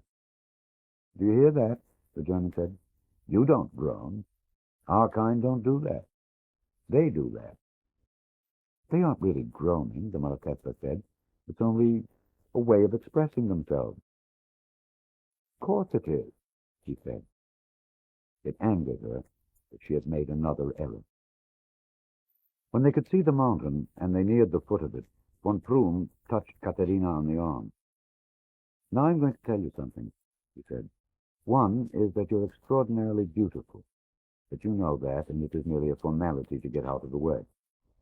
The other is that sometime this winter, when it has been raining for days and everything is rotten with wetness, and you've had no fuel for days and nothing to eat for weeks on end, and your body is chilled so that you become afraid to touch him, on that day, you will look down on my house in the piazza and see the smoke coming from the fireplace, and you'll think of the brightness of the room, the beds with sheets, and the hot water in tubs, warm, clean clothes, and someone to cook for you the way you deserve.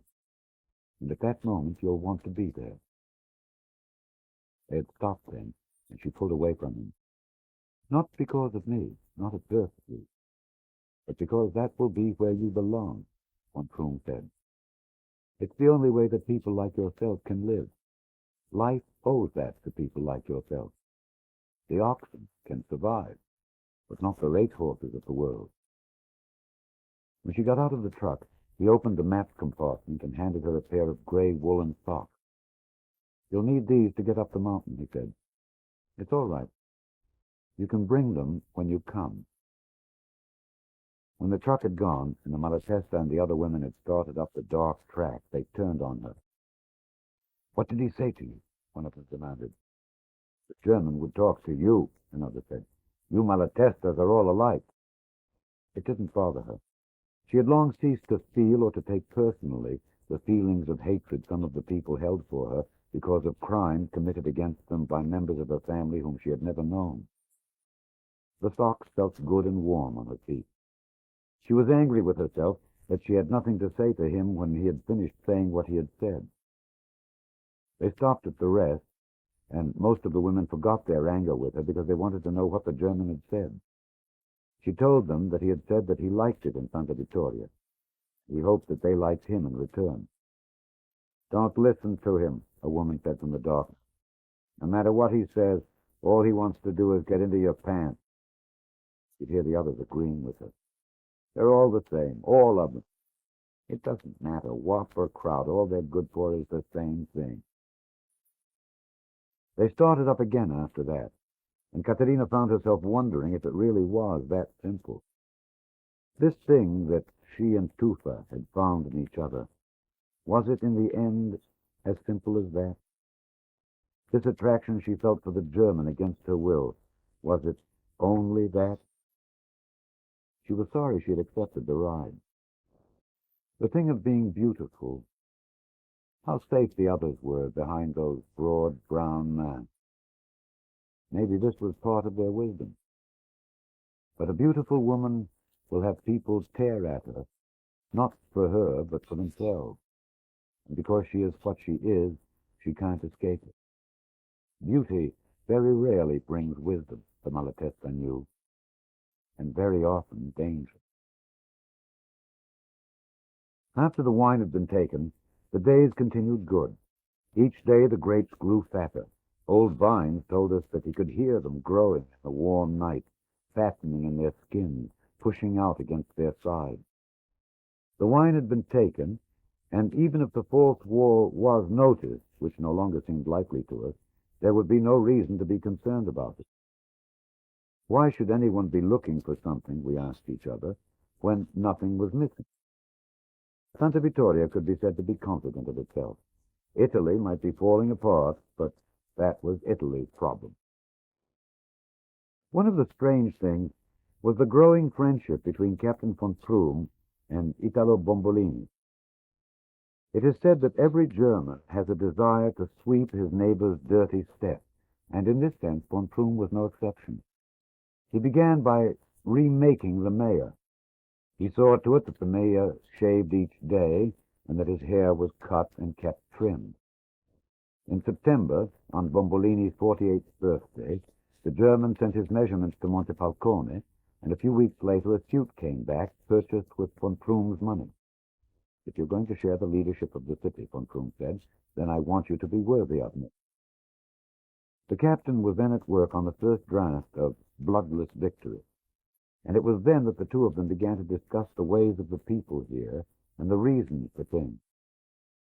Now, tell me, in your own words, Captain would say, exactly why were you willing to cooperate with us? Because the people here aren't idiots, and you didn't treat us as idiots, Bombolini said.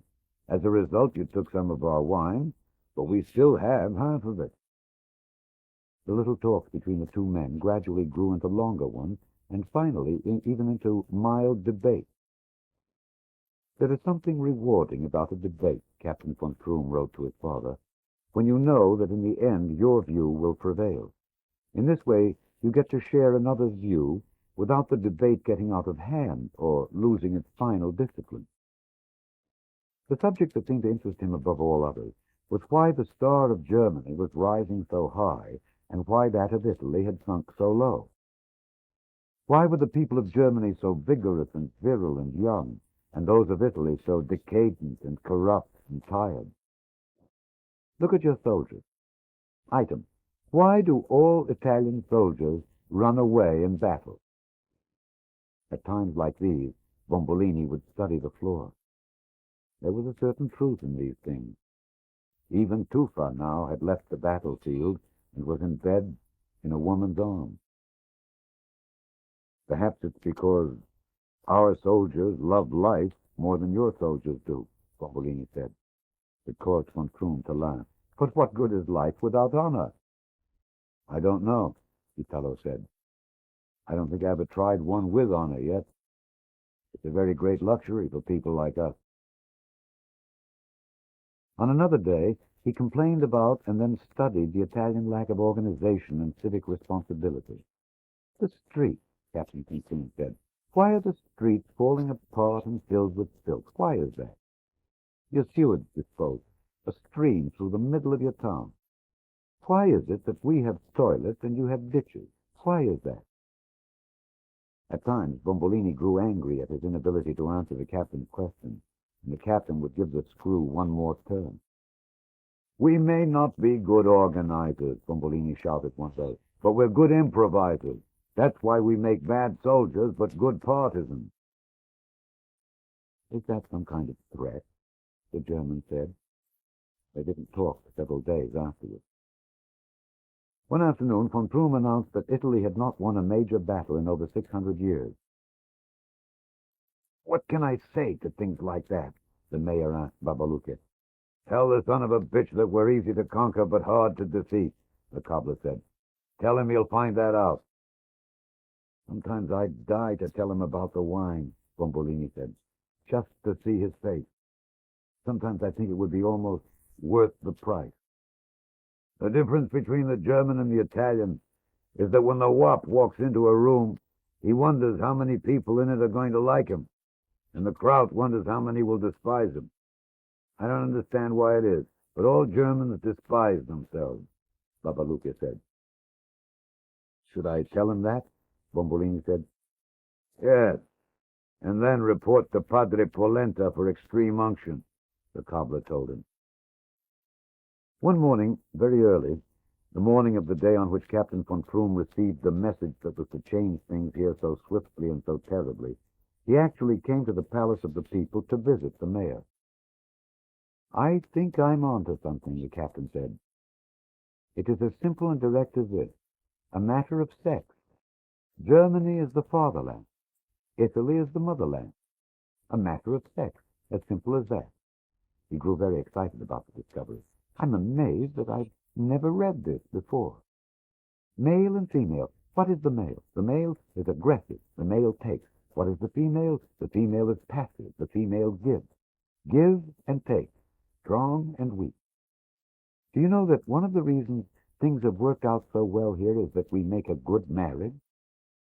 You might ask him when we can have a divorce, Babaluke said later in the morning, before the messenger came. Man is reason. Woman is emotion. One reason you can't organize anything properly is that organization is an act of reason. Can you see that? We, in turn, probably don't feel things deeply enough. It's not all on our side. Yes, we tend to act from the heart, Bombolini said. It's the trouble with our soldiers. They tend to act like people. You can't have a real army and people at the same time. Yes.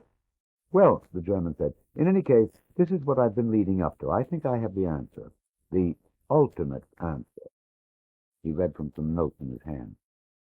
The Italian exists by emotion, and emotion exhausts energy. This is a fact of simple observation. For a time it sustained you, and you flamed briefly and brilliantly, and then you used up your source of energy. You burned yourself out, you wore yourself thin, and now you are old. Italy is old. And you then are young, Bombolini said. Because reason attaches itself to nothing, it never wears itself out. Reason is restless, adventurous, Captain von Prüm said. It's why the whole spirit of the race, the thing we call the German soul, remains a repository of youth.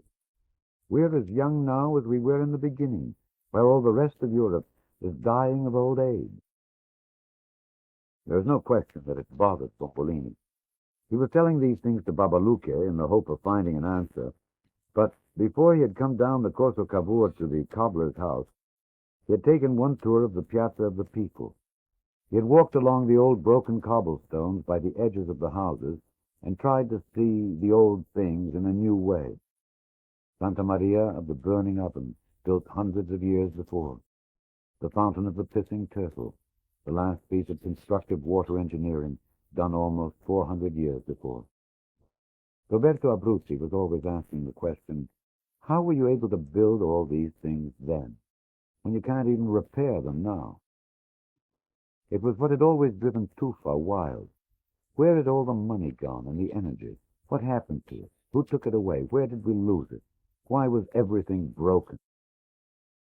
Bombolini had just finished explaining the German's view to Babaluque when the messenger's motorcycle shook the window of the house.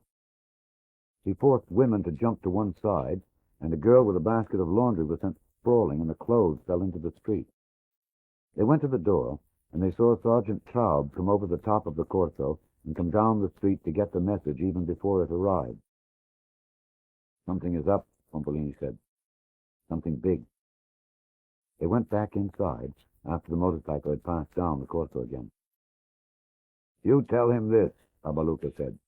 "Ask him this. We may be old, but just when do they plan to grow up?" Traub stood in the doorway with the message in his hand, and von Prüm did not look up. He was working on Bloodless Victory, and his notes were spread over the packing case he used as a desk. Although Traub was aware that he was not to interrupt when the captain was at work on his report, he decided this time to risk it. "I think I have good news, sir," the sergeant said. "Then it can wait," von Prüm said. "I think by this time tomorrow I might be calling you Major von Prüm, sir." He heard the pen drop down onto the packing case, but still the captain did not come out. "One thing I've learned," he said, "is to rely on nothing. Do you know your Clausewitz? The only true plan in war is that plan which plans for the unplannable." Something like that. He worked for another 15 minutes, with good discipline, he felt, and finally he came out into the other room. "If I forget to call you Major at times," Sergeant Traub said, "please forgive me. It will take time to learn." "I will give you a month," Captain von Prüm said, and they both laughed then. Inside the envelope were two messages. One, from his brother Klaus, had been forwarded from Montefalcone. "Dear brother, everything. It is all there is." This one, "Your brother. I think that I'm going mad. What do you have to tell a young German boy who is going mad?" Because he knew that the other message contained good news, he was sorry that he had opened Klaus's letter because it took some of the joy away. It also annoyed him that he couldn't recall his previous letter, since it was clear that Klaus was answering questions. But he was grateful that he had made a habit of keeping copies. He found the letter. Nietzsche's two questions. What was life to the soldier? And what soldier didn't wish to die for a glorious cause? The question of Klaus's madness, in which he believed, he decided he would have to think about later. He opened the second letter and was surprised to find that his hand was trembling. It was not an official letter, and it was written by hand. "Von Prüm, this is not what you expected to receive. It is not what I expected to send. I submitted your name for promotion and decoration as promised. Both requests were rejected. They have ridiculed your performance, and through it, my endorsement. A study of sales figures for the past 20 years, obtained from wine wholesalers in this city and from the Cinzano Company, reveals the fact that your quota of wine should have approached 600,000 bottles and not the 150,000 bottles that you so miraculously brought to Montefalcone. The question is very simple. Where is the rest of the wine? An accounting will be expected from you by 10 o'clock tomorrow morning. Share." He went into his room and closed the door, and he was not seen again until evening. There were obvious conclusions. They would claim that he had managed to get the people to carry the wine by letting them keep most of it. A check of the remaining wine would answer that. It could be claimed that it was a simple case of thievery and collusion, that in return for money or rewards to be paid after the war, he had taken the wine not for the fatherland, but for personal gain. The wine in that case would have to be hidden somewhere, and it could be found. It could be a case of cowardice as happened at San Pietro di Camano, where the people had warned the officer in command that if the wine went, no matter what, he would die, and he believed them and turned in false reports about the wine. The Germans obliged him by doing the killing. Or there could be wine hidden somewhere in the city, and he had been fooled. There was wine, and he had been made a fool of. There was actually wine, and he was the fool of Italo Bombolini. He was not ready to believe any of this. The answer, he was convinced, lay somewhere else. He made a mistake that afternoon. He left Constante Pietrosanto's house and began to walk through the city, looking up the lanes, sizing up the city, moving swiftly and restlessly, an intelligent curiosity, the expression of the fox looking for a proper hiding place before leading the hounds on a chase, informing his face, and so informing us. Everyone knew. So the element of surprise, which every good soldier covets, was lost to him. In the evening, he came back up into the Piazza of the People, and everyone knew and was waiting. And when he saw Italo Bombolini with the others around the fountain, he went, as was his way, directly toward them. He didn't want the mayor alone. He wanted the eyes of the others as well. His own eyes were hard and cold, and yet disinterested, as if the question was one of curiosity and not of importance. His voice was just as cold and as level and as impersonal. "I know now," he said.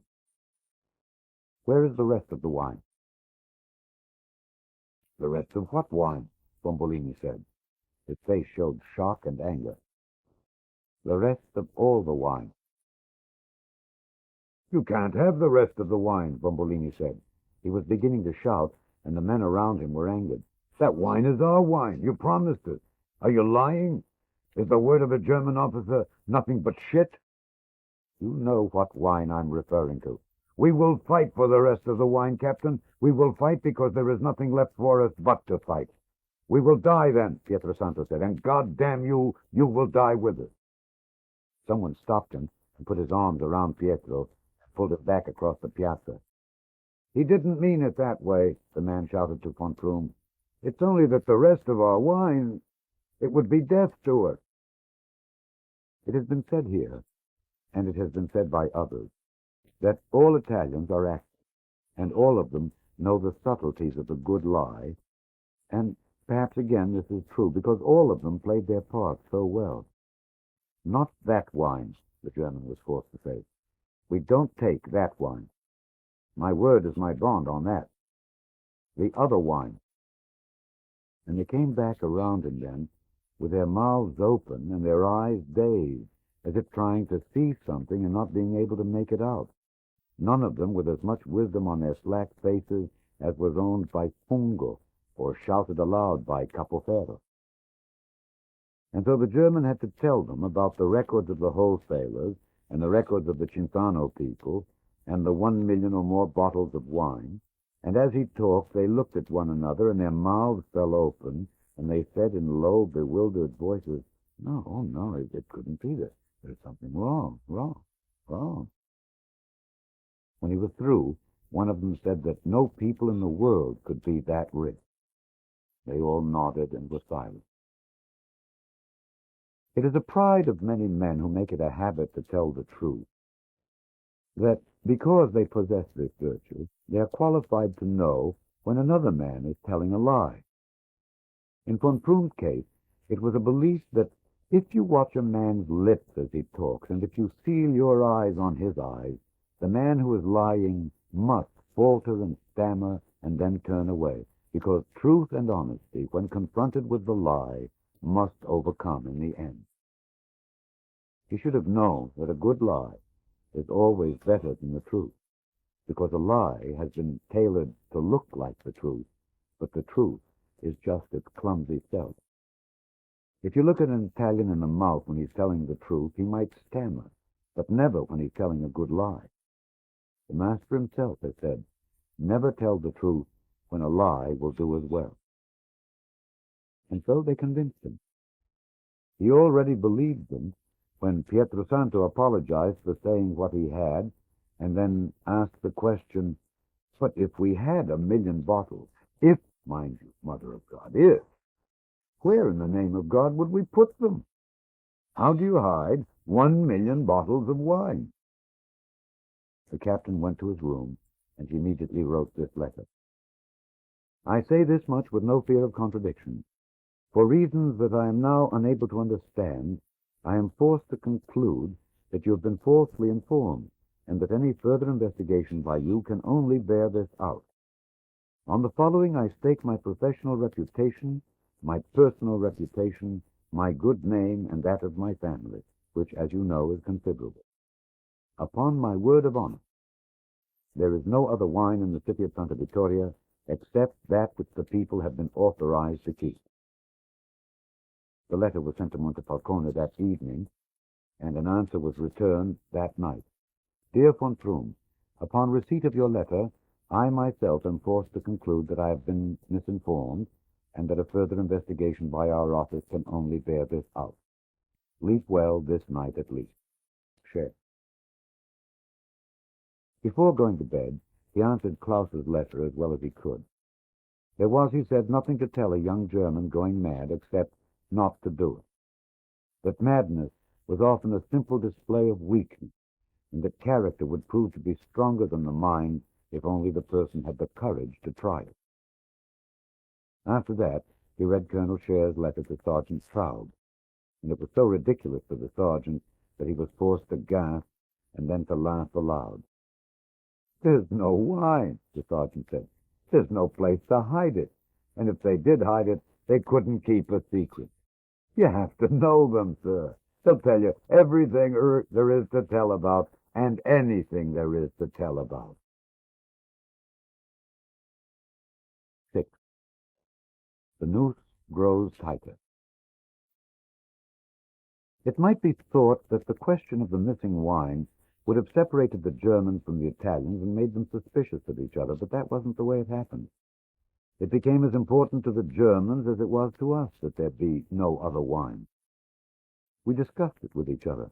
For days thereafter, it was the only thing we talked about, and we went over it and over it again, the way a person does who is injured in a ridiculous way, trying to make some sense out of something that is senseless. For a time, we talked about where they thought we could have hidden it. The logical place, Bombolini actually said, would be the old Roman wine cellar. It's the only place big enough. But the wine isn't there. After that, the talk advanced to the question of why someone would want to say that we had hidden the wine. And finally an answer came forth.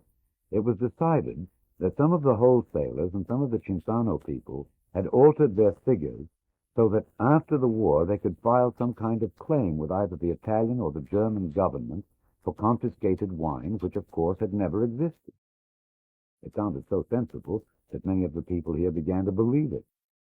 And then we stopped talking about it entirely, because there is a belief here that if you dwell on one subject too long, it can be harmful to the brain, and that just like a pool of water, the brain must be refreshed with new thoughts, or it will become polluted and turn sour. Something was happening with the war, but it didn't concern us. Electricity was coming back to Santa Vittoria for several hours a day, probably because the Germans in Montefalcone had the power plant going again for their own needs and didn't know how to shut us off. And Vittorini's radio began to play now and then. But the river road was now filled with traffic going south all night long, and we could hear the trucks and the convoys slamming into one another when they hit in the darkness. One afternoon, before dusk, we saw a regiment of Italian soldiers moving at a swift march down the road, going south. It won't be much longer now, Babaluca said. The Italians are in it. From time to time, when the wind was just right, we heard from far away the booming, rolling sounds of heavy guns.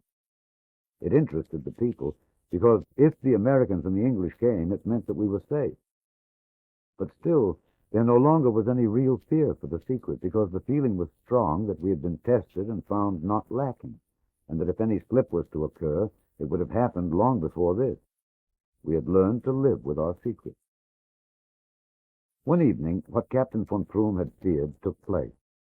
The people had come up from the terraces, which is what saved most of them, when some planes came over the city and dropped some bombs. Most of them landed down in the terraces and damaged some vines, although not many, and several of them dropped among the houses in Old Town. We never knew who bombed it, the Germans or the English or the Italians or the Americans. 2 or 3 old people were killed by the bombs, and 7 or 8 other people were badly hurt. Since the hospital in Montefalcone had been taken over by the German army for their own wounded being sent up from the south, there was no room for our people, and Tufa turned the Palace of the People into an emergency hospital and put it under Caterina Malatesta's direction. It was not very nice there. She worked with the help of Bombolini, who could not bear to look at the wounded, and Roberto Abruzzi and Angela Bombolini. There were no drugs to help relieve the pain, and no medicines to stop infection, and it was not satisfactory work. "You will have to go to the German and make him get us supplies in Montefalcone," Caterina told the mayor. "I don't think he wants to do that," Bombolini said. "You tell him that as commander of the city he is responsible for the health and welfare of the people in it under the Articles of the Geneva Convention of War." "I couldn't tell him all that." "Tell him that if he doesn't do it, he will be held accountable as a war criminal when this is over," the Malatesta said. "You should tell him this. You're the one he will listen to," Bombolini said. "Haven't you seen the way he looks at you?" "I will never go across the piazza to beg anything from any German," Caterina said. The captain went that same day to Montefalcone, and he returned with most of the things that were needed. After that, he came every day to help in the hospital. He was capable and quick, and he had no fear of blood, unlike Roberto and Bombolini. Tufa had never come back after the first day because he couldn't stand the sight and sound of the pain and the cries of the people. During the time that he worked in the Palace of the People, the captain did his work and took his orders, and the 2 of them, von Prüm and the Malatesta, almost never exchanged a word that didn't have to do with the people they were treating. There was no outward sign at all that the captain was slipping into love. But he began to write about her in his log, and then in his letters to Christina Mollendorf, which is a certain sign that a man is falling in love. There are things to admire about her, but at what a price. She is what you would call a new woman, the liberated woman we were all talking about before the war broke out. Thank the Lord that era is over and done with. God spare me from the liberated woman, and God be praised for the likes of you. You may commence blushing now. Another time he wrote about Caterina's darkness, the deep olive color of her skin and the darkness of her hair, the blackness of her eyebrows, beneath which the eyes were so dark that they couldn't be said to possess any color at all. We don't raise people such as this. It is interesting and at the same moment repelling. One feels that this darkness doesn't stop at the surface, but extends all the way into the spirit, or the soul, whatever you call it. I suppose, however, I'm hopelessly smitten with the idea that all real women are fair and blonde and soft and white, with a soul or spirit or whatever you call it to match. If you think that's a good description of yourself, Christina, you may commence blushing again. The letters that came back to him began to be filled with pictures. In several of them, the later ones, she had unpinned her hair, and it flowed down over her white shoulders like a field of ripe grain flooding down the side of a snow-covered hill. It was the night after the bombing that the Roman cellar was turned into the air raid shelter for the city of Santa Vittoria. At first, the idea had been that in the event of a raid, the people would be roused from bed by the air raid siren and would take a blanket and start down the mountain. But for 2 reasons, it was plain this wouldn't work. If the raid was a true raid, the people would be dead before they ever reached their shelter. And if it wasn't, the journey down, the lack of sleep, the trip back up the mountain with the grapes growing fatter and needing more work, a harvest looming upon us, would kill the people just as surely as a real air raid. It was decided that the people would take down bedding and a few things to heat food in, and the city of Santa Vittoria would be moved into the Roman cellar at night within breathing distance of their wine.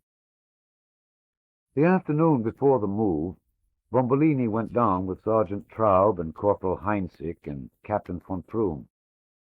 "It's a remarkable place," the captain said. "It could take direct blows from any airplane in the world, and everyone would be safe. Why is it so large?" "It is said that it was the collection point for all of the wine in all of the region," Bombolini said. "It all belonged to one man.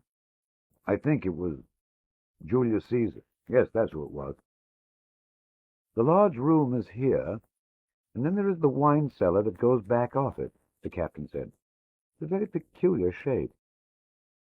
I wonder what was the need of all that wall along there." Bombolini said that he didn't know. The people started down that evening after working all that day. They carried mattresses and straw mats and blankets and anything that anyone could lie on. It was a mass migration of lice and bedbugs, probably not equaled in this part of the world before. They took down jugs of water and bread and bottles of wine and pots of cooked cold beans and baskets of onions and jugs of oil to pour on the beans and the bread. Lungo started up the lights again, and this was a good thing to happen. By those pale, dimming lights, the false wall looked more natural than ever before. At first, the people who camped along by the false wall were afraid to talk loudly, as if the vibration of their voices might cause a brick to pop loose. They were even afraid to look at the wall. But that passed. As the cellar became crowded with pots and pans and kettles and chamber pots and bedclothes and people, the old Roman wine cellar ceased to be a wine cellar at all and became solely an air raid shelter, run like some monstrous underground inn from the Dark Ages. Other things helped. Captain von Froom did not come down to the cellar, but stayed in his room and worked on Bloodless Victory. Von Froom was given to questions and curiosity. His soldiers were given to drink. We set them up in a running card game well away from the wall, and in such a way that their backs were almost always toward it. The good-time boys would come down with the vermouth and the grappa, and the game would begin, tre setti, from sundown until far into the night. Such precautions were not a waste of time. It was just this arrangement that saved us from ruin the first time. It must have begun early in the evening, because the lights were still on. By agreement, the lights would be on until 9 o'clock, and after that, the soldiers and the card players had agreed to play by lantern light so that the working people could sleep. Even inside the tunnels, we could hear the planes this night. There were more than usual, and they were bombing somewhere in the area. It is our belief that they had no interest in Santa Vittoria, but were going after the river road and some of the bridges over the Mad River. There was a moon, and the bridges would stand out over the white waters of the river. We heard the bombs begin by the river, and then we heard them start coming across the valley floor, giant strides of bombs coming in our direction. There was no fear for ourselves, although there was fear for the people in the palace of the people, and there was fear for the grapes on the terrace. Several of the German soldiers stopped playing and went outside, and came back again when the bombs came closer. "These are the big ones," one of the Germans called to us. "The big bastards. Americans." "Yes, that's right," Roberto said. "B-24s. It was his only slip in all his time in Santa Vittoria. They didn't hear him. After that, they came louder and louder, and their force was stronger. We could feel the explosions then through our feet, and dust began to fall from the arches above. The cellar was rumbling from the pressure of the explosion, and there was a shaking of things, and even the mountain seemed to shake. And then everyone seemed to see it at once. Everyone was looking at it. Everyone except the card players. All of us incapable of any movement, the way people are supposed to be before a poisonous snake. Frozen, frightened, unable to take one's eyes away from it. The bombs were dropping on the side of the mountain, and as they exploded, as if the shot were coming down through the rock veins of the mountain, The false wall began to swell and to puff out, and the bricks actually bulged, and then all at once to sink back into place again until the next bomb landed on the mountain. The false wall billowed out and sank back again, each time the bricks barely holding, as smoothly and almost as regularly as the swells at sea. Then there was one great explosion, the heaviest of them all, and this time the bricks swelled out so far from the rest of the wall that it seemed impossible that we didn't hear the sound that we dreaded more than any in the world then, the snap, the first dry sound of the first brick popping, springing out from its framework in the wall. The next explosion was a little less than that, and the one after that far less. We waited and waited until finally there were no more sounds at all. They were gone, and it was over. "It's all over," one of the Germans called to us. "They won't come again tonight." The sigh from the people was like a wind that comes a night just before the rains begin. The next morning all of the people of Santa Vittoria went to Mass. "And what is this?" von Troom asked. "Deliverance Day," Bombolini said. "Every Santa Vittorian gives thanks to God for protecting the fruits of the harvest." "I thought you weren't a religious man," the German said. "I have become one today," Bombolini said. They found that morning that the mortar that had held the bricks in place had shivered itself apart. One man, an unknowing German, had leaned against the wall. The entire structure would have come down on top of him and the treasure been exposed. Later in the morning, some of the men took a cartload of bricks out through the fat gate and into a field where one of the ventilators was located, and they dropped the bricks down the shaft on the inside of the false wall. After that, they took out enough of the bricks to allow 3 or 4 men to step inside the cellar, and then they put the bricks back and rebuilt the wall from the inside, twice as thick as before, except for one little section they crawled back through. We learned something else that day. The bricklayers came back up from the field with the empty cart. The bricks were gone. "What did you do with the bricks?" Private Zopp asked. "Fixed something," one of the men said. "That's good," the guard said. "It's always good to fix something." They weren't really interested in what we did. They really only cared about themselves. They didn't really see us as people at all. As Babalucca once put it, when the Italian looks into the mirror, he sees the pimple on his nose. But when the German looks in the mirror, he sees those blue eyes and tries to look through them into his soul. It was this same Zopp, one day before the wine began to explode, who came closest to exposing the wine. He had been drinking in a corner of the cellar and smoking his pipe. On the way back across the cellar to the card game, he stopped and tapped the bowl of his pipe against the brick. When the tapping failed to dislodge the tobacco, he took a few steps more and tapped the wall again. He tapped once, and he went back and tapped again. Hard tap, tap, hollow tap, ponk, tap, ponk, tap, ponk. "Do you know something?" he said. "You could play a tune on this wall." They got him very drunk that night. They played a game where the winner was to be treated with drinks, and they made certain to lose. When Zopp woke up the next morning, he had no memory of the wall and the pipe at all, and only a vow, which he broke that night, never to mix grappa and wine again.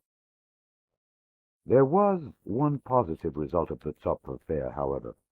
It was decided the morning after that if any soldier, or all of us, discovered the false wall, he or they would have to die, even if it meant the deaths of 50 or 100 of us, since without the wine we were as good as dead in any case.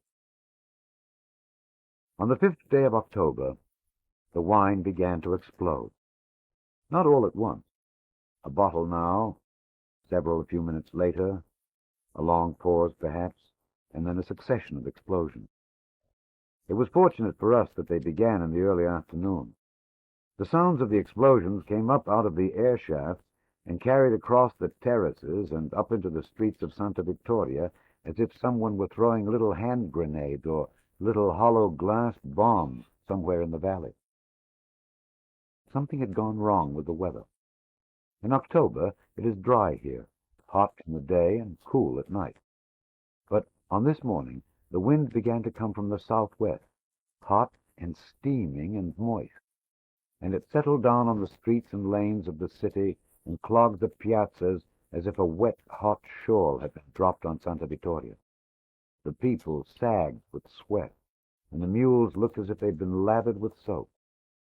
By afternoon, the moist heat had worked its way down into the air shaft and had settled on the valley floor. And when it was hot enough, the first of the bottles, for reasons we don't know, began to explode. We only guess that it was the result of some kind of imbalance in the fermentation process, caused by layers of cool air and layers of hot, moist air. After the first several bottles exploded, they dropped Rana, our frog, on a line down one of the air shafts and told us that the bottles had become beaded with sweat, and that some of them, especially the special bottles of spumante, a bubbly kind of wine that some of the growers experiment with, were boiling inside. Beards of white fungus hung down from the corks, like hair on the chin of a goat. Sometimes only the cork would go, and then there would be a hollow pop that could be heard through the wall. When the cork held, however, and the drive of the wine was strong, then the bottle gave, and the sound of the explosion was a sickness and a terror in our hearts. When they first heard it in the Piazza of the People, Bombolini felt that he knew what it was. Fabio and the Petrarch Brigade, the 4 or 5 young boys who made up the Red Flames, must have decided to fight. Sergeant Traub came across the piazza toward them. "What the hell is that?" he asked. "From the rock quarry," Pietro Santo said. "Someone is shooting off blasting caps. Some kid is wasting them down there." The answer satisfied the sergeant then. "It was a very good answer," Babaluka said. "I didn't know you could think that fast." A compliment from the cobbler was a very rare thing. "What? Isn't that what it was?" Pietro Santo asked. With the setting of the sun and the cooling of the day, the explosions stopped and we felt we were safe, at least until the next day. But when the people came in from the terraces to settle for the night, the heat of their bodies was enough to make the heat rise once more and cause the first of the bottles to explode. And once again, to most of the people here at least, the only explanation for what took place is that a miracle occurred. On this night, as if stationed there by God, spread out along the floor of the wine cellar just in front of the false wall, were the families of Constantia Muricati and Alfredo del Purgatorio, who were preparing for their marriage. The families, using sheets and blankets and the canvas covers from the grape carts, had set up 2 large, strange-looking oriental tents.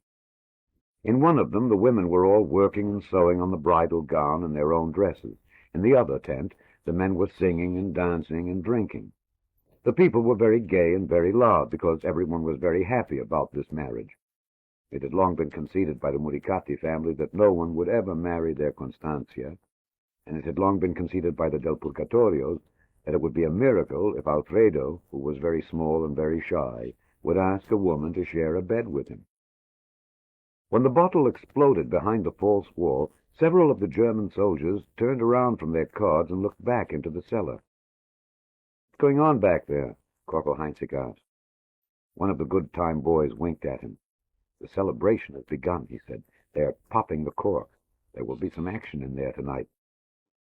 They sent wine to the soldiers, and a little later, when the music began and the dancing started, we knew we were safe.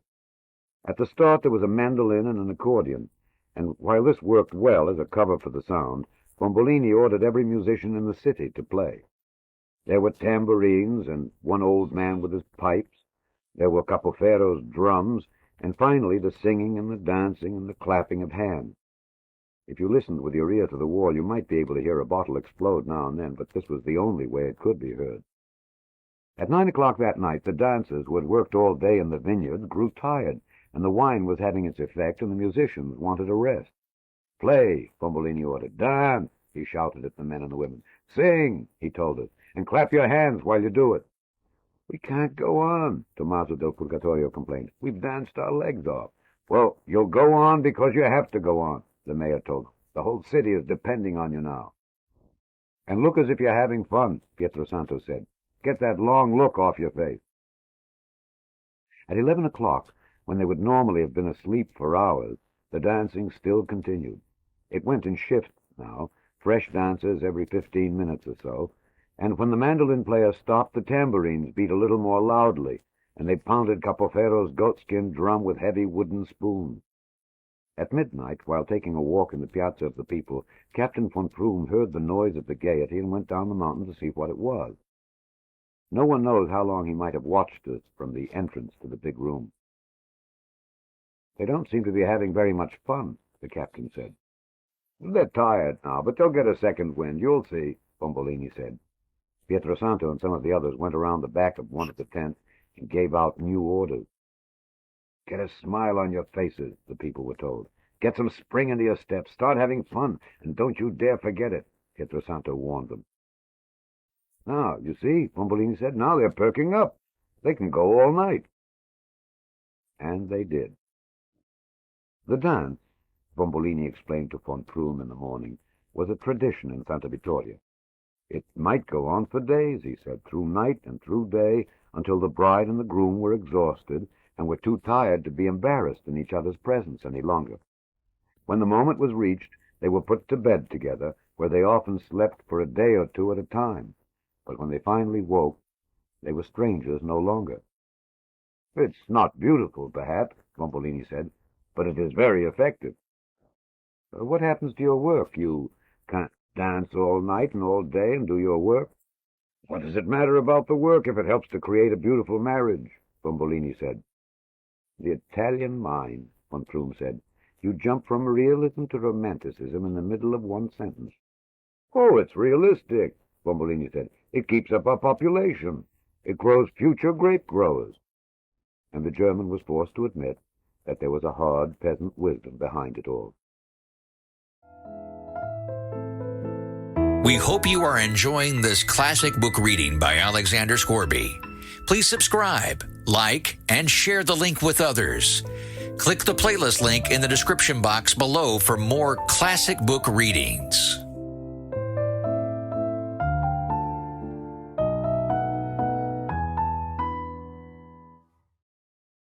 And then began some of the hardest days and nights ever spent by the people of Santa Vittoria.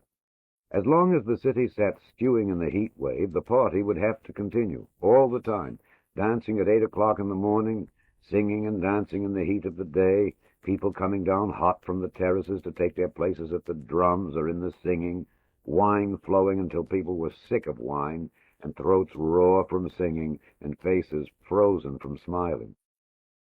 "One more night of joy and I shall go mad," Angela Bombolini said. Her thighs and legs cried out in pain from the continual dancing, and she was no different from all of the rest. On the fourth day of the wedding celebration, because they were forced to do it, the people began to take chances with the bottles.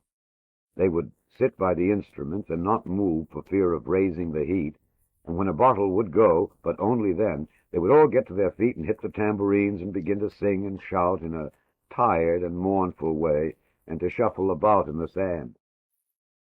"The gaiety has died down. The laughter has cooled," von Prüm remarked. "It's coming to that time now," Bombolini told him. "The bedtime. We begin with the lullabies, the siren songs, you see. Soon they will sleep." But it wasn't to be for another 2 days. The mandolin player wore pruning gloves, and he hit the strings with his knuckles. Several members of the Del Purgatorio family had already had fights with Muricatis. The sound of the tambourine grew more painful than the crashing of glass behind the walls. If there had been a vote then, it is possible that the people might have surrendered the wine, anything to stop the wedding party. One night we thought we heard the bombers coming, and we were pleased because the sound of the engines and the roar of the explosions would drown the sound of the bottles. Then we felt the first of the wind coming into the mouth of the big room, and after that we heard the rain and the thunderclaps, and saw the flashes of lightning. And then came a hard, cool wind with a hard, cold rain. The bottles didn't stop right then. If anything, for the next hours it was worse than ever before, and we feared that all the effort was in vain, that there couldn't be a bottle left to save. But we also knew that the heat was gone, that the autumn was back with us, and that in the morning the party would have ended. So we danced then with some wild last source of energy called from the very bottom urge of desperation, beating the tambourines until they split, and strumming the mandolin strings until they broke, and striking Capoferro's drum until the goatskin burst. In the morning we held the wedding of Constantia Muricati to Alfredo del Purgatorio. We shivered in the cold in the piazza of the people, pleased by our goose pimples, our backs turned to the cold wind that was blowing over Santa Vittoria, the city washed bright and shining by the cold, hard rain. And it was the most popular wedding ever held in our city. They had earned their right to bliss, and it was a wedding that we would never allow to fail, because this was truly a marriage made in heaven and ordained by God himself. "They are very sweet," Captain von Prüm said. "I'm very tired." "Very tired." "Now you have no music. A week of music, and just when they're married the music ends. It's just the opposite with us. Now is the time to sleep, and to sleep, and to sleep. There's no more need for music. The party is over, you see." The city still slept when the Germans came, 2 cars of them, 4 Germans and 4 Italians in each car. The cars were unable to make it all of the way up the mountain, and they were parked at the rest, and the men proceeded up the rest of the way on foot. The Germans walked ahead, and the Italians trailed along behind them. The Germans were all officers and looked as if they ate a great deal of meat. The Italians were all civilians, dressed in little thin dark suits stained with wine and pasta, and they looked as if they lived on field greens and pebbles.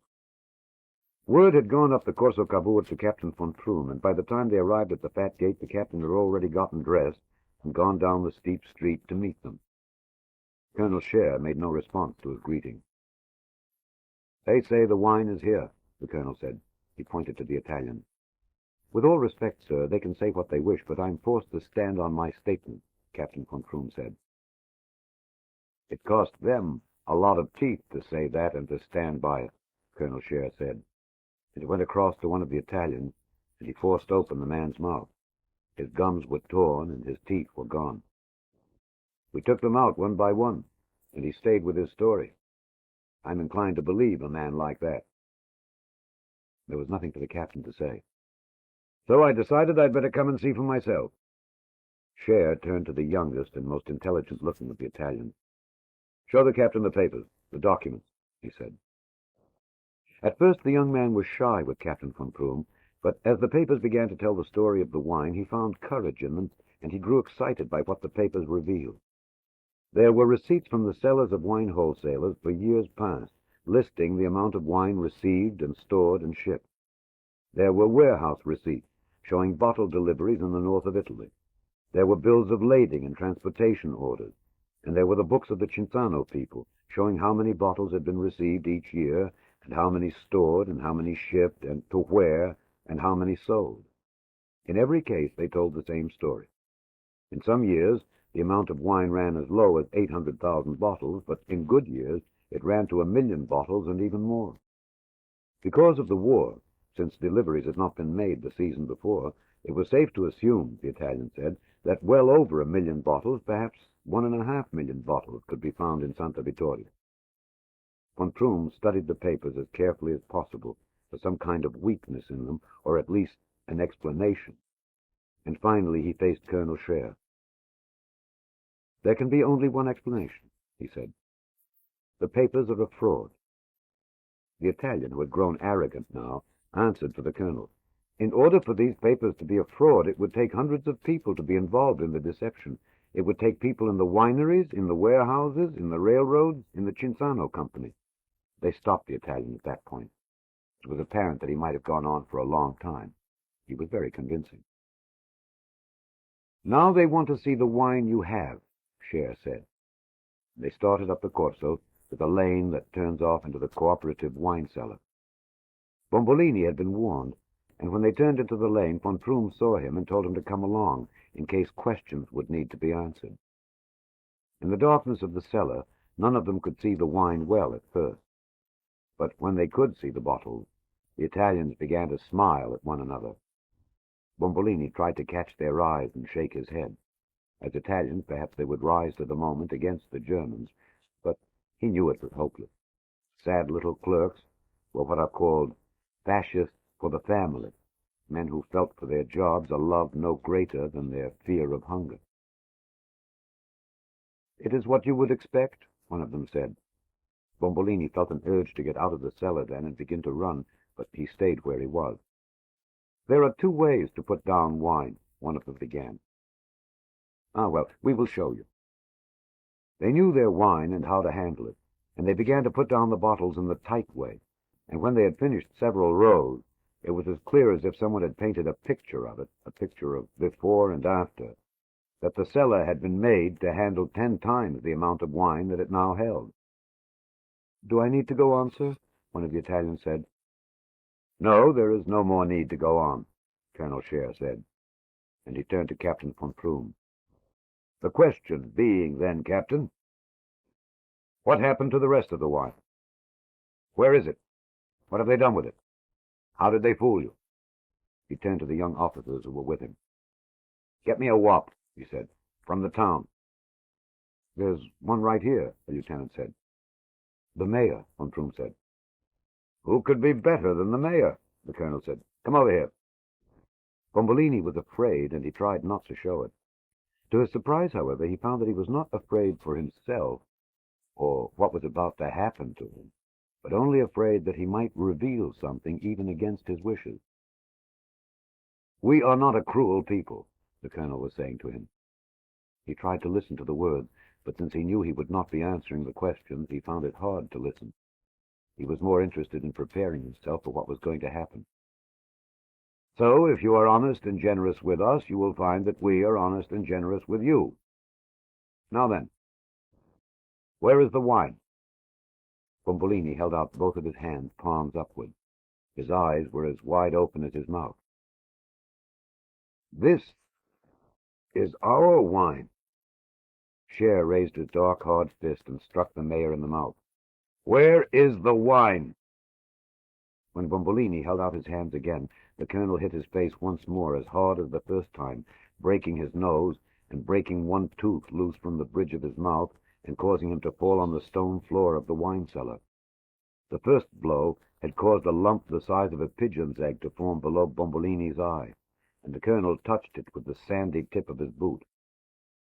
"Now, if you want to lose your eyesight, to protect something that will be found out in the next few hours, I will oblige you with my boot," the colonel said. He turned on von Prüm. "Don't turn away," he said. "Is this too crude for someone with such fine blood as yours?" "It isn't that," the captain said. "It's the failure of what I wanted to do here. We wanted to rule without violence." "Well, your rule has been shit," Colonel Scheer said. "What do you think of that? Do you think this is ineffective?" He slammed his hard fist into the palm of his other hand. "You would be surprised how well it works." "It wasn't the way I wanted to do it." Scheer was angered by the statement. "You may think you're different, but you're one of us," the colonel said. "You're a German. Don't you ever forget how many fists have been used on how many faces by men who haven't been afraid to use them to make fine people like yourself. We fought for that, and I'm not ashamed of it. Those who can use the fist have a right to use the fist. They have a responsibility to use the fist, if the fist can help the fatherland. Who do you think you are?" The colonel's anger and harshness and scorn were very difficult for the captain to take. He lowered his eyes at last, and he looked at the floor, not conscious of the mayor's body lying on it. "Get him up and hit him," Colonel Scheer said. Several of the soldiers lifted Bombolini to his feet. "It isn't the hitting, Colonel. I can hit." He surprised them by pulling back his arm and smashing his fist into Bombolini's face. He hit him on the swollen lump, and it split on the impact like a grape between the fingers, and blood spattered from it. "You have been baptized," Scheer said. "Now you're one of us." He was easier toward the captain now. I believe you now, Captain von Prüm said. The wine is here. I'm humiliated. Now I ask one thing of you. Will you hit him again, good and hard? Would you knock an eye out? Yes, von Prüm said. Then ask. I want a chance to restore my honor in my own way, the captain said. I want to find the wine and bring it to you by myself. And if you don't, I'll find it. I give you 5 days. Von Prüm was overjoyed. You will have your wine, he said, and if you don't, I shall resign my commission. Scheer laughed at him. That's generous of you, the colonel said. If you don't, you'll find your ass on the Eastern Front. Excuse my peasant manners, von Knobelsdorff. What kind of war do you think we're running here? They went outside then, and as von Prüm wrote in his log that evening, he was surprised to find that the sun was out and it was still day. 5 days, then, Colonel Scheer said. Do you know, I'm a very generous man. Now that I know the wine is here, there's no question of its being found, but I am thankful to you, Colonel Scheer. The colonel put a hand on the captain's shoulder. And if on the 4th night you still haven't found the wine, when it comes time for pulling out fingernails, you'll pull them out, and when it comes time for crushing testicles, you'll crush them, and if you have to kill, you'll kill. Von Prüm said nothing. He gave the impression that he believed, but within himself he denied it, not because he couldn't do it, but because he wouldn't need to do it. You'll do it, Colonel Scheer said, because you're one of us, and this is the way we do things. You will surprise yourself, von Prüm. When they were gone, Captain von Prüm went back to the wine cellar. Some women were already washing the mayor's wounds. I had to do that, do you understand? The captain said. It was required of me, a matter of form. Bombolini was facing away from the captain toward the wall. He was in great pain, and yet he was pleased with himself. He had discovered that he wasn't afraid of the punishment, and that he would say nothing despite the pain of it. It was unworthy of you, Bombolini said. It was a matter of form, the captain said. The mayor turned toward the captain. His face was badly battered, and as von Prüm later wrote, it was almost disgusting to have to contemplate. After all of the things you told me, Bombolini said, I still believe them, the captain said. Now the wine will be found. I try to force no answer from you. I ask you as a reasonable man to save both of us effort and pain. Now that they're gone, where is the wine? Bombolini smiled at him, although it was painful to smile, and the air that touched the broken tooth caused him to gasp aloud. There is no wine. To his surprise, the German found that his hand was opening and closing, and that he wanted to smash Italo Bombolini's eye. He was confident, and his confidence passed to the men. Now that he had no doubt that the wine was in Santa Vittoria, he had no doubt that it could be found.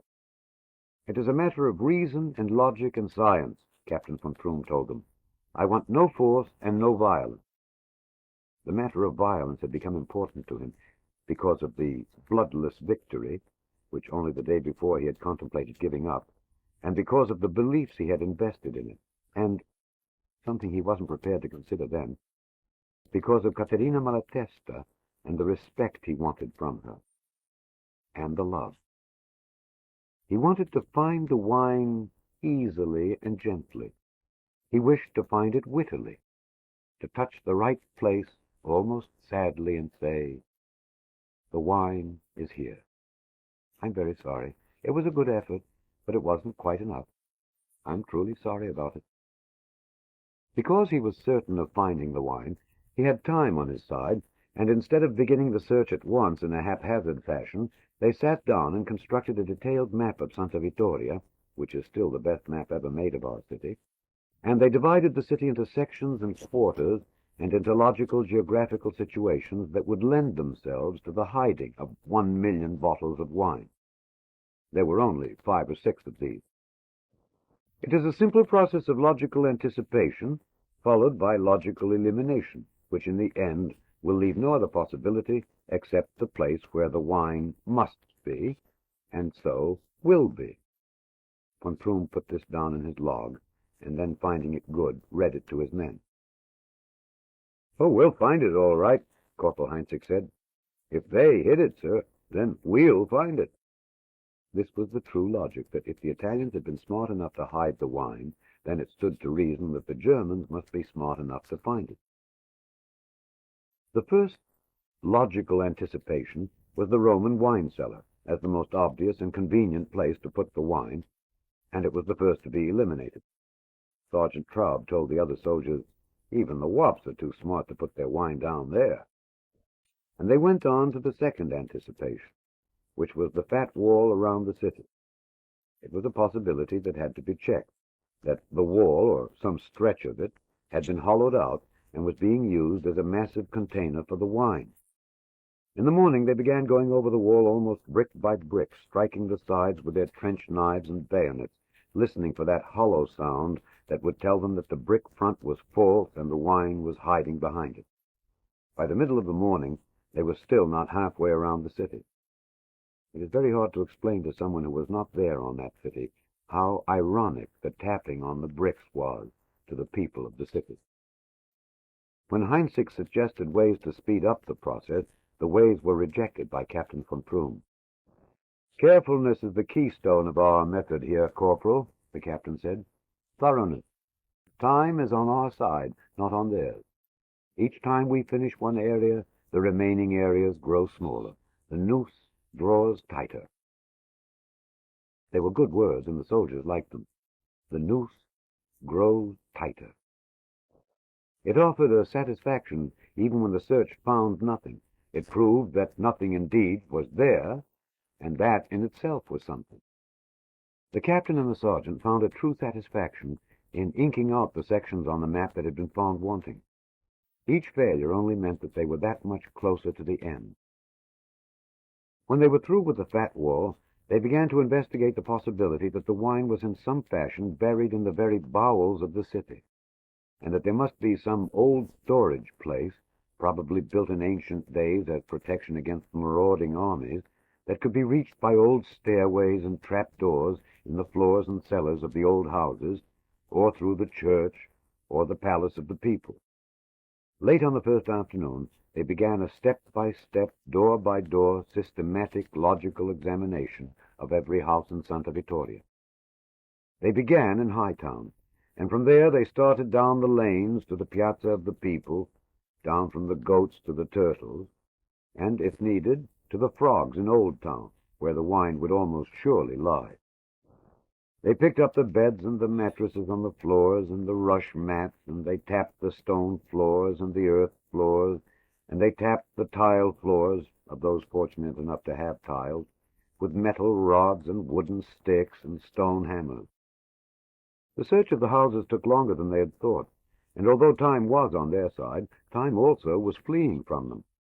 Von Prüm began to urge them to go a little faster and a little faster, and the stop for lunch was only 10 minutes long, and there was no rest, and then they ate their supper while they worked. At night we still went down the mountain, and since the evenings were becoming cool, it was comfortable in the Roman cellar. The good-time boys played cards by themselves, and if we were quiet, we could hear the sound of the stone hammers all the way down the mountain. Young men went up and watched the Germans' progress and told us where they were, now in Francucci's old house, now in Del Purgatorio's, now in Vittorini's, tapping, tapping, tapping, until the lights went out in the Roman cellar. We woke to the same sound. They were at it before the sun was up. Bombolini never heard the tapping on the stones because all of those days he slept. At times he awoke, but then he would sleep again. They had carried him up to his old bed in his old home above the wine shop so that Angela Bombolini could take care of him. On the third day, he was able to sit up and take some soup, and they made him a chicken soup in which an entire chicken had been used, a very great thing here. When he finally awoke for good, although he could not see because of the swelling of his face, everything seemed clear to him. He felt that he could see things as if they were written on glass through which a light was shining, and all of the answers were simple and clear.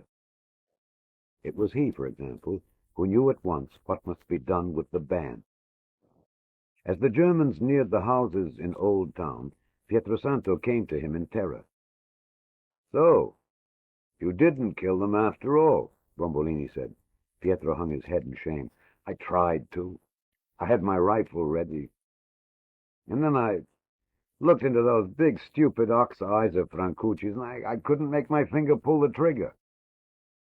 "I'm ashamed of you. What would the master say about you?" "Yes, it is shameful." Instead of killing them, he had hidden them in the cellar of one of the oldest houses by the wall at the bottom of Old Town. "As soon as it is evening, take them out of the cellar and up the back lane around Old Town and put them in the cellar of Coppa's old house. They'll be safe there. The Germans will never come back." Because of the systematic manner of the German search, we always knew where they were going and where they had been. A criminal might have stayed one house ahead of them or one house behind and been perfectly safe all of the while. And when Fabio came down from the mountains, Bombolini knew what to do with him. "This act must be avenged," Fabio said. "The time for crawling is past. The time to act is at hand." Fabio had grown a beard in the mountains, and since it was the same color as his hair, so deeply black that when the light struck it, it was blue, the beard, against the long whiteness of his face, made him look more like a martyr than before. "It isn't the blows to you as an individual," Fabio said. "No, of course not," Bombolini said. He allowed his fingers to touch the swelling of his face, and his tongue tipped his broken tooth. "It is to you as our leader," Fabio said. "This is what hurts. These blows to you wound us. The damage to you demeans us. When they strike you, they wound me. I'm the one who is insulted." He then went on to outline the attack he planned on the Germans, on von Prüm and on the drunken soldiers in the cellar. "I agree with you, Fabio," Bombolini said. "The time has come to act." The plan was made at once. The red flames would come down out of the mountains that night and gather in back of Coppa's house just outside the fat wall. At 2 o'clock, at the sound of a goat, Pietrosanto and the other soldiers would drop ropes and pull them up over the wall into Santa Vittoria, where they would join forces and prepare the assault on the enemy. Fabio was moved to tears. "You don't know how long I've waited for this," Fabio said. "The hour has come when we will pay acts of dishonor with deeds of honor." It is embarrassing, after what happened, to write that Fabio then kissed him on both swollen cheeks. And it was Bombolini who began the silent evacuation of the city. They got Padre Polenta's parish list and began to write down the names of all the people they felt could not keep their silence if the Germans turned to violence. These people would be allowed to work in the terraces, but never to come up into the city. In the next 2 days, they sent down almost all the women of the city, and they sent the old men, and people like Fungo the idiot, and Rana because he was wild, and Capoferro because he was crazy, and Roberto Abruzzi because they were afraid he might cry out something in English if they tore out a fingernail. And because the Germans were the way they were, because they didn't really know what we were doing, they never noticed the women gone, the children vanished, the old out of sight. Because of what happened to Bombolini, there was a good feeling in the city about the prospects of physical violence. "If he can do it, if Bombolini can take it, then I can take it," the men said. Only Tuffa, who said nothing aloud to all this, had no faith. "They don't know," he told Caterina Malatesta. "They don't know what's going to happen to them." "Then why don't you tell them?" "It won't do any good. They feel good now, and why should I spoil that? They may not turn to it after all, so why should I frighten everyone?" He told Caterina then what they would do. The soldiers in the city now wouldn't do it. They would send for the professionals, for the Gestapo or the SS secret police. "Then they all break," Tuffa said. "No man can stand it. They do things to men that it is impossible for men to believe, even when it is happening to them." "But Bombolini stood it," Caterina said. "No, no, no, no. He stood nothing. After 5 minutes with the SS, He will beg them to break his jaw or put out his eye, if only they will stop doing what they're doing to him. In the end, she persuaded him to go to Bombolini and tell him. What the mayor heard saddened him, because he had been feeling confident about himself and about his people. But it takes time to break a man. Isn't that true? Bombolini said. Sometimes it takes 2 minutes, and sometimes 10, and sometimes an hour, although they don't generally live after that. I was nothing then? He was very sad. You were brave, Bombolini. And you were nothing. This goes beyond bravery. They all break, sooner or later. So there is no hope. There is no hope. And then Tufa was astonished, and even angered, to see that Bombolini, to the best of his ability, was trying to smile at him. I have some people no one in the world can break, Bombolini said. They all break, Tufa said. He almost shouted at the mayor. You must believe me and be prepared for it. But Bombolini only shook his head and continued smiling, like the statues of some saints one sometimes sees, gentle and all-knowing and at peace with the world. I have some men who won't break, Bombolini said. Fell back to sleep then. That night he told Caterina about it. I tried to tell him, to make him understand, but he wouldn't listen, Tufa said. He kept insisting he had men who would not break. The two of them did not go to the shelter. Caterina because she was excused to care for the people in the Palace of the People, and Tufa because he chose to be defiant. She had been asleep when he came in, but he did not get into bed with her. He sat on the edge of the bed and looked at his hands in the moonlight. He didn't know that she was watching him. Why are you looking at your hands that way? She asked him. He said nothing, but finally decided to tell her. Because I'm afraid, he said. It's my nails. I'm afraid what I might do if they pull out my nails. There's no reason to be afraid, Caterina said. There are only 10 of them. You should try to remember that. Tufa turned on her. My God, you're hard. A man reveals his fear to her, and she tells him there are only 10 of them. Do you have any more advice like that? I didn't say it to demean you, Caterina said. I meant to make the pain understandable. It's only human pain. People lose nails all the time. Not this way. Have you seen it? Yes, Tufa said.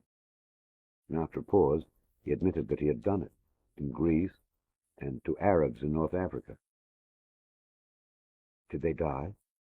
No. Then you can bear it, Carlo. You only imagine the pain because you feel guilty about what you did. They told us what we wanted to know, Tufa said. He went to the window and looked at his hand, and it was while he was there that he saw the first of the Petrarch Brigade, Fabio's resistance movement, come up over the wall and drop down into Grape Basket Lane, where they were met by Pietrosanto and let down the lane to Coppa's house.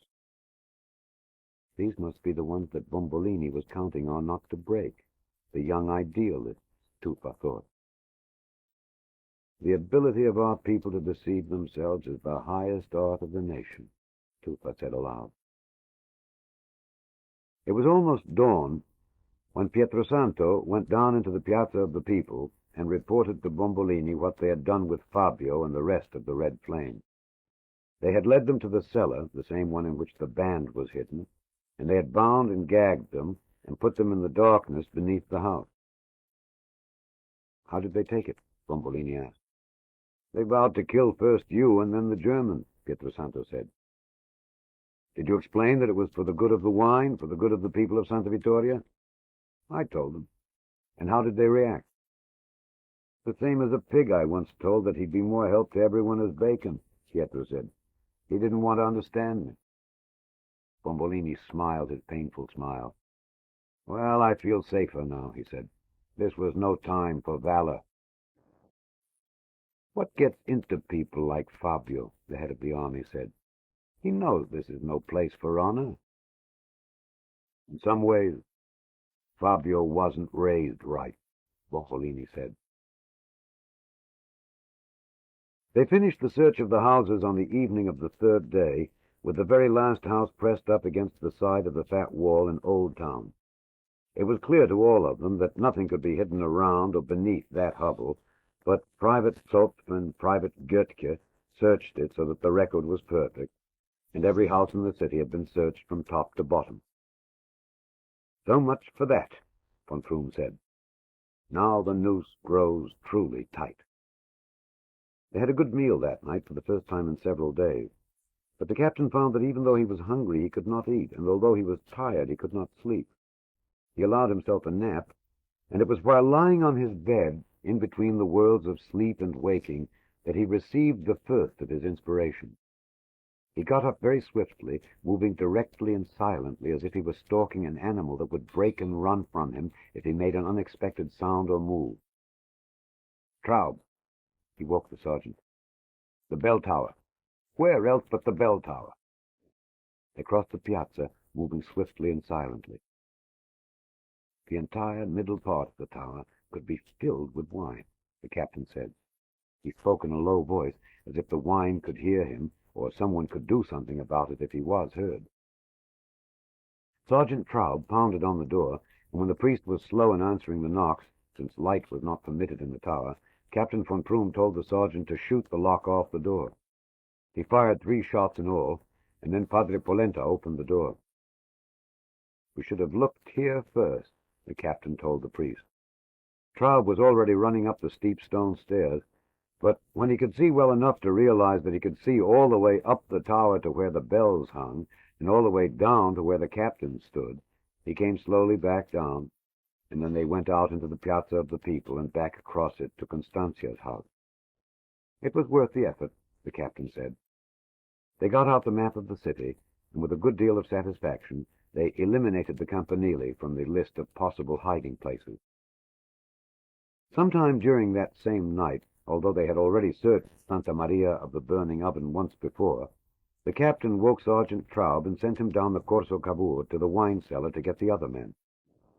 It was something that Bombolini had said about the church having been built on the ruins of an even more ancient church, a Roman temple which in turn had been built on an Etruscan foundation.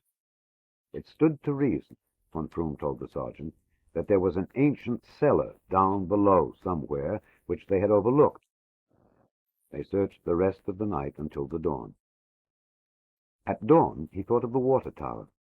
It had not even been on the list.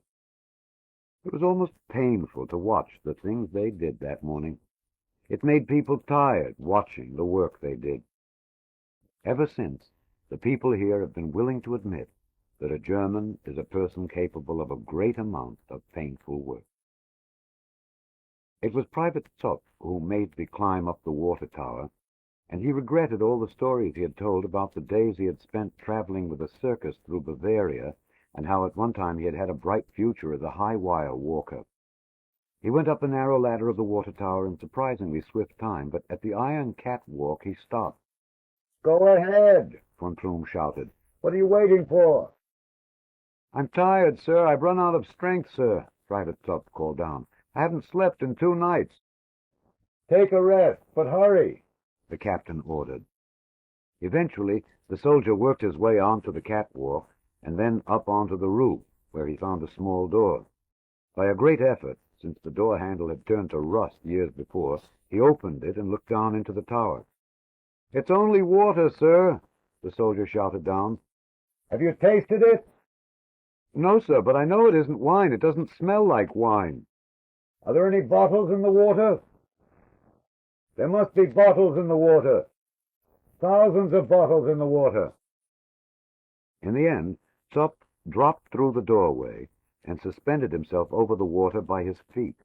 It was a dangerous thing to do. If he had slipped, he might have drowned in the tank. They didn't wait for Zopf to come down, but went instead at a very fast pace back up to the Piazza of the People. The sun was up by then, and another day was well under way. "Allow me to ask him," Corporal Heinzig said to Traub.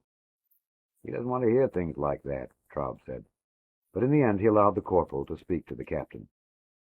"Let me have one of them, sir," Heinzig said to Captain von Froom. "Let me take charge of one of these people." The captain looked at the corporal as if seeing him for the first time. "What do you mean, have one?" the captain said. "We've got to start hitting someone soon, sir," Heinzig said. "I'll take some woman or some child. It won't take much, sir. It will be all over this morning. I'll just stick someone's hand in the fire, sir." Von Froom almost struck the corporal. As it was, he shouted at him. He told him that they didn't do things that way, that the Russians did things that way, and barbarians acted that way, but the Germans didn't act that way because Germans didn't need to act that way. "We don't use muscle, we use the mind," Captain von Froom said. "It's the difference between us and all of them."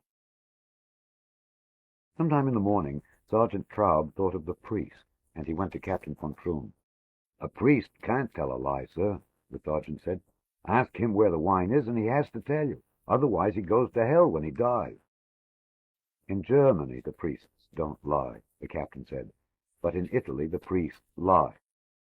But go get him." Polenta was frightened when they came to get him because he was afraid of physical punishment, and he feared what they might do to him. "A lie is a sin," von Froom said to the priest, "and as a priest of the Holy Roman Catholic Church you are forbidden to lie. Do you know where the wine is?" Polenta stared at them with amazement. "Notice, Father," von Froom said, "I don't ask you to reveal where the wine is. I merely ask you, do you know where it is?" Polenta shook his head and waved his hand in the direction of the cooperative wine cellar. "There is the wine," he said. They got a Holy Bible after that, and they told the priest to put one hand upon his heart and to lay the other hand upon the sacred book. "I ask you once again, as a man of God, as God's representative here on earth, can knowingly commit no sin in the face of God. Do you know of the wine?" "No," Polenta said. "As a man of God, I give you my sacred word." "I will do better." He had brought along a cross as a shield to hide behind, and he held it up and made the sign of the cross, and he also blessed them with the cross. "This cross is made from the wood of the true cross," Padre Polenta said. "I paid 500 lire for it, and it ought to be sacred. Upon this cross, as God is my witness, I tell you there is no other wine." Von Froom struck the cross from the priest's hand. "May you burn in hell for that lie," he said. But it bothered the men after that morning. It bothered them that the captain had struck the cross, and it bothered them the way that Polenta had answered the question. "They can lie," Sergeant Traub told them. "Priests are only men wearing skirts." "I don't know. I don't understand it," Heinzig said. "He stood right there and told us, a man of the cloth. I tell you there is no other wine." Heinzig shook his head. "How could he hold the sacred cross like that, the true cross, and lie?" Private Goetke said. "They can lie, but not when they hold the cross," Private Impossible said. "If you lie on the cross or the good book, God sends a sign so everyone can see. Your tongue turns black. The words strangle in your throat. It's like telling a lie in the confession box. They always know." "It is impossible to deceive the cross," Heinzig said. "Do you know what I'm thinking? I think there is no wine here." Zopp had come down from the tower, and because he had done the dangerous thing, he was allowed to say things the others wouldn't say. "I think someone is going out of his mind," the soldier said, and several of them, when Traub was not looking, nodded their heads. Heinzig had been drinking wine, and on the wall of the room, with charcoal from the fireplace, he wrote, "Ein feste Burg ist unser von Froom." It can still be seen there. We found out much later what it meant. A mighty fortress is our von Froom. "You'd better take that off," Traub said. "Men have died for less than that in this army." But Heinzig only shrugged. He was a good judge of human nature. "You'll be flattered by it," he said. And that afternoon, when von Froom came running down the Corso with another inspiration, he read the words. He looked around at the men who were hiding the wine bottles behind their backs. For one terrible moment they knew terror. "Thank you," the captain said. "It reinforces me." That afternoon, they began to dig around the burial vaults of the Malatesta family in the burying ground beyond the city wall. It was educational to the people of Santa Vittoria to watch what was happening to Captain von Krumm. He became a lesson to us, and to this day, when a person runs about trying vainly to do the impossible, we say that he is doing a von Krumm. We didn't understand it then, but his trouble was that he didn't know how to fail. Roberto said that he hadn't been raised that way. When the people here want something and find they can't get it, which happens all the time, they convince themselves they never wanted it in the first place. After that, they become scornful of the thing they wanted and spit on it. It's a matter of being ridiculous. To want something that you can't have is to be ridiculous. And in a town such as Santa Vittoria, to not look ridiculous is sometimes all that one has. Von Krumm became ridiculous. He could not believe he couldn't find the wine his own way. He could not believe that sometimes men, even himself, can fail. And so he didn't know how to stop what he was doing. He changed in those 5 days. In that 1 week, he appeared to us to age 10 years. He didn't eat, and he didn't sleep, and he lost weight, and all at once the fine lines of his face appeared not fine, but bony and old. We had a look at what he would look like if he ever grew old. Because his clothes had been tailored for him, when he lost weight, the uniforms so tightly fitted before sagged on him. If he lasts 1 more week, Constancia Pietrosanto, who did his cooking, said, he'll die of old age. We began to worry about him then, not for himself, but for us. If, under the pressure, his mind were to break, we would be the ones to suffer for it. We tried our best to calm him down and to help him sleep and eat. If someone was fortunate enough to stumble on something good to eat, we gave it to Constancia to cook for him. She made him little dishes, the way one gets a child to eat. A little fresh salad from the field, green beans cooked in melted cheese, a live trout from the Mad River they brought up in a pail, pigeon eggs, a rabbit which was stupid enough to come down on the terraces, frog legs. And then, since it was late October and the songbirds were flying south, the people netted little finches and wild canaries and nightingales and cooked them to a crisp in olive oil so the little bones would crunch in the mouth. He looked at the plate of finches, and he cried for them. He's like a toy now that's been wound too tight, Papa Luca warned. 1 more turn of the key and the spring will snap. The son of a bitch will fly apart. The captain began to write things down all of the time. Letters he didn't send, notes to himself, notes to the soldiers. They want me to act like a barbarian, and I refuse, he wrote to someone, perhaps his brother Klaus. Nations with a culture need not do things that way. I will remain true to myself. He turned instead to bribery. In the late afternoon of the 4th day, he called the soldiers together. What, above all things, do the people here hate most? He asked them. Us, sir, Private Götke said. The captain ignored him. The thing we hated most, he said, was the mountain. It was the mountain that kept us poor, that destroyed us, that robbed us of our youth and our strength. At the end of a day's work, there was the exhausting climb back up the mountain, the daily enemy. And what shall we offer them? He looked at them with a triumphant smile, the first smile they had seen in many days. We offer them something to overcome the mountain. They rolled out the motorcycle with the sidecar, and they put it in the center of the piazza of the people, and then they invited the people to sit in it, sit on it, and even feel its power while the engine roared and throbbed beneath their legs. Yes, look at them, Captain von Krumm said. They adore that machine. They hunger for it. They lust after it. They can't wait for the cover of darkness to come and tell us their secret. There were many ways to tell it. Soldiers were stationed in the dark, quiet lane, and the back doors to von Krumm's house and the cooperative cellar were left open. And no one came. It was not a matter of virtue. It would be good to pretend that it was. But bribery is a good tool to use on a people who have nothing. If flattery will always get you somewhere in this country, then bribery will do the same, if the price of the bribe is right. There were people who went to bed that night sweating and dreaming of flying up the mountain past all their bent-over brothers, seeing themselves sitting around in the piazza picking songbird bones out of their teeth after their supper, when the rest were just stumbling their way into their houses and starting up the fires for their soup. The captain stayed at his door, sitting alone in the darkness all of that night, and no one came to him.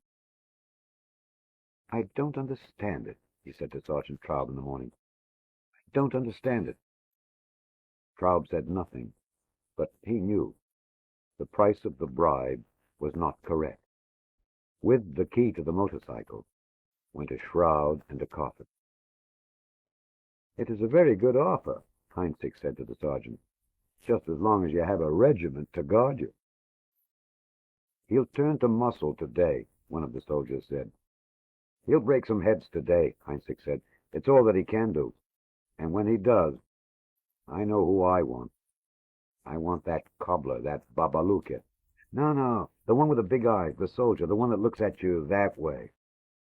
"Tufa," Sergeant Traub said. "He's the one to get." "And her," Heinzig said.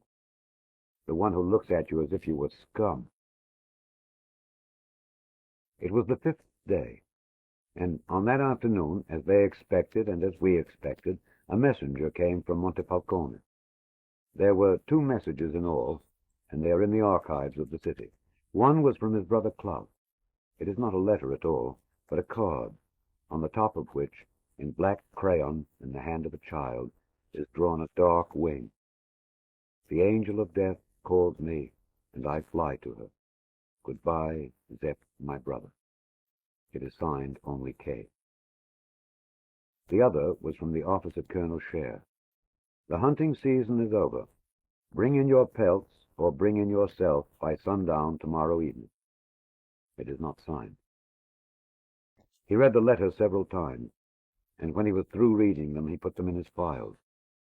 After that, he took the pages of The Bloodless Victory, and he ripped each one in pieces, one after another, and then he burned them, and after that he began to cry. It was still light when he began to weep, and he cried until it was dark.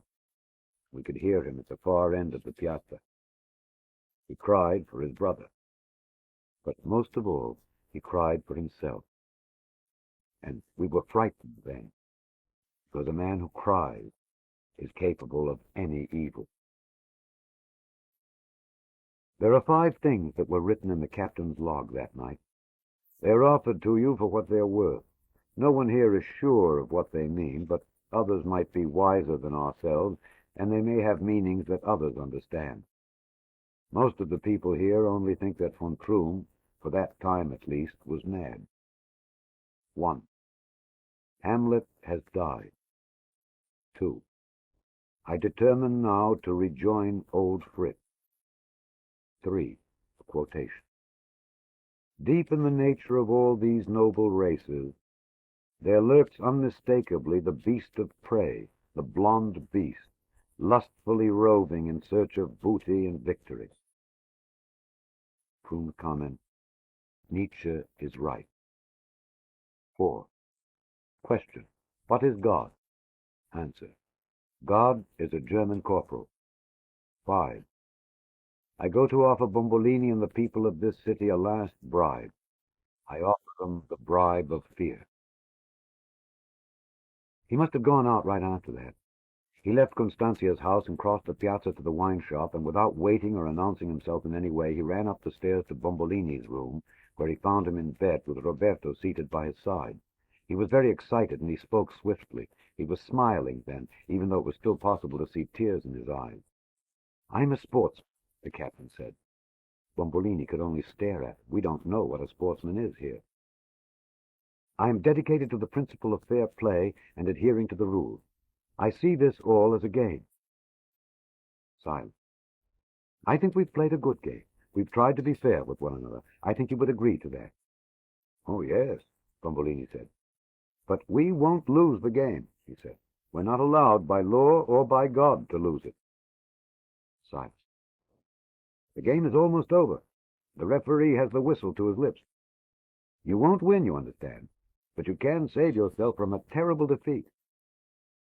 There was another long silence, so long that Bombolini felt required to speak. "I don't understand what you're saying." "You understand, and I'm going to make the final play. Where is the wine?" Von Froom had been sitting on one side of the bed, and now he stood up. "Would you like to play?" he said to Roberto. Roberto shook his head. "All right, that's the way it is, then."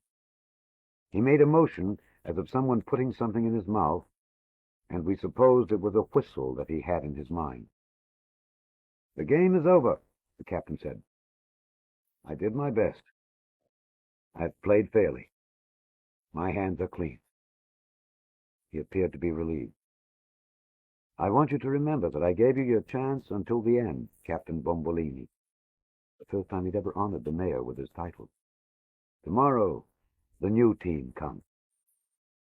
He turned then and went out of the room, and when we saw him crossing the piazza toward Constantia's house, his stride was strong and rapid.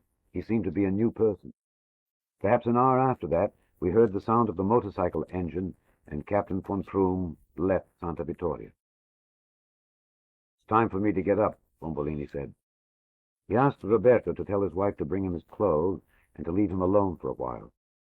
When she came with the clothes, he was already out of bed. "You heard what he said," Bombolini said. "You'd better leave before the captain comes back." "No," Rosa Bombolini said. She began to help him with his clothes. His entire body was sore and stiff, although only his face had taken the beating. She pointed at his face. "If you could take that, I can take it." She stood before him with her arms crossed, those broad, powerful arms. "Do you care at all for me?" he said. "No." She was aware that she had hurt him. "You couldn't bring yourself to say something good, something nice at a time like this? Because your face looks like an ox stepped on it, does that mean I should care now?"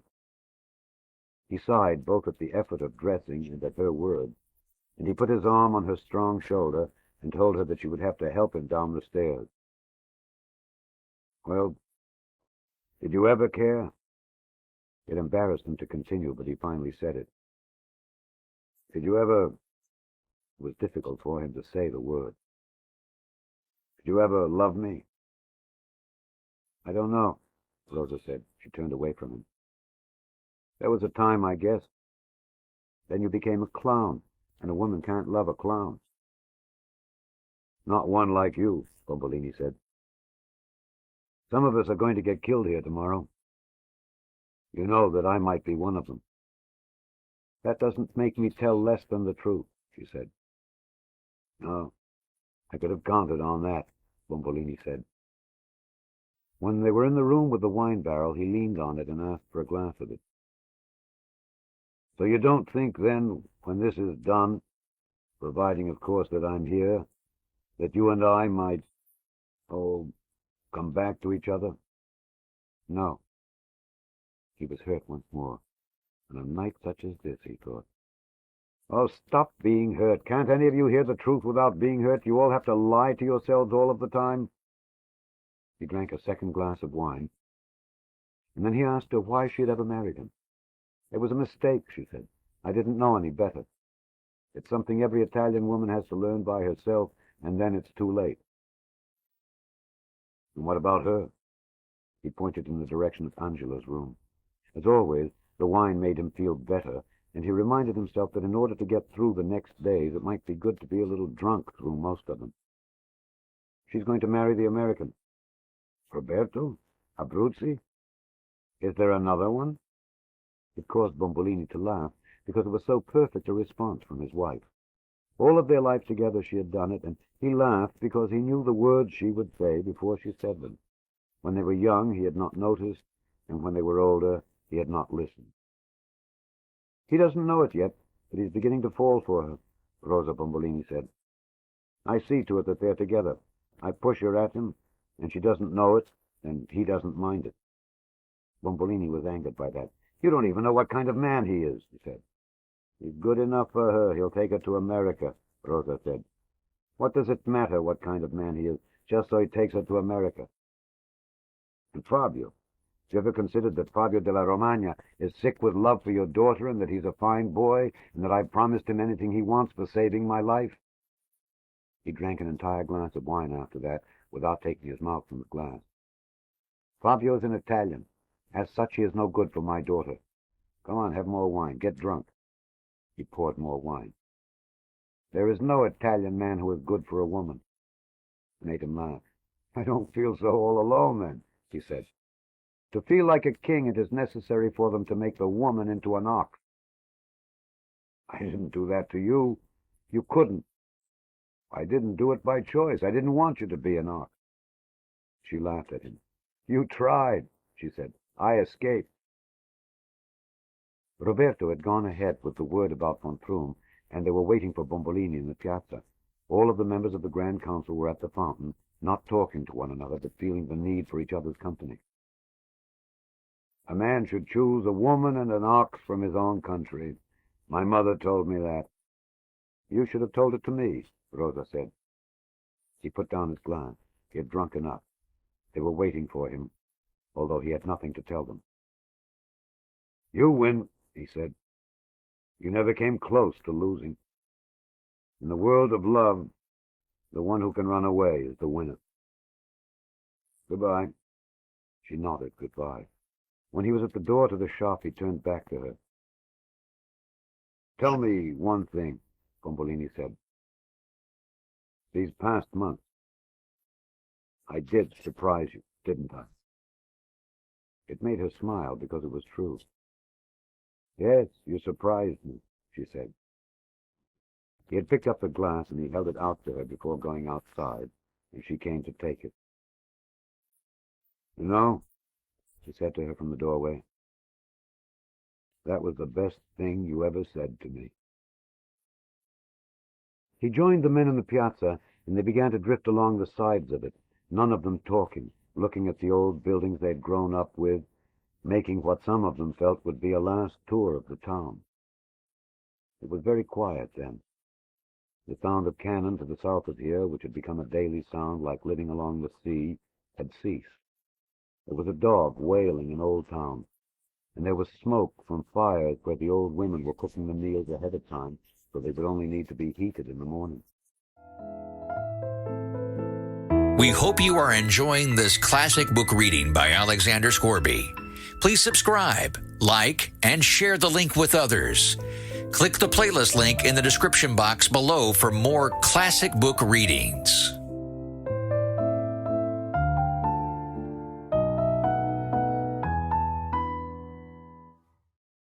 Someone suggested that they go inside Santa Maria and offer a prayer, but others said no, it would only frighten people to see men in the church. They walked to the Corso Cavour and decided to go down it. They were stretched out behind one another in the darkness. I've never been more afraid in my life, one of the men said. I'm sick, trembling with fear. Might help you to know that all of us are sick with fear, Bombolini said. You were the only one courageous enough to say it. But you've already felt it, the man said. You know the taste of it. You know if they do it again, you will be able to bear it again. Are you afraid for yourself or for what you might say? What I might say. Then you won't tell, Bombolini said. There was the sound of thunder in the south, but the moon was out, so we knew the cannons had begun again. The sound was very big, much larger than ever before. Despite the sound, we could hear the Germans drinking inside the wine cellar office. They no longer asked for the wine, they took it as their due. I'm glad it isn't the rain. It would hurt the grapes now, someone said. At the Fat Gate, we looked down on the terraces in the moonlight, and then started back up the Corso. And when we passed the cellar, Heinzig opened the door and came out into the street. He was drunk. I suppose you think that's going to help you, he said. He motioned toward the south. No one answered him. It might, he said. It might. But it might be too late then, too. He smiled at us, and we could see that it was a fraudulent smile because his eyes were as cold and as distant as the moonlight that lit them. Wait until you see who comes back with him tomorrow. Heinzig said. Wait until you see them. We turned away from him because he made us sick and because he frightened us at the same time. Wait until you feel them, Heinzig called. He laughed at us. Then you'll know what it's all about. He came after us holding a bottle of our wine, following us up the Corso Cavour. These are the professionals, Heinzig said. These aren't the poor little bastards like us. They won't even let us touch their tools. He stopped, and we went ahead of him, moving away from him as swiftly as possible without appearing to be running from him. Knives and scissors, fork and candle, little children must not handle, the corporal called. We were far up the Corso now, but not so far that we still couldn't hear him. You'll tell them. Oh, yes, you'll tell them. He was laughing once more. You'll beg them to let you tell them. When we reached the Piazza of the People, Padre Polenta came running across the piazza toward us. You should see it, the priest said to us. Thousands of lights, millions of lights. Something big is taking place. Something tremendous is underway in the south. It meant nothing to us. It was too late to help us. It's time we got some sleep, Bombolini said. If they're going to burn us tomorrow, we should be ready for the burning. Padre, one of the men said, say a prayer for us. Make us a good night prayer. Most of them kneeled in the piazza, and Polenta blessed them. The sound of the war was very loud then, so loud that the sound of the water flowing from the fountain could not be heard. The great attack had begun. Some great attack. We didn't even know by whom. You see Heinzig's face? Bombolini said. Did you see the hatred? Why is he filled with so much hatred? Where do they get it? There was no answer, of course. The men shook hands with one another, every man with every other man, and when each had touched all of the rest, they went their own ways home. 7. The rat in the throat. When we saw them come up the mountain from Monte Falcone early the next morning, there was almost a sigh of relief from the men. When one has steeled oneself for an ordeal, it is sometimes best that the ordeal take place at the proper time. There is always the memory of Lupo, the last of our great bandits. He was scheduled to be shot to death before the people in the Piazza of the People for savage acts. Before the shooting, he shouted obscenities at God and the judge and the people, and then, for some reason, he received a stay of execution. 1 month later, they had to carry Lupo into the piazza and tie him to the fountain because he could not stand. He trembled and held the priest's hand. The 1 month of hope had whetted his appetite for life and destroyed him. He should have known that in Santa Vittoria the only safe policy is to never hope for anything, and then there is nothing to be lost. Lupo had committed the sin of hope. The men were passing around the grappa bottle, drinking deeply from it and encouraging the others while being encouraged, when Bombolini surprised them by telling them each to hide in a house that faced on the piazza, from which they could watch the piazza but not be seen from it. They were to stay there until he waved them to come out. Some of them were disappointed and even angry. I thought we were to be courageous, one of them said. Now you have us running and hiding. I'm ready, another said. I'm ready for the sons of bitches. I'll take everything they can hand out. But he sent them away, and they went. And so it was that when they came, the 4 of them, von Prum and Traub, and 2 young soldiers from the SS, Bombolini was alone in the Piazza of the People, this time without even Vittorini to stand behind him in his uniform. They came on the motorcycle, and they were followed by a small compact truck that held the SS men's equipment. Sergeant Traub stopped the motorcycle near the edge of the Corso Cavour, and Captain von Prum stepped out of the sidecar, and as he came across the piazza toward Bombolini, even the most unobservant among us could see that some change had taken place in the captain. The age that had altered his face seemed to have passed in this one night, and he walked with an easy confidence, and his motions were slow and controlled. The stiffness that had caused him to move like the overwound toy was gone, and with it the wildness about the eyes. We didn't know then that he had made a 6th and a 7th entry in his log that morning on the page that follows the other 5. 6. Much that is dreadful and inhuman in history, much that one hardly likes to believe, is mitigated by the reflection that the one who commands and the one who carries out are different people. The former does not behold the sight and does not experience the strong impression on the imagination. The latter obeys a superior and therefore feels no responsibility for the act. Nietzsche. 7. I give myself up to old Fritz. I prepare myself to perform my duty, and I feel a happiness about it. Zepp von P. So, you put everyone away this morning, Captain von Troom said. Bombolini nodded. Or did they run away? No, sir, I hid them. The same as your wine? No, Captain. We'll soon find out. The captain began to walk across the piazza toward the Palace of the People, and so Bombolini went along with him. I'm going to use your place, because it's bigger. They stood in the doorway of the palace and examined the large, dark room, and Bombolini found himself wishing that he had kept it more neatly because he could see von Troom's disapproving face. And because it's very filthy, Captain von Troom said. They bleed and vomit and all the rest of it. I'm told that every orifice comes into use. Bombolini understood that this would be his one opportunity to do what he had to do, and although he could see that the captain didn't wish to hear him, he seized the chance. Which is why I have this one thing to ask of you, Bombolini said. I don't want to have to be responsible for picking any man, the mayor said. I'll do the picking if you wish, von Troom said. I told the people not to come into the piazza until after you had come, Bombolini said. And what about it? The first one who comes into the piazza is the one who will have to taste it first. The captain was interested. Bombolini could see that. In that way, I don't have to have his blood on my head, and you don't have to be the one to choose, Captain. God will decide. Or fate, I don't know if you believe. The first who walks into the piazza is the one fate has determined to choose. I would have said the devil, not God, von Troom said. But he was smiling. The idea appealed to him. Sergeant Traub had come into the room then, and he was followed by the 2 SS men. Bombolini was surprised to see how young they were. They were boys.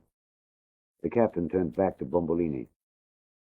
So you can control who faces these men, von Troom said. You have all of your brave boys ready to walk into the piazza by fate. No, it isn't true. Have them, he nodded toward the SS men. Try me if you don't believe me. I have no one ready for you. Von Troom then explained the situation to the younger of the 2 soldiers, who, despite his age, appeared to be the leader. It makes no difference, the soldier said. It makes no difference at all. They all talk.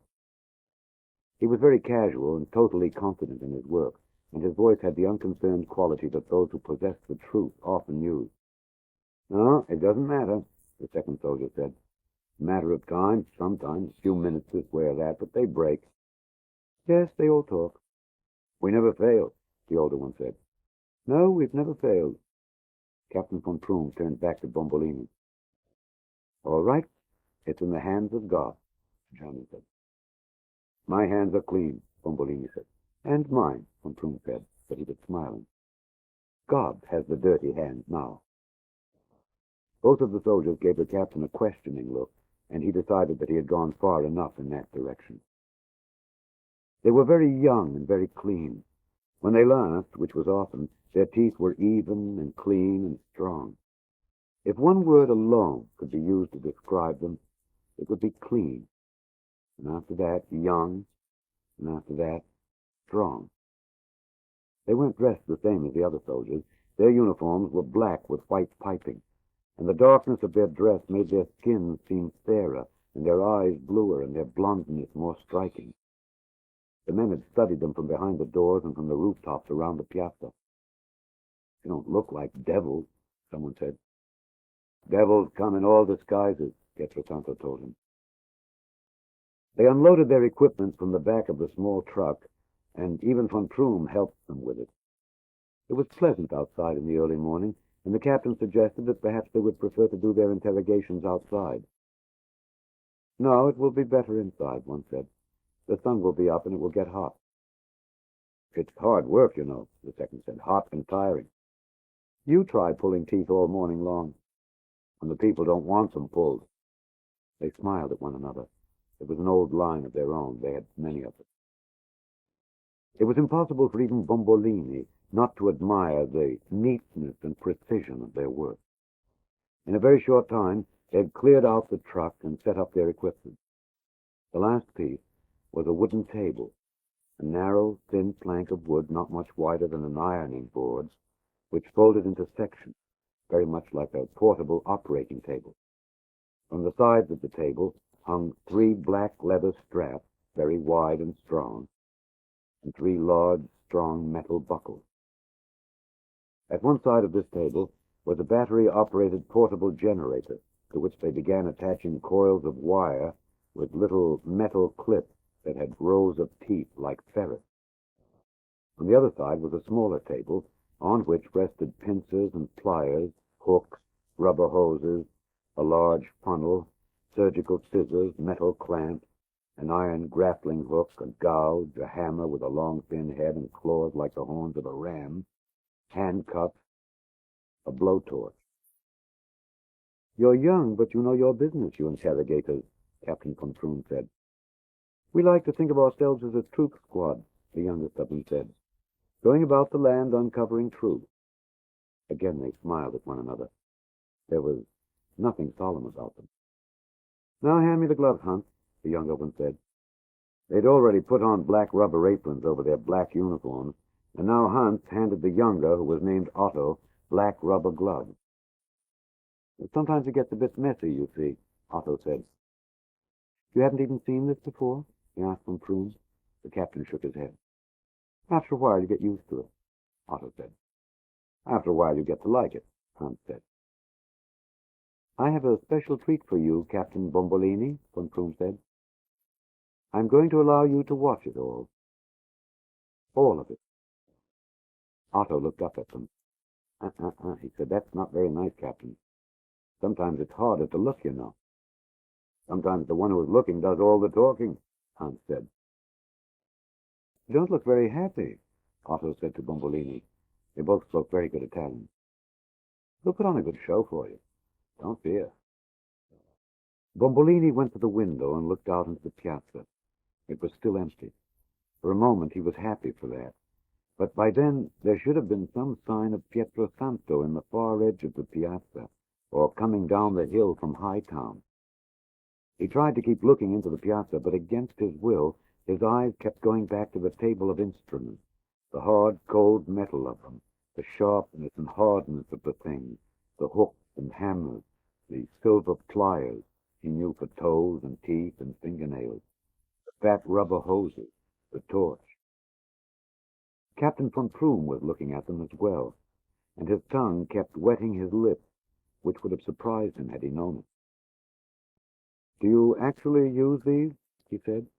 It seemed to be a stupid question for Bombolini, but he was wrong. No, not often, Hans said. We have used them, but this does the job, you see. He pointed to the generator to which a magneto had now been attached. A wire ran from the magneto to the handle of a metal hammer to which the wire was clipped.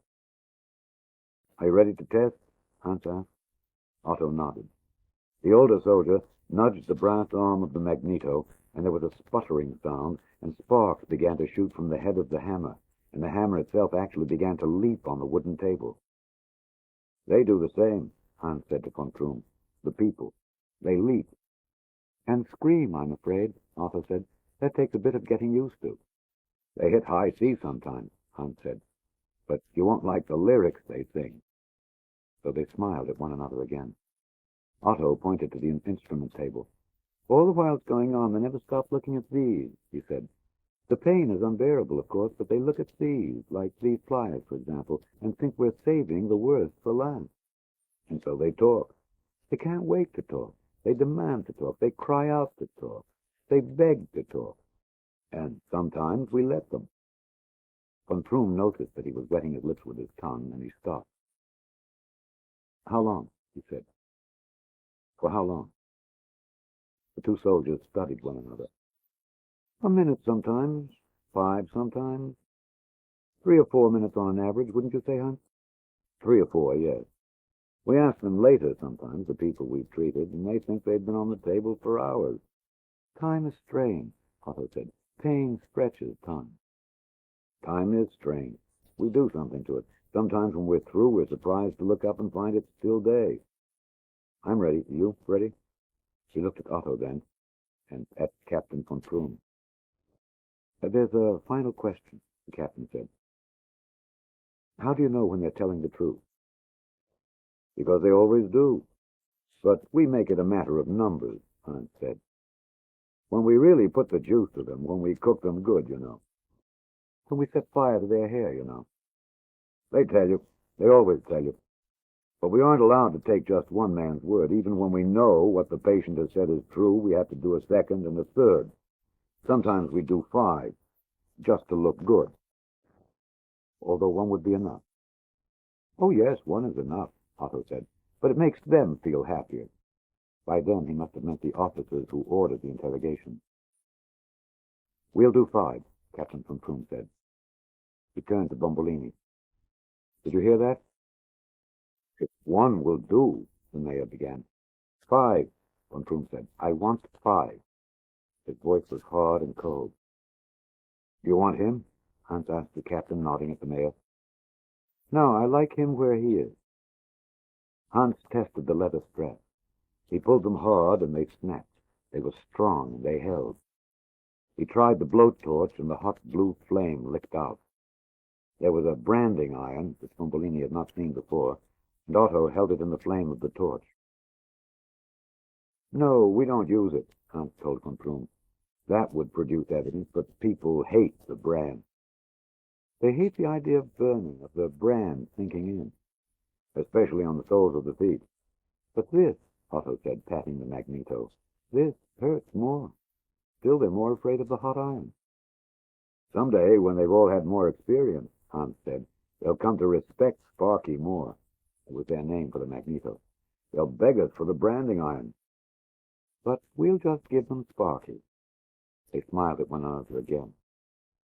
Where are they, sir? Otto said. We're ready for them. Bombolini found that he was trembling and that he felt sick, not as if he were about to vomit, but sick in the entire self, the heart and the soul and the brain.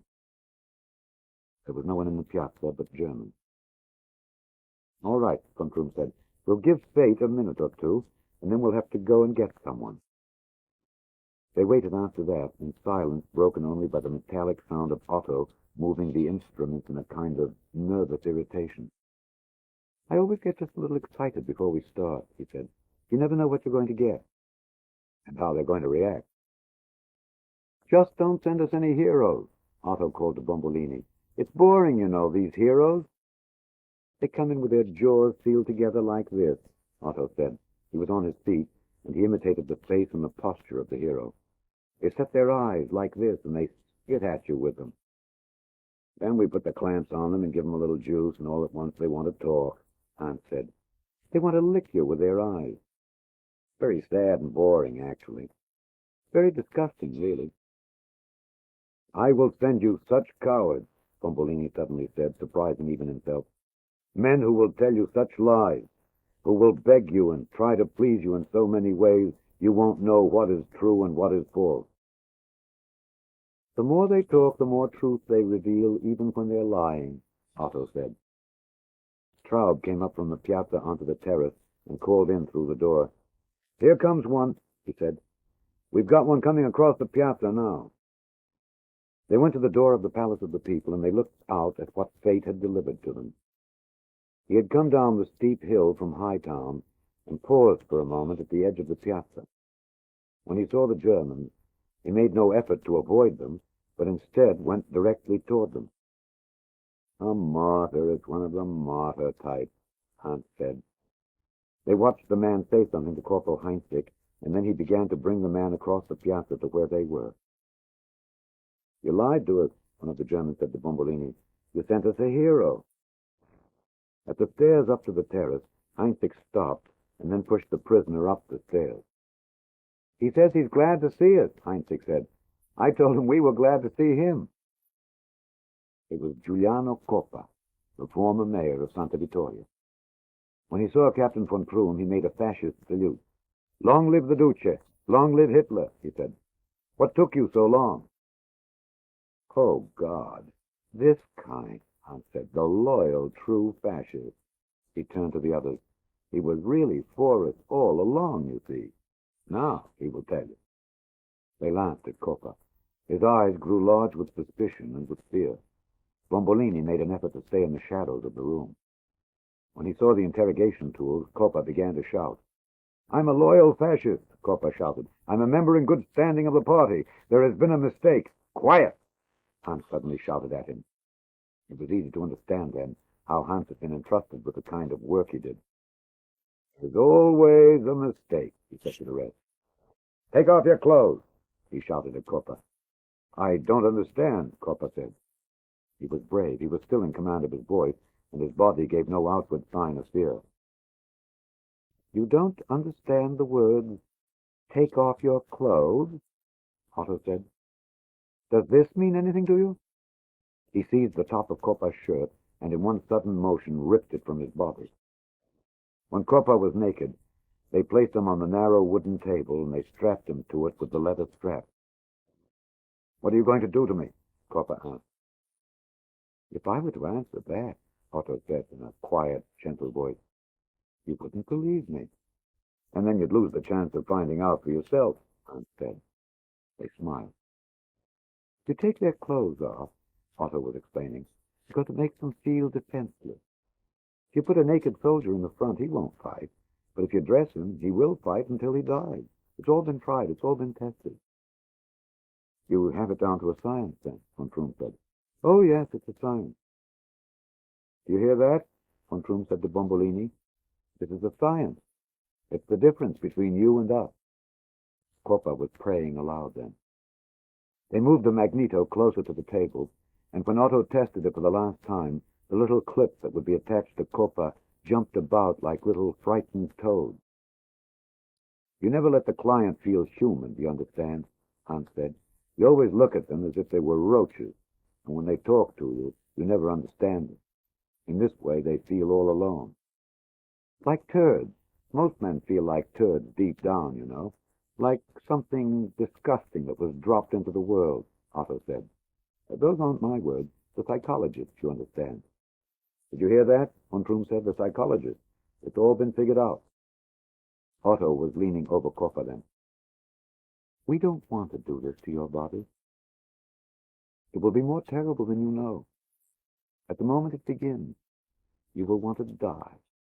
You will beg us to let you die. Sometimes they do die. He looked up at Captain von Prüm. The heart explodes in the chest. The brain is shattered. Shocked to pieces, you understand? You're getting an education, Captain, Hans said. We don't want you to die, and you don't want to die.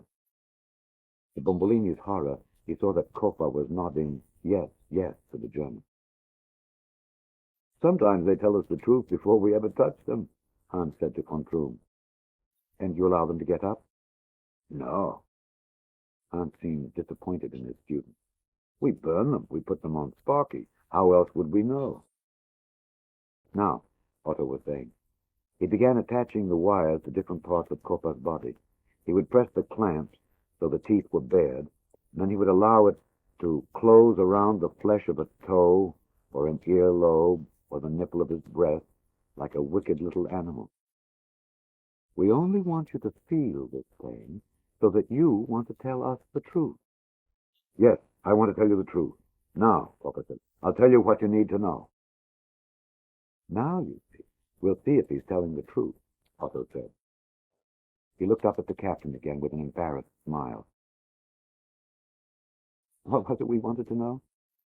About the wine. Where is the rest of the wine? He asked, and Coppa said that he didn't understand the question and that he didn't know what they were asking him. Now, Hans said. Now, Otto said. He made a movement with his finger on the magneto, a very slight movement with a brass handle.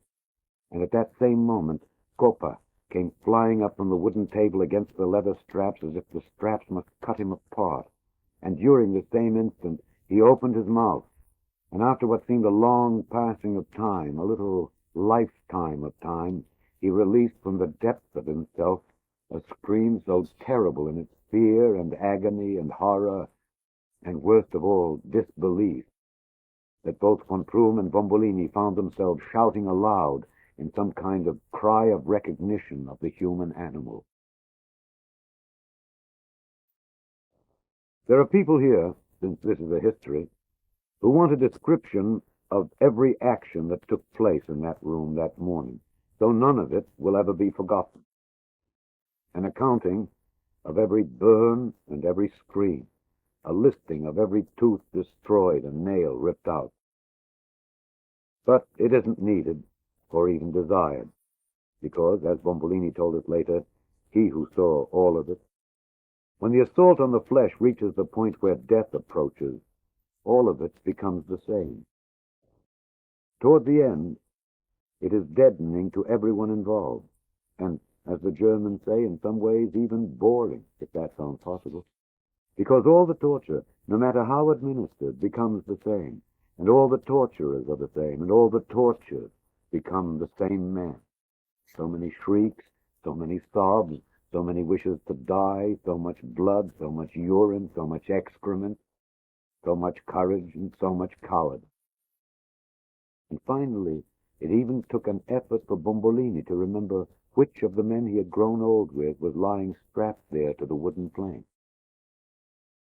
When they were through with Giuliano Coppa, because there was no way to revive him, it was the turn of Mazzola, another of the band.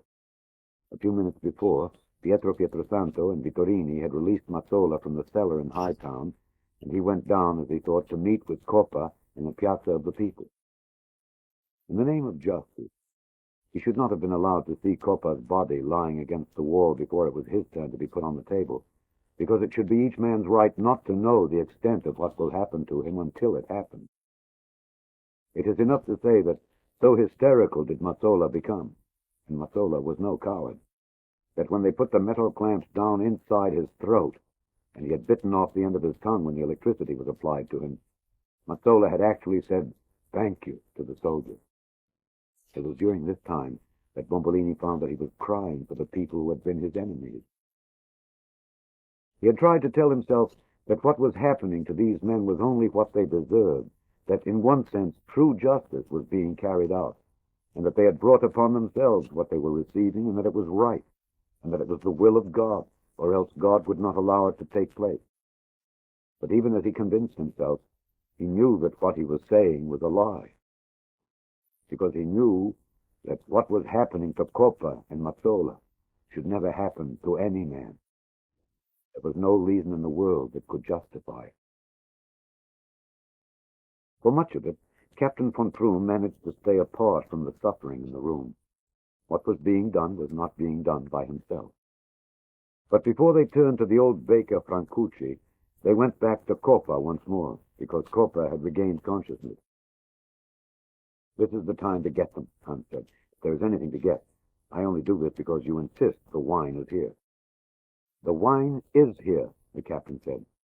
But he found himself wishing that they would go on to someone else who would break more easily, rather than return to the wreckage of the man Coppa. "Sometimes a child with a pair of squeezers can extract a confession when a man reaches this state," Otto said. "You let them cool, and when you come back, before you say a word, they're talking." After that, they did things with the blowtorch on Coppa's body that cannot be written down. After the torch, they cooled him with water. He was still conscious, and they put the funnel in his mouth so that it went far down his throat. They bent his neck back and brought him to the point of drowning. "He's too brave," Captain von Prüm said. "My God, some people are too brave for their own good." He did something unlike himself. He went to the table where Coppa was drowning and began to shout at him. "What are you doing to yourself? You have no right to be this brave." He turned to Bombolini. "In the name of God, Bombolini, tell him to tell us." Bombolini could only hold his hands palms upward and turn away. "Do you think if there was anything to tell you that I wouldn't have told you now?" With the wires that brought Mazzola surging up against the leather straps, turning the voltage higher and higher, placing the clamps in places they'd never tried before, in ways and combinations that are not believable and which we have come not to believe, they brought Mazzola up to the doorway of his death. "You still insist there is wine?" Hans said. "There is wine," von Prüm said. So they began to treat Francucci. We have since learned how valuable it is in a situation like this to be a coward, and perhaps it is a good way to go through the world. By honestly being a coward, how many things a man is spared, and how little is expected of him. Before they could ever make Francucci feel what they wanted him to feel, he had fainted several times. They threw Francucci along the wall with the others. Although he suffered very little, Francucci was the most convincing of all. "If there was wine, this one would have told us," Otto said. "Exactly where and how much and how we could get to it, and could he lead us?" Hans said. They took off their aprons and rubber gloves. They were damp with sweat, and they were tired. One of them looked at Captain von Prüm. "Either there is no wine, or we have failed." "And we've never failed." "What is there for lunch?" "And we've never missed our lunch." "However, you're entitled to 5, and you will get 5. "I want my 5, Captain von Prüm said. "You have an appetite for this," Otto said. "But 5 is the limit. We never go beyond it. This isn't the only work we do today. We go on to a place called Scarafaggio." "I know the wine is here." "All right," Otto said. "You're going to get your 5. The two young soldiers glanced at one another, and it was meant to be seen by the captain. It was a form of controlled contempt that was fitting for anyone who was not himself a member of the SS police. It was during the time that they ate that Bombolini learned that the Red Flames, who had been held in the cellar with the band, had gotten out and were on their way down from Hightown into the Piazza of the People. There was Fabio and Cavalcanti the Goat, and the young sons of Guido Pietrosanto and Tommaso Casamassimo. "There's no dessert, eh?" Hans said. "All right," Otto said. He got up and washed his hands in a bowl of water. "This will be our dessert, then." Bombolini was unable to turn and look at them. "I suppose you two are also members of the Fascist Party? Would you like to show me your cards and medals first?" "I'm a citizen of the Italian nation," Fabio said. Bombolini felt his heart try to break with blood. "Take off your clothes," Hans shouted. "This is what I was talking about," Otto said to Captain von Prüm. "Look at the eyes. Very defiant, very brave. Filled with honor." "And these are often the first to break," Hans said, "because when they find they're not really that brave, they give up entirely." "They have no give to them," Otto said. "Like an earth dam and a big stone one. You can have a leak in the earth dam and still hold back most of the water, but those solid rock ones, once they go, they collapse." Bombolini, almost without his realizing it, had come between them. "I want to volunteer myself in place of the boy," he said. They laughed at him. "You said that they all break. Then break me. What difference does it make?" "Because he defied us. We want to change the look in his eyes. We don't like him looking at us that way." "Besides, why do you want to save him? What, are you sweet on him? Is that it?" "An old fart like you," Hans said. "I want to save his life. He once saved mine." "All that you have to do to save his life," Bombolini, von Prüm said, "is to tell us where the wine is. Say the words, and the boy is set free." "Wait until we put Sparky on him, and then maybe you'll want to tell us something," Otto said. Bombolini looked at Fabio, who had by then been put on the wet wood of the plank. The leather straps were limp from salt and sweat and urine. He had lost weight in the mountains, and his ribs pressed against his skin, and because of the darkness of his hair, he seemed whiter than ever before, and thin, weak, and breakable. There was no sign of fear on Fabio's face, and yet it is not wrong to write that Fabio was trembling, so that even the straps could not control the twitching of his muscles. There was even, in truth, a look of resigned sadness on the boy's face, that men would have to do such things to other men. Bombolini's problem was a very simple one. He believed now that, under the pain of the torture, all men would break. He had no faith at all now that the secret could be held. If he told, and spared Fabio the pain and the brutality that were waiting for him, Fabio would not forgive him, nor would the people of the town. If he allowed Fabio to endure the pain, and then to tell, Fabio could never live with himself again. He wished that Cavalcanti, who was the other one in the room, was on the wooden plank. The goat, when faced with the wires, would be the one to tell. At least Fabio and himself could be spared, even though the wine would be lost. "Before you begin," Fabio said, "I have something to say to you." They stared at Fabio in complete amazement. "You have no right to do this. This is a crime against people, and you will someday pay for it." They smiled then. They asked him his name. "Fabio," Otto said, "meet Hans. Hans, Fabio. I am Otto. I will help you tell the truth for once in your life." "You have no right to do this to me," Fabio said. Bombolini found that he could not stand there, that his heart felt as if it would break, that he was weeping for Fabio's courage, and that he was trembling, and his body was bathed in sweat. "The little courageous act some people feel they must play out," Von Prüm said. They started Fabio much higher up on the magneto scale than they had the others, and it was as terrible as it is possible to imagine it was. Bombolini kept saying aloud, "I want to die. Please let me die before Fabio dies." But even through this, he could see that Von Prüm was looking at Fabio as he had not looked at the others. Fabio, of all of them, had been able to keep from shouting at first. But then he began to scream, as loud as all of them. It was what Bombolini had feared and resigned himself to, and now was almost grateful to hear. "I'll tell you! I'll tell you! I'll tell! I'll tell! I'll tell!" Fabio screamed. "Just stop it and I will tell you!" Perhaps he wanted to tell them then. He tried to speak, but he could not make a sound come from his throat when the electricity was stopped. And finally they were forced to undo the top leather strap and help Fabio sit up so that he could try to control his shocked tongue.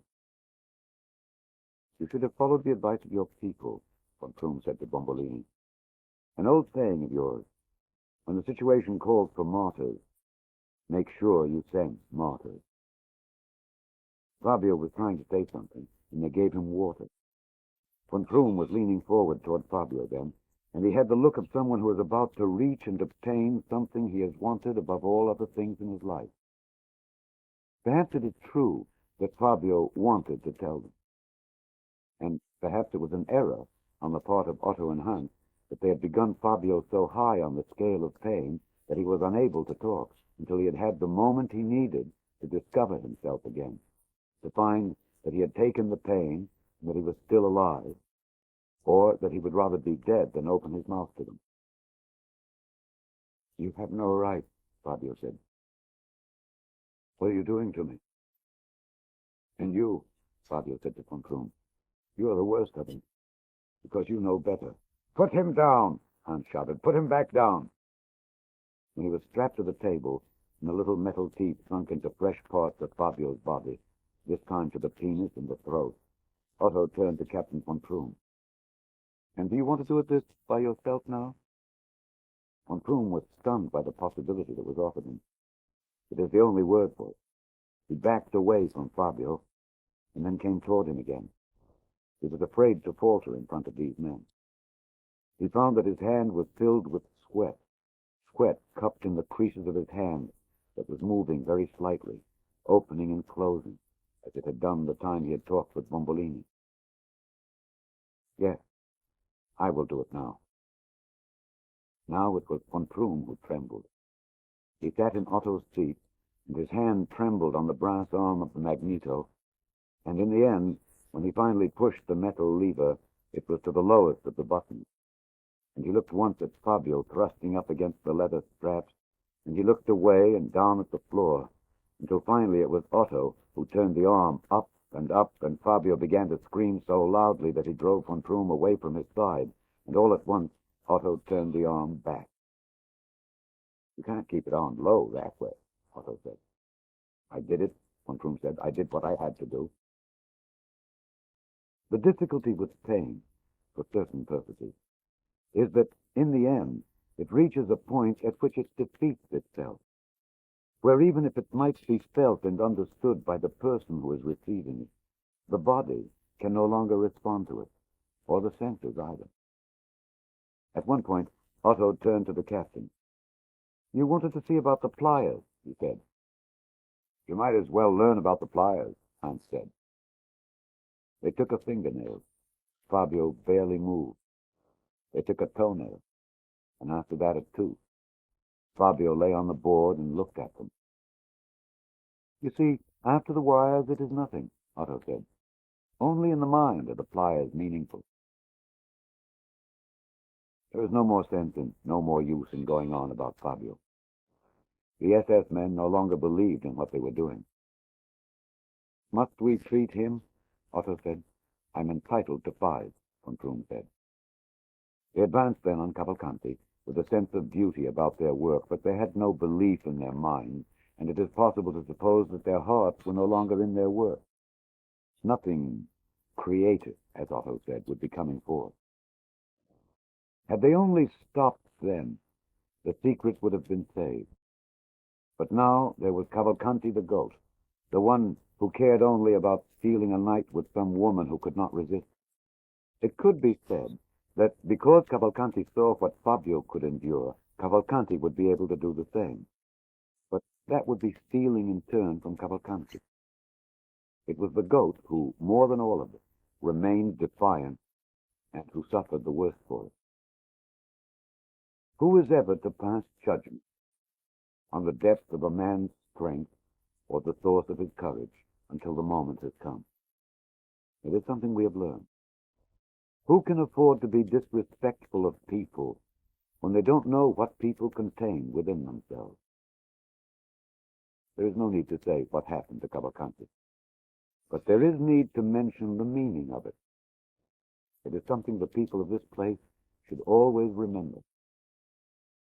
The truth is this: if only one man among all of the rest will not break, as Fabio and then Cavalcanti did not break, then all of them, all those who so despise and that they believe all men can be broken and all men can be bought, all of them have failed, and all of them are defeated, because one alone destroys them, and one alone can give heart to all other men.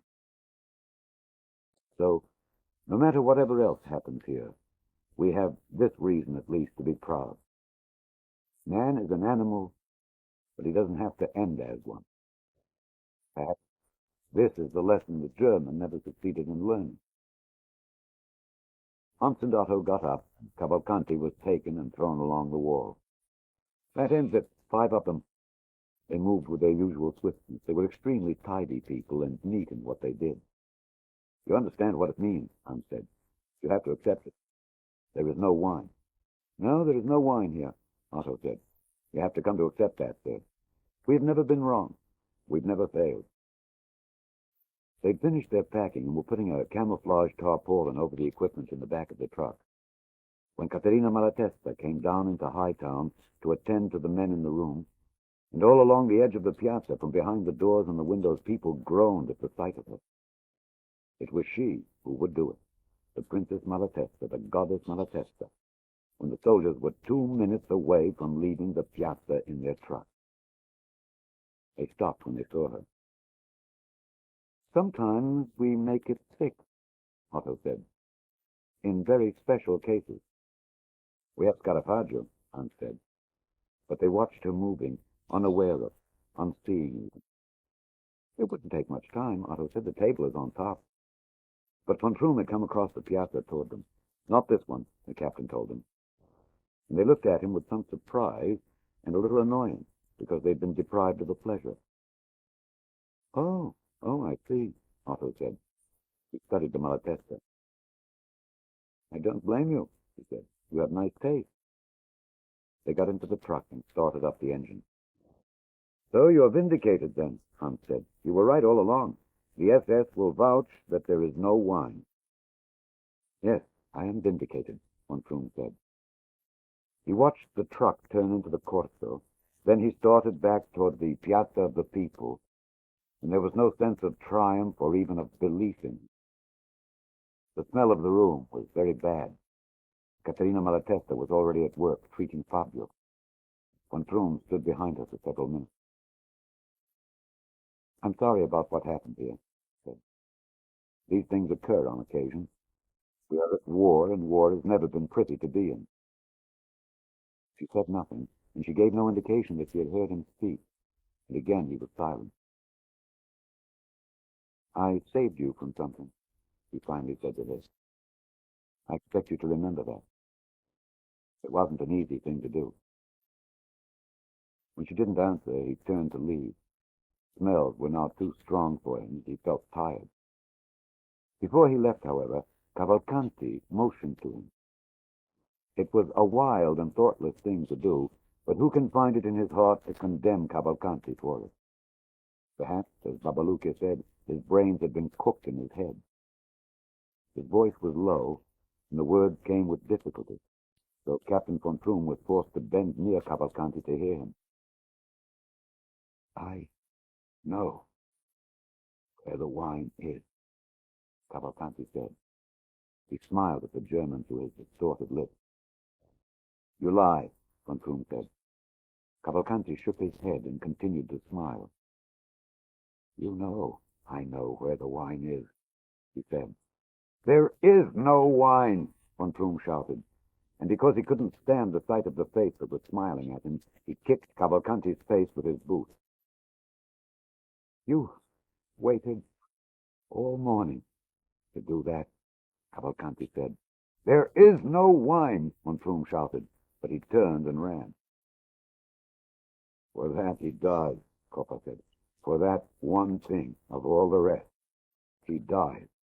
No, Fabio said. "You don't understand how we do things. For that, he must live." It will be difficult for someone who is not from here to understand that, despite what had taken place, the mood of the people was forgiving. The hand of death had rested on the city, and then it had been taken away. But more than that, it was because the harvest was closing upon us, and it was a good harvest, a rich harvest, fat with promise. And the harvest, of course, is life here. There isn't the luxury of time to hate during harvest. Something happens here then, and there is no power strong enough to hold it back. When the wind is right and coming up the terraces, you can smell it. The first of the grapes, the fattest of them, will have fallen on the ground, and the soil will be rich with the smell of their ripeness. And the ripeness, like messengers telling of things to come, fills the lanes and the piazzas of the city. It becomes a time of demand here. There is no choice left about it if we wish to live. The grapes demand attention, and they demand to be picked. The wine demands to be made, and the people are helpless before it because their blood has been bred over the centuries to heed it. The donkeys know it, and the ox. If the vines could make a sound, and old Vines says that they do and that he can hear them, we could hear them groaning under the weight of their pregnancy, demanding to give birth to the future wine they carry on their limbs. So it wasn't that the people forgave the Germans, because we've never done that, but that because of the harvest, no one cared any longer. When the grapes call, nothing else is heard. We cared only for that moment when old Vines, listening to the vines, testing the grapes by mouth, looking at the sun and sky, talking with the gods of the grapes that he talked to, would announce that the hour had come, that the time was right, that Polenta should go down to the terraces and sprinkle cool holy water on the plump, warm clusters, and that God should keep his good eye on all of us while the harvest got underway. It was for this reason that when Captain von Troom went down the mountain with Sergeant Traub to Montefalcone, some of the people actually waved to them as they went. "I don't understand them," Sergeant Traub said. "I swear to God, sir, I don't understand these people." "Very simple," Captain von Troom said. "They think they've won something. They think they can afford to be pleasant." "They shouldn't act this way after what happened to them," Traub said. "It is a matter of value," von Troom said. "They are deficient in value. I've come to despise them." Things had been changing in Montefalcone. Many of the units stationed in the city had packed up and pulled back to the higher mountains in the north, where it was said the Germans would attempt to establish a winter line that would be easy to defend and expensive to take. Captain von Krumm reported to Colonel Scheer, and the colonel was pleased to see him. He pointed to a report on the top of his desk. "They clear you," Captain Scheer said. "They vindicate you."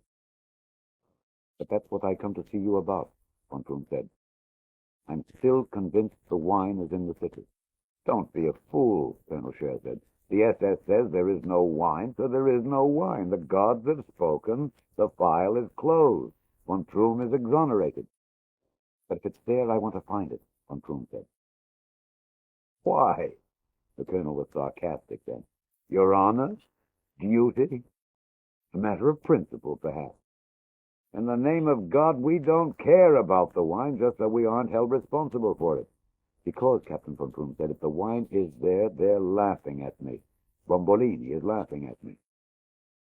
Colonel Scheer looked at his junior officer. Such fine points of behavior were beyond his personal experience. "And so, as we say where I come from, you have a rat in your throat." "If you wish to put it that way." "And what would you do with the wine if you found it? Too late for us to do anything with it, you know. We couldn't ship it now. We couldn't steal it if we wanted to." Von Krumm's voice was loud, and for the moment he lost the poise which the colonel had admired in him. "I'd smash it," the captain said. "If we couldn't take it from there, I'd break it. I would break every bottle it was in my power to break." Scheer smiled at him then. "Yes, you have a rat in your throat." He got up from his seat and went to the window that looks down into the Piazza Frosimbone, where only a short time before the people of Santa Vittoria had dragged themselves along with their wine on their backs in public displays.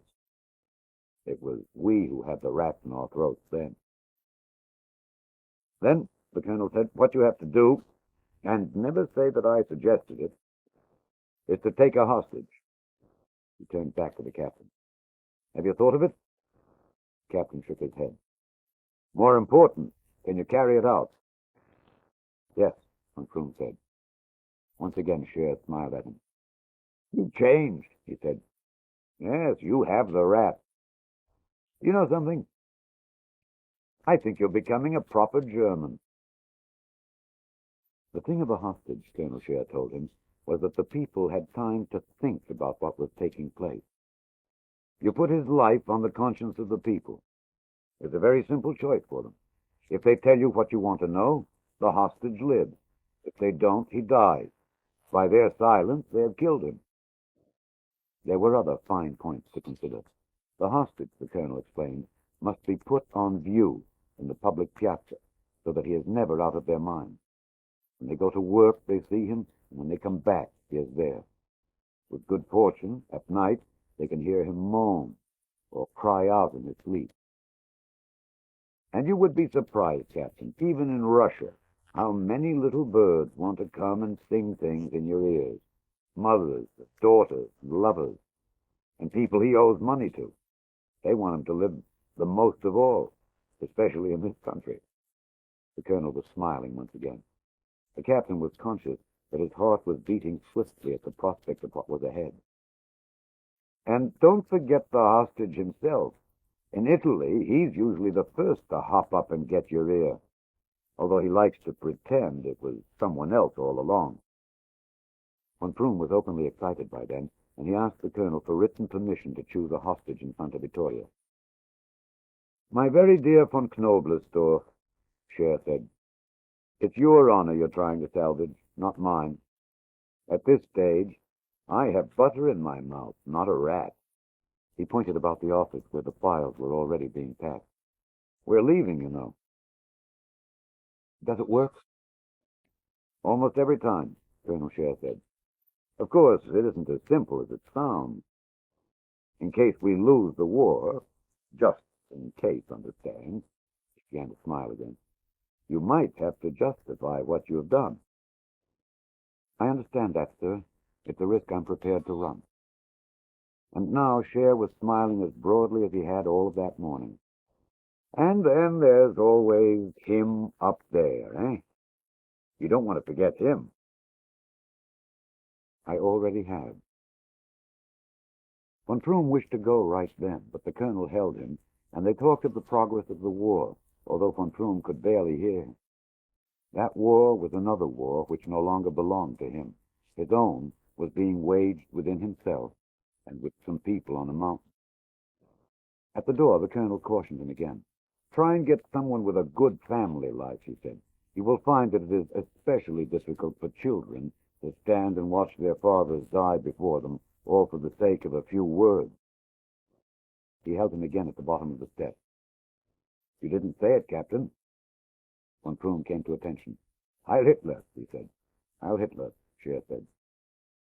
"And, von Froom." "Yes?" "God go with." The captain could hear the colonel laughing when he was at the motorcycle, and it ceased only when Sergeant Traub started up the engine.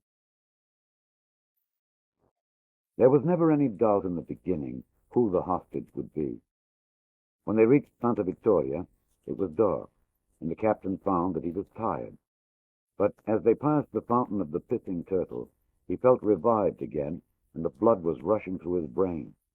He felt he could see him there, bound to the pissing turtle, his fat stomach showing through the front of his shirt, the eyes of the people staring at him, weeping for him, and finally, sometime before the dawn, when no one else was about, asking for the captain and whispering to him, "Captain, I have something I want to tell you."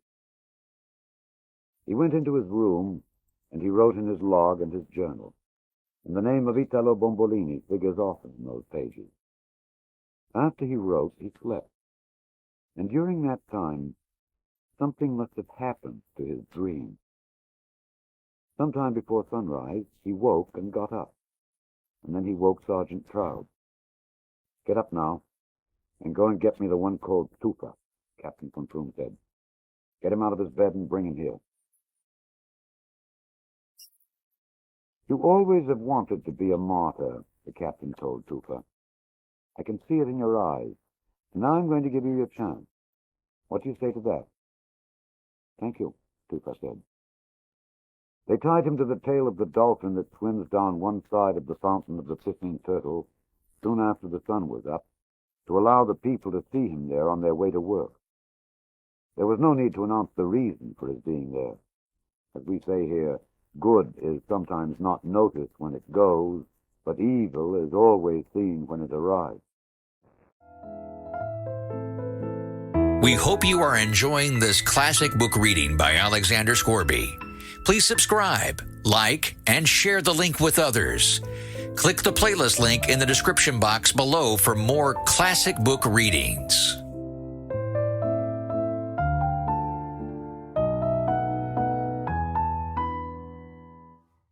At first, the people didn't want to leave the piazza, but it was Tufa who ordered them to go down to the grate. And in a way, the people were gratified because the harvest was upon them, and the pull of the grape grows very strong. "Don't you worry, Tufa," they told him. "We'll come and get you in the evening when it's dark. We'll cut you loose." But those who knew Tufa knew he would never allow it. The cost for harming Germans had gone up along with all prices in the war.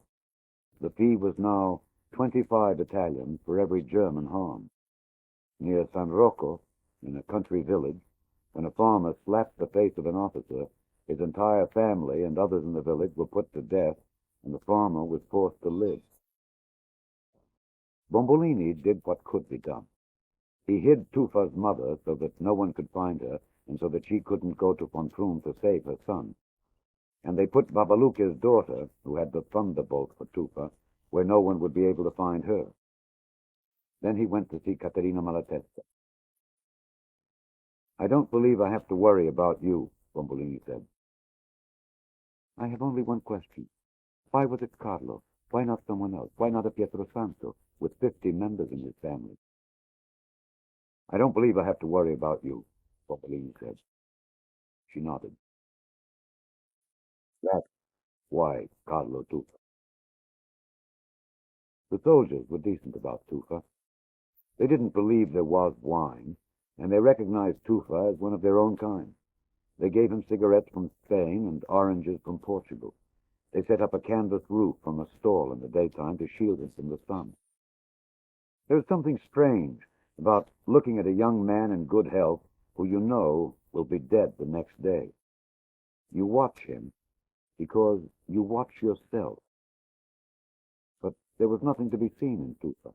He gave no sign of being worried or even of anything unusual taking place. One thing alone bothered him. It was Caterina. "Where is she?" he asked Bombolini. "Why doesn't she come to see me?" The mayor had no answer for him. "Have you ever seen this done before?" Tufa asked Sergeant Traub. "Oh, yes, in Russia, in Poland. It's effective. They don't let you die, you know. There's always someone who wants to save you. It's very hard to become a martyr these days." They fed him good soup, and he ate it all, and one of the soldiers gave Tufa a chocolate bar that had been sent to him from home. "I don't envy you," the soldier said. "I don't envy the one who picked me," Tufa said. "I mean to say, there's no wine here, is there?" "No, there's no wine." "Then how can anyone save you?" "It would be difficult to do." "I don't envy you." Toward evening, when the people were coming up from the terraces, all the soldiers were on duty, and they made a ring around Tufa and had their weapons at the ready. They allowed only Bombolini to come close to him. They talked about death, and it didn't bother Tufa.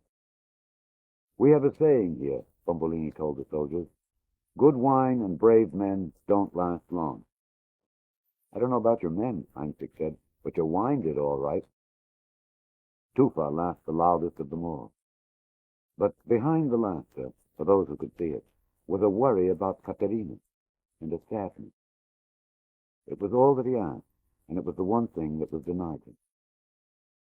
In late afternoon, Padre Polenta came across the piazza, the cooling wind of the afternoon sending the skirt of his cassock flying up behind him, so that he seemed to be running, even though he was moving very slowly. "There is nothing in the book about such a situation," the priest said. "But if you will kneel and pray with me now, something will come to me." "We could always pray for the souls of those who are doing this to me," Tufa said. "We could forgive them." "Oh, no," Padre Polenta said, "that would be too much. There's a limit to mercy, you know." After the prayers, the soldiers stepped away from Tufa and the priest to allow him to make his last confession, and in a few minutes they had finished.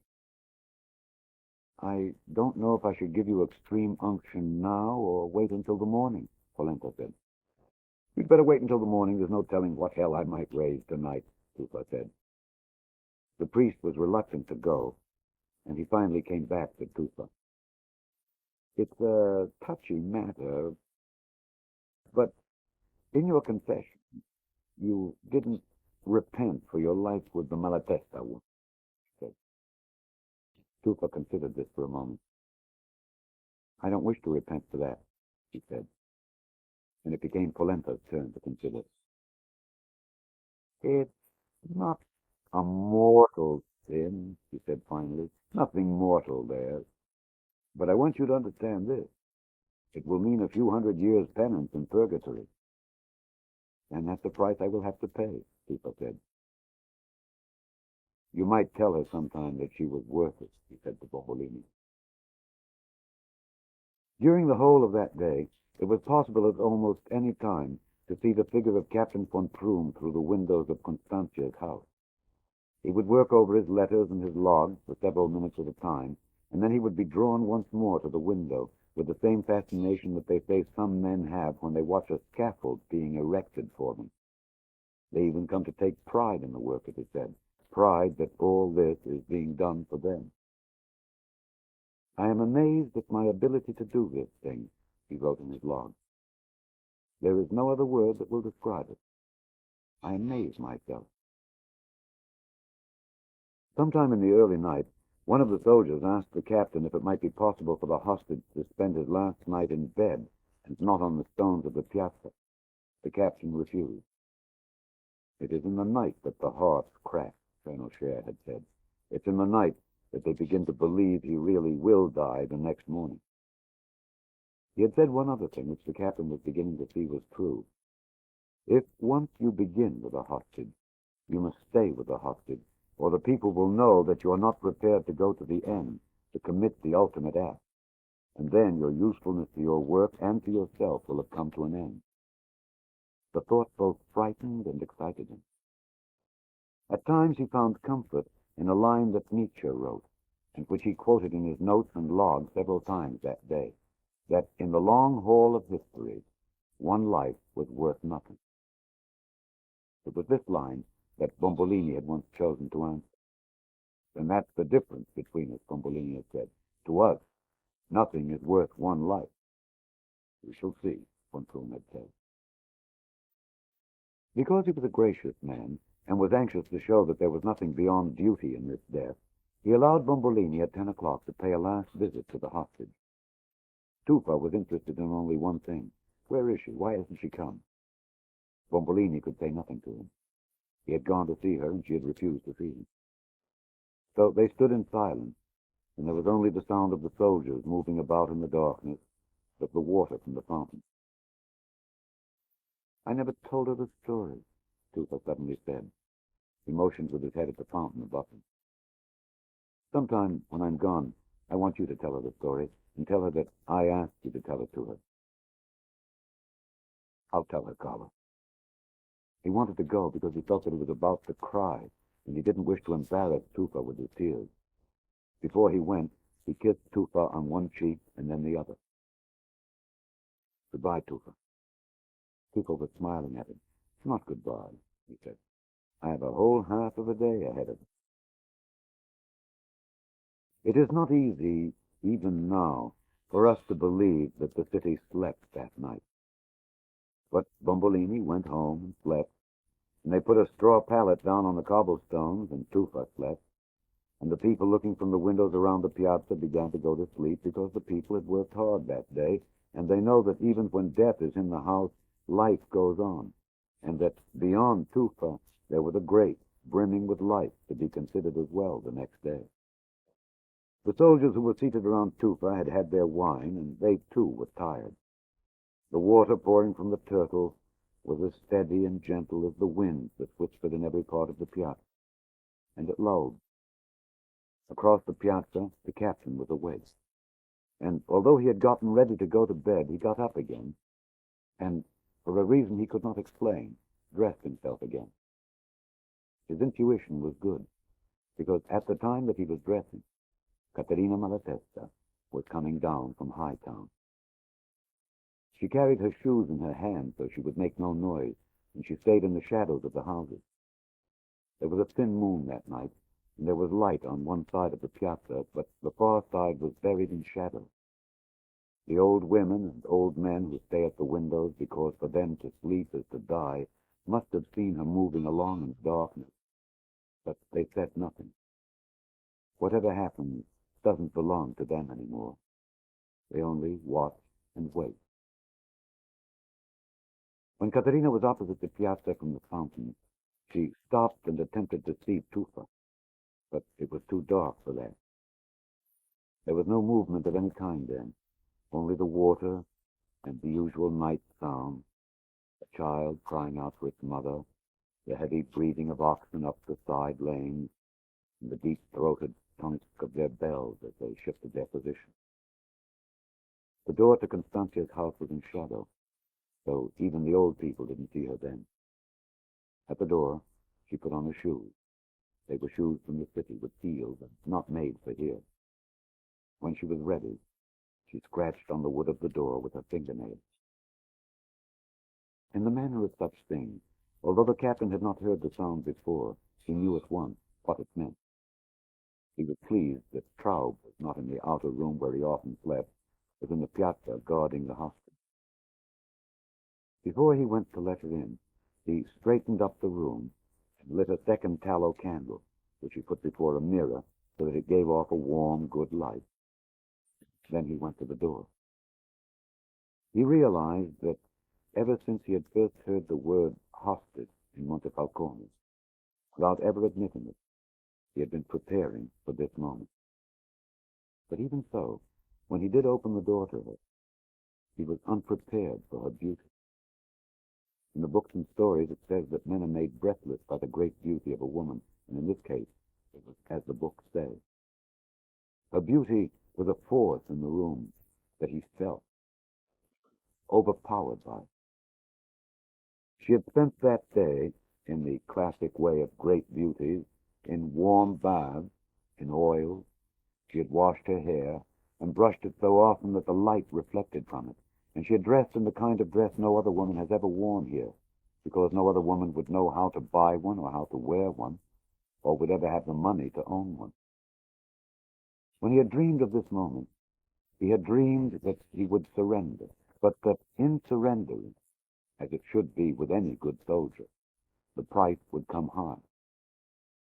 He knew that what he was doing would in some way, perhaps a serious way, damage him. And yet he also knew that in the end he couldn't care about that, because this was what he had always wanted in his life. As it had been with Tufa all of that day, he found he could not take his eyes away from it, although he attempted to be casual and even careless with it. "So you come, as I said you would come," Krum said. "Not in the way you said," Katerina said. "No, not from the snow or the rain or the cold, but you came. That's what's important. None of them came. None of them had anything to offer you. They could have brought me the answer to the secret. There is no answer." He smiled at her. "You too, eh? No, that isn't the answer. It's because they know that after he dies, in a month or two, they will have forgotten, because they know that in a month or two they themselves would be forgotten. They have souls of leather. I don't say that in disrespect. And we have souls of what? I don't know that we have souls. Maybe that's why we put such an importance on living and dying." The conversation was not going the way he had heard it in his mind before this night, and he didn't like it. He had wanted her to ask, to beg him just a little, to offer something that he could resist at first. And it was Katerina who was wise enough to change the way things were going. "And what about the cognac you promised if I came?" Katerina said. "You seemed so certain I'd come, you must have saved me some. I could use it now." He looked at her with genuine pleasure. "What a good idea," he said. He went to the other room to get the glasses and the brandy, but before he went into the room, he turned and looked at her. There was no need for either of them to speak then.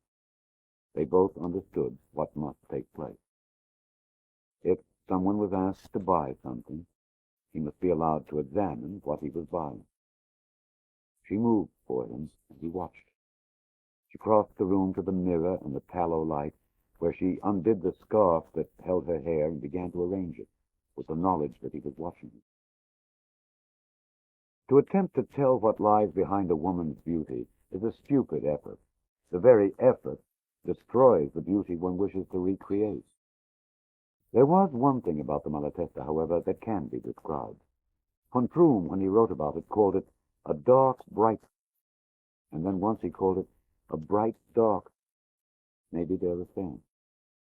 But the thing of her beauty was the contradiction of herself. Her eyes were large and dark, and the darkness of them served to emphasize the light of the eyes. The same was true of her dark hair, which at the same moment was bright. She was lean and fine-boned, and yet she was voluptuous. But there is no way of describing her voluptuousness without destroying it. Because she was a capable woman, the sadness that at the same time could be seen in her eyes in the end made her appear vulnerable. Everything about her was a contradiction of itself, and the contradictions were so perfectly blended with one another that they created beauty.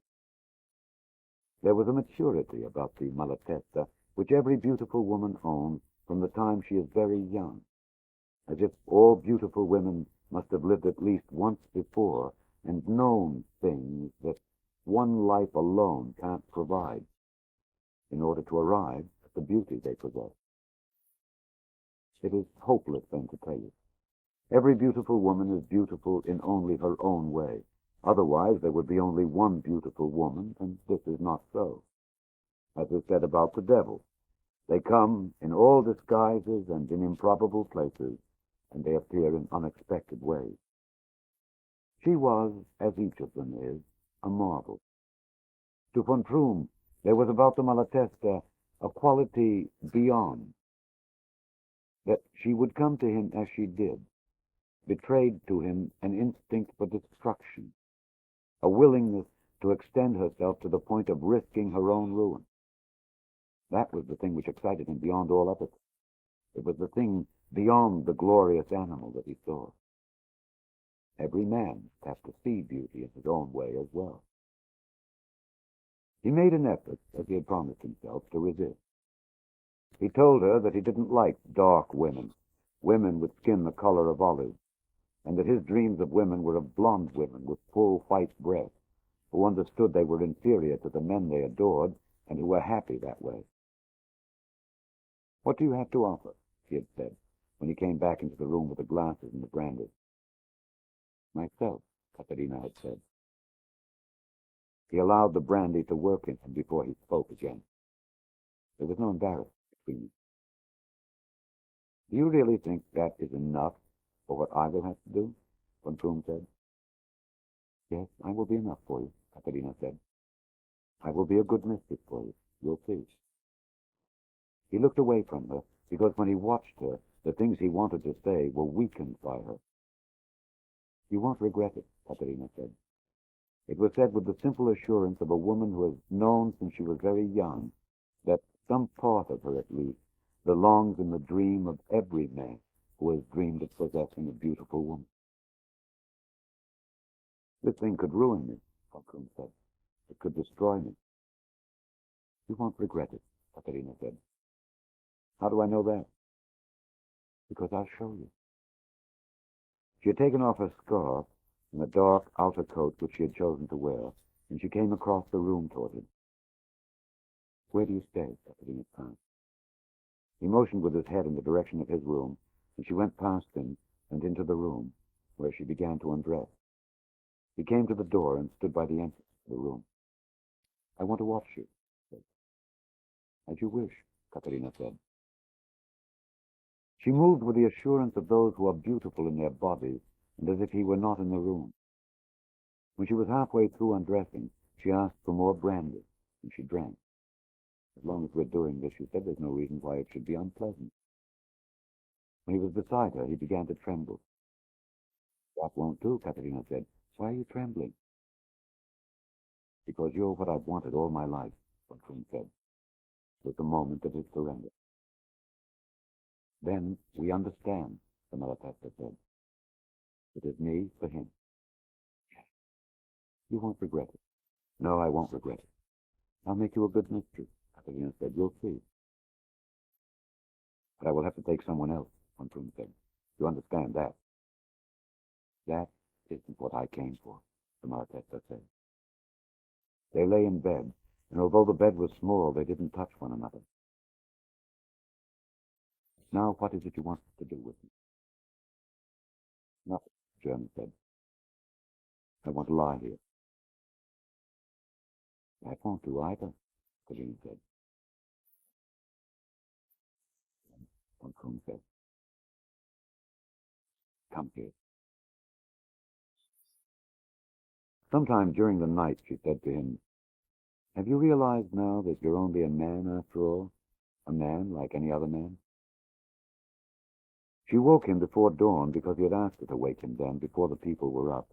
And he got dressed and went out into the darkness of the Piazza of the People to the fountain and woke Sergeant Traub. Tufa was awake, lying on his back, looking up into the night. "You can take the ropes off him," von Troom said. "He's going free." It pleased Traub. "You heard him?" "Yes," Tufa said.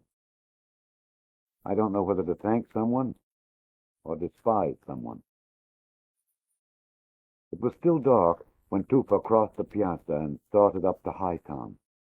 Once on the hill, he could see the first light of the morning. And although he has never talked about that morning again, it must be guessed that Tufa was happy then, because it was his life, and a day was beginning that he had not counted on seeing. There was no Caterina Malatesta waiting for him, of course. When he reached the house, some of the people were already up, and he asked them about her, but none of them would tell him. It was a long time, a day or two at least, before anyone in Santa Vittoria found enough heart to tell. When dawn came and it was found that Tufa had been freed, there was fear in Santa Vittoria. It could only mean that someone had told about the wine. But when it was found that the wine was safe, the fear became joy. They learned about the Malatesta and the contract she had made, and the people approved of it. It was a very good bargain.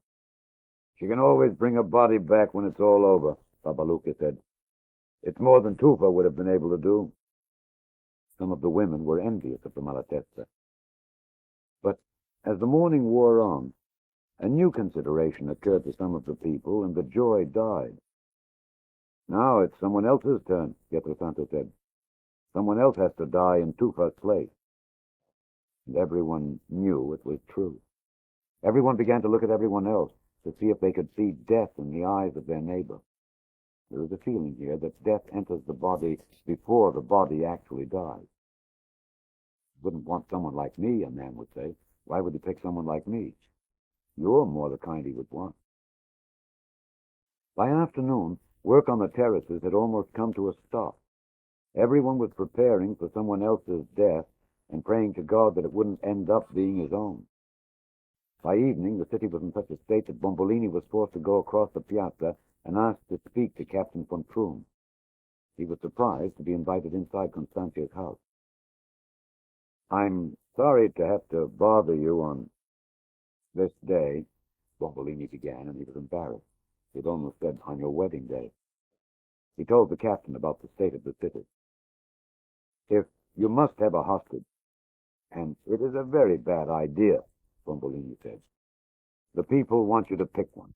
Until you do, the entire city is condemned. We've been tortured enough." The words should have angered the German, but instead Bombolini found the German looking at him with a smile. "There never really was any other choice from the start," von Troom said. "I'd always thought of you, Bombolini." During all of this time, it had never once occurred to Bombolini that he would be the one to be the hostage. "No," he said, "that wouldn't be a good idea." It caused the captain to laugh, but Bombolini was serious. "The city would lose a good leader. Without me here, there could be serious trouble." It was a simple fact. "And who would you suggest, then?" von Troom asked. "Do you have some enemy you might enjoy seeing in front of a firing squad? Do you want the power of picking?" He could hear Caterina moving in the other room and wondered if she was listening. He wondered if it had occurred to her that the next death would belong to her. "I think the only way to do it is the way we did it before," Bombolini said. "Take it out of our hands and put it in God's hands. Let him be the one to make the choice." "The first one in the piazza?" No, they would never go into the piazza again," the mayor said. "I have in mind something different. A lottery." He could see that the idea appealed to the captain. "Put the names of all the people in the wine barrels, and then let the priest draw out the names." The idea of using the priest had an even stronger appeal to the German. "You might call it a lottery of death," he said. They said the words over in their minds. A lottery of death. There is an excitement to the word. "Would the priest involve himself in something like this?" von Troom said. "Oh, yes," the mayor said. "This is God's work now. No matter who puts his hand into the barrel, it will be God who chooses the winner." "I would prefer the priest," the German said. "It's a strange word you use, winner. What if you are the winner?" "No man ever believes he'll be the one to win a lottery. And if you are?" Bombolini shrugged his shoulders. "What could I say then? God will have decided he doesn't need my kind of leadership." The German called into the next room.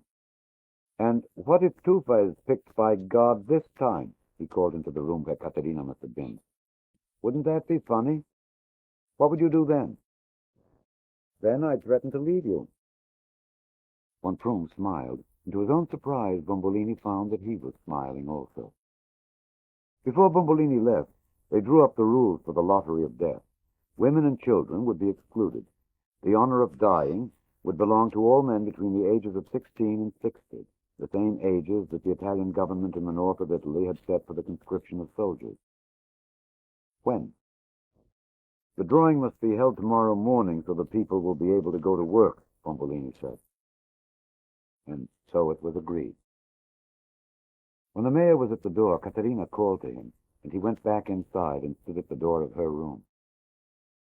"Does he know yet?" she said to him.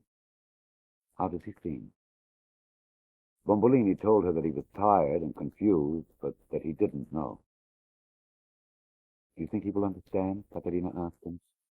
And Bombolini was surprised by her question. "You know Tufa. You know how he is made," Bombolini said.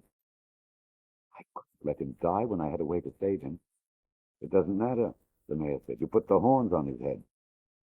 "He's too old for that," Caterina said. "He's been other places." "Yes, but he comes from here," Bombolini said. "To buy his life, you sold his honor." "He knows I love him." Bombolini was able to laugh at her for not knowing any better. "It doesn't matter, don't you see? And Tufa loves me." "It doesn't matter," Bombolini said. "You broke the rules." When Bombolini was gone, von Troom took Bombolini's place at the door. "Do you think he really believes that God picks the name from the barrel?" he asked her. "Of course. It's the way they think here." "It's very simple, isn't it? Very childish." "Yes, they're very simple here, and very childish," Caterina told him. Before an hour had passed, Bombolini had called a meeting of the Grand Council, and they met in Santa Maria of the Burning Oven, going in through the side doors one at a time, so as not to attract any attention. They gathered to pick the winner of the lottery. "I don't like to say this, because I admire you, Bombolini," one of the older men said. "But at a time like this, doesn't honor require that the leader make himself available to his people?" Bombolini was gratified when the members of the council voted the idea down before he had to answer it. It is not easy to turn down the role of martyr when it is offered to you. It was surprising the number of people who the Grand Council felt were qualified to die for the city and the wine, and who they felt would not mind doing it. "Take Enrico R.," one of them said. "He has no friends, he has no land, he doesn't owe anyone money. He's got no real reason to live. I'm sure if you asked Luigi, he would be glad to do this for us." "You forget," another member of the council said. "Enrico happens to be married to my sister. She wouldn't let him do it." They started down the list of names in Padre Polento's record book, one at a time. When they came to the name of a member of the Grand Council, they had the good manners not even to mention it, but to go on to the next name. When a name that seemed to be a possible winner came up, they would judge him, and some of the things that were said in Santa Maria that night, if they were to be repeated even at this time, would lead to vendettas and more bloodshed than was ever seen in those times. For a time, they thought they'd found the right man, the perfect winner of the lottery, in N. No one liked N, and N, as far as anyone knew, liked no one in return. His own family despised. If N was selected, his own family would hold a celebration. He owned a lot of land, a lot of vines. He had pieces of terrace spread all over the side of the mountain, and a lot of the wine was his. "The beauty of N," Bombolini said, "is that, bad as he is a man of courage. And the miser," Pietro Pietrosanto said, "he will die with a smile on his lips before he gives those bastards one bottle of his wine." But it was pointed out that N was also related by blood to 56 people in Santa Vittoria, and some of them were a little bit crazy. It is revealing nothing to say that Fungo the idiot and Rana the frog, for example, shared blood with N, and it was impossible to tell when one of them might have some kind of religious vision or other symptom of madness and go to the Germans to save N's life, if not his soul. At the end of it all, one name came up again and again and would not leave the list. "But who has the courage to face him?" someone asked. "And what if he says no, as I know he will?" "Emilio Vittorini, will you be one of us?" Vittorini nodded that he would. "Then go home and put on your uniform." The delegation, when it was finally formed, consisted of Bombolini, Vittorini as a representative of tradition, Roberto Abruzzi as a representative of the outside world, Angelo Pietrosanto as a representative of the youth of Santa Vittoria, and Pietro Pietrosanto as a member of the military. For reasons that were obvious to everyone, it was decided to leave the priest at home. Before midnight, since the curfew had ceased to be observed, and the people, ever since the SS had come, no longer went down to the Roman shelter to hide from the flames, they met before Vittorini's house in the Corso Cavour and started down to Babalucca's house to ask the cobbler if he would be good enough to agree to win the lottery of death and die the next day for the people of Santa Vittoria. They stood outside his door for a long time before daring to knock on it. "I think that Vittorini should knock," Pietro Pietrosanto said. "He's the most respectable of us, and an occasion like this calls for respect." Vittorini would not knock or be the first to go inside. "Roberto is the only one who hasn't done something to make him be hated," Bombolini said. "Perhaps you would like to be the first."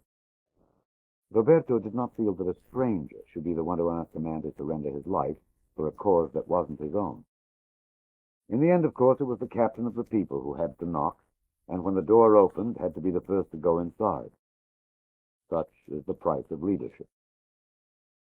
Babalucca was smart.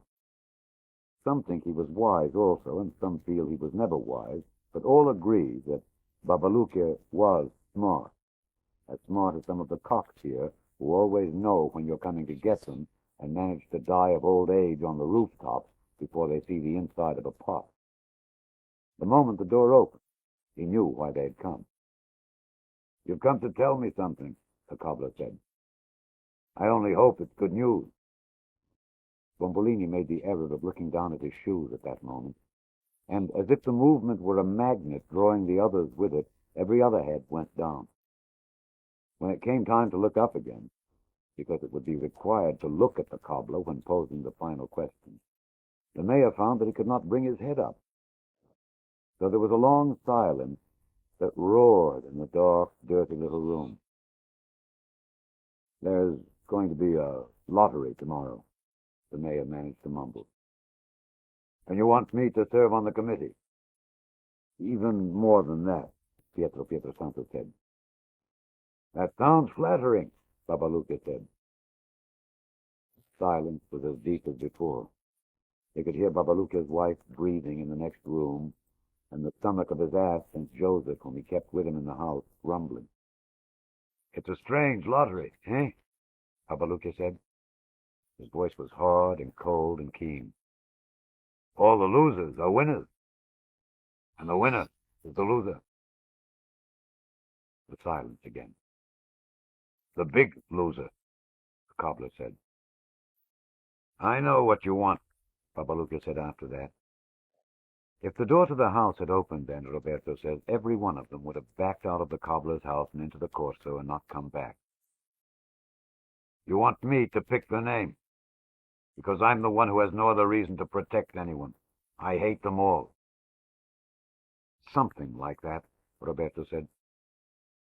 "Or is it the other way around?" Babalucca said.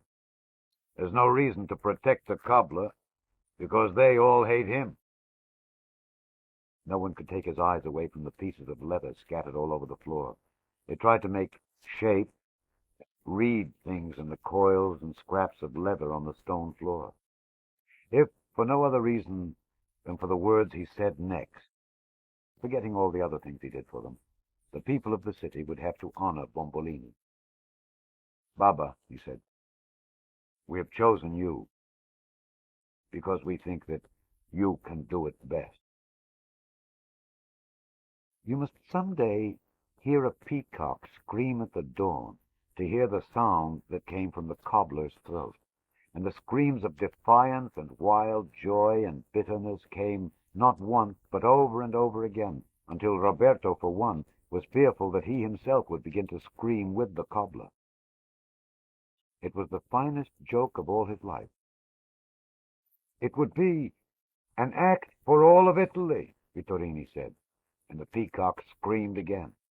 His wife and children were at the door of the room, and he motioned them away. "Where was all of Italy? Where were all of you when they were doing this to me?" he shouted at them. He tapped his crippled leg. He had been the first of all to be mutilated by the fascists. A few blackshirts from Montefalcone had come into the Piazza of the People and had seized him, and in view of the people of the city, they had broken his legs one after the other, and when he wouldn't salute the Duce, they had made him eat a live toad. Since then, Babaluque had been ashamed for Santa Vittoria to carry on its bent back. "Let's go," Pietro Pietrosanto said. "Let's go," Angelo Pietrosanto said. "We've made a mistake." But the cobbler wouldn't let them go that easily. He was no longer able to eat anything. He lived on the acid in his stomach for breakfast and had the bile for lunch, he said. But this was too rich and fine a meal not to have taste for him. "Tell me," Babaluque said, "give me 5 good reasons why I should die for all of you." They tried to say things about love of country and of neighbor and brother, and the words were so much sawdust in their mouths. How is it possible to tell a man who has purged himself of love that in the end he should die for it? It was all food and sunrise for the peacock, and when he was silent, they were silent. "Let's go," Pietro Pietrosanto said. They began to back away and make the motions of leaving then. "Sometimes the only decent thing a man can do is to die," Roberto said. He wanted to tell the cobbler that he knew that he had tried it once. He knew that if he closed his eyes he would see the burning boy and the white ball bouncing. Perhaps there was something in the voice itself that made itself heard to the cobbler. "Now you're saying something," Babaluque said. "Aren't you ashamed of yourselves, leaving it to an outsider to say something?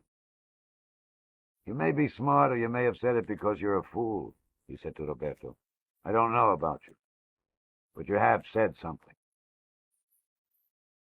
"We know that you're going to die soon, Signor Babaluque," Roberto said. "We know that, and you know it as well. That is why we came to you." "But why didn't you say that when you came?" the cobbler said to the others. His wife had lit a lamp in the next room, so there was light in the outer room where we stood. We could hear the woman and her 2 daughters moaning and crying. "And that's just it," Babaluque said to them. "I want to die on my own terms. I want to die my own way. I don't want to give them the satisfaction of killing me." Roberto didn't know what to say because his mind doesn't work in the right ways for this place, but Bombolini knew what to say after that. "But that is just it, Baba," he said. His voice was triumphant now. "When they kill you, you cheat them. You rob them of what they think they're getting. They demand a life, and we give them a corpse." And the cobbler began to smile, differently than before. Even though it hurt him, he began to laugh, from the stomach and not from the throat the way he had done before. "You make fools of them," Bombolini said. "At the moment of your death, you're laughing in their faces." Now everyone was excited. It was the ancient thing here, something for nothing all over, this time turned inside out. "You make them do what God would do next week, and they must pay for it," Vittorini said. Babaluque told them to keep God out of this. "Will you tell them?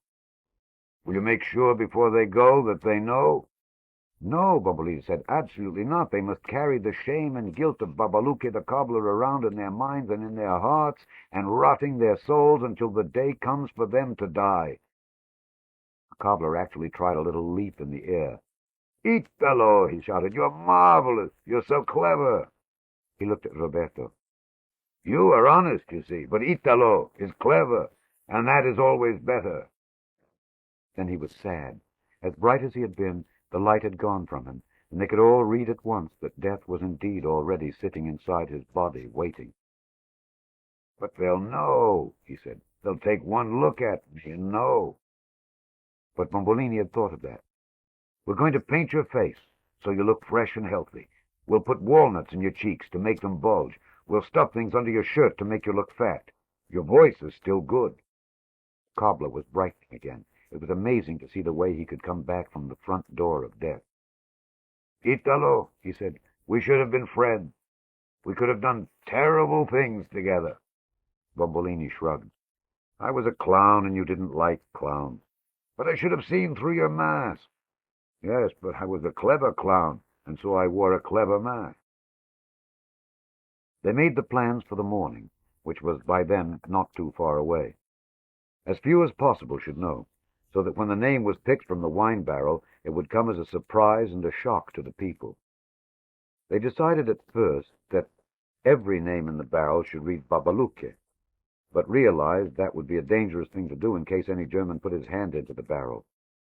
It was decided to put all the names into the barrel and to have Padre Polenta hold Babaluke's name in the sleeve of his cassock. But would the priest do such a thing? Roberto asked. They looked at him as if he were fungo. Have you ever known a priest to lose at cards? Babaluke said. They were going to take his wife and daughters away that night, but Babaluke was against it. They should be in the piazza, to faint and fall down and cry, he said. No one can act the way they will act. Then take them away and have 3 other people take their place. The Germans will never notice. The others left then to start making a list of all the names, to set up the wine barrel in the piazza of the people, and to send someone down to paint the cobbler's face. I look forward to this, Babaluke said. My last trick on life. My death. The 2 men smiled at each other. Do you know what is even better? Bombolini said. Do you know what will happen over this? You will become a martyr. You will become a hero of Italy. The story will go all over Italy. The little cobbler who died for the secret of the wine. It caused Babaluke to laugh.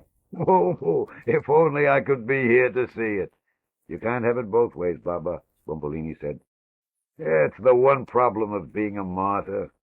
You never know for certain if they put you in the book. We'll put up a plaque to you, Baba. Santa Vittoria, the city where Babaluke the cobbler surrendered his life for his people. The mayor was quite excited then. Perhaps we won't have to make this a shrine for bakers after all. People might come here to see the home of the heroic cobbler. But you might make it a shrine for cobblers. That would be better yet. Put a statue up, with a halo on my head. Bombolini shook his head, however. He had meant it seriously.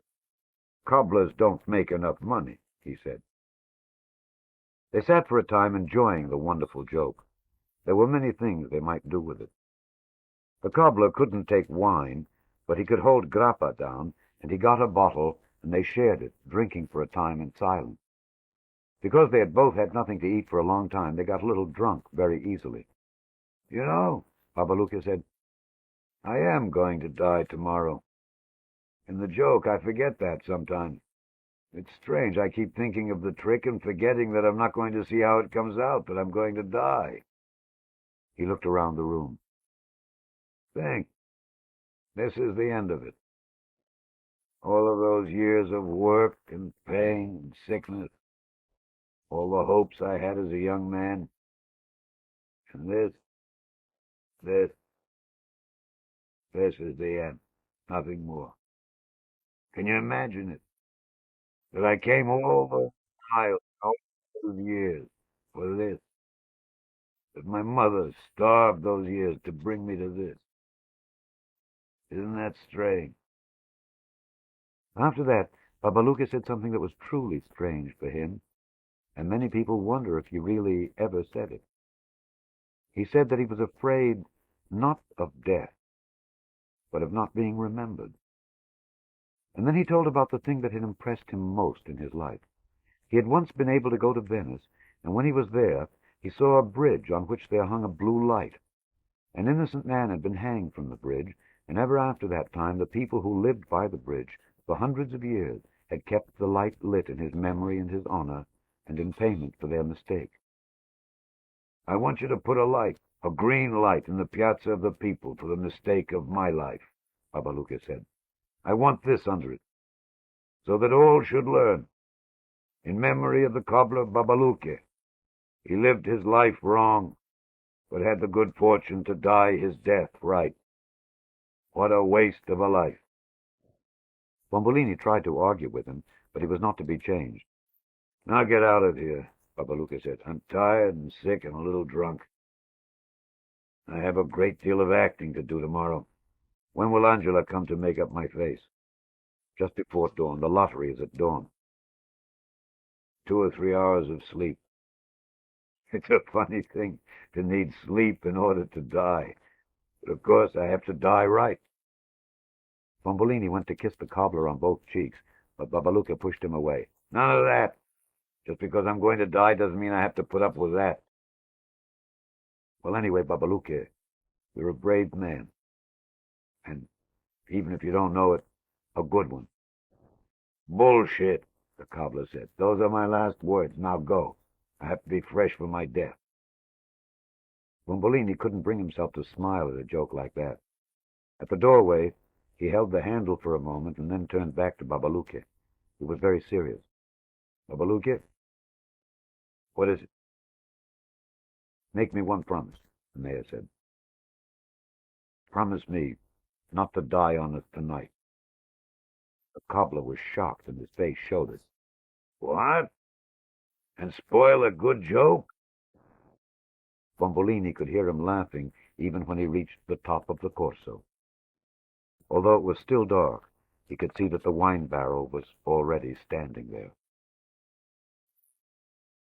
An hour before the sun came up, Rosa Bombolini went down to Babaluka's house and woke him from his drunken sleep. I thought Angela was coming, the cobbler complained. At least I could have had that on my last day. You get me, Rosa said. She rouged his sunken yellow cheeks and darkened his eyebrows and brushed his hair. She used wax from the top of wine kegs to pad out his cheeks, and old sweaters under his shirt to hide the bones of his chest and back. When he looked at himself in the mirror, he was pleased. He looked something like what he must have looked years before. You know, I wasn't a bad-looking son of a bitch, Babaluka said. It's fortunate for you that you didn't know me then. I knew you, Rosa Bombolini said. You weren't so much. He looked at her with admiration. If it weren't for you, Rosa Bombolini, I would lose all faith in life, Babaluka said. You still have one day to do it in, she said. Anyone else would have said, that's right, Baba, you were a pretty gay dog. How you used to strut. Why, I can remember you strutting around the piazza on Sunday afternoon during the passeggiata like God's gift to women. But not you. That would be asking too much with still a whole day to go. He shook his head. I can still learn things. You're like the rest. You're like Bombolini. I don't care if you're going to die tomorrow or 10 years from now. Why should I have to lie for you? All right, put down the mirror, Babaluka said. I'm not so much. I begin to have an idea of what hell must be like, and it frightens me. He had to lean on her in order to get up to the piazza, and when they arrived, almost all of Santa Vittoria was already there, even though it still was dark. All eyes were on the wine barrel. Sergeant Traub was going through the names, and he was satisfied that the names of most of the eligible men were in the barrel. He hadn't expected that Bombolini would put in his own, but they didn't want Bombolini dead either. Padre Polenta came across the piazza, and he made the sign of the cross over the people as he came. There was no man who could feel secure. His death was in the barrel. If the Germans found out what was taking place, a true lottery of death would take place. A young man began to stir the names with a long stick. "It's out of our hands now," a woman said. "The angel of death is sorting out the names." They watched the wine-dark barrel as if the man who was to die would come out of it, and not his name alone. They watched it and never took their eyes away from it, and as they watched, it grew lighter and lighter, and the moment could not be delayed much longer. When the sun touched the highest tiles and began to slide down the dark wall and turn them bright yellow, Capoferro began to beat a slow march on his drum, a long roll followed by several short taps. Then finally Padre Polenta began a prayer, and all the people knelt on the cobblestones and prayed for themselves, and then for their brothers and fathers and husbands, and finally for the man who was about to die. Captain von Prüm had decided it would be wiser if he wasn't present, and at 5 o'clock in the morning Sergeant Traub came out of Constantia's house and began to work his way through the kneeling crowd. The people leaped away from him, as if his touch might be the one that signaled their doom. "Let's get this over with," he said to the priest. "This is a terrible thing to ask a priest to do," Polenta said. "I didn't ask you to do it. I'm only a soldier. I carry out orders. I have nothing to do with this at all. My hands are clean." He turned to the priest. "Do you want me to leave it to someone else?" "No, no," Padre Polenta said. "But it is a terrible thing to do. The choice might be God, but the blood is yours." "Pick the name," Traub said. "In the name of God, pick the name." Capoferro knows what to do in times like these. He should have learned things in the 100 years he claims to have lived. He rolled the drums again, louder this time, much louder, the old sticks thundering on the rim of the goatskin drum. And then Polenta's arm went up in the air and suddenly dipped down into the barrel like a kingfisher going after a fingerling in the mad river. And while the old man beat the drum, the priest swirled his hand around inside the wood. The people strained forward. There was no proof that some mistake had not been made or some trick played. When death is at hand, every possibility becomes possible. And then the arm came back out of the barrel. The bird had caught its fish. And the drumming stopped, and the priest held up the paper. The silence was broken by a blast on wild old Capoferro's horn. The priest looked at the paper as if he could not believe what he read on it, or make himself say the word, and he passed it to Bombolini, who in turn passed it along to the sergeant. Sergeant Traub looked at it one way and then the other, and he checked the pronunciation of the name with Bombolini, and after that came to full attention. "Babbaluque!" It is strange how in a crowd, a mob even, the people always know where to look. The ones around the cobbler turned toward him first, and then all the others turned, and then they began to back away from him, as if by being close they might be included in his fate, or that death might be catching. "No," Babbaluca cried, "it can't be me. They don't want me. You've read it wrong." The sergeant handed the paper to someone in the crowd, and it was passed along from hand to hand until the cobbler held it in his hand and read his own name. There was a scream. It was his wife. And then there were the cries of his 2 daughters, and they fell to the stones. They grabbed the sergeant and pleaded with him. They attacked Padre Polenta and demanded that he intercede with Captain von Prum and with God himself. After that, they were taken out of the piazza by force and put away, so no one could find them, and they could find no one. "Yes, it's me," Babbaluca said. "What did I do to deserve this?" "We have lost the finest cobbler in all of Santa Vittoria," Pietro Santo shouted at Sergeant Traub. "You've stolen our cobbler from us." "God chose him, I didn't," Traub said. But he couldn't bring himself to look at the little man all alone now in the piazza, reading the scrap of paper on which his doom was written. "Why me? I'm only a little man," he said. Padre Polenta went and blessed him. "The ways of God are passing strange," he said. "And so are those of priests," Babbaluca said. They led him then to the fountain of the pissing turtle, and they tied him to the dolphin in the place where Tufa had been tied. From Constanzia's house, the captain could see what was taking place in the piazza. "Did you have to do it?" Caterina asked him. "I had to do it." "Thank God it's an older man," she said. "He isn't dead yet. If he chooses to talk, he has life." He suddenly turned on her. "If you choose to talk, he will live. He's there only because of you." It was not a good night for the people of Santa Vittoria. Even though the cobbler was sick, he still was going to die, and in dying, he was doing it for them, because if Babbaluca didn't go, one of them would be called. And now that he was going, the people began to know that they were going to miss him. Babbaluca was the salt here. He lived that night on grappa, since he could keep nothing else down. "I wouldn't do that. You're going to have a terrible hangover," Traub said to him. "Yes, but what a cure I have," Babbaluca told him. "A little drastic, but complete." Padre Polenta came and asked him if he could bless him, but it couldn't hurt, and might be a form of fire insurance, but the cobbler wouldn't allow it.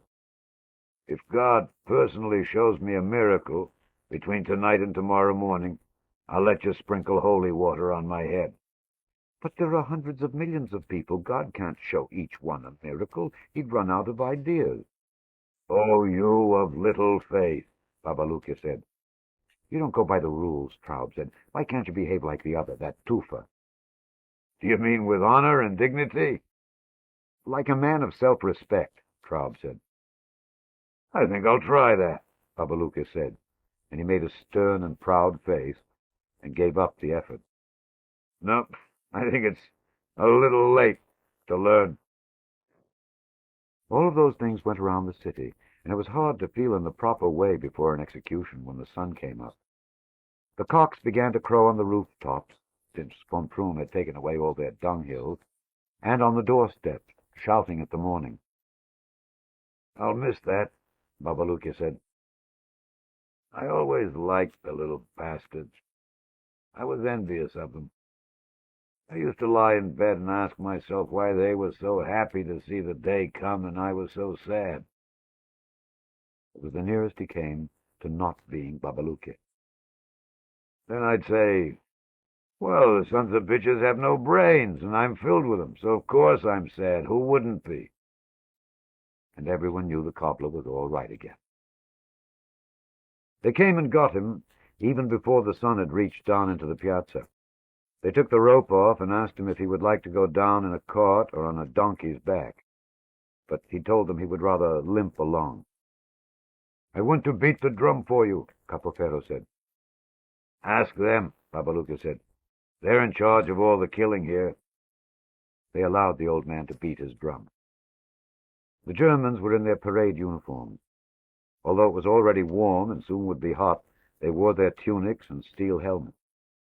At a few minutes after 5, the procession marched out of the Piazza of the People, the soldiers going ahead, Babaluka limping along behind them, followed by Bombolini, Vittorini in his uniform, and Capoferro behind them, tapping on his goatskin drum. The way to the rock quarry is down the Corso Cavour and through the Fat Gate, and out above the terraces along a saddle of rocky land, and cross the saddle to the quarry, where good marble used to be found. No one planned what happened, but if there is ever another execution here, we will do it this way. The people had lined themselves up all the way down the Corso, and as Babaluka started down, they reached out to touch him and say goodbye, to catch his eye or say something for the last time. He smiled at them and waved back. When they came through the Fat Gate and started across the saddle, they could see Rana and his deaf-mute father digging the grave that the cobbler would lie in that same day. That part we would do differently. Even for a Babaluka, it must be a strange feeling to see the earth come flying out of a hole, and know that in a few hours the same earth will be lying on your face and in your mouth, will be in there all alone, a dark, wet clay, while all of the rest will be out in the sun at work and making a living. If one must be shot, the quarry is a good place for it. The stone is in the shape of a horseshoe, and they were able to tie the cobbler to the stake they had put up for Tufa and step back from it, and there was room in the pit for all the people to watch and still be safe. Capoferro ceased his drumming, and the only sound then was of the last people filing into the rock pit and the crunching of the Germans' hobnailed boots on the loose shale. Sergeant Traub asked if he wanted a blindfold. I'm entitled to all the sun I can get, the cobbler told him. It warms me, and I'm going to need it. The sergeant stepped forward then and read something to him in German, some official form that turned Babaluka into some kind of criminal and provided an excuse for the execution. When it had been read, he took out a card and read from that in Italian. You are here provided one last chance to preserve your life. Answer one question only in return for it. Where is the wine? Some felt that they would hear the peacocks cry again, but Babaluka made no sound. He began to smile at Traub, and he could not stop the smile. And some of the people began to smile also. until the whole city was smiling. "You have the right to say something," Traub said. He looked at his watch. "It's all right," Babaluka said. "You'll be back in time for your breakfast." He looked out at us because he wanted to say something we might remember. But it must not be easy to think of words that might account for 50 years of life. The soldiers had come to attention in a practice run, and they had leveled their rifles at the cobbler. He began to smile once more. "Why do you laugh?" Traub said. "This is a serious business." "The rifles," Babaluka said. "Those 6 little black eyes, looking for my heart." He looked out at us. "They know," he said. "I don't have one." Traub looked at his watch again. "Take the cork clapper off the bell," Babaluka said. "Give the poor bastards in Scarafaggio back their sound." None of us recalls Traub giving any verbal order to fire. The shots were fired, and the sound was enormous in that quarry. The cobbler was leaning forward against the ropes of the stake. It was done. The smoke rose from the ends of the rifles. We were very silent. It was the silence of many, and it was, in its manner, as enormous as the firing had been. So the sergeant ordered his men to reload at once. They formed a close rank, and they turned and started out of the rock pit as fast as they could march without seeming to run from us. "Long live Babaluke!" Bombolini shouted. "Long live Babaluke!" the people of the city shouted. The sound shouted back at us from the high stone walls, and that too was enormous. We carried the body out of the rock pit and back up the goat path to the burying ground, the young men holding the body aloft and not bothering about the blood, because there wasn't much. The cobbler weighed no more than a child. Capofero beat the drum. Papa-boom, papa-boom, and some goats ran alongside the body. An old woman who watched an ox for her living came over to the column. "Killed somebody, eh?" Someone answered her. "It probably served him right," she said. At the burying ground, some young men got into the hole, and they lowered Babaluka down into it and put him down in the coat he had been wearing, still stuffed with old rags to make him look fat. There was no coffin, since Babaluka himself was the coffin-maker, but he wouldn't have minded. "What a waste of good wood," he used to say. "Well, this idiotic nation is poorer by 1 box today." Babaluka's wife and children were there, but they had done their crying. Now they were silent. "How did he go?" the wife asked. "Fine," Bombolini said. "He went just like Babaluka." One of the daughters put some grape leaves down into the grave, and the other put the cobbler's eyeglasses in with him. "Just in case," she said. They turned away then, and went back out of the ground, and through the piles of stones we have put there to make some kind of decent entrance. And when they turned there, Bombolini and the family and a few others, since most of the people had already gone down to the vineyard, Captain von Prüm was there. His face was flushed, and it was clear that he had been running, since his breathing was hard and his words came in gasps. "I tried to stop it," the captain said. "I ran all the way." They only looked at him, and some of them looked away. "I wanted to stop it. I made up my mind it was wrong." They started to walk past him then. "I ran all the way. I ran as hard as I could go. I have a bad leg, too, you understand." Bombolini alone of them stayed behind with von Prüm. In the background, he could hear the priest praying. "Asperges me Domine hysopo." He had sneaked back into the burying ground and was sprinkling holy water on the cobbler's face. "Do you know Machiavelli?" Bombolini asked. "Yes, we talked about that." "Do you know what he said?" "He said, and pay attention, 'It is well that when the act accuses you, the result excuses you.'" He began to go up toward the city again, and the German came along behind him. Bombolini wanted to tell him another one, that to an unjust government, a martyr is more dangerous than a rebel.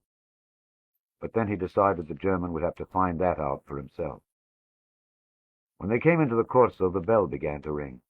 They'd not changed the clapper, but someone was beating the side of the bell with a metal hammer, and it occurred to Bombolini how clear and pure the tone was, and he knew that Babaluccia was right, as Babaluccia had been all morning. 8. The Triumph of Santa Vittoria. After that, the whole spirit changed. We were the way that Babaluccia had been with Sergeant Traub the morning of his death. There was nothing left that they could do to us. Even if they found the wine, we knew, and they understood, that we would kill them. It was possible that if they found the wine, they would say nothing about it at all. We no longer saw them or heard them. They lived among us, but they were no longer a part of us. The soldiers spent all of their time in the wine cellar playing cards among themselves and drinking wine. They were drunk most of the time. A few of the good-time boys went down to see them, but these were men who had lost a lot of money and needed to win it back again or face ruin, and so they were allowed to go. The Germans spent all of their time drinking and trying to apologize with their eyes. It didn't matter. There was nothing they could apologize for. We might have hated them, but for the time at least, Babaluccia had put an end to that. To hate the Germans would have ruined the joke of his death. "Oh, it's all right," people would say to the soldiers the few times people talked to them. "He was only the best cobbler we ever had here, but it doesn't matter. Believe us, it is just as he said. It doesn't matter." We wouldn't allow them to apologize, and that is a terrible thing to do to people.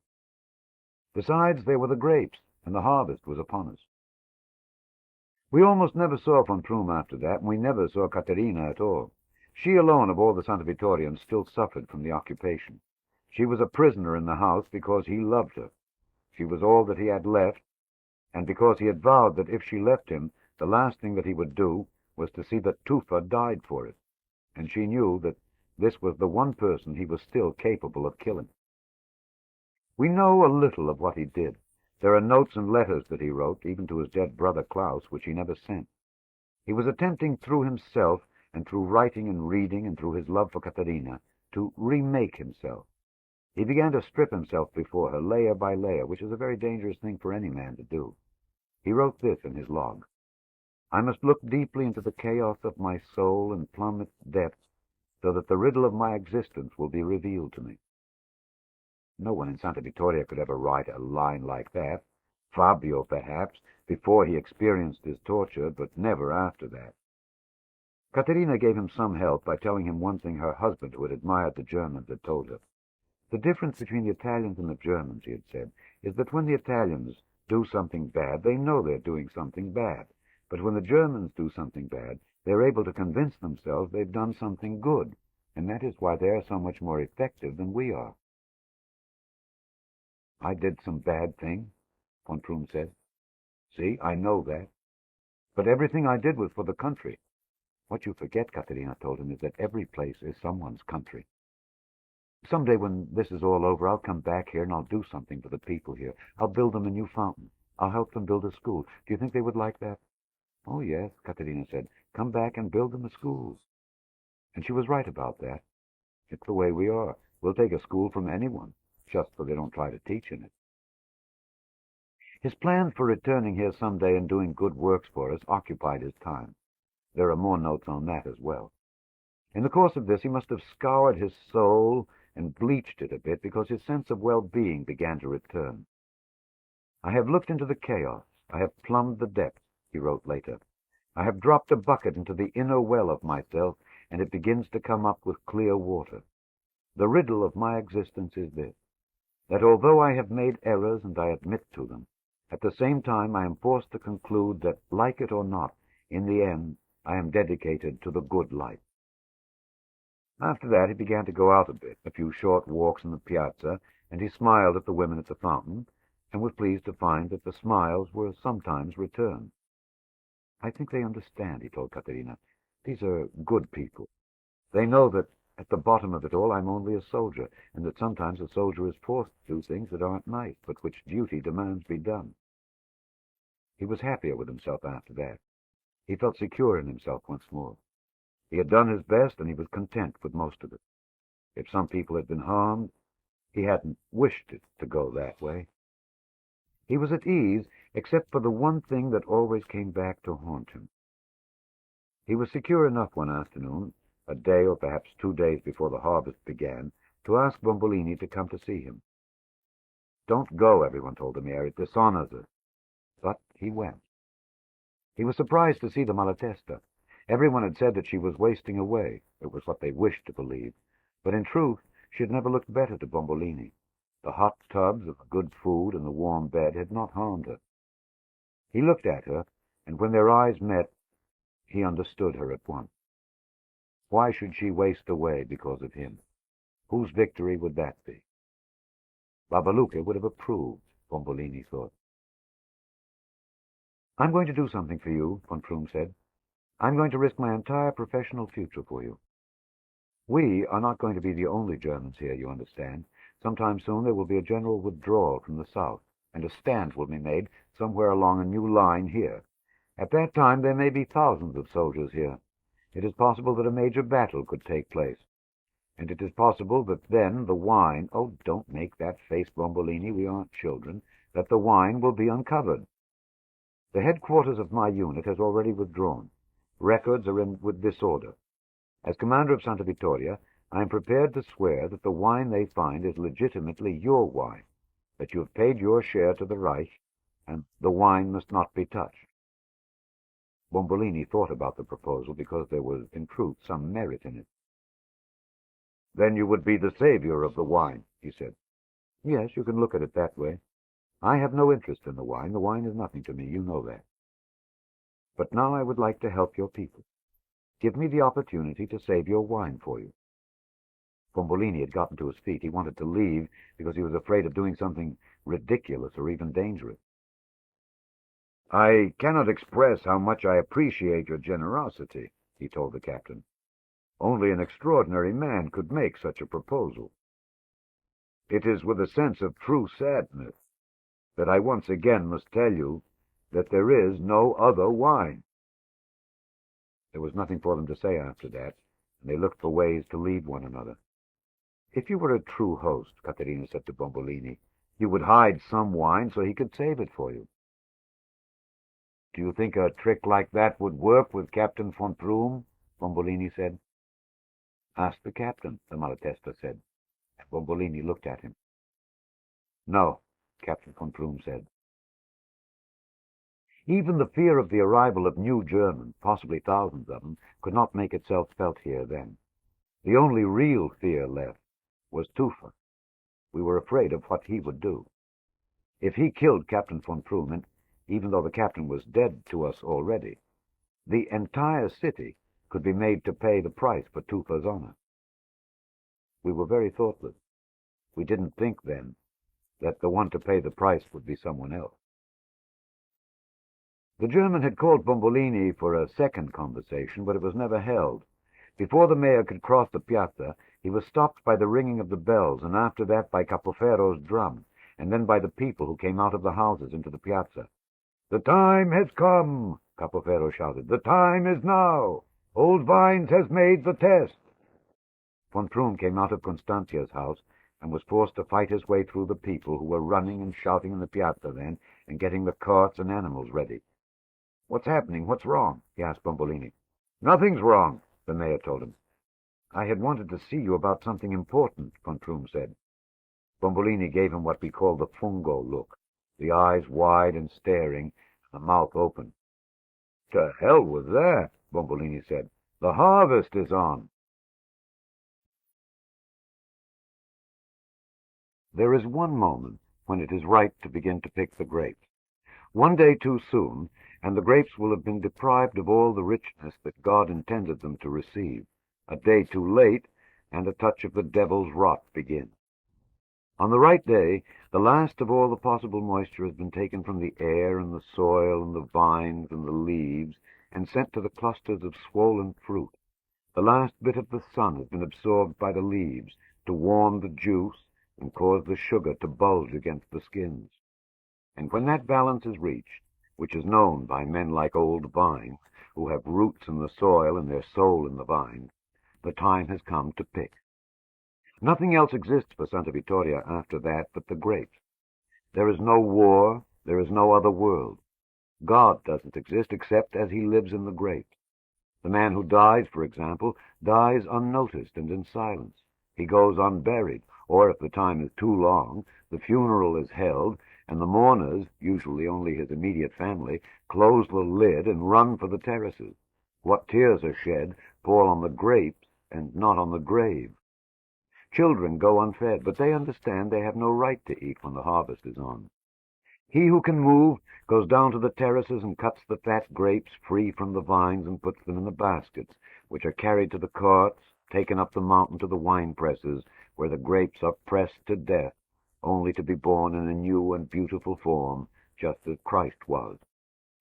The liquid runs clear and with no taste to it into the great oak barrels, which hold 2,000 gallons each and are the pride of the city, since they hold the blood of the civic body. On the third day, the liquid begins to storm, the word we use.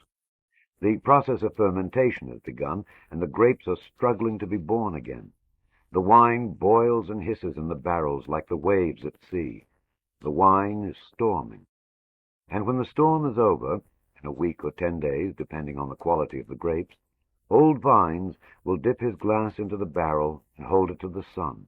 And at that moment, we will know what the entire year has meant, whether we will go hungry in the winter ahead or eat when the rains and snow come. On the morning of the day after the wine is tasted, the harvest festival begins.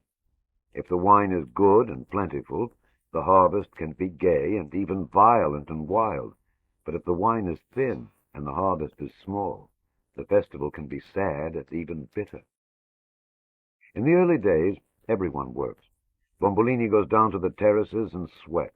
Vittorini goes down.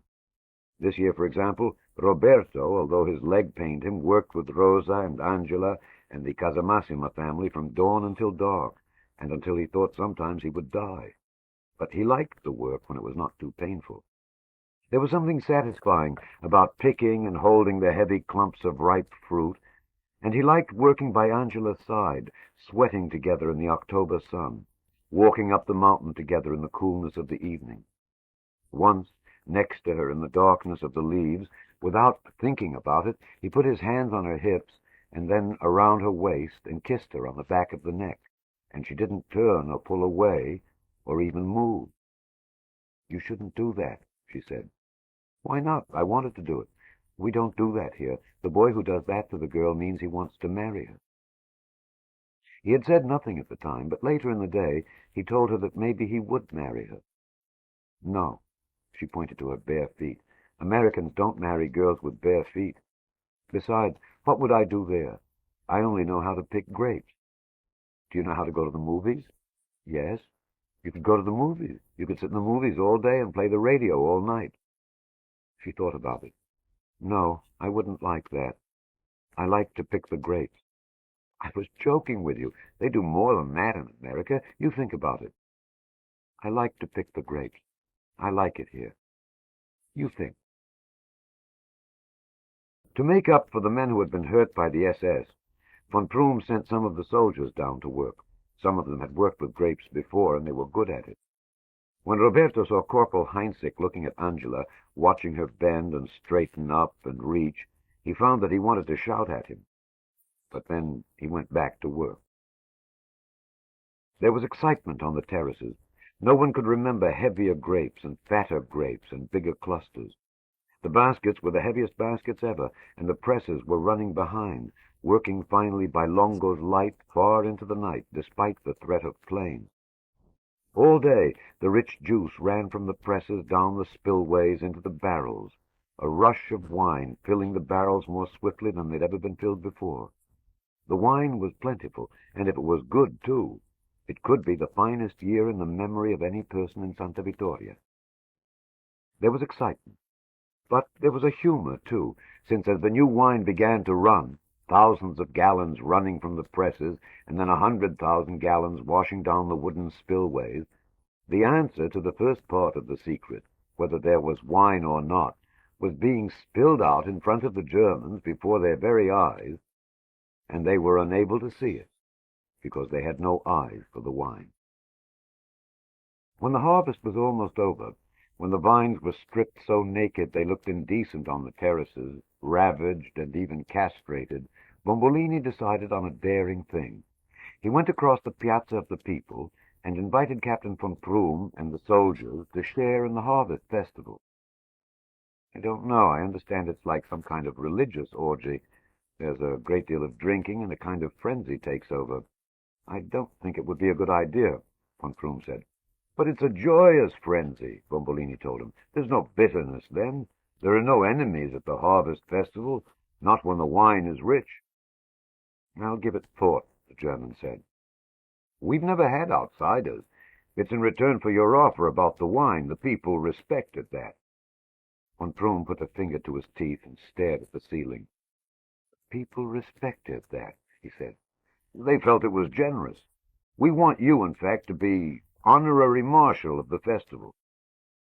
It's a very great honor, Katerina said. The greatest we have, the mayor said. What do you think? The captain said to Katerina. I don't see how you can refuse, she said. So Captain von Prüm, in his soldier's name, accepted the offer to come to the festival. I suppose you will want us in our dress uniforms, he said. It would honor the people, Bombolini said. We're going to allow you to carry the statue of Santa Maria in the procession, and to press the last of the grapes, to tread on them in the old way for tradition, the last of the wine. It's you who are generous, von Prüm said. You understand the art of forgiving. It is something I'm only learning. Bombolini prepared to go. Some of the traditions are a little strange, and I hope you understand that, the mayor said. It would dishonor the people if you didn't go along. We're very strong on our tradition. Captain von Prüm promised to obey. The wine in the first of the barrels stopped boiling on the 5th day after the grapes had been pressed, and that meant that the harvest festival would be earlier than was usual. The nights were cool and heavy with fog, and the sediment in the barrels began to drift to the bottom, and the wine to turn clear and cool. All of the grapes except the ones that would be used for the traditional wine pressing had already been picked. The hanging grapes, the ones the women pick and save for the long winter when there is no fresh produce, were hanging all over the city, from the stairs, over the door tops, bunches and clusters and mounds and bubbles of grapes hanging from every hook and nail on every wall in Santa Vittoria. On the night of the 9th day, after the pressing had begun, Old Vines dipped his wine taster into one of the barrels, and the wine he drew out was almost clear. Get ready. Prepare yourselves, Old Vines ordered. I taste the wine in the morning. It is hard to put down what goes on here, then. The line at the fountain was 50 women long, because everyone wants to wash and even take a bath before the festival. 3 men were sent off to get Lorenzo the Magnificent, Lorenzo the wine presser, to bring him back with them. 3 more were sent to San Marco della Rocca to get the band that always plays for us in return for a small barrel of new wine. Others went to get Marotta the blaster, who would set off the fireworks with his son.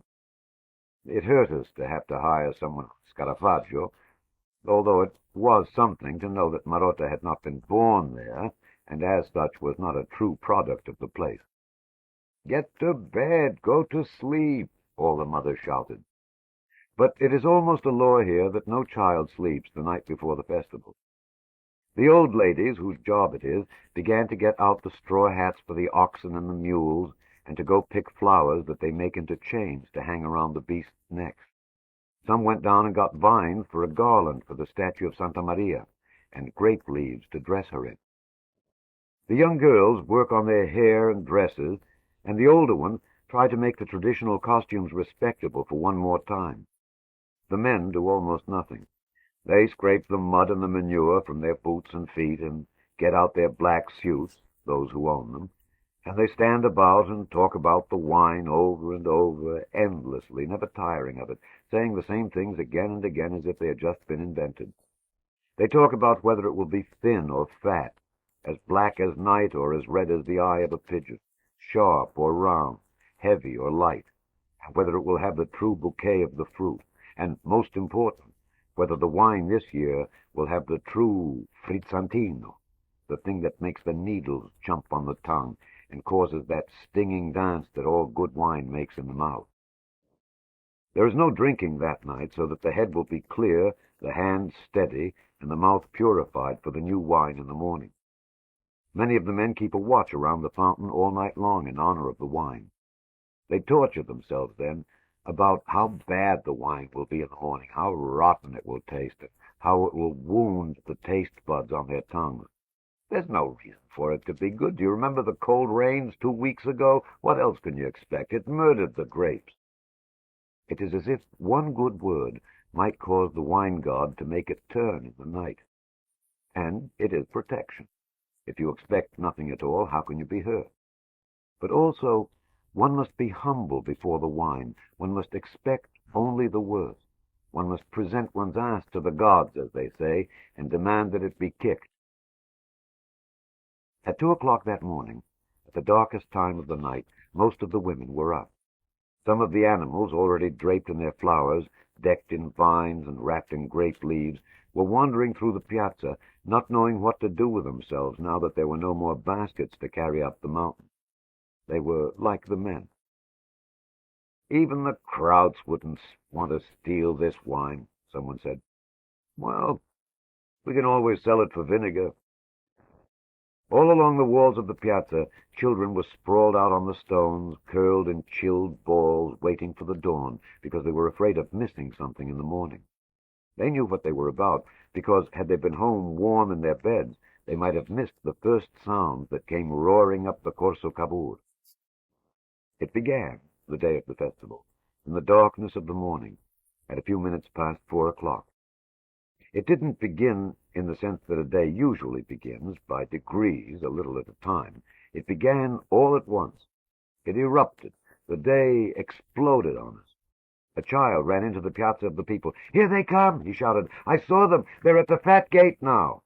And right after that, we heard them coming up the Corso Cavour as if they were trumpeting through a megaphone. The San Marco Penitentiary, thieves and guards, brass band. They must have walked the whole dark night through. Good men, reliable men who had never let us down.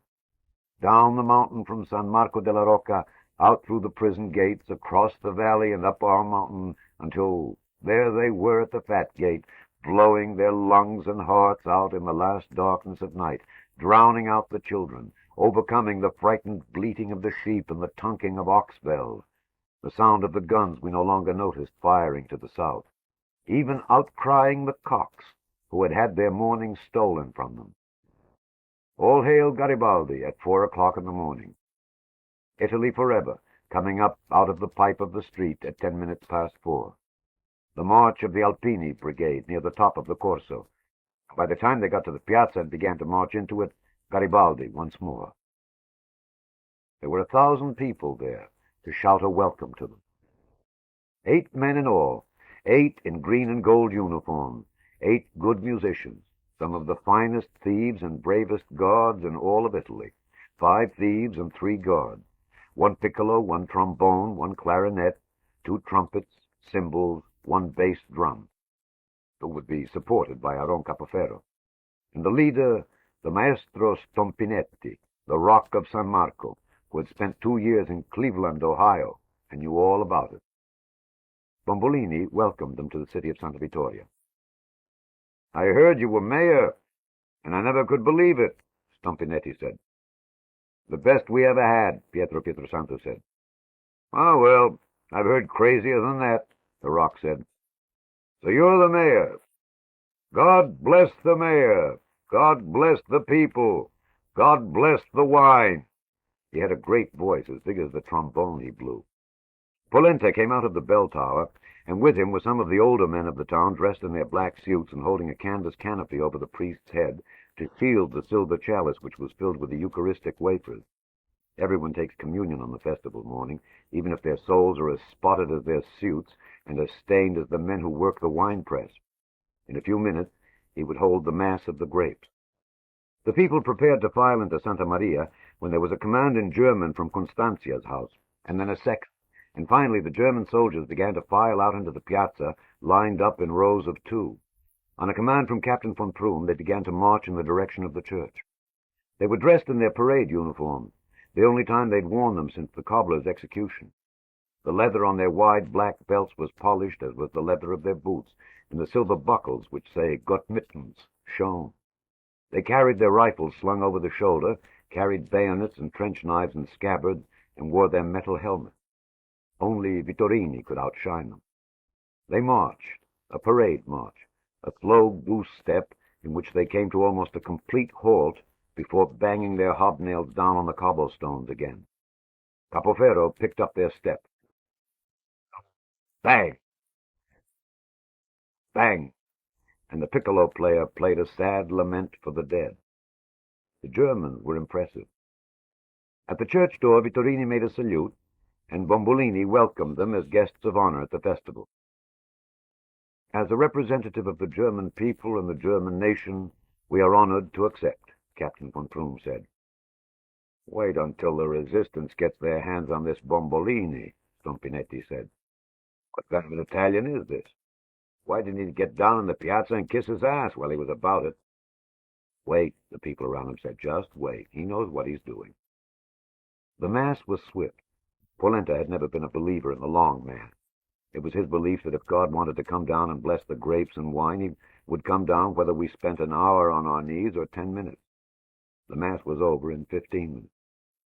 On the way out of Santa Maria, they could see the statue resting in the back of a large open cart, hung with clusters of red and white grapes, entwined with vines, and dressed with thousands of grape leaves which fluttered in the early morning wind, and which soon, Padre Polenta hoped, would be further dressed with lire, and even some dollar bills and bank checks from the Bank of America. The spirit of the harvest, Bombolini said to von Pruhm. We honor it, the German said. At the foot of the church steps, a large black wooden coffin was placed on 2 wine barrels. The first of our tradition, the mayor said. It holds the corpse of the old year gone by. We destroy the old year, and in that way give birth to the new that lies ahead. Very beautiful, von Pruhm said, very symbolic. Would you and your men care to act as honor guard? We should be honored. It is not an old tradition. The priest who had been here before Polenta had seen the tradition in another city and had borrowed it for ours. From the church door there is a wire, and the wire runs from the church down the steps and through an opening into the coffin. For reasons we no longer are sure of, a white dove is attached to the wire and then sent skidding down into the black box. When the bird goes through the opening, it trips another wire, which sets off a bag of explosive powder, which in turn explodes the coffin. The Germans had stationed themselves alongside the box, 3 soldiers on each side, von Pruhm and his non-commissioned officers a little in front of it. The old is dead, Padre Polenta said from the top of the church steps. The new, the priest called out, and the dove began to skid down the wire, tied to it upside down by his pink feet, is born. The noise is raspy, and sometimes the dove cries out, but it made no sound this year. The explosion, however, was as loud and complete as ever. Pieces of the coffin went straight up into the air, and others flew out in all directions into the piazza. The smoke was so dense that from the center of the piazza it became impossible to see the front of Santa Maria.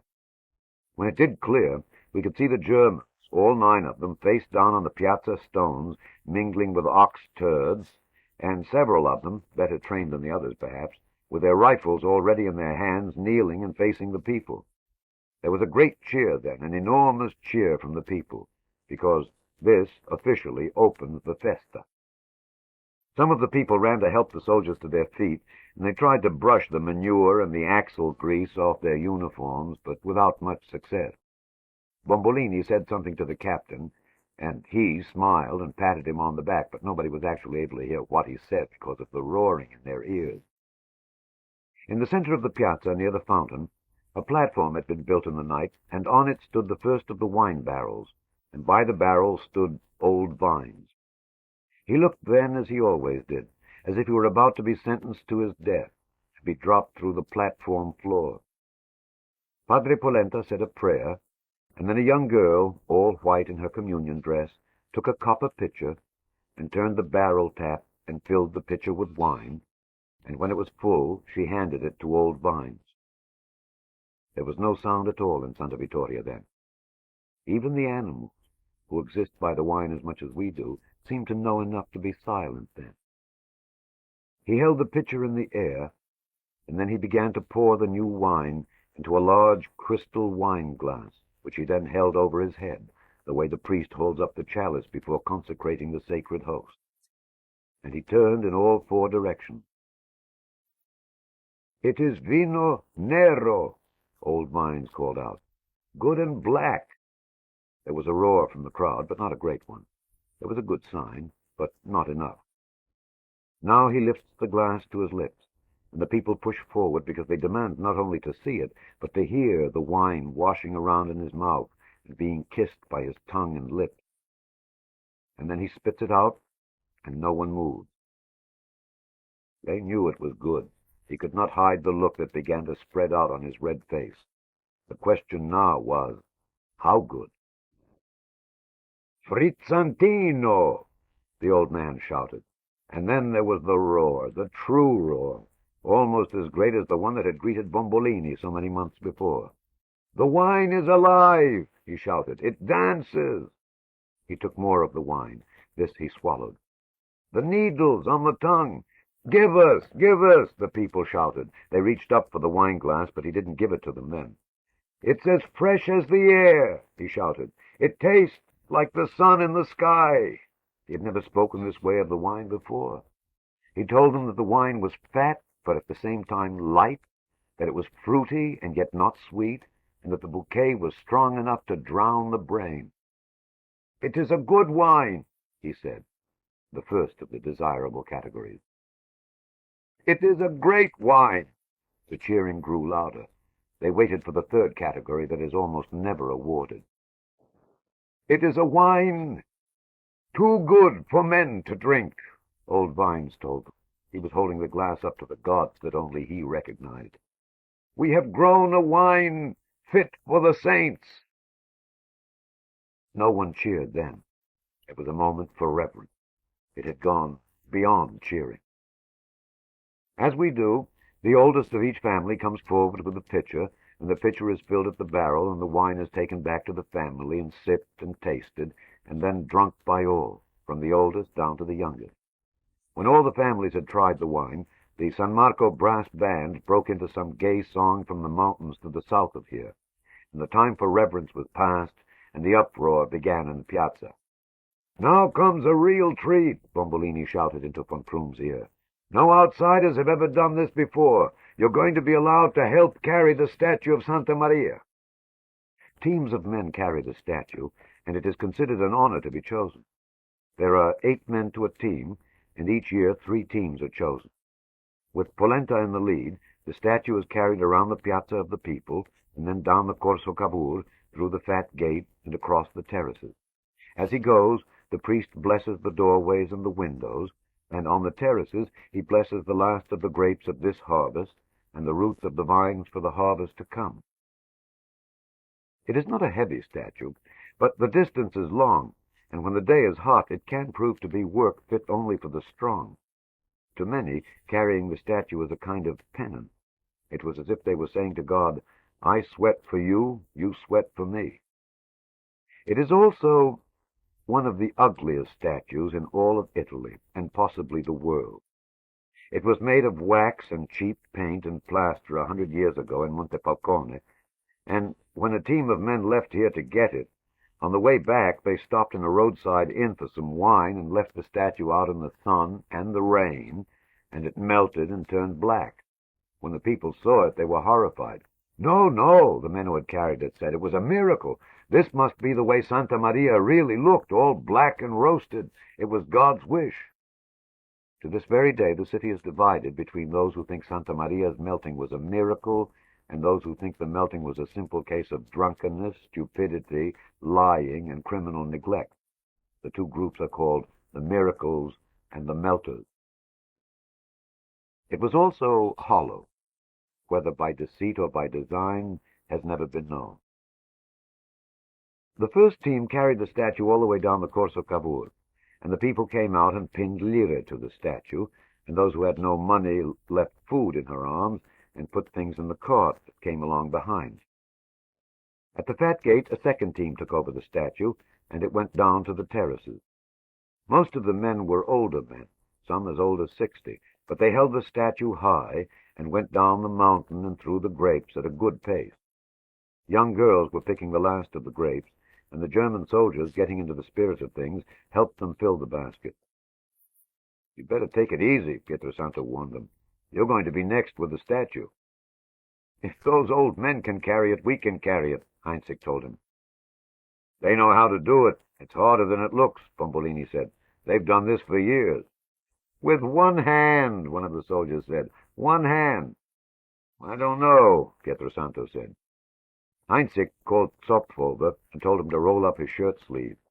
He had an arm the thickness of a man's leg. "One of your Bavarian oxes," the corporal said proudly. Heinzig himself was built like a bull.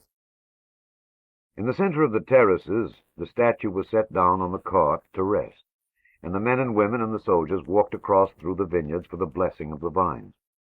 When the prayers were done and they came back, Bombolini asked Captain von Prüm if his men were ready to accept the honor of carrying the statue. "We have been looking forward to it," von Prüm said, and the people applauded. They lifted it up easily and put it on their shoulders, and they started back up through the terraces at a good pace. It is traditional, after the prayers, for the people to sing their way back up to the town, and the band plays following along behind, because the sacred time is over, and the wine waits in the piazza, and the pressing of the last grapes will begin, and the greased pole climb still lies ahead. The Germans were good about it at first. The people here can't keep step, but the soldiers never lost a beat. Sergeant Traub counted the cadence, even though he was one of the men under the statue. 1, 2, 3, 4. 1, 2, 3, 4. German, loud and clear and strong. "You'd better save your breath," Bombolini warned him, but the sergeant smiled and kept on shouting. It went very well then for at least 100 steps, but after that Traub ceased to count, and then the steps slowed a little, and the band, to keep in time, had to play a little slower, and the people had to sing a little slower. So after 50 more paces, they ceased playing Garibaldi and began to play The Lament for Sardinia, the sad, slow song about some thieves who starved to death in the mountains there. Soon some of the people, even older men, impatient to get up to the piazza, began to go past the men carrying the statue, and the men carrying it began to fall back. "What's the matter with you?" von Prüm called to them. "Keep it moving. Pick up the step." For a short time after that, through a strong show of effort, they were able to pick up the step. Traub began to count again in a small voice. But then it seemed to be too much for them once more, and the step slowed, and finally, still a long way from the Fat Gate, it ceased to be what could be called a step or a march at all, but became a kind of clump, the way a tired man on a steep mountain puts down his feet one after the other with great deliberation. "Close it up, pick it up," von Prüm said. "You're disgracing yourselves." It didn't work this time, however. The pace remained the same. "I told you you shouldn't have picked the grapes," Pietrosanto said. "You were supposed to take it to the Fat Gate, but I think that we should relieve you now." The captain wouldn't consider it. "It's these uniforms, sir," Corporal Heinzig said. "They're strangling us." Heinzig's face was the color of our wine, vino nero, red, a deep, rich red, almost purple, almost black, deepness of its redness. All their faces were red. Sweat was streaming down them, salt in their eyes, on their lips, and in their mouths, which was hard to get rid of because the men were gasping and sucking so hard for air. "My heart is going to explode," Goetzke suddenly shouted. "Quiet," von Prüm said. "If the Wups can do it, we can do it," Heinzig said. No one answered him. The first man to drop out receives a summary court-martial, von Prüm said, in a low voice that only his men were meant to hear. It is a true thing that if the desire to live were enough, no man, for example, would ever drown. But there comes a time when the body can no longer do even what it deeply desires. The German's legs were quivering, and it was only a matter of a few more steps before at least one of the 16 legs would quiver too much and go under, which is what happened. The result was the same as missing a stroke with the oar of a boat. For one moment they stopped and teetered. They started to go back and held themselves, and they ran forward a step or two, and there was a second at least when they came within a foot of the edge of the cart track and plunging down into the terraces with Santa Maria on their backs. "The sacred statue!" Bombolini shouted. "In the name of God, hold it!" The old women began to cry out. They shouted to the Mother of God to reach down and save Santa Maria, for Santa Maria to save herself. And in the end, the Germans held, although the veins were sticking out on their foreheads and their eyes were bulging. "Who did it?" von Prüm shouted. "Me, sir," Goetke said. "I can't go on." "Get out, then," the captain said, and he pulled the soldier away and took his place beneath the statue. "It's not so heavy," the captain said. "What's wrong with you men?" "I know what it is. Too much wine drinking." He was a tonic to them for 5 steps. A man with a leg such as Captain von Prüm possessed should never allow himself to get under a statue. Since his legs were not even, at every second step the statue would shift slightly and rest on his shoulder, and it was as if an iron bar were pressing down on him all the way from the shoulder to the bad leg and trying to press him into the hard white clay. "You're doing fine," Bombolini shouted in his ear. "Only 400 more steps to go." At those words, Captain von Prüm, for at least the second time in Santa Vittoria, looked into the face of failure.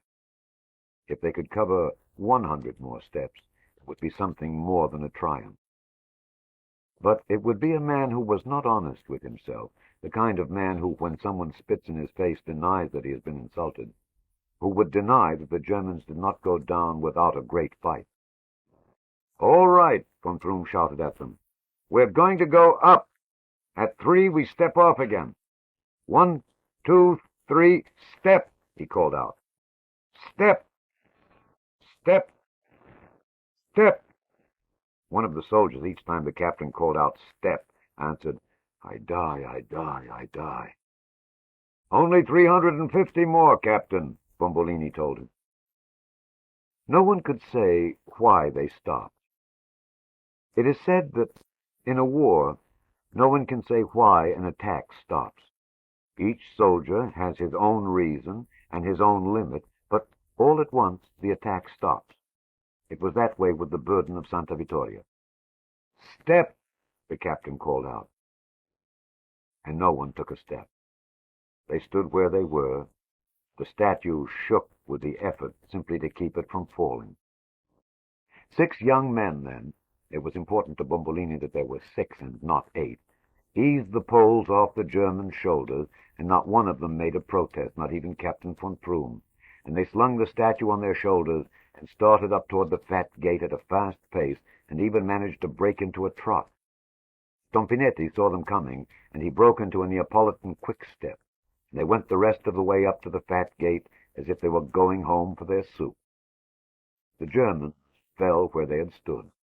They sprawled out in the white dust of the cart track, stared up at the sky, unable to move, or curled up in the dust to stop the shaking of their muscles. They were still that way when Lorenzo the Magnificent, the one who was to press our grapes in the old way, came up the mountain with the men who had gone to get him. Lorenzo is mad. By his own admission he is mad, but he is also, as his name says, magnificent. There is no man in the world who does not recognize that Lorenzo is something very special and is not afraid of him or impressed by him. He is like a steel coil, all of him, his body and his mind drawn so fine and hard, pressed always so close to the breaking point that if he ever breaks, pieces of himself will fly all over Italy. "What's the matter with these bastards lying in the dust?" Lorenzo said. "Quiet, they're German," one of the men with him said. I can see that. All I asked was why they were lying in the dust like pigs. He went on because he was late, but not one of them said anything in return or even looked at him when he talked. They look as if the resistance got to them, one of the men with Lorenzo said. They look like Fabio and Cavalcanti after the SS got through with them, Del Purgatorio said. They look as if they've been tortured. And this was true. When Lorenzo got up to the Piazza of the People, the statue of Santa Maria, which had been carried by 9 or 10 different groups by then, was being placed up on the platform on which old vines had first tasted the wine that morning. And when they were sure that none of the Germans had managed to recover and come back inside the fat gate, they took out the great boulder that had been put in the saint's belly and dropped it in a cart and took it away so that it would never be seen again. After that, they carried Santa Maria back into the dimness of the church and put her back up on her dark, dim pedestal, where Polenta began to strip her of the grapes and the vine and the lire that had honored her. She had served her people well. For the Germans, the day seemed to have ended, but the festival was only beginning. There was the noon meal of cold cooked beans and raw onions spread on fresh bread and drowned in olive oil, and then there was the new wine washing it down, buckets and glasses and pitchers and bottles and jugs of wine, and everyone went around shouting, Frizzantino, yes, it is true, it is really, truly Frizzantino, as if the word had just been invented, until it became boring to hear, beautiful as the word is. After lunch, the people slept, except for those who still had business to do. Longo and a crew of men were converting the fountain of the Pissing Turtle so that it would run with wine that evening. Marotta and his son were preparing the fireworks display, and Lorenzo, with some of our young men, was putting up the enormous barrel in which the last of the grapes would be pressed. The members of the San Marco Penitentiary brass band, having had at least 5 pitchers of wine each, slept in the piazza shadows with their instruments cradled in their arms. At 4 o'clock, the fountain began to run with wine, and when the men cheered, the people began to wake up and come back into the piazza. The wine arched out above their heads, sparkling in the afternoon sunlight, and fell back into the barrel from which it had been pumped, foaming and bubbling and leaping with life. When the first of the Germans, Captain von Pruhm and Sergeant Traub, came back up into the Piazza of the People, the fountain was already flowing with wine. The band was ready to play again, and Lorenzo, the magnificent wine-presser, was standing knee-deep in our grapes. It was a little after 4 o'clock when Marotta received the signal from old vines and fired a Roman candle out over the people's heads. As the little colored balls of flame began to hit the walls and drop among them, Stompinetti broke into the wine-presser's song, and the festa was under way once more. It is a strange song, a slow dance, since wine-pressing is hard and heavy work. It seems very ancient, and as if it had come from some other part of the world, because we have no other song like it. The trampling of the grapes must be done in a slow rhythm, in a swaying that goes back and forth and side to side more than up and down. There is a genius to everything in the world, and Lorenzo was this way with the grapes. He knows how to make people use themselves to take from the grapes all that God put in them. He began the dance, as he always did, with his own woman, a gypsy who looks as if she had spent one life already as a wolf. And when she was tired and he was through with her, he began to point at people in the crowd, and they would come up and get into the barrel and begin to dance with Lorenzo. There is no turning away when you're summoned to the press. It would insult the wine, and it would insult Lorenzo, neither of whom must be insulted. Anything is allowed to Lorenzo. The women hold up their skirts and show their legs and even their thighs, and Lorenzo holds them by the hands, by the arms, and around their waist. If the legs are good, strong and firm, brown and muscled, the men cheer the legs, and the women shout suggestive things that any other time of the year would not be allowed. He doesn't dress the way our men do. He wears very tight pants, like a bullfighter's. They stop at the knee and are very revealing, and it embarrasses the women and even some of the men. And then it is forgotten when the dancing begins. His chest is covered only by a vest that is decorated with silver and gold thread, and his arms and his chest are as hard as bone. But it is his face and his eyes that people watch. As the dance continues, Lorenzo becomes possessed by the motion of it, and finally he is mad and at the same moment under control. He seems to see everything at once and yet nothing at all. He doesn't seem like any of us then. He is superior to us then, and any man will admit it. He is a kind of god then, a god of the country towns, who looks like a fawn and a goat and a man all in one. There is no end to his energy. He can dance on and on, because, as they say, he isn't human then. He is an animal and a god. You! He points, and the woman comes, and he seizes her by the wrist, the strong brown hands with the stiff hair on the backs closing over the woman's hands, and they begin to move to the music, sometimes face to face or side by side, swaying to the music, which is slow but not sad, sinking into the grapes and the juice that flows over their stained feet. "Watch out for your women, or you will lose them to me," Lorenzo suddenly shouts. It is meaningless, because all women are lost to Lorenzo the minute the music begins. Every woman knows this, and Lorenzo knows it, and all of the men in Santa Vittoria know it. He dances with a woman until she yields to him, until she surrenders herself completely, and he can move her to the left or right or in any way he wishes her to go by a flicker of the eye, a breath, the touch of a finger. She belongs to Lorenzo then, and when she does, he discards her. The same goes for the men. It is a challenge with the men, and he never loses. He dances not until the man surrenders, but until the man can go on no longer. Then, when the moment is right, Lorenzo flings the man aside, and the people shout and jeer at the victim, and he goes on to the next. He had been dancing for almost an hour, which is a very long time to be in the wine press without resting, when he motioned for Angela Bombolini to come into the press. The men applauded her legs, and it surprised Bombolini. Why should they cheer the legs of a little girl, he thought. Angela is young and strong. She has her mother's arms and back, and it was a good battle. The others, dancing at the far side of the barrel, even stopped to watch, although it is supposed to be against the rules. Her eyes were very wide and bright, and at first she danced with Lorenzo, but not for him. He looked into her eyes, and she looked into his, and people could see that her eyes still belonged to her and not to him. But he has a way of reaching for what he wants to touch that cannot be resisted by a woman. We hope you are enjoying this classic book reading by Alexander Scourby. Please subscribe, like, and share the link with others. Click the playlist link in the description box below for more classic book readings.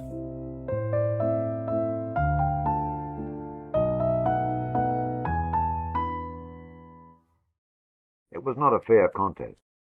Angela's face was innocent at first, but there was the moment, and everyone knew exactly when it took place, when the face of innocence was replaced by something else, and Angela began to dance for Lorenzo, and the barrier that had been between them and held them apart was broken and down. She could not pull herself away from him, or from his eyes or his hands.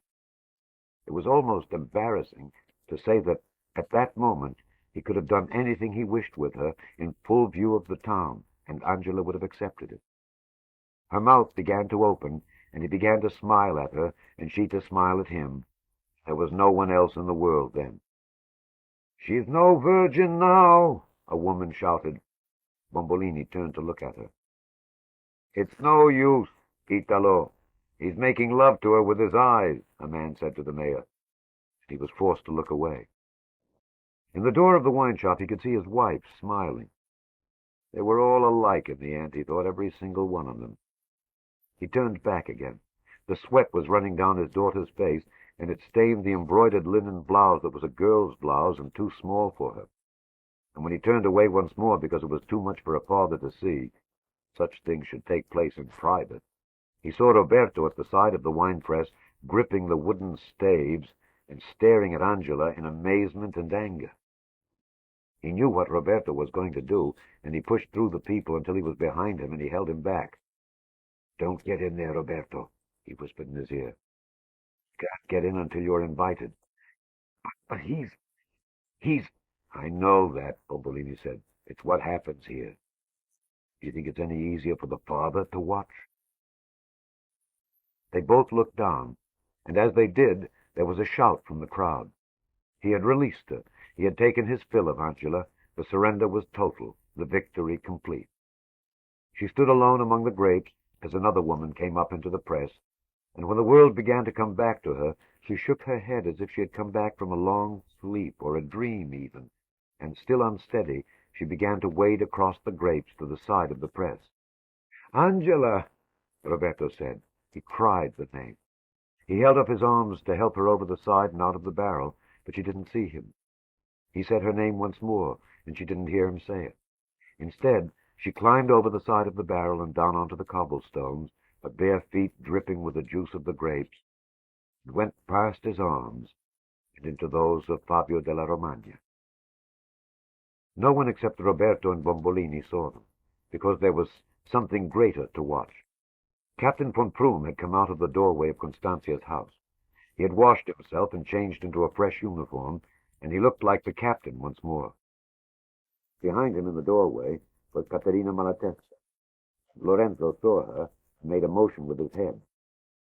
"Stay where you are," Cook said. "I don't want you to go." "I have to go. He's seen me. It would insult the wine and insult the festival." "I don't want you to go," the German said. But there was no way to stop her, and he knew it. She started across the piazza, and it grew quiet. The music played, but the others in the barrel stopped dancing, and then they began to get out of the barrel. It would be a battle, because everyone could see at once what it was. The hawk against the goat. The hawk against the fawn. The two of them alike, and unlike anyone else here, born 1,000 years before any of us. These pagans, as alone and distant as the animals they reminded us of. There is no way to describe the dancing of Lorenzo and the Malatesta. Her legs are long and very strong, her feet are narrow and long, and this is good for the grace. There were times when she seemed to dance on top of them, to be free of them, and it was a help to her. He had clapped his hand around her wrist with a force that could be heard all over the piazza, and it was understood that he would never let the wrist go until he had won. And he did win, and we learned why. The hawk is cold and aloof and dangerous. But there is something about a goat that must win, because the goat is better than the hawk and worse than the hawk. The goat will try anything. He will climb to the top of any mountain to get what he is after, and he will grovel in the manure pile. He will be bold and weak, stupid and wise, beautiful and ugly, mean and gentle. And in the end, the goat will win, because the goat always wants something more than a hawk wants it. Lorenzo wanted her more than the Malatesta wished to deny him. "You are good," the Malatesta said. "You win." "I am truly great," Lorenzo said. He helped her to the side of the press and lifted her over it. It was the greatest honor he ever gave to anyone in Santa Vittoria. Lorenzo was tired after that, because it had not been easy for him. There are years Lorenzo dances without a rest, but in some he has stopped and allowed the gypsy to dance in his place. He wanted to rest then, but the German was in the wine press. "Try me," von Prüm said. "Dance with me." "I'm tired now," Lorenzo said. "It wasn't easy." "Try me," he ordered. Lorenzo shrugged his shoulders and went back across the barrel toward the captain. "Take off your boots," he said. "You bruised the grape." He took off his boots and his woolen socks. The women near the press said, "Ah," at the narrow whiteness of his feet. "Take off your shirt. You're going to need to," Lorenzo said. They made the sound again when they saw the smooth whiteness of his arms and chest. He was not a weak man, but against Lorenzo's hard darkness he seemed like a child pitted against a man. "You needn't hold my wrist," von Prüm said. "I need to," the goat said. "You won't know how to move in the grate." His fingers closed on the German's wrist. It was locked to him. They began to dance. She didn't wish to see it, to watch him be humiliated in front of the people. There is something that is not amusing about the humiliation of a German. But it was something else also, as if she knew that Tufa would be waiting for her at Constantia's house when she went back to it. He was behind the door in the darkness of the room when she entered it. Even in the darkness she could see the wildness of his eyes. They were as wild as those of Lorenzo, but these were wild with loss, so were more dangerous. If you're going to do something to me, I want you to do it at once without talking, Caterina said to him. She could see that he held a knife in his hand. So you gave yourself to him, too, Tufa said, in front of the entire city. All women give themselves to Lorenzo. I'm no different. If he'd asked you, you would have taken off your dress and lain with him in the grate. She said nothing. Admit it. Admit that. Yes, of course, Caterina said. You know how I am. He crossed the room and stood at the entrance to the small bedroom. And this is where you sleep with him, Tufa said. His voice held anger and disgust. What do you want to do with me, Caterina? What do you need from me? There was laughter coming from the piazza, and she knew they were laughing at the captain. Tufa had gone into the room. He was prodding the bed with the toe of his shoe. So this is where you curl up with the German. What do you say to him? He came back toward her. Maybe sometimes you forget and call him Carlo, eh? Do you ever do that? She had turned away. She realized that she was bored, not by him, but by the necessity of going through with whatever it was Tufa would have to go through. Don't go away from me, Tufa said. He had meant it as an order, but it had come from his mouth as a plea. Do what you have to do, Carlo. If you have to use the knife, but in the name of God, do it. It angered him. You're so goddamn brave. You're so above us, Tufa said. Do you know what they do here when a woman dishonors a man? Do you know what they do with their knives? She turned back toward Tufa. They cut them here, she said, so they can't dishonor again. Yes, there, Tufa said. It's very ugly and very effective. She decided to try. I didn't dishonor you, Caterina said. I came here because I honor your life. It angered him. You stole my honor from me, he shouted at her. Who do you think you are, to take what is mine? She was bored with him at last, with the enraged eyes and the hurt voice and the words of honor. It is said that the most dangerous bulls are the bored bulls, because they force the bullfighter to do something unwise and even dangerous. Tufa had come to cut her, but now he wished to kill her.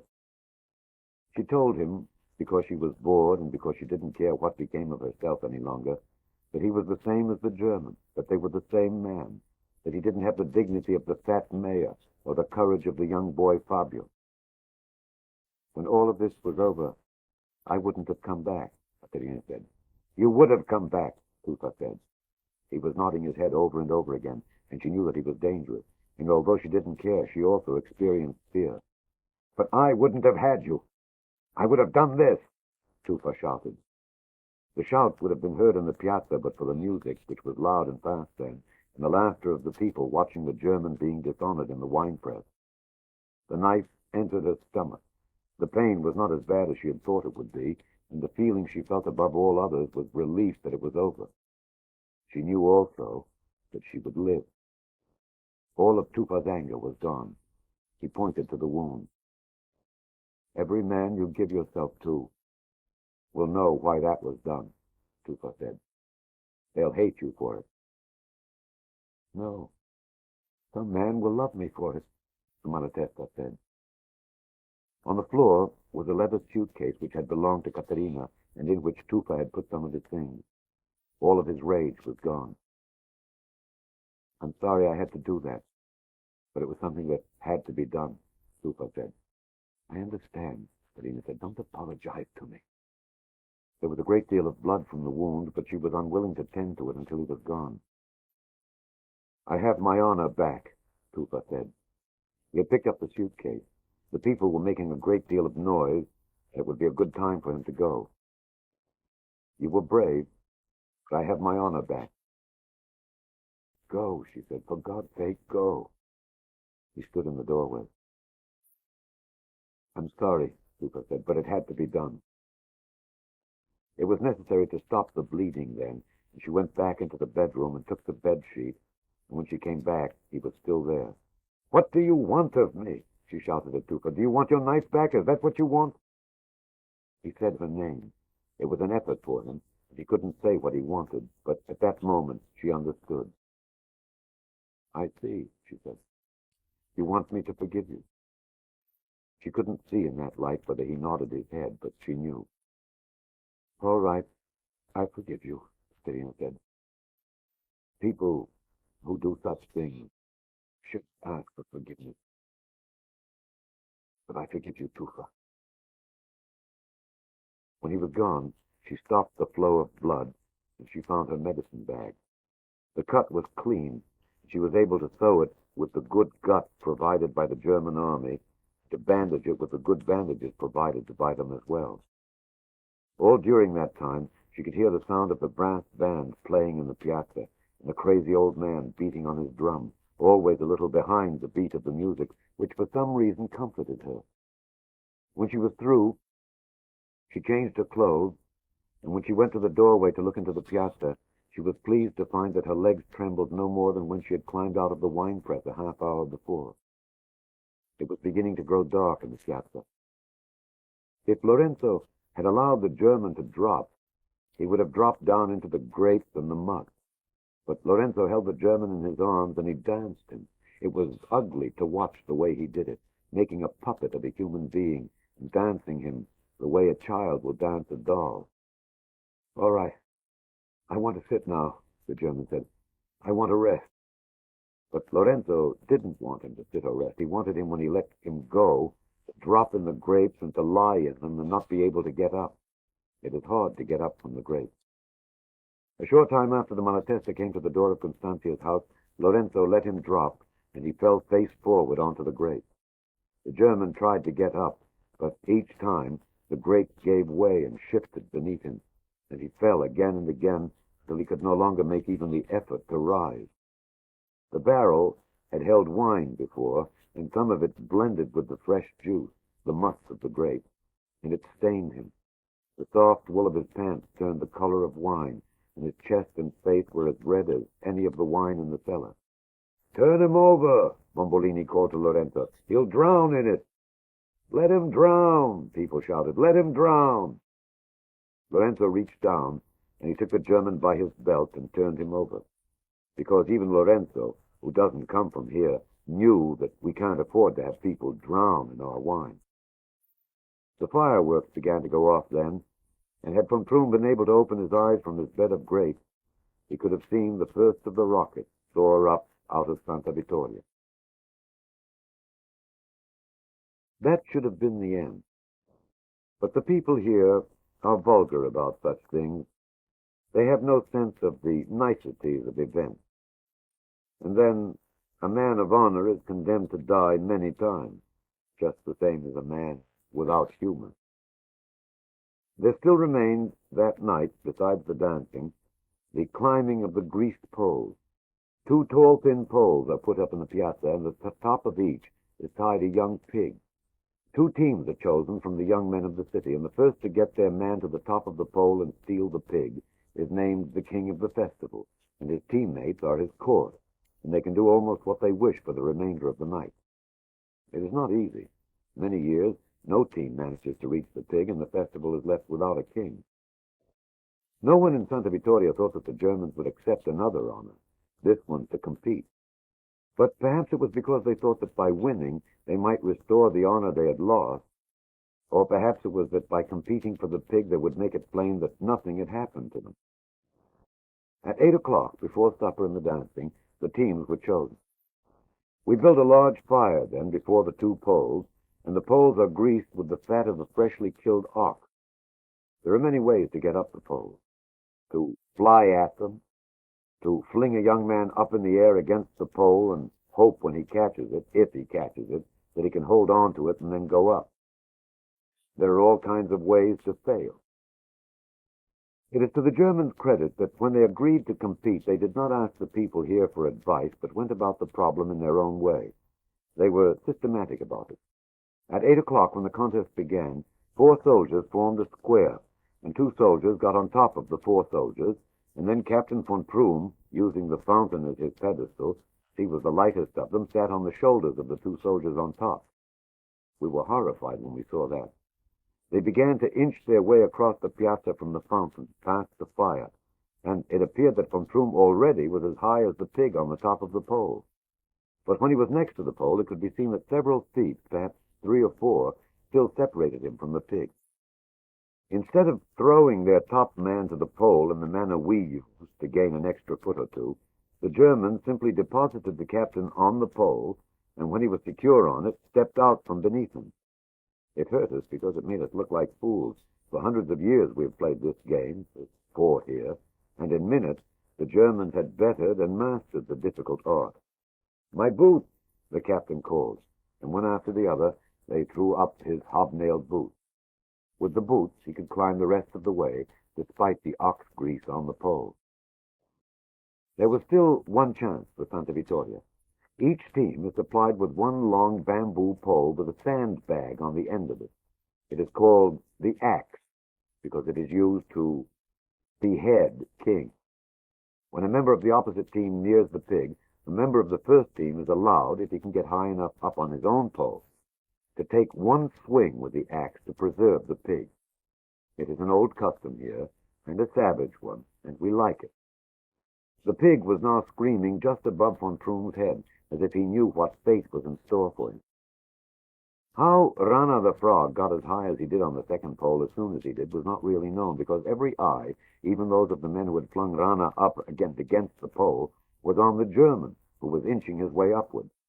The pig was then only an arm's length away, so we were surprised to hear Rana shout for the axe, and to find him so far up the pole, and then to hear him say, "Captain Von Troom, sir, would you turn this way, please, Captain? I have something for you, sir."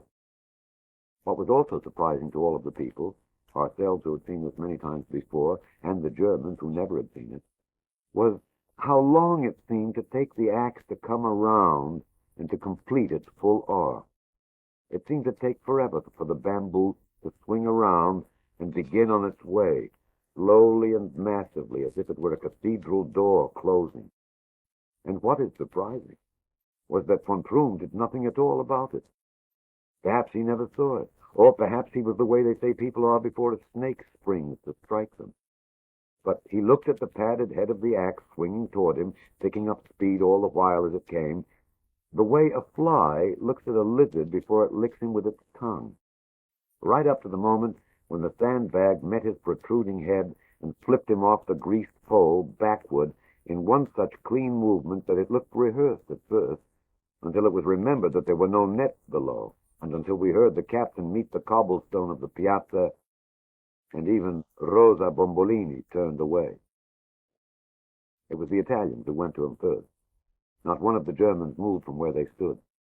Pietrosanto picked up the captain's head and held it in his lap. "You almost had the pig," he said. They allowed Rana to go to him. It was a fair blow," Rana said. "You took it like a man." He was not unconscious then, for when they attempted to pick him up and carry him across the piazza to Constanzia's house, he lost consciousness, and they put him down by the fountain. "He needs water," Heinzig said. "Put some water on his head." Someone pointed to the fountain. "There is no water now, there's only wine." "Well, put some wine on his head," Bombolini said. They filled a small copper jug with wine from the fountain, foaming and fit for a saint, as old Vines had said. They propped the captain up by the fountain and began to pour the wine over his head. It ran down through his hair and over his face, and it lay in his grease-stained clothes in puddles. "In the name of the Father and the Son and the Holy Ghost," a woman said while the wine ran. "In the name of Santa Vittoria," Bombolini said. "In the name of the people," as the cascade of wine-dark liquid continued. "In the name of the holy wine." They took him across the piazza when the wine did him no good, and put him on the bed in his room and folded his hands in the same way we do for the dead. When all of them had gone, except for the Malatesta and Sergeant Traub in the next room, Bombolini found a card belonging to the captain and wrote these words on it and put it in the captain's hand. A proverb of the country: "He who steals for others ends up being hanged for himself." He went out and closed the door behind him. When he got into the piazza, the dancing had already begun. It was some of the wildest dancing we've ever done. But even over the sound of the band and the voices, the leather against the stones, Bombolini could hear the guns sounding in the south. Something very big was underway. The dancing ended at 2 o'clock in the morning, and the Germans came at 5. These were, as Pietro Santo said, the real Germans. Hard, bearded men who were fighting and running for their lives. The soldiers were men from the Hermann Goering parachute division, and they came through the fat gate and up the Corso Cavour in little half-tracks whose tread crushed the tops of our cobblestones into powder. They never looked at us. They moved through us with the assurance of men who knew that if so much as one shot was fired at them by some resistance fighter, it would burn the town to the ground. They ran along the top of the fat wall, and they looked through the windows of the houses that faced the valley and the river road beyond, and they ran up into the bell tower and studied the countryside from there and on a map, and finally 3 or 4 of the highest officers gathered in the piazza of the people and compared what they had found. We could have told them that this town was no good to fight a war in. It is placed wrong for everything except growing grapes. It's no good, one of the officers said, and the others seemed to agree. What's the name of that place? One of the Germans asked Vittorini. He pointed down towards Scarafaggio. Scarafaggio, Vittorini said. It has a good command of the Montefalcone highway. Yes, Scarafaggio is the place you want to fight in, Bombolini said to them. If you're going to fight, Pietro Santo said, Scarafaggio is the place to fight in. All 3 of them nodded. The Germans looked at them as if they were an animal act that sometimes comes to the towns and the cities here, talking dogs, counting mules, and dancing bears. Shut your mouths, he said. Who is in command here? He spoke very good Italian. Do you mean the Italian in command or the German? Bombolini said. Italian, the officer said. Italian.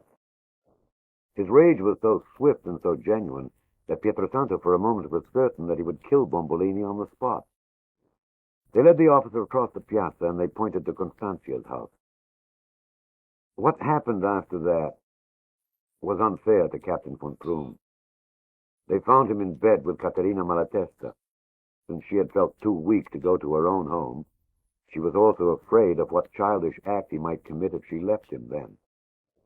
They pulled him out of the bed, his hair mottled with wine and blood, body dyed in it. He was too stunned and too sick from the fall he had taken the night before to protect himself. This is the shit we leave behind to run things while we fight, the parachute officer said. You could hear it in the piazza. He slapped Captain von Krum in the face. There was nothing the captain could do but stand in the room and look at the floor. It must have been very painful. Where are the rest of your men? I don't know, von Krum said. The officer looked at the other officers with him. He doesn't know. He seized von Krum by the nose and he pulled his head to the left and right.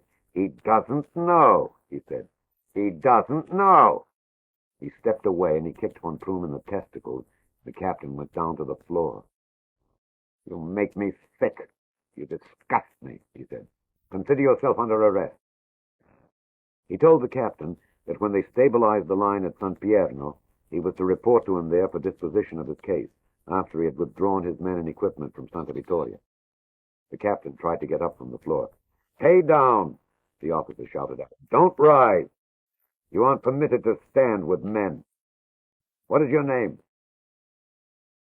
I've had a serious accident, von Krum said. What is your name? Mollendorf, von Krum said. Captain Hans Mollendorf. One of the younger officers wrote down the name. The senior parachute officer pointed at von Krum stretched on the stone floor. He was naked. This is the kind of scum who is destroying us, he said. They left then, and within 10 minutes all of them were in the Corso Cavour and going back down the mountain. We were helpful to the ones that were left. We were glad to help them. The women gave them cups of hot tea made from field herbs and grass, and the men gave them grappa to get the blood going again. The small truck was already in one corner of the piazza, and some of the men wheeled the motorcycle and the sidecar from the shed out into the piazza. The women tried to make the soldiers' clothes as presentable as possible, although it was not an easy job, and they were not very successful. All of the uniforms were stained with wine and grease and sweat, manure, and blood. We collected their helmets, which had been left all along the cart track up from the vineyard, and their tunics. We found the field packs they wore on their backs, and in an old wine basket we piled all of their personal things, a few books in German, razors, and old towels. All of them had drunk far too much wine the night before, and they were still a little drunk. The sound of firing from the river road in the valley, although there was nothing to be seen down there, was very loud. "It wasn't bad here," Heinzig said. "It was good here," Private Phelps said, "considering it was a war." One of them took some lire and put them on the top of a wine keg in a corner of the Cooperative wine cellar office. "This is for the wine we drank." Traub took money and put it on the barrel. "This is for the wine we stole." It wasn't much money. It was nothing, and yet it was something. They left the office, and the people began to help them carry their things up the Corso Cavour to the Piazza of the People. Captain von Prum was already in the piazza, putting things in the back of the truck and in the sidecar of the motorcycle. He moved very slowly. He was in pain, and he was confused. He ordered the gray file cabinet taken out of the house, but when they found it difficult to get it into the back of the truck, they put it in the piazza again and forgot about it. "What about this?" Bombolini asked. It was the air raid siren. "You can keep that," Sergeant Traub said. "Once each year we'll sound it and think back on these days," Bombolini said. The captain stood in the piazza and looked across it at the bell tower and at Santa Maria of the burning oven, at the People's Palace, and at the Fountain of the Pissing Turtles. He seemed to be seeing things as if storing up a last memory of this place, and yet not seeing things at all. He walked across to the fountain. It was silent, and the wine was not flowing, and the water had not begun. "Would you like me to start it up?" Bombolini said. "Do what you want with it," the captain said. Someone began to pump the bicycle, and the generator began to turn, and finally to drive the pump, and the wine began to spout again from the turtle. "I never asked why it did that," von Prum said. "Why the turtle does that." "I can't tell you," Bombolini said. "It's a secret that only the people in Santa Vittoria know." "I don't want to know it then," the captain said. Some of the soldiers were already in the back of the small truck, crowded among their packs, hunched on the hard wooden seats. Vittorini came up into the piazza then, dressed in the uniform with the sword drawn and the Italian flag suspended from its blade. It was very quiet in the piazza. We'd always dreamed that the day they left would be a day of great celebration. We were happy to see them prepare to go. But the day after the festival is always a sad day. The long summer is over, the harvest is in, all the promises of the year past have been met or have failed, and what we call the dead time, the season of the dead, was upon us. Captain von Prum came back from the motorcycle. For a moment we had thought he was getting in it and that it was the time to go, but he had stopped and come back toward Bombolini. The men of the San Marco brass band, who had been afraid to go home because of the firing along the road, put down their instruments. "You did this to me," Captain von Prum said to Bombolini. "Whatever was done inside of you," Bombolini said. "We did nothing here. I came here to treat you with decency and respect and honor, and it's come to this. I made a mistake." It was more than Bombolini was willing to hear. "We have a saying here," the mayor said, "and you should listen to it. If the dove chooses to fly with the hawk, his feathers stay white, but his heart turns black. It was in you all along. I treated you with honor, and you returned it with humiliation. It was in you all along. You struck me with your fist in my face. That was nothing. That was an order, and you turned the handle on the electricity for Fabio. You couldn't keep your hand away from it, finally." Von Prum was silent then. He looked as if he wasn't hearing what was being said, but he must have heard. "You put our cobbler to death. You forget that. What your kind do is to forget." The Malatesta was in the doorway, and he saw her. There was a moment when we thought that he was going to go to her, but he stayed where he was. What you people have to remember, your kind, is that there is no cure for birth. Prune turned away from him and started toward the motorcycle. And there is no cure for death, Bombolini said. If you think about it. The German had stopped, and perhaps the mayor had touched something in him. He was angry and confused at the same time. Pietrosanta wanted to stop the mayor because men can become dangerous when they are this way. If you think about that, Bombolini said once more, you might think about becoming human beings for a change.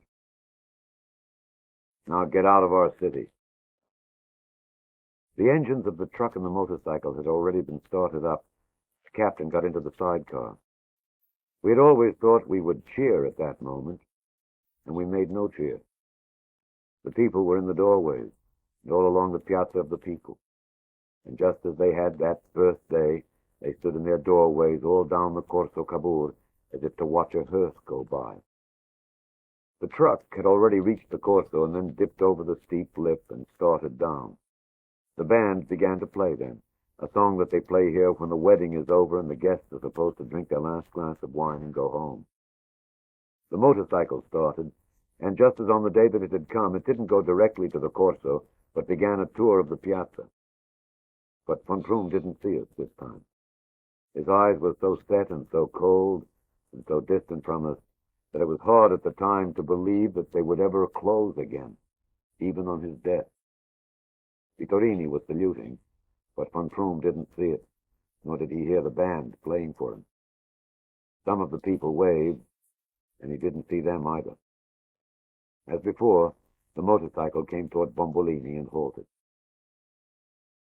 If I came back here some day after the war is over, what would your people do to me? Sergeant Traub said. Nothing. They would do nothing to you, Bombolini said.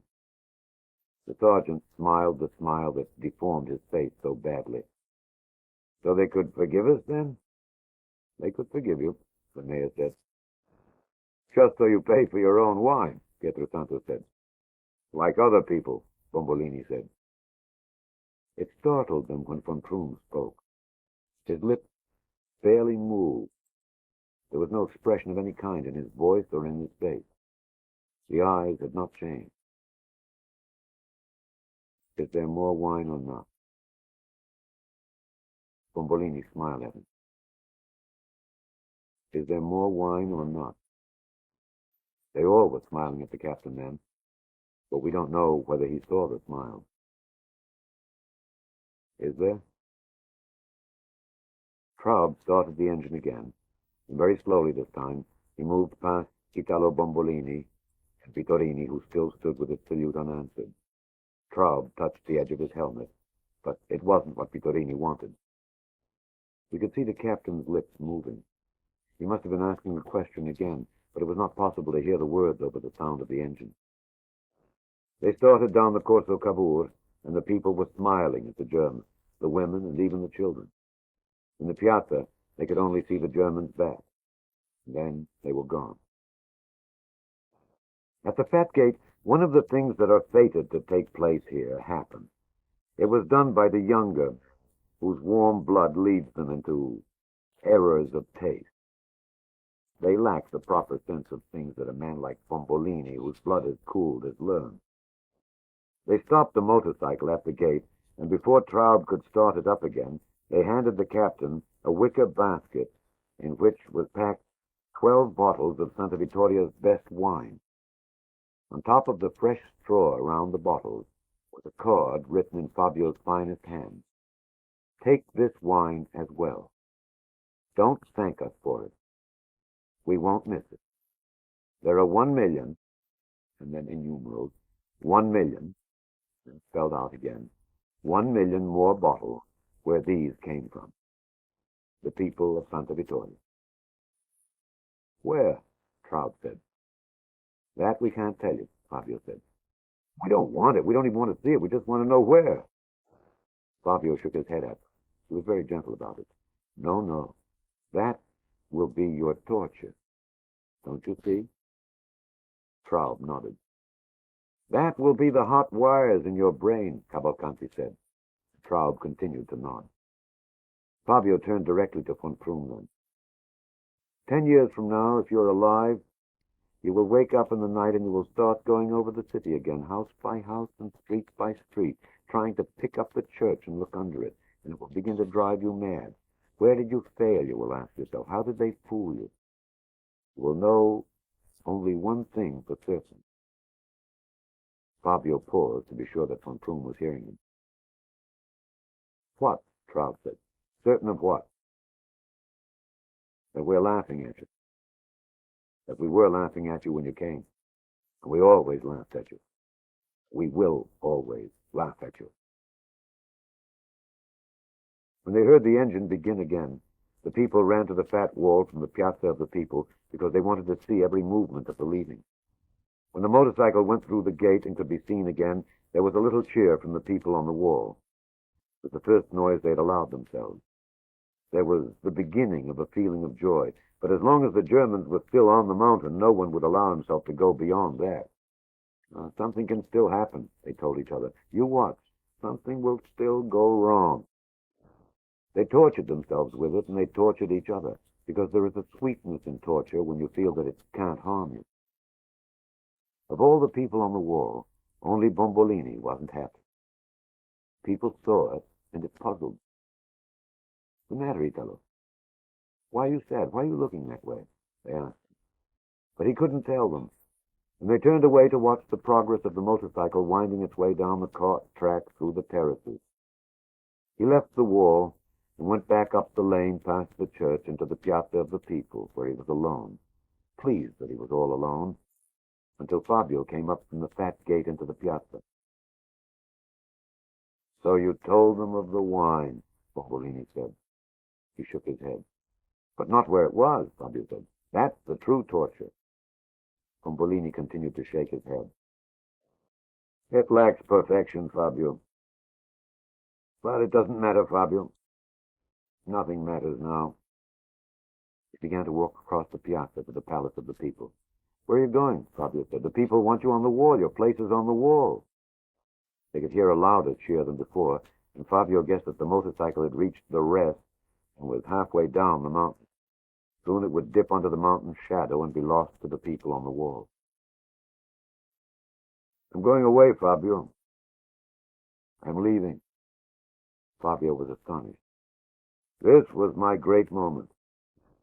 It's all over for me now. The mayor held up his hand. In time of trouble, men of talent are called for. But in times of ease, the rich and those with powerful relations are desired. You see, there's no place for me here. Fabio didn't know what to say to him. You'll miss my wedding, he finally said. Bombolini shrugged. I don't want an ending that lacks perfection, the mayor said. The curtain is down, and it's time for the actors to get off the stage. They passed the fountain when Roberto, who had been with Fabio at the fat gate, came into the piazza, started as they had for the People's Palace. The people on the wall were silent, and the Germans had either stopped or were in the shadow. This is a great day for you, Roberto, Bombolini said. Yes, Roberto said, but his face was as long as Bombolini's. You'll be leaving us, Roberto. I suppose so. The sooner the better, Roberto. I guess so. Never stay in a place where you don't belong. Roberto nodded. To live in a place where you don't belong is to live in hell, the mayor said. He started up the palace steps, but he stopped when they heard a very loud cheer from the top of the wall. The motorcycle, Fabio figured, must have come back into view again near the bottom of the mountain. The mayor turned to Fabio. One rule, Fabio. One law that must be respected. Never grow old where you once have been great. There was a second cheer, and this one was very loud. Bombolini turned around on the steps and came back down into the piazza. I'd better take a look, he told Fabio. He began to walk toward the lane that leads to the wall. Just a peek, he said. A last look, and then I'll be gone. He was moving very fast and almost broke into a run. Remember what I said, Roberto? He was running by then. I'll be leaving myself. Fabio and Roberto watched him go. He'll never leave, Fabio said. You'll be gone, but Bombolini will be here. The two of them began to walk toward the wall. You're the lucky one, Roberto. You'll be gone. He'll grow old. The next time they saw him, he was on top of the wall and the people were silent. The motorcycle had reached the foot of the mountain, and it had come to a stop 40 or 50 yards from the entrance to the Roman cellar. There had always been a belief here that the Germans knew that the last great joke would be the Germans' joke, and that their last act, while we cheered their departure from the wall, would be to destroy the cellar with the wine. It is the belief now that Captain von Troom stopped at the foot of the mountain to choose whether to turn left and go south toward the advancing armies, or to go north toward his fatherland and the punishment that awaited him there. He turned north. He went toward the dark open mouth of the cave, and then past it, and turned onto the goat trail that crosses that part of the valley. Still no one cheered then, because he still could be seen. Parting, to be correct, must be perfect. There can be no speck of the departed left in any least part of the eye. All must be gone. When they crossed the valley, they turned up into the higher mountains beyond Santa Vittoria. We could still see them, not the men or the motorcycle itself, but the high white plume of chalk that rose up behind them, a towering flag above the vineyard that marked the movement of the enemy through the grapes on the other mountain, as surely as the wake of a ship in the sea. And then, even that was gone. We heard the soldiers coming before we saw them. They were hidden by the low hills that masked the river road. They took the turn that leads down onto the cart track, where the splinters of Bombolini's cart were still scattered on the sand, and came into our view, a long column of soldiers in battle dress, led by two bagpipers wearing kilts. We watched them cross the valley and start up the mountain, and when they came into the piazza, they paid no attention to our cheers. They were hot and tired and thirsty. Royal Sutherland Highlander, their leader said. Even Roberto found it hard to understand what he said. The soldiers had crowded around the fountain of the pissing turtle, and they looked at it, but it was dry. There was no wine, and there was no water. Have you anything to drink? The officer asked. He wants to know if we have anything to drink, Roberto told Bombolini. The mayor turned to the people in the piazza. Do we have anything to drink? He shouted to them. The people began to smile at each other, then to laugh. He wants to know if we have anything to drink, Bombolini shouted to them. Do we have anything to drink? There was such an outburst then of shouts and laughter that the soldiers became worried about us. They didn't know what to do about it. They'd never seen anything like this before. Bombolini turned to Roberto, and although they were only a few feet apart, he shouted to them. Tell them this, Roberto, the mayor shouted. Tell them, God, yes, we have something to drink. End of The Secret of Santa Vittoria, narrated by Alexander Scourby. Thank you for listening to this classic book reading by Alexander Scourby on our YouTube channel. To hear more classic books, click the playlist link in the description box below. Please subscribe, like, and share the link with others so they too can hear the Scourby classic book readings.